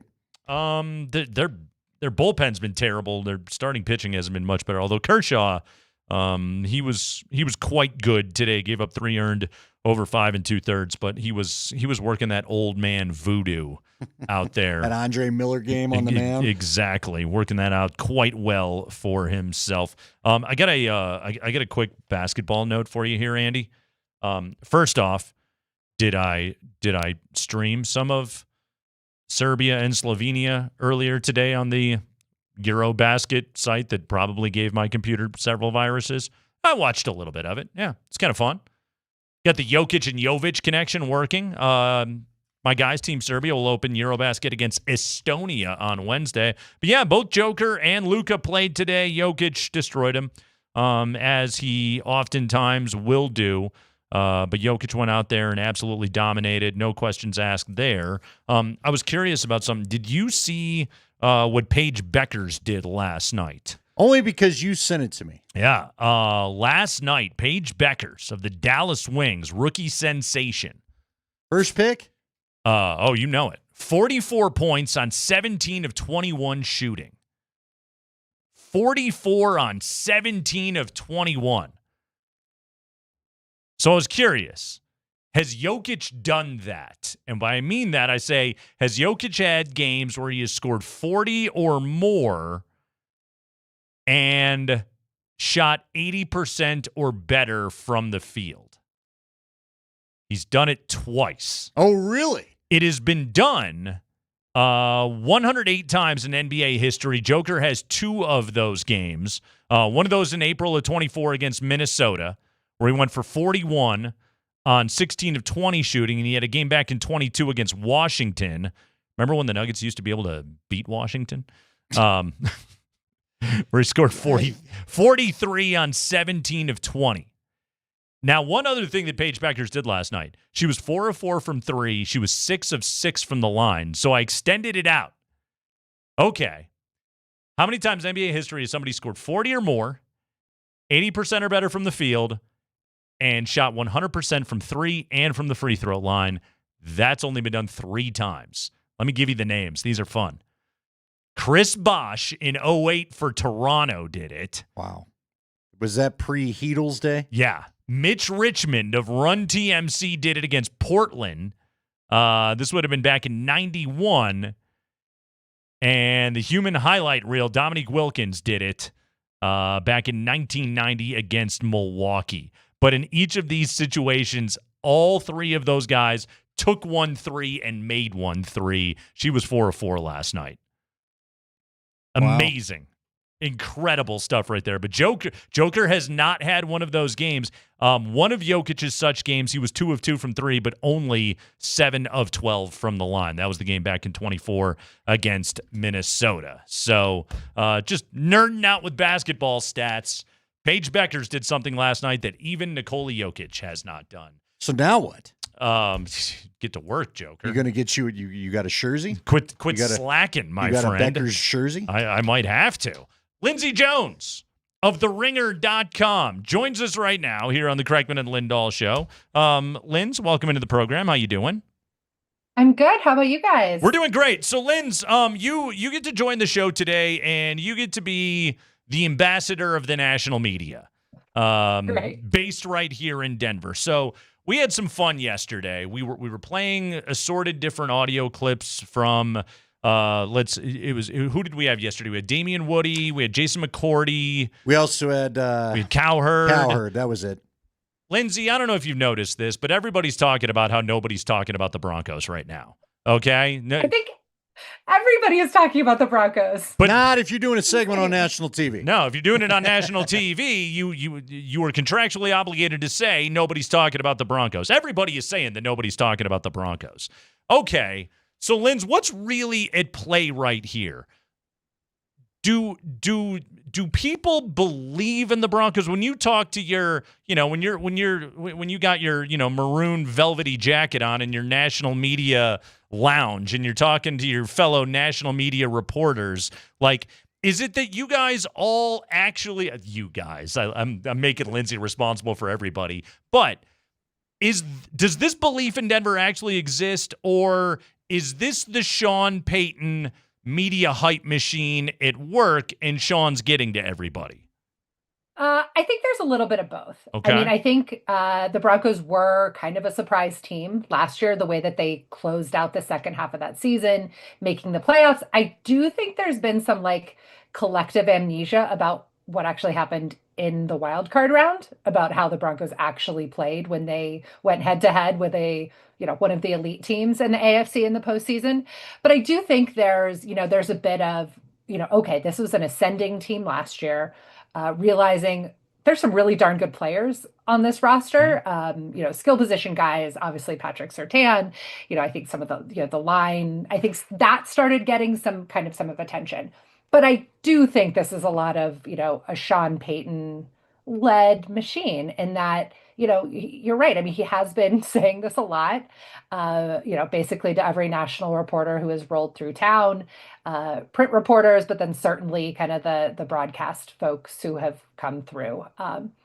Look, Sean's not new at this, right? I mean, he plays this media game very, very well. He had a lot of kind of deep relationships from when he was a coach in New Orleans in the national media. And then he spent an entire year kind of on the other side, right? He knows how this thing works. So I think it's a little bit of both. I do think the Broncos deserve a bit of this, the higher expectations. And look, there haven't been high expectations here for a while. I mean, I think there was the first Russell Wilson year where we all went a little crazy. But in terms of this is actually a good roster and a team that has proven something the year before, so that there should be some sort of expectations. But I do think the Super Bowl stuff, I think a lot of that is coming from Payton. Yeah. Lindsay, what would you, if you were setting, as you said, reasonable expectations, what would be your reasonable expectations if not Super Bowl? Yeah, I mean, I think where I'm looking at the Broncos right now is go out and win the division. I think that is a reasonably attainable goal, and something that would kind of signify a really significant step forward. I think we all kind of got ahead of ourselves the Russell Wilson summer where, Russ was the one putting it out there. I want to win multiple Super Bowls in Denver, looking at what the rest of the roster looked like, all that sort of stuff. I think it would be a little maybe taken a few steps too far this year to say, yeah, let's go out and win the Super Bowl. This is a Super Bowl caliber team. I do think this is a roster from top to bottom that should be able to compete to win the AFC West. Yes, I know the Kansas City Chiefs are in this division. They haven't lost that division in a very, very, very long time. But I think the Broncos are a team now that is built to compete with the Chiefs, especially when the Chiefs are kind of in yet another, maybe mid-evolution of trying to figure out exactly what sort of team they're going to be in this next era of Chiefs football. So I think the division is a realistic goal. And if you can be more competitive, that means you can't get swept by the Chargers. That means you can't split with the Raiders. That means you need to be beat the Chiefs one time when Patrick Mahomes is playing. And I think those are all realistically attainable goals. Lindsey Jones, our guest, the ringer, joins us on the Ramos Law Hotline. Car accident, you need Ramos Law, medical doctor and attorney. Visit ramoslaw.com. Lindsey, let's go back to Sean Payton's approach to all of this and putting this kind of hype, pressure, whatever you want to call it, on a second-year quarterback. Bo Nix played at some big-time college programs, but, Lindsey, you've lived here your entire life. You know the insanity of this town and what it does to quarterbacks. Do you think that this is a savvy and wise play on the part of Sean Payton to heap this onto Bo Nix? Yeah, I mean, I do think one of the things that Sean Payton does pretty well is I think he does historically have a pretty good sense of what sort of team he has and what sort of quarterbacks and how they're driven and how they're motivated. So I think my sense of being out there, a handful of days throughout the last couple of weeks during training camp and talking to folks around the team is that messaging is as much for the guys in the locker room as it is for us and for the fans. I think when he's not saying that much different to the media and out in public than he is when he's inside those meeting rooms.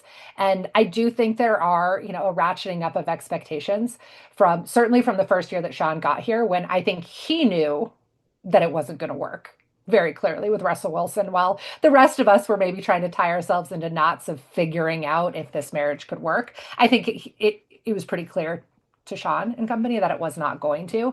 And then last year, it was just still a lot of unknowns. I think there were it wasn't just with Bo Nix. I think it was, a lot of the defensive players. How was this, this secondary and kind of the post Justin Simmons era going to look? What was the cornerback situation going to look like outside of Pat Surtain? Would the offensive line be able to take a big step forward? And so I think this year, he has a better sense of what this group needs and that they need to know that the expectations are higher. So they're saying that internally and externally. I do hope for Bo's sake that he's ready to handle that. This is, as you said, this is a pretty crazy quarterback market and a place where, I think when the quarterback plays well, the city and this kind of region is very much going to be behind him. But given what this fan base has kind of gone through over the last decade, if it doesn't go well, I think, that'll be kind of tough for Bo, but certainly I think for Sean Payton as well, where you put it all out there, you got to be ready to handle it. Lindsey, you obviously covered this team during some of the heyday moments. You also saw some of the bad moments before Manning got here. And now, I speak for me. I think Nate's on this. I'm shocked that we're here so soon, frankly. You cut Russell Wilson. Sean has talked about this, and he's got every reason to boast about it because they took the biggest cap hit we'd ever seen in dead money. It felt like this is going to put them back 3-4 years. It might be the back end of Sean's contract before they're ready to compete. And yet here we are, whether it's Sean telling his buddies or not, there are real expectations on this team. Did you ever think it would turn around this quick? Have you ever seen anything like this? I think we see quick turnarounds, a lot in the NFL. But I think the thing that I'm surprised about it is that I did think it would take them longer financially and for the rest of the roster to kind of get out of the hole that they dug themselves because of the albatross that was the Russell Wilson deal. I thought last year was going to be a lot more painful than it was.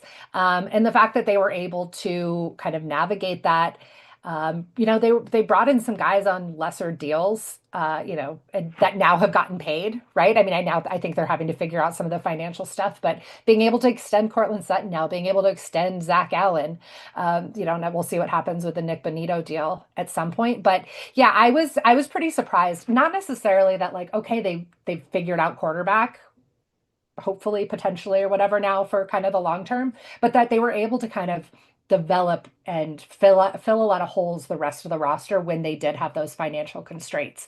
I think a lot of that is a credit to George Payton and the personnel department and the way they've been able to draft and develop over the last couple of years, which was something that was not happening for quite a while. I mean, guys were not signing second contracts here. Guys were not becoming, second round, third round picks were not becoming regular contributors the way that they have over the last couple of years. And those are the things you have to hit on, kind of that second tier of free agency. And you have to hit on your draft picks if you're going to be, trying to deal with, such a big cap hit as they did with the Russell Wilson deal. So, yeah, I mean, I think that's the other part of it, right? And that's why there are maybe these increased expectations, is because it's not just about quarterback.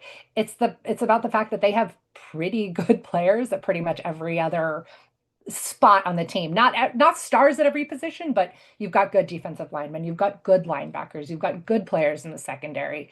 You've got depth at wide receiver in a way that you did not, 2 or 3 years ago. All right, Linz. Lindsey Jones is the NFL editor at TheRinger.com. So The Ringer was a point of contention last year on this show as we did the power rankings. You don't say. Every Tuesday, and we didn't blame you. And The Ringer, I believe it was Deontay Lee was doing those power rankings last year, and was always the most down on the Broncos of any power ranking. We fought it all year long. Well, Linz. Ringer got a ringer, because today I click on Sheil Kapadia's NFL defense rankings. Not even in the top 5. He's got the Denver defense down at number 6 right now. Like, Mina Kimes has Denver at number 1, but the Ringer says no. Linz, what's going on with your publication? What's the deal here? Well, I will say the person who, outside of Sean Payton, who seems to be driving the Broncos hype wagon, seems to be Bill Simmons these days. He is all in. Okay. I think there's been a lot of so that's the pass features. You guys get. The big boss is in on it.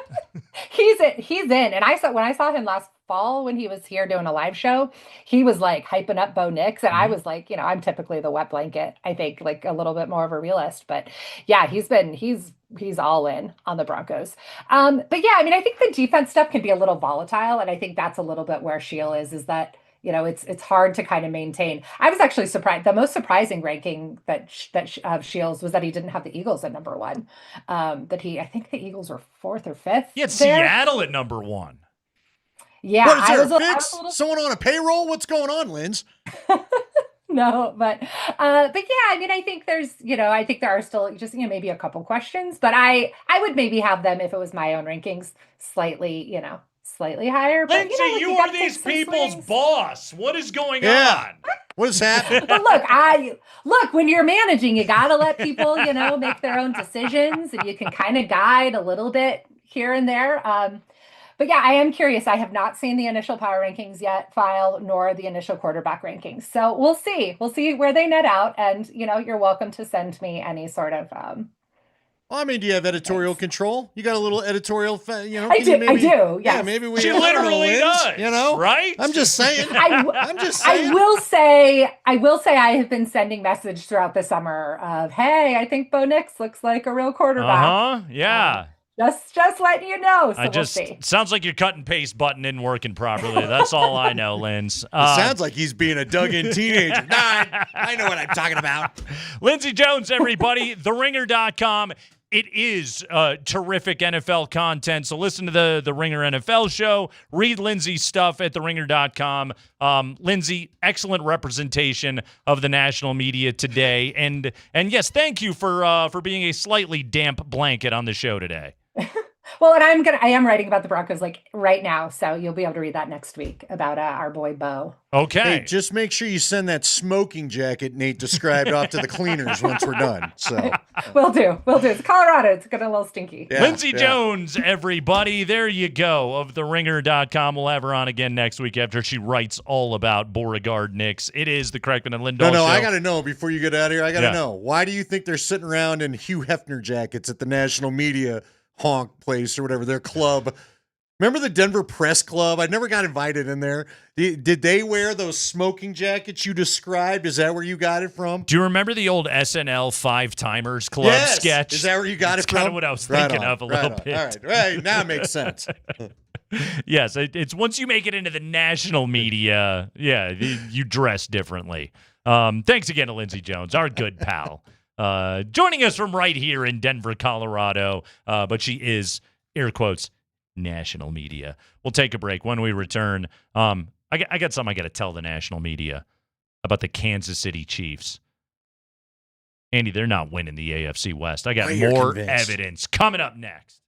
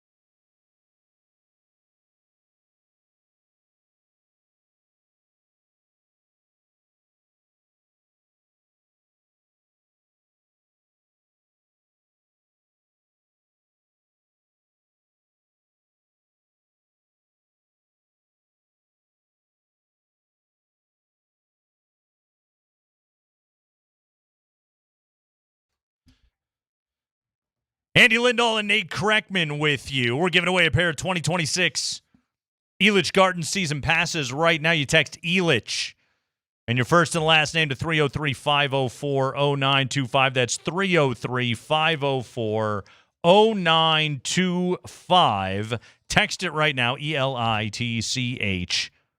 And you are entered to win a pair of 2026 Elitch Garden season passes. Plus, what's cool about it is you get those, plus you get the rest of 2025, including Fright Fest and Elitch Holidays as well. Lowest price ends soon. So again, text Elitch, ELITCH, to 303-504-0925 right now, and you are entered. Why we got a Gordon here? Any idea? It's like a witch's nose gourd. So when you said that, I was like, is there an Aaron Gordon jersey over there?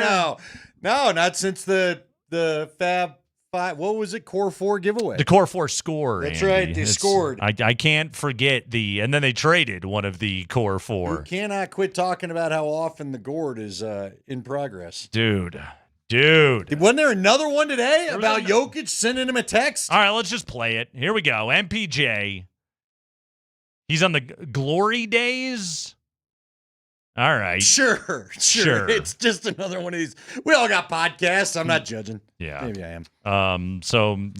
What regrettable thing did Michael Porter say today? What do we got, Spring? It was tough saying goodbye to my teammates, that especially, Jamal and Aaron, the guys that have been there for a long time. They just all kind of texted in the group chat, and the only thing Nicola said was wrap it up out there. And that's all he said. He said, make sure you wear condom out there. That's all he said. That was his message. That was his goodbye to me. Those are my guys. Those have been my family, but it's the nature of the sport, and we're going to stay in touch. All right, dude. I think that's just savvy advice. Yes, stay in touch, and it is savvy advice. But, I mean, again, congrats on all the interest. I know, dude. I mean, seriously. We got it. You got a large Rolodex.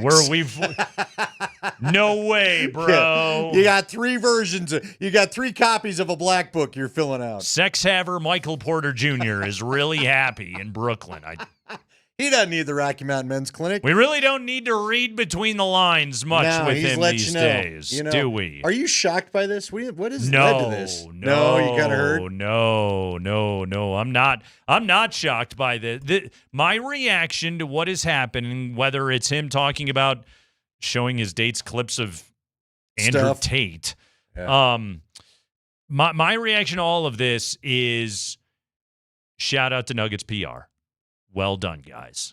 You like the Curious Mike podcast. That entire podcast was mostly like people saying things and MPJ going, "No way, dude, that's crazy." That was an entire episode of Crazy or of Curious Mike that I just gave you. Crazy Mike too. But now he's on the media. Hey man, he's got a major market. He has got unencumbered shot-taking ability. If he wants to fire up 27 a night next year for the Brooklyn Nets, who cares? Sure. Who else was going to take those shots? Have at it, dude. Yeah, so go get him. The Nuggets will just hang out over here and try to win championships while Porter apparently gets under on his props. Are you okay, it's football season, right? Yeah. This is the first time in a little bit. You know what? I'm going to go ahead and say this. Because even the year that they won the championship, I wasn't sure they'd win the championship, right? We'd not really seen it come together. And I told you, I was the last guy to believe that trophy'd ever show up in this town. Yeah. Just whatever. But since they've won it, and they've done what they've done in the offseason, I'm psyched for the start of football. That I'm not going to be so. There's a part of me sometimes when basketball comes around, I'm like, it's too soon. It's too soon. Oh, not this year, man. Andy, let's start playing some hoops, baby. Dude, I watched Serbia Slovenia today on a stream, and it's a friendly game ahead of the Eurobasket tournament. I'm thirsty for some Jokic ball right now. I'm ready to do this thing, man. This is exciting stuff that the Nuggets are putting together. That's a well-constructed roster, man. It's going to be good. And Joker already looks good. He already looks good. He's got to feel good. I would love to know deep down mentally, and maybe he'll tell us one day. I don't know. I mean, my guess is he doesn't. I'd love to know mentally how he's going to feel coming into this season when he looks around the locker room compared to last year. Right. Where the only thing they could offer him was a guy he wanted, but it was just Russell Westbrook. Yeah. And again, look, for whatever we say about Russ made it interesting. Sometimes it was fun, interesting. Sometimes it wasn't so fun, interesting. But, he was something. But that was literally it. That was it. Now you got, 5 different guys? 4? You got Brucey B back. You got Cam Johnson ready to show up and see what I cannot wait. I can't wait for the first moment where I hope we see Valanciunas and Joker on the floor together. Just having a little fun. Throw it all at the wall. I got no problem with it. They're good. This team they are a well-oiled championship machine, and Michael Porter is on the Brooklyn Nets. It's fine. We're good. Last year, Andy, the Chiefs 10-0 in games decided by 7 or fewer points. 10-0. Pretty lucky. It's impossible to sustain. You're not doing that again. Okay? Now, look, and Barnwell had this stat that in Mahomes' other seasons as a starter, besides 2021 when he went 8-0 in one-score games, and last year when he went 10-0 in one-score games, he's 25-17. He's a good clutch quarterback. But there was insane luck that they dealt with last year. Remember week 1, Isaiah Likely, the toe on the line? Yeah, and didn't they jump near the end or something? Yeah. Like Baltimore. I think that ruined Baltimore's season, frankly. I know that sounds like a dramatic statement, but when you're Baltimore or Buffalo and you're trying to get over those guys, remember, I'll go back to 2014. Broncos lose to the Patriots in the regular season, and they knew that meant we're going to have to go there in the playoffs likely. I'm telling you, it's... You remember last year, Tampa in Kansas City? Baker Mayfield gets a late touchdown, and Todd Bowles says, let's kick an extra point and go to overtime. Yeah, Chiefs were like, cool, thanks. We're just going to go win the game. We will take it. Exactly. In addition to, having the refs in their pocket at seemingly the most opportune time in every single game, the likelihood of that continuing is it's extremely low. This Chiefs team is going to regress this season. I think they'll have Rashee Rice for most of the season, and right now Pacheco's healthy and everything like that, but their offensive line's got problems. They're going to go with a rookie left tackle. The dude that they drafted to play right tackle a couple of years ago, they got to move to the inside. I'm not buying this team, man. I'm not saying they're not a playoff team. They're going to win double-digit games this season. They're going to go to the playoffs. But, they were 15-2 last year, and that was not a 15-2 team. And I don't think they're going to do it again this season. Here's my problem. I don't a lot of the stuff you say makes sense to me. You're right. The law averages you think would sooner or later even out. It's not so much the lucky of the 15-2. It's the fact that they still got to the Super Bowl. That's where I still have pause with this. They weren't even one of their better teams, and yet they still got to the Super Bowl. But and look, you get to the postseason, and you've got Andy Reid and Steve Spagnuolo putting together a game plan, and Patrick Mahomes, who always knows how to do exactly enough. They're dynamic and they're great at that time of year. They're not dynamic. They know how to score one more point than you. Okay? They're excellent at that. There's no denying that. But over the course of 18 weeks, the voodoo that they had last year cannot continue. This Broncos defense right now, I believe, and throw 38-0 out the window, okay? Yeah. But the lamest blocked field goal game, that Will Lutz field goal was going to be, 35 yards or whatever it was? That was automatic for Will Lutz. The win was Denver's. And again, the Chiefs' voodoo, I believe, is run out. You sound too much like me. That's the thing. This feels like Andy with numbers behind him, giving everyone a reason to believe this is all about to end. Here's the thing, dude. You said it right there. You can't let the guy. I got to give Patrick Mahomes this because I don't care who's playing around him. And look, it goes back to the Elway comparison you can make about him. Do you remember Arthur Marshall? No, you don't. That's a dude that John Elway had some comebacks with for 1 year because he was just that good. And Mahomes it's amazing to me how this guy, if you give him any little opening, and you go back to the Super Bowls, technically they could have lost all their Super Bowls. But you gave him one little opening. Here's where I have a problem with that argument, specifically, though. Have a problem. Is Week 1, Baltimore, Isaiah Likely's toe on the line. The Denver game, the Tampa game that we talked about right there, okay? Countless examples of that last year when that team was 10-0 in one-score games and Patrick Mahomes had opportunities to keep his offense on the field and close those games out, and he didn't frickin' do it. It's fine. They still won. Denver didn't block the damn kick. There's no denying. They didn't block the kick. There's no denying. They exposed your guy. They took advantage still of it. won. Likely didn't keep his foot in bounds. But this is a Denver team and a Denver defense that is going to put a stop to that crap this season. Todd Bowles is Todd Bowles. Yes, that's what I'm saying. The Chiefs are not winning the AFC West this year. Not buying them. Nope. All right, why? Just play devil's advocate. God, this is a weird role reversal. I feel like you'd be doing this to me. I know. You're pro-Chiefs guy right now. I'm not pro-Chiefs guy. If they were to, you know what? That may end the show. I'm leaving. Why them over the Chargers? How about that? Why the Broncos over the Chargers to take the division? Here's my question on the Chargers, okay? Who's a star player on the Chargers? My worry is it could be Omari and Hamden, but right now you're right. Like, go back and look last year. Look at the run game metrics. The Chargers couldn't run the friggin' ball last year. They couldn't. Like, Herbert had no run game at all to help him out. Like, that guy, he even played better maybe than what he had around him. I think Ladd McConkey is excellent. You know me, I'm a Justin Herbert guy, okay?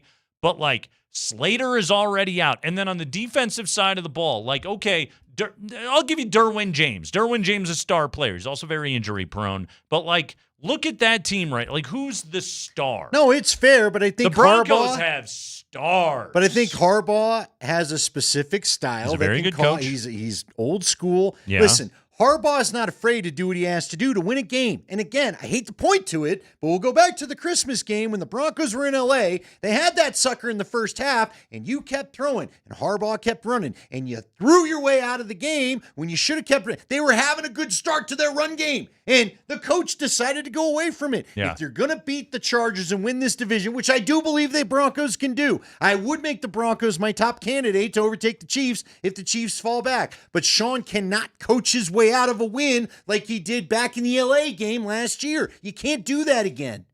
Can't do it. And why is Herbert the anti-Mahomes? Herbert is a guy where if I'm picking him, I would take him very high in a draft, and yet he seems to lose all the games for no good reason that Mahomes always finds a way to win. Yeah. Justin Herbert is well, he's handsome. Well, he's got that going for him. He's got a famous lady friend. I didn't know about this. Yeah. You alerted me to it. Somebody changed his profile picture on something. Madison Beer, I think it is. Is that the name? So I don't know who she is. Yeah, I had to Google who she was. She's like a pop star. Okay. Which now I'm wondering, like, okay, Taylor Swift is the biggest pop star in the world, right? Yeah. Like Taylor Swift and then Beyonce, like that's your top two, okay? So Beyonce, she already married Jay-Z, so that's over. And then there was Becky with the good hair and the whole thing. But with Taylor Swift, she started dating Travis Kelce. So is this the move? Is this the copycat move? Look, Travis Kelce at least. I mean, Andy, NFL's a copycat league. Well, it could be. The pop stars, are they doing the same thing? It's all formulaic. I mean, Haley Steinfeld found someone to marry that's an MVP, if you don't forget. She's kind of a pop star too, isn't she? I don't know. Is she? I thought she's just an actress. I don't know. I think she's. Don't know. I think she sings a little bit as well. Thank you, Jared. She could. There was a clip on Sesame Street that my kids liked a couple years ago. She's not been on singing. Hard Knocks. Have you noticed that? She's not been on Hard Knocks yet, I don't think. Or no. if she was, it was real quick. It was. I think it was episode 1, and it was like a red carpet clip. Okay. Of somebody asking like who's going to win the Super Bowl next year. Here's my question to you though. So we had this. Josh Allen's at the podium yesterday, and he's talking about his lady friend. They were like, "Oh, you were seen together in L.A." This is wife. Is this is not Josh Allen. I'm sorry. Justin Herbert. Justin Herbert. Let's go back to him. I'm getting my quarterbacks and stars mixed up. Your handsome so quarterbacks. Herbert is at the podium being asked, "Hey, we saw you with Madison Beer." I'm not sure that was real. Oh, it wasn't? Yeah, because I tried to find it, and I don't think it was real. Because he was talking about how they both like chess? Yeah, I Don't tell me that's not real. I was going to say, is that the lamest story you ever gave your friends for getting caught out with somebody? We both like chess. We were just playing chess. It was a chess tournament. I think Herbert likes chest. It's the Kreckman and Lindahl show on a Thursday. Well, so are they dating or not? It's not confirmed. Okay. They were just photographed together. Does this go in the Micah Parsons wants to be on the Broncos category? Yeah. Okay. It's teetering. All right. By the way, there's some new Jerry sound. Micah Parsons might be available to be on the Broncos. Yeah, we gotta get to that in the high five. 5 biggest stories of the day from around the NFL. I did start America's team last night. I probably made it like 20 minutes and passed out, but I did start it last night. Is this going to overtake did you do your Hard Knocks I didn't. homework? I skipped it. You're just out this week, aren't you? No, well, yeah, I got to. You can admit it. I got a just game. say. I got a game this just week. Just say it's not drawing you in. It's Yeah, all right. yeah. It's boring as hell. I got a game this week, and I'm spending a lot of time. Well, and guess what? Studying maxpreps.com. Josh is not playing this week, which is going to make the last episode even more lame. Yeah. Do not follow a winning team anymore. That's what we've learned. No, I got to learn about Jarrah striking old. Jarrah. It's not oil. I really wanted them to be chess fans. I'm really disappointed. I want some Bobby Fischer action in our lives. It's Ol. Okay. Squirrel. Uh-huh. Get your damn act together. Andy sent a tweet to the show thread today. Was it real? Now I don't know anything. Well, maybe that's a good point. I don't know if it's real or not. But the point stands, real or not. There was a culinary take that Andy's got a serious problem with. No. We got to talk about this. You misunderstood the take. Your guy over there is the one that came in hot. Yo, I know it. I've got the weak bloodline. I know it. I just thought someone should have this hat. You're big mad, I think is what's going on here. We got to play this audio next.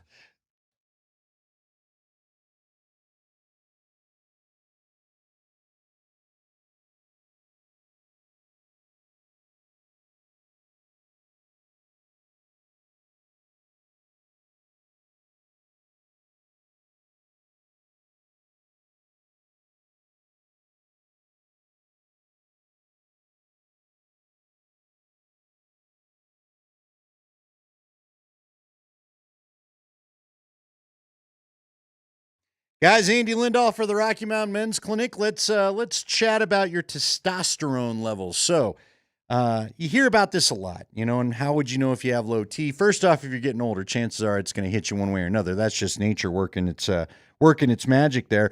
But if you're noticing that you're losing some of your energy, maybe you're looking for a nap earlier in the day than you once did. That was my main kind of signal. Maybe you've got the brain fog. You're not seeing the gains in the gym. You're not as up for things in the evening, in the boudoir, as you once were. That could all be signs of low T. And if you got low testosterone, go talk to the experts about how to fix it. The experts reside over at the Rocky Mountain Men's Clinic. So all you need to do is go and give them a call if you'd like, or head to their website. Again, Nate's a quiz taker is what I've learned. He likes to take quizzes. He likes to see what character he's going to get, especially when it comes to Star Wars. But you go to the Rocky Mountain Men's Clinic, they're not going to give you a character, but you can take a simple 10-question quiz, yes or no answers, takes 2 minutes, and you can get a better idea if you think you're dealing with low testosterone. Then go have a chat with them in your first visit. They'll draw your blood, have your results in 30 minutes. You'll talk to a Colorado licensed medical provider about the results, and you can then make the decision if getting on testosterone is right for you. That visit is $99. It includes the medical consult, the T and the PSA test. But if you sign up for testosterone treatment the day of your visit, then your appointment is free. So why not go ahead and do that? 720-440-7900 is the number. 5 locations to serve you throughout Colorado. RockyMountainMen'sClinic.com is the website.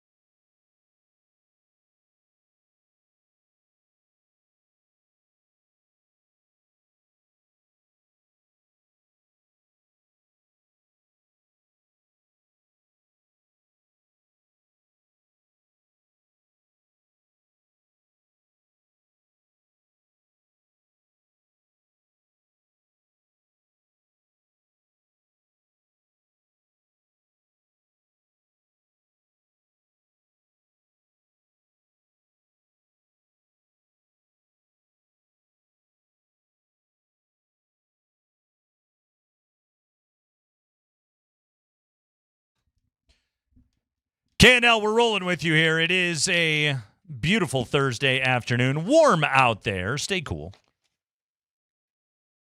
We got a final score from Coors Field this afternoon, Andy. Rockies fall 9-5. I was told it was a friends and family crowd. No! As Dolly Parton once said, 9-5 today out there. The Rockies falling to 37-91 on the campaign. A mere 5 wins away from surpassing the 2024 White Sox and not finishing as the worst team in baseball, which they won't. They keep winning games. Things are going fine. Everything's great. It's awesome.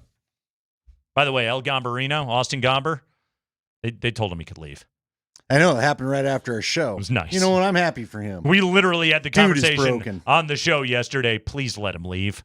Yeah. Just for his own well-being. And then, he needs to. Try not to let a guy get that mentally broken in the future. Maybe, I don't know, help him out. If you could, please. Also, just, I don't know, get a better pitcher than Austin Gomber. No, that's fair. That's absolutely fair. Can that be my request, But, too? I mean, look, you kept rolling with this guy year after year after year and never tried to replace his spot in the rotation. So I'm so broken. I want to make it clear to everybody. Am I rooting against guys out there that are trying to go out there and make a living and make it in baseball? No, I'm not. I root for guys to reach their dreams and goals and all that other kind of stuff. I am so broken with everything from above the dugout that I can't deal with it anymore. So, and all I want is a reset. And every win, I know we get a lot of texts of people, why don't you take a little joy? Because they need something dramatic for a complete reset. And Nate, I think you and I are in agreement. Whatever, they're not getting the reset. Not going to happen. I just don't see it come. There's been enough good in the second half of the season that we'll just roll along the way that we go. Can't do it. You got an outside voice from the organization needs to come in. There needs to be a president of baseball operations and a brand new general manager and new decision makers. Yeah. Reworking what's going on with the organization. And the shame of a mirage run in the second half is that it then lends confirmation bias to Dick Monfort that everything's awesome. That we know what we're doing. And just forget about the terrible start prior to the All-Star. You can't end up like that. Forget about the fact that you took till June to win 10 games. Can't do it. So you sent this photo of a hat over today. You said audio. I was like, oh my gosh, what else did I send? It's a hat. It's a hat. But I thought you guys might get a kick out of it. All right, here's the hat. Now, it's an ugly hat. It's an old man hat. It's embroidered. Spring, could you put the hat on the thing behind us? It's not offensive, right? It's corduroy. That's offensive. And when was the last time you wore a corduroy hat? I own several. Do you? I do. I love a corduroy hat. Shoot, we're not going to be in the same room tomorrow. Now I can't see it. Love a corduroy hat. You got to wear one Monday. I'll rock it for you. I'm wearing corduroy pants right now. Corduroy is a material I'm majorly in favor of. I'm not angry at the corduroy pants. Just I'm not feeling it in a hat. I can go head to toe corduroy, Andy. It's the Canadian tuxedo version of corduroy. I can do it. Here's the hat. It's embroidered. Ironically, it's in Rockies colors. It really is. Did they get tacos today? I don't think so. They didn't. Only 5 runs. Here we go. People who get diarrhea from Taco Bell are weak and their bloodline is weak and history will forget them.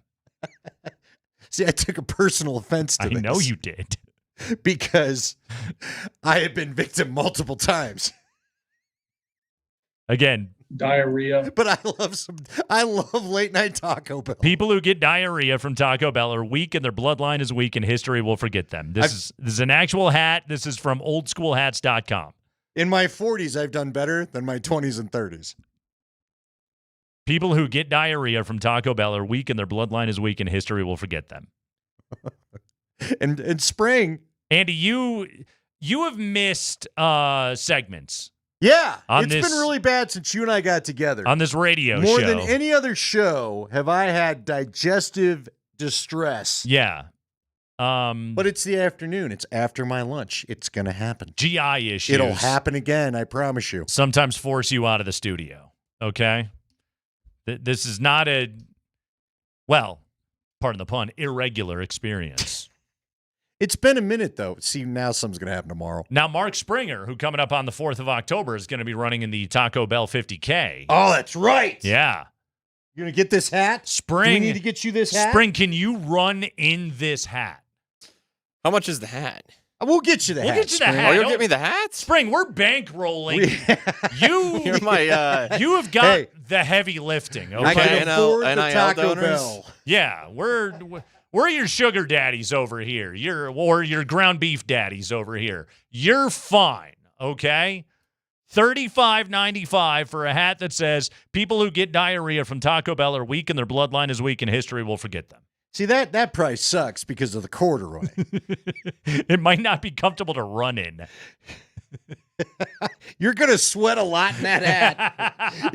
Yeah, it's going to ruin a perfectly good hat. A lot of salt stains. A perfectly good hat. It's a lot of salt stains on that hat. It's a white hat. It's kind of white corduroy. It is. So You don't that, need to run it's in going to it. stain. What if he lost the $50K because of the hat? Retained too much heat? Got too through hot. the head? Spring, you agree with this take? Oh yeah, no. If you get diarrhea from Taco Bell, you that's a you problem. Wow. Sorry, Andy. Some of us are built different. All right. What do you not order now? I wonder. Like, have you tried everything on the menu? Not everything, Well, but then you don't know. If you've had one thing, you've had everything on the menu. That's a good point. I disagree. It's processed goo. Now, listen, you're about to run in there $50K. Let's calm down. I think processed goo is the problem here, isn't it? Yeah. It's the processing of the goo where the issue happens. Here's the thing, Andy. I couldn't tell you. I literally have not eaten Taco Bell since July of 2012. Really? I can tell you What the exactly hell's wrong with you? when it happened. Mr. Stay out and have a few beers, guys. I know. How have you not? Come on. It's not a great night. You got to soak up the beer with something. Yeah, no, like I'll go home and make a grilled cheese. I'm fine. That's lame. Again, you got to have the adventure of hitting the drive-through. The last time that I ate a Taco Bell, it was the Taco Bell in Pacifica, California, because we were on a road trip on the Pacific Coast Highway, and honestly, I didn't even know about this. I just had to go to the bathroom, so it was just like, oh, it's funny enough. There's Taco Bell, okay. And while I was there, I was like, yeah, I'll get a couple of tacos. Why not? You can Google this place. It's the world's most beautiful Taco Bell. Yeah. It's on the beach. It's gorgeous. Yes. Okay? It's probably the most affordable thing on that beach. It's legit, it's like a destination. Like, people go, I had no idea. I just had to take a leak like that, and there you go. Boom. Hey, it's whole new world open to you. Who knew? Couple Baja Blasts later. And that's the last time that I have eaten Taco Bell. I can't believe that. God, a Mexi melt right after a good night. I know. Little Nacho Bel Grande. Yeah. You guys have seen the way that I eat. Like, I ordered a salad at the Circa. That is, it was the biggest salad we've ever seen, but it was a salad nonetheless. You and I were both scanning for the not $35 item too. So I got the $31 salad. I got the $29 Dagwood. Yeah. Still waiting on Somebody that wanted to know what the reimbursement. prize was for winning the Taco Bell 50. What was it? Like a big medal? It's pride, man. Yeah, it's you just can finishing say because you got to did eat it. at 5 Taco Bells. No, 9. You have to Taco eat Taco Bell 9 times while running 31 miles. And 4 or 5 items are you have to get. It's what was it? It was like a burrito supreme, Yeah. and there was something else on the menu that you have to get. Yeah. Yeah. At each stop. Right. But yeah, Spring is planning on doing this October 4th, Taco Bell 50K. Johnny Jazz Cabbage and the Mexican pizza. How can you go wrong with the Mexican pizza? After some Johnny Jazz Cabbage? What? All the better. All the better. Yeah, I could also just, get pizza. See, Pat wants me to go to the King Supers. Pat, not at 2 a.m. I don't think you know the time of night we're talking about. You can go to if you want to, you can go to King Supers at 2 a.m. Nah, the ones at my house, those things are shut down. Oh, well. Should move to a cooler neighborhood. It's the Kreckman and Lindahl Show. We'll take a break. When we come back, 5 biggest stories of the day from around the NFL. I'm calling Ed Prather. Where are the 2 o'clock King Supers? Move me. You and your weak bloodline. It's Altitude Sports Radio.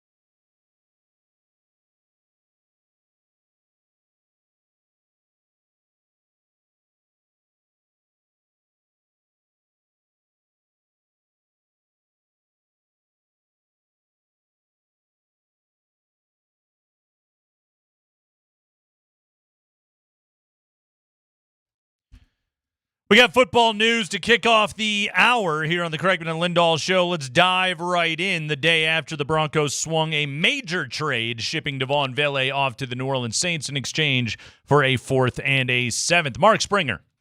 And the Broncos will play those Saints this weekend. Broncos practicing today. Sean Payton with his opening statement. Let us know what the focus of practice was and what the plan is for the starters when they play in New Orleans. Today's practice was obviously more focused on the preseason game coming up against New Orleans.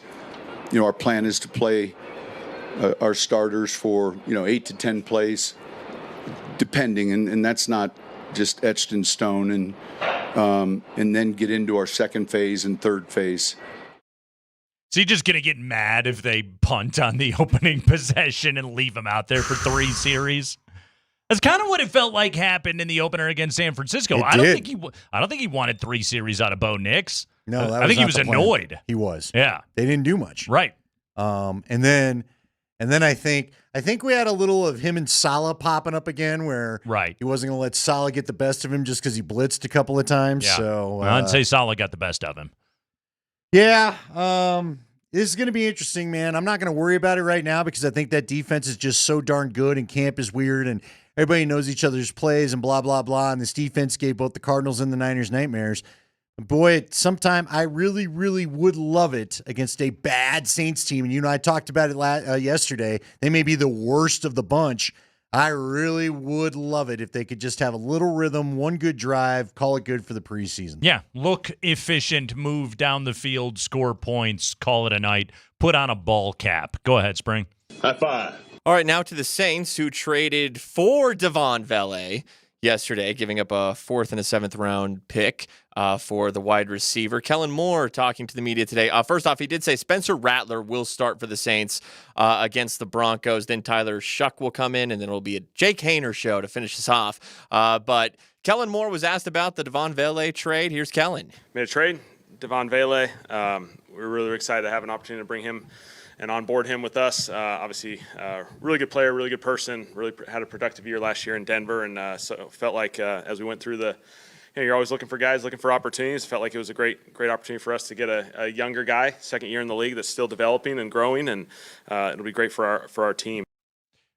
So, yeah, that is a good – honestly, I think it's a savvy move on the part of the Saints to get Devaughn Vele. Like, you gave up a 4th rounder. That part is dumb. Kellen Moore doesn't care about the 4th rounder. Kellen Moore cares about developing either Spencer Rattler or Tyler Shuck. By the way, he's still declining to say who his starting quarterback is going to be week 1. So it's like the last ongoing quarterback competition in the entire NFL. That's not good. Didn't Rattler getting the start? Didn't I see that today? That is the story in the high five here. Yes. There it is. Yes. You may have heard Mark Springer. May have heard him mention that. He was eating Taco Bell. Yeah. I was eating Taco Bell and ordering his hat. Yeah. Listen, I want to know now, Spring, you had said yesterday on your show that it was in fact the Saints pick that they gave him, right? Did they have multiple 4th round picks? Actually, I don't know. It is confirmed. Again, that Saints pick could be a good one. Could be a good one. Could be a virtual third round. Could be the start pick of the 4th round if they're as bad as we think. But again, if it was true competition, and you said it was a savvy move, if it's true competition and there was a bidding war, I hate to put it that way, but if there are 3 teams that were legit interested in Vele, you got to pay what you got to pay if you want the guy bad enough. They seem to want him. Let me ask you this. You think he'll be a starter for them all year? Vele? I mean... And by starter in the top 3, because a lot of times, and certainly Kellen Moore, I could see rolling 3 receivers out there to start a game. So they've got Olave, they've got Rashid Shaheed. Brandon Cooks is on that team. But the other thing about it is, I think of the... Devaughn Vele is what, 6'4", 6'5", whatever he is? Gosh. He's big. He's substantially bigger than anything else they had. Like the Saints have nothing but little guys to play wide receiver right now. Olave is not a big guy? He's not giant. Okay. He doesn't look like one of those dudes. So Devaughn Vele is all right. He's big. Yeah, he's very big. Yeah, Chris Olave is 6'5", you're right. 6'1". Yeah. Okay. So they don't really have somebody that profiles as all that tall of a wide receiver. So that's a nice addition for them. One other note, did you realize Spencer Rattler, the second-year guy, Tyler Shuck, the rookie, Spencer Rattler is younger than Tyler Shuck? Yeah, I had this quote from earlier. Ian Rappaport had retweeted it where I guess Shuck said, me and Vele are the older dudes and we're ready to roll. Right. Chris Olave, by the way, Chris Olave has been in the NFL. He's going into his 4th year. He's 2 years younger than Devaughn Vele. This is why you had to trade him. I know that Sean had the cut earlier where it felt like maybe their coach said there's a little bit of remorse. He wasn't. I just don't believe he was going to be regular rotation guy as much this year. That was Pat Bryant. That's going to be Troy Franklin. I'm telling you, he could have been the guy without a uniform most weeks. Speaking of quarterback competitions, let's get another update from one of the sad NFL quarterback competitions. Go ahead, Spring. High five. Yeah, the Browns will play the Rams on Saturday. Joe Flacco will get the start. He'll play between 20 and 25 snaps. That's a starter. Then Dylan Gabriel, the third-round pick, will come in second, and Shedeur Sanders will play third. So the oblique is okay. Yeah, Shedeur Sanders saying today, everything's good with his oblique. So he's good to go. Now, Shedeur was also asked today about last week. Dylan Gabriel, ahead of the Browns game with the Eagles, where Gabriel got that start. He does an interview with the CBS broadcast. He was asked about tuning out the noise surrounding the quarterback competition. Dylan Gabriel said, quote, yeah, it's just part of it. You know, there's entertainers and there's competitors, and I totally understand that. But my job is to compete, and that's what I'm focused on doing. Entertainers and competitors. Was that directed at Shedeur Sanders? Shedeur was asked about that today. Honestly, I don't even think about nothing. I don't think about anything. If it's not words or anything, at this point, it can't do anything to me. I know, the God put the ability and the power within me to not even think about nobody else's comments, not care. It is what it is. I spoke with him. He said, nah, bro, that wasn't. He said, that wasn't. He told me on the plane. He came up. He was like, nah, bro, that wasn't at you. I see how they trying to spin. I'm like, oh, all right. I'm not tripping, regardless of whatever it was. Nobody's words or anything affects me, so. Yes, it's raining there. Listen, I don't think, if I were Shedeur, here's where I'd be a little bit suspicious. You were coached by Dan Lanning last year. And again, that was the whole entertainers and clicks. He used the same word that Lanning used when Colorado rolled into Oregon their last year in the Pac-12. And so the answer there, he's trying to downplay it. He's trying to push it to the side. That answer to me says that whatever, man, I don't assume that they're getting along or even liking each other. They're both battling for the same job. Kenny Pickett is back in practice, by the way, back from his hamstring injury right now. They're going to have to keep 4 quarterbacks, right? Unless they tell Kenny Pickett to get lost. All right. If they let Shedeur go, he's going to get picked up. And what about Dylan? You think Dylan Gabriel gets picked up? Because he was pretty efficient. According to the reports out of Cleveland, that coaching staff likes him a lot. Well, yeah, they picked him they picked him in the 3rd round. Yeah. So The Athletic had a good write-up by Jason Lloyd about this today. And first off, his theory was, and in theory, he's a beat reporter. He's talking to people. If Pickett had not gotten hurt, he would have won the job.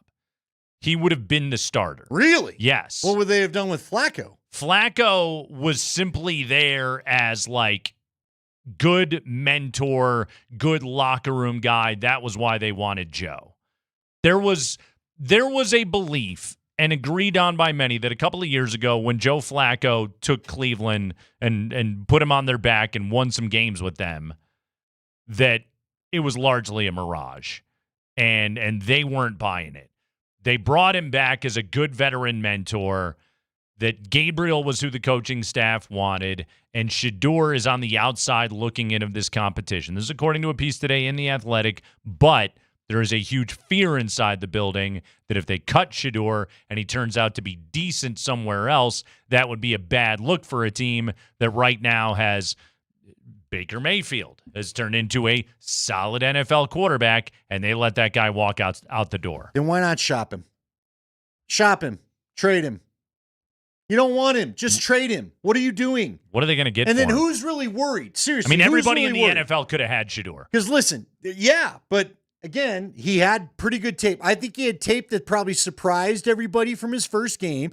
because he did manipulate the pocket. He kept his eyes downfield. He went through his checks. Yeah. He did things that I heard people were questioning behind the scenes as to whether he'd do it or not, because a lot of people, the word was the NFL felt like he was doing his own thing out there on Saturdays. Was he really running the plays called and all this other stuff? And I think he showed the NFL in his first game. Yes, I know how to go through a progression. No, I don't have to run out of the backside of the pocket every time. And so now they're worried about it. But if this isn't your guy, really, who cares? You're going to get fired one way or another. I don't think he's tradable. Okay, then you got to let him go. What are you holding on to him for? If he's not your guy, what are you holding on to him for? 32 teams could have had him. 32 teams could have had him. Like, what's going to is that one preseason performance where, and as also was pointed out in this piece today, he didn't complete a single tight window throw, which is what NFL scouts are looking for, that oh man, we missed on Shedeur Sanders. We should give up something of value. I don't think he's tradable.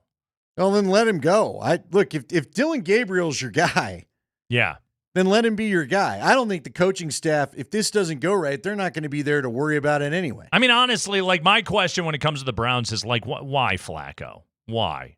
What are you going to get out of that? I'm quite shocked you think Kenny Pickett would win it too. Yeah. You got a whole lot of nothing. Did you see the other problem they got going on here? Quick check to make sure he doesn't have it in here. Yeah, Deshaun Watson, excuse me, not the receiver, the quarterback. Deshaun Watson's on Instagram. He's up to his Instagram. He's actually dropping back, running around, and throwing passes. I mean, again, doesn't look to me like a guy that's going to need a whole year for the Achilles to heal. Yeah. Is he going to start being a problem? Is he going to try to barge his way back through the door and enter back into what's already a crowded room? What's he doing on those DMs on Instagram? Well, I mean, Yeah, you got to look out for that as well. I'm just saying. Like, right now, the only hope they have at a long-term solution is either Dylan Gabriel or Shedeur. Really, honestly, that should be your top two quarterbacks right now. That should be, but that's not the way they're going to operate, because every NFL team at this time of year has to kid themselves into thinking they can win games. Well, and there's the old, like, we owe it to the locker room thing, which some of that's fair, I guess. You don't want to completely lose the locker room right off the jump, but by the second half of the season, Dylan Gabriel or Shedeur should be starting every game for them the rest of the way. But Stefanski doesn't have job security. So Yeah. This is what you get. Yeah. If you really wanted that, then the owner, Jimmy Haslam, needs to just give him his contract and say, look, you're going to be here next year. Coach the best you can. High five. Oh, we have an update on Lamar Jackson's foot that was stepped on in practice yesterday. X-rays were revealed no damage on his foot. John Harbaugh said he was fine, and he was asked if it was a relief that the news was good. It was a big relief, yeah. I told the guys, I said, prayers do get answered, because I was praying. I was praying, and God came through. So, but he's good. That's not what you told us yesterday. He didn't practice today, though. So, And you said everything was fine yesterday. yeah.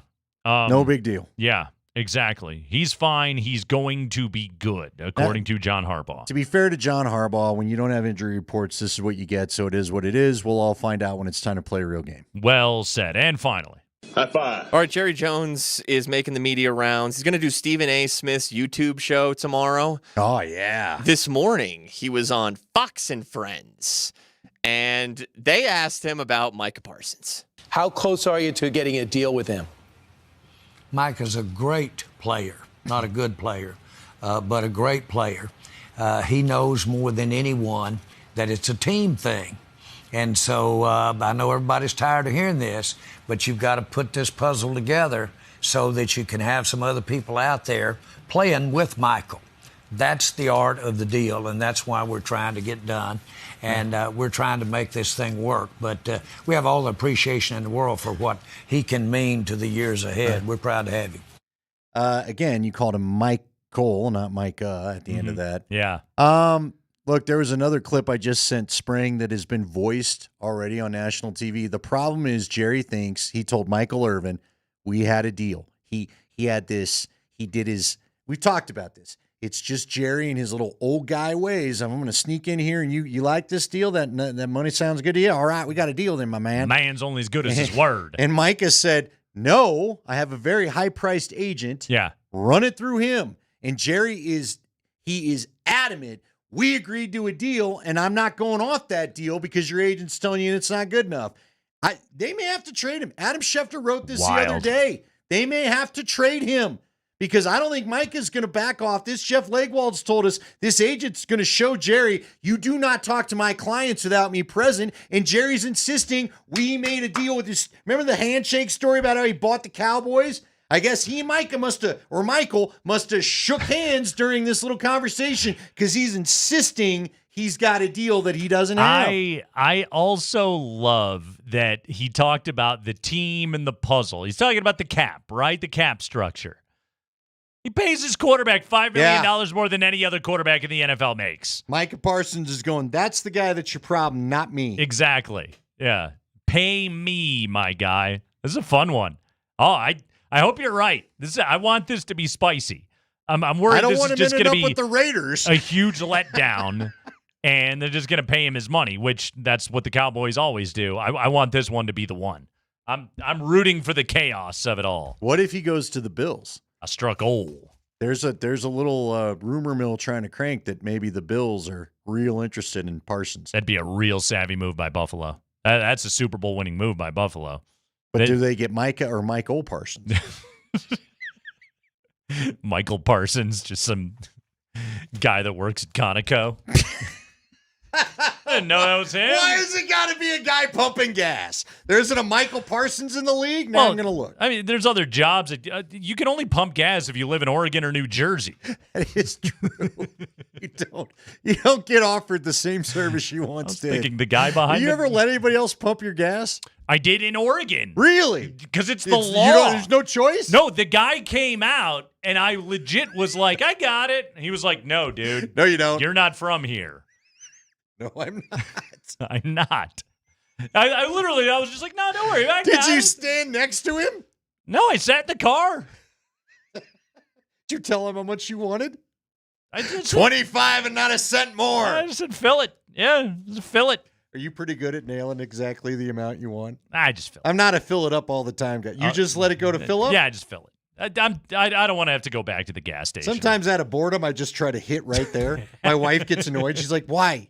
I don't care about the change. You're not spending the change. Get your damn act together. No, it's one of the few competitive things I have left in life. Nail that 0. Not 01, not 03. Boom. 40. Yeah. Kreckman and Lindahl. I got to see if there's a Michael Parsons in the NFL. Weak bloodline, but he's an elite I can gas nail pumper. the exact amount of money for gas you want. I'm only giving you 220s, pal. No, you're not. We don't take cash. All right, we'll take a break. When we come back, we're going to give you our definitive AFC West standings for this year. We're doing that next on Altitude Sports Radio 92.5.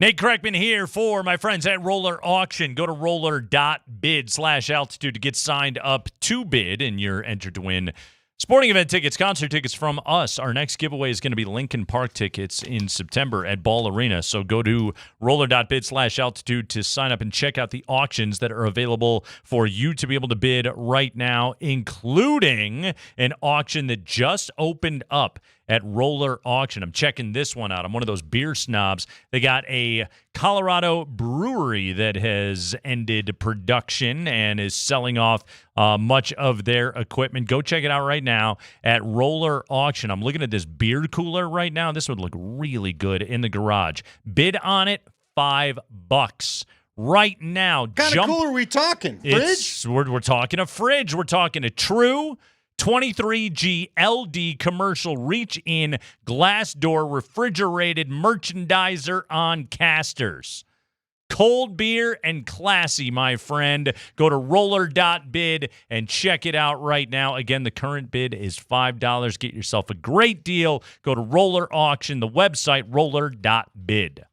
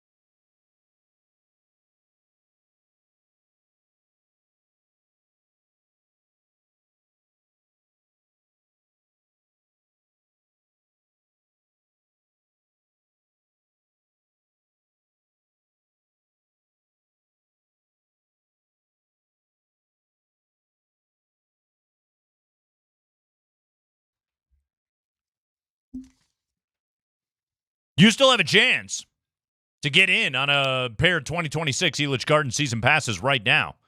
Text Elitch along with your first and last name to 303-504-0925. That's Elitch, E-L-I-T-C-H, along with your first and last name to 303-504-0925. Purchase your 2026 Elitch Garden season pass now. Get the rest of 2025, including Fright Fest and Elitch Holidays 2. Lowest price ends soon. Andy, who's winning the AFC West in 2025? The Broncos! 2 weeks away. You going to do it? 3 weeks away. You got it in you? Well, you know what? Or your bloodline's weak? We already established that. For the first time in this show's history, I can pick 10 or more wins and you can't laugh. I know, right? Matter of fact, I think by the end of this segment, you'll have no choice but to agree. Taking the over on the 9.5. Who's doing it, Andy? Who's winning it? Who's getting a division crown? By the way, did you see the story out of Kansas City yesterday? Yeah, the one about the gunshot in Reed's office. Terrifying. Bullet went through his window, didn't hit him. It's another one-score game they won. Wow. Well done. Well done. Thank you. Wow. You know what? I'll cave. Broncos they'll win it. Don't say it like that. Don't cave. What's this guy's deal? What was that? Because there's Where's just your conviction? because I just don't believe just yet that the Chiefs are as done as everyone's having us believe. Remember, this has been a weird summer. We just talked to Lindsey Jones last hour. Yeah. And yes, there's a national narrative that the Broncos are, as you said, the bougie choice, the hipster choice of everybody, even though nobody's talking about them. Nobody's talking about Denver. But also everyone's talking about how the Chiefs are apparently done. Uh-huh. And I just need to see a little of the fact that they are, in fact, done. I don't know that I believe that they're all that done yet. Team was the biggest fraud AFC champ I've ever seen. I get it, but I felt that way for a couple years. They've been winning close games since Mahomes got there. Do you not remember when the Broncos, let's go to the Broncos. Now you got that in my head. The Broncos! Do you not remember the very first year? This is what Mahomes does. He's been doing it. The very first year, 2018, he takes over the starting job, and they had the play clock run out on Monday Night Football. Everyone's got a shot of zeros, and Mahomes doesn't have the snap, but he gets the snap, and he a 40-yard play or whatever, and they go on to win the game. Was that the left-handed throw game? Yes, I saw that from the sideline. Was that what was it? It was second and 30, and they converted. Yes, yeah, two plays. Yeah, they got 58 yards over the next two First plays. down. Uh-huh. Yeah. And I think one of them was that play clock play. Probably. So that's why I'm saying everybody sorry. gets away with play clock voodoo. Why is there not a buzzer? Why is there not Thank a you. horn? Why not light up like the backstop does, or not the backboard? Backboard in the NBA. Yes. It's the stupidest rule in sports. Well, and again, We have a play clock. We don't actually care. Yeah, we give him another second. Then why isn't it on the play clock? Have a Make horn it 41 go off. seconds. Horn. If you can't move your eyes in time, well, guess what? Your ears don't have to go anywhere. You know what? Dopes. I do like the horn. That's extra punishment. Exactly. If the big obnoxious air horn. Fire it off. What are we afraid of? It goes off in the NBA when the shot clock is over at the end of a quarter. Bare minimum, the play clock should light up. Yeah. When it's done. That's what I'm saying. And just stop. Uh-huh. And then you know what? It's out of the ref's hands. A couple of years ago, I was doing a game at CSU, and Fowler Nicolosi threw a pick six on the last play of the half, and the ROTC kids weren't paying attention. Oh, no. And this kid's in mid-return, and they fired the cannon when the clock went to zero at the end of the half. Did it scare him to the ground? It scared me. If my highlight literally has me going, it's like he's across midfield, and the cannon went off. I want to speak to the cannon operator. By the way, he scores. Where's the cannon operator? Because when that cannon goes off, it scares the bejesus out of you. Well, especially when you're not, like, again, at least you get trained. Yeah. Because I've done, enough of the showdowns where it's like, all right, I'm ready for the cannon now. after they score. In the middle of the play, I but wasn't it thinking scares about the heck out of you the first time it happens in a game. Hey, the kid finished his return and he scored. Good for him. Good for him. I might have ducked. Yeah. I would have like, what is going on? Play-by-play guy was scared out of his mind. I was under the table. There was your Taco Bell moment. Exactly. All right, is this really what you're giving me? The I guess. Nate. Come on. Come on. Nate. The president of Broncos country, Andy Lindahl. I feel like the minute I go in, it's the death kiss. So I feel like for everybody's sake, I ought to stay opposed. Okay. It's the player. Yeah, there's just, you're really itching my superstition right now. You're a professional football analyst. Fine. And from the analyst side of things, I will tell you, until I see that the Broncos are 13-win good and the Chiefs are all of a sudden minus 10 or less bad, then I'm not buying it. I haven't seen it, so no. So you're taking the Chiefs. I'm taking the damn Chiefs. I hate you. I think the Broncos are the second team in the division. Yes. Okay. Who's in third?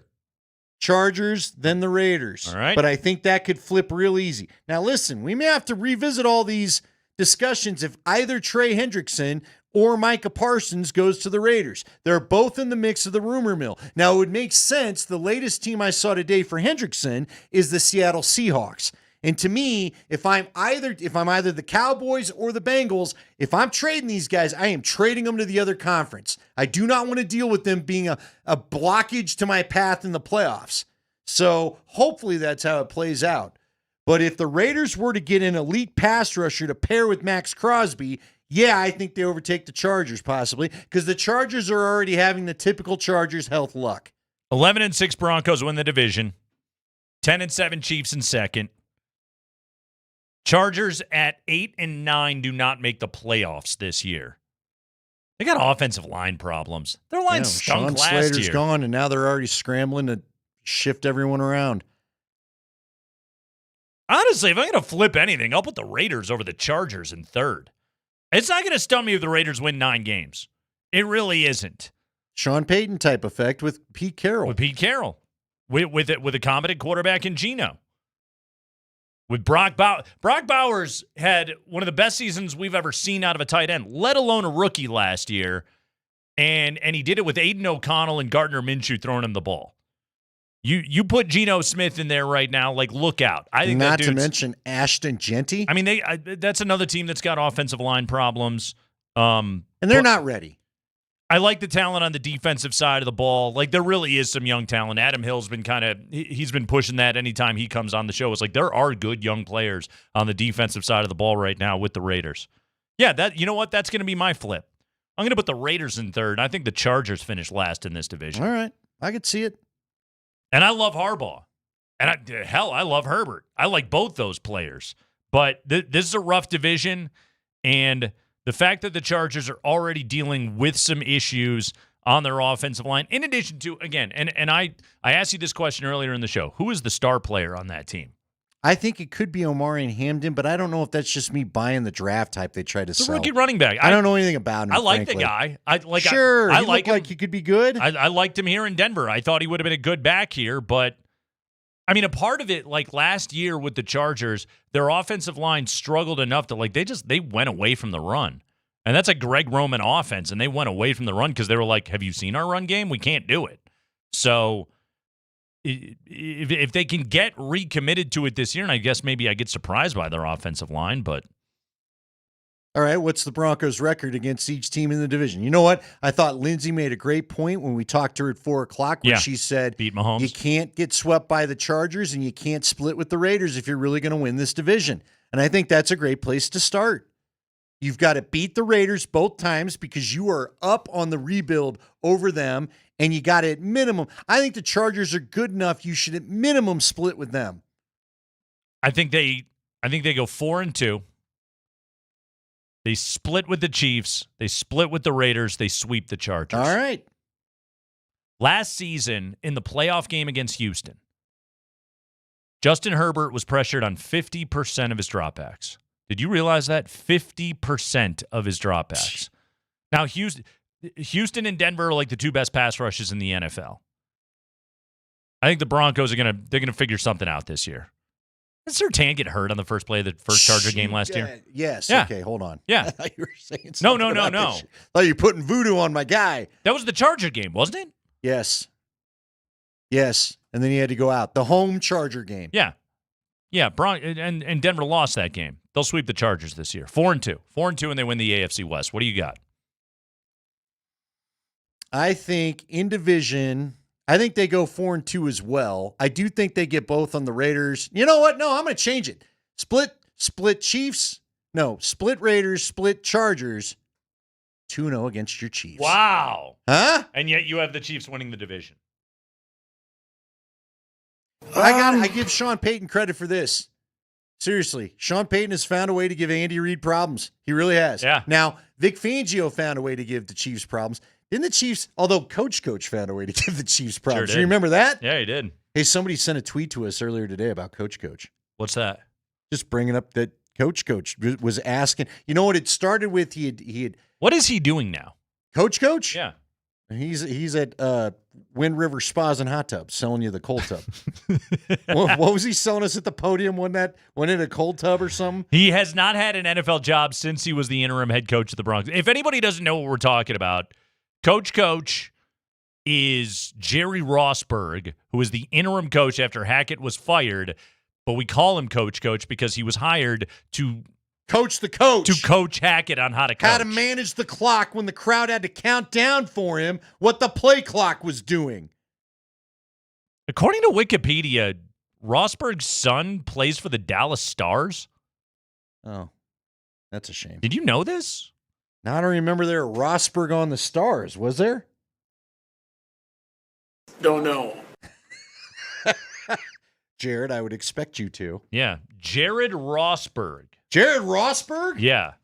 I don't remember no Rosberg. Jared Rosberg. He playing the playoffs? Defenseman. Playoffs. For the Stars. I think he's in the organization. I don't think he actually plays for the Stars. Like, he's got an ESPN.com He's part page. of the Manitoba Stars. Yeah, but like no information available on this dude. Jared Rosberg. Defenseman number 39. He's in Las Vegas, New Mexico Stars. That's what he's doing. It's the Texas Stars. That's the team that he's playing Well, that's for. cute. Played at Where are Michigan they? State. In Texas? It's kind of a big state. You should probably specify. Yeah, I need to know what city the Texas Stars play in. They play in Arlington with the Texas Rangers. It's like Dumb and Dumber. You know where you're going? Yeah, lobby bar right in the lobby. Here's Big Ten's second All-Star team in 2020. Well, that's great for him. Thank you, Coach. Good Coach's for kid. him. That's what's up. What's Coach? What did he try to sell? Was it hyperbaric chambers or cold tubs? Was that what it was? Remember. It was some, yeah. It was some kind of. He was. It was a wellness product. He was an appliance salesman. Wasn't his whole thing like I was like sitting on a pier fishing every day, and then I got a phone call from Denver? And I decided to show up because the Penners is like, hey, our new guy doesn't know how to run a clock. Who's a clock guy? Wasn't it like what is it? One of his first press conferences? Didn't he talk for like 9 minutes or something like that? Yes! Like before there was even a question. Yes, just came out and was happy to tell everybody about this wellness product. Did you ever see the Metallica documentary, Some Kind of Monster? No. They were trying to make their new album, and they brought in, like, everybody in the band's fighting, and they bring in this psychologist. And I wanted to punch the guy so bad because he had them all, like, talking about their feelings. It was like this big, everything was a session. And it's like, bro, just let them make their angry metal album. Stop this, all right? It's better We're if not they in hate each couples other. therapy, all right? And this guy, like, he was everywhere. And by the time the documentary ended, they were like, Lars is like, get rid of that guy. I want to talk to my friend James. I don't want therapist guy analyzing everything I try to say to you. That was coach to me. Was he sitting next there to Hackett going, you're not really angry at your defensive coordinator. What you're trying to say, no, shut up. Shut up and let's work it. Just get on the field and play football and tell your dumb quarterback to look at the play clock that's huge in front of him.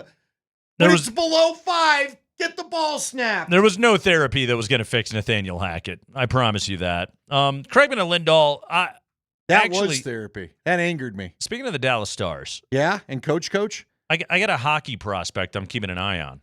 Oh, yeah. I want to tell you about this when we come back. Oh, I got future Avalanche defensemen for the 2030-31 season that I'm going to tell you about. Scouting far out. I love this, dude. That is advanced. Is that about as advanced scouting as you get? I'm on it. I'm like the dude that's offering the kid in middle school a scholarship. Here's some M&Ms. Wait, wasn't that Look guy? for my letter. Wasn't the guy that? Who was it? It was the guy that he was It on was the USC. Yeah, he was on the Broncos though. He was in camp. Why am I spacing his name? I can't remember. Anyway, I got a hockey prospect I'm looking at. I'll tell you about it next.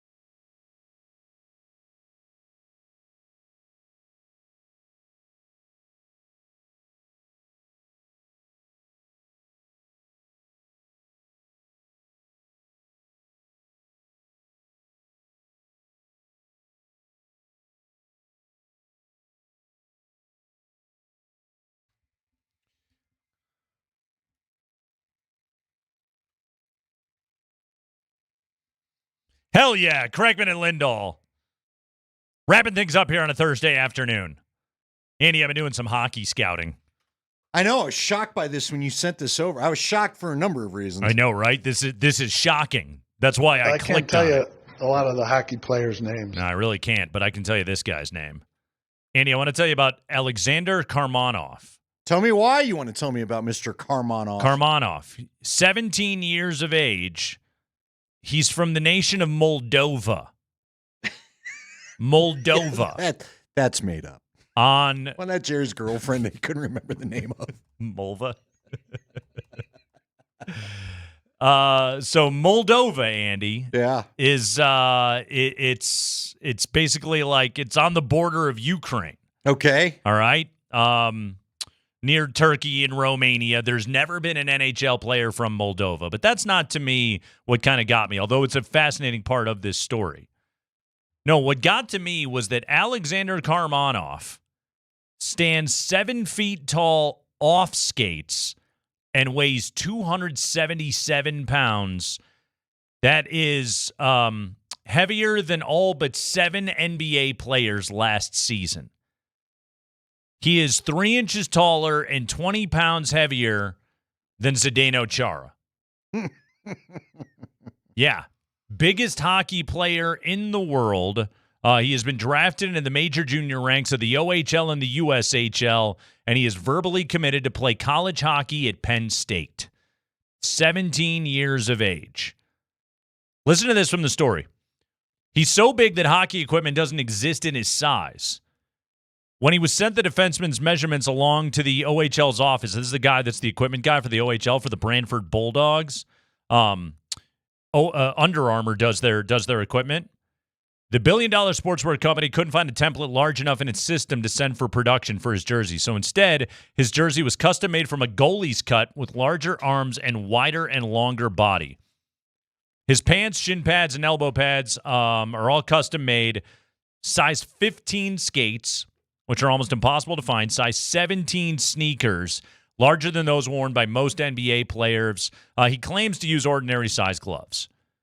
So Andy is holding up right now on Twitch. There was a photo in the story because he came to the States. He went to a Carolina Hurricanes game, and he had a chance to meet Brent Burns, now Avalanche defenseman Brent Burns. Okay? He's a massive human being. 6'5", Brent Burns. Standing next to this kid, Alexander Karmanov, 7 foot 277. Brent Burns looks like a child next to him. It's hilarious. Yeah, the glare is bad, but yes, he basically, to describe it for those of you guys driving around, again, Brent Burns, 6'5". Yeah. The top of Brent Burns' head is about even with the chin of your guy. Here's a little inside hockey. So a standard professional hockey stick, Andy, is 60 inches long. Bauer can make 63 or 64 for the tallest defenseman. Anything beyond that requires applying for an exemption to use it on the ice with NHL rules, as Zdeno Chara did for his 67-inch model. Karmanov's stick measures at 70 inches, more than half a foot longer than the longest model seen in the NHL today. It also has a custom stiffness to it to support his weight when he leans on it because he's so giant. Can you? How fast does he skate? Do you have any ideas? So here's the catch. Okay, he's a little lumbering. He's a little raw. Okay, all right. Now at his level that he plays at, and again, like there's a picture in this story of like the kids that are his age that he's playing with. None of them go up to his shoulder. Which is hysterical. And he's a patch kid in Pop Warner. I mean, yeah. I think we called him stripers in our league. Yeah, but he's so giant. He has a blast of a slap shot. But according to NHL scouts, he's quite raw. He's not totally unskilled, but there were some quotes from scouts in this story. And again, he already has an offer to play Division I hockey at Penn State. One USHL general manager who saw him play last year said via text, long way away. He has some tools and athleticism. Just think he played in a very weak league and is going to really struggle with pace. People are saying Chara. I don't think he's Chara. Another OHL scout said, hard to say at that age and so big. I'm on the fence. There's such a thing as too big. And with how fast the game is now, he's toying with too big. It's going to be about how he impacts the game versus what his presence is. I wouldn't have him up yet if I was running a team.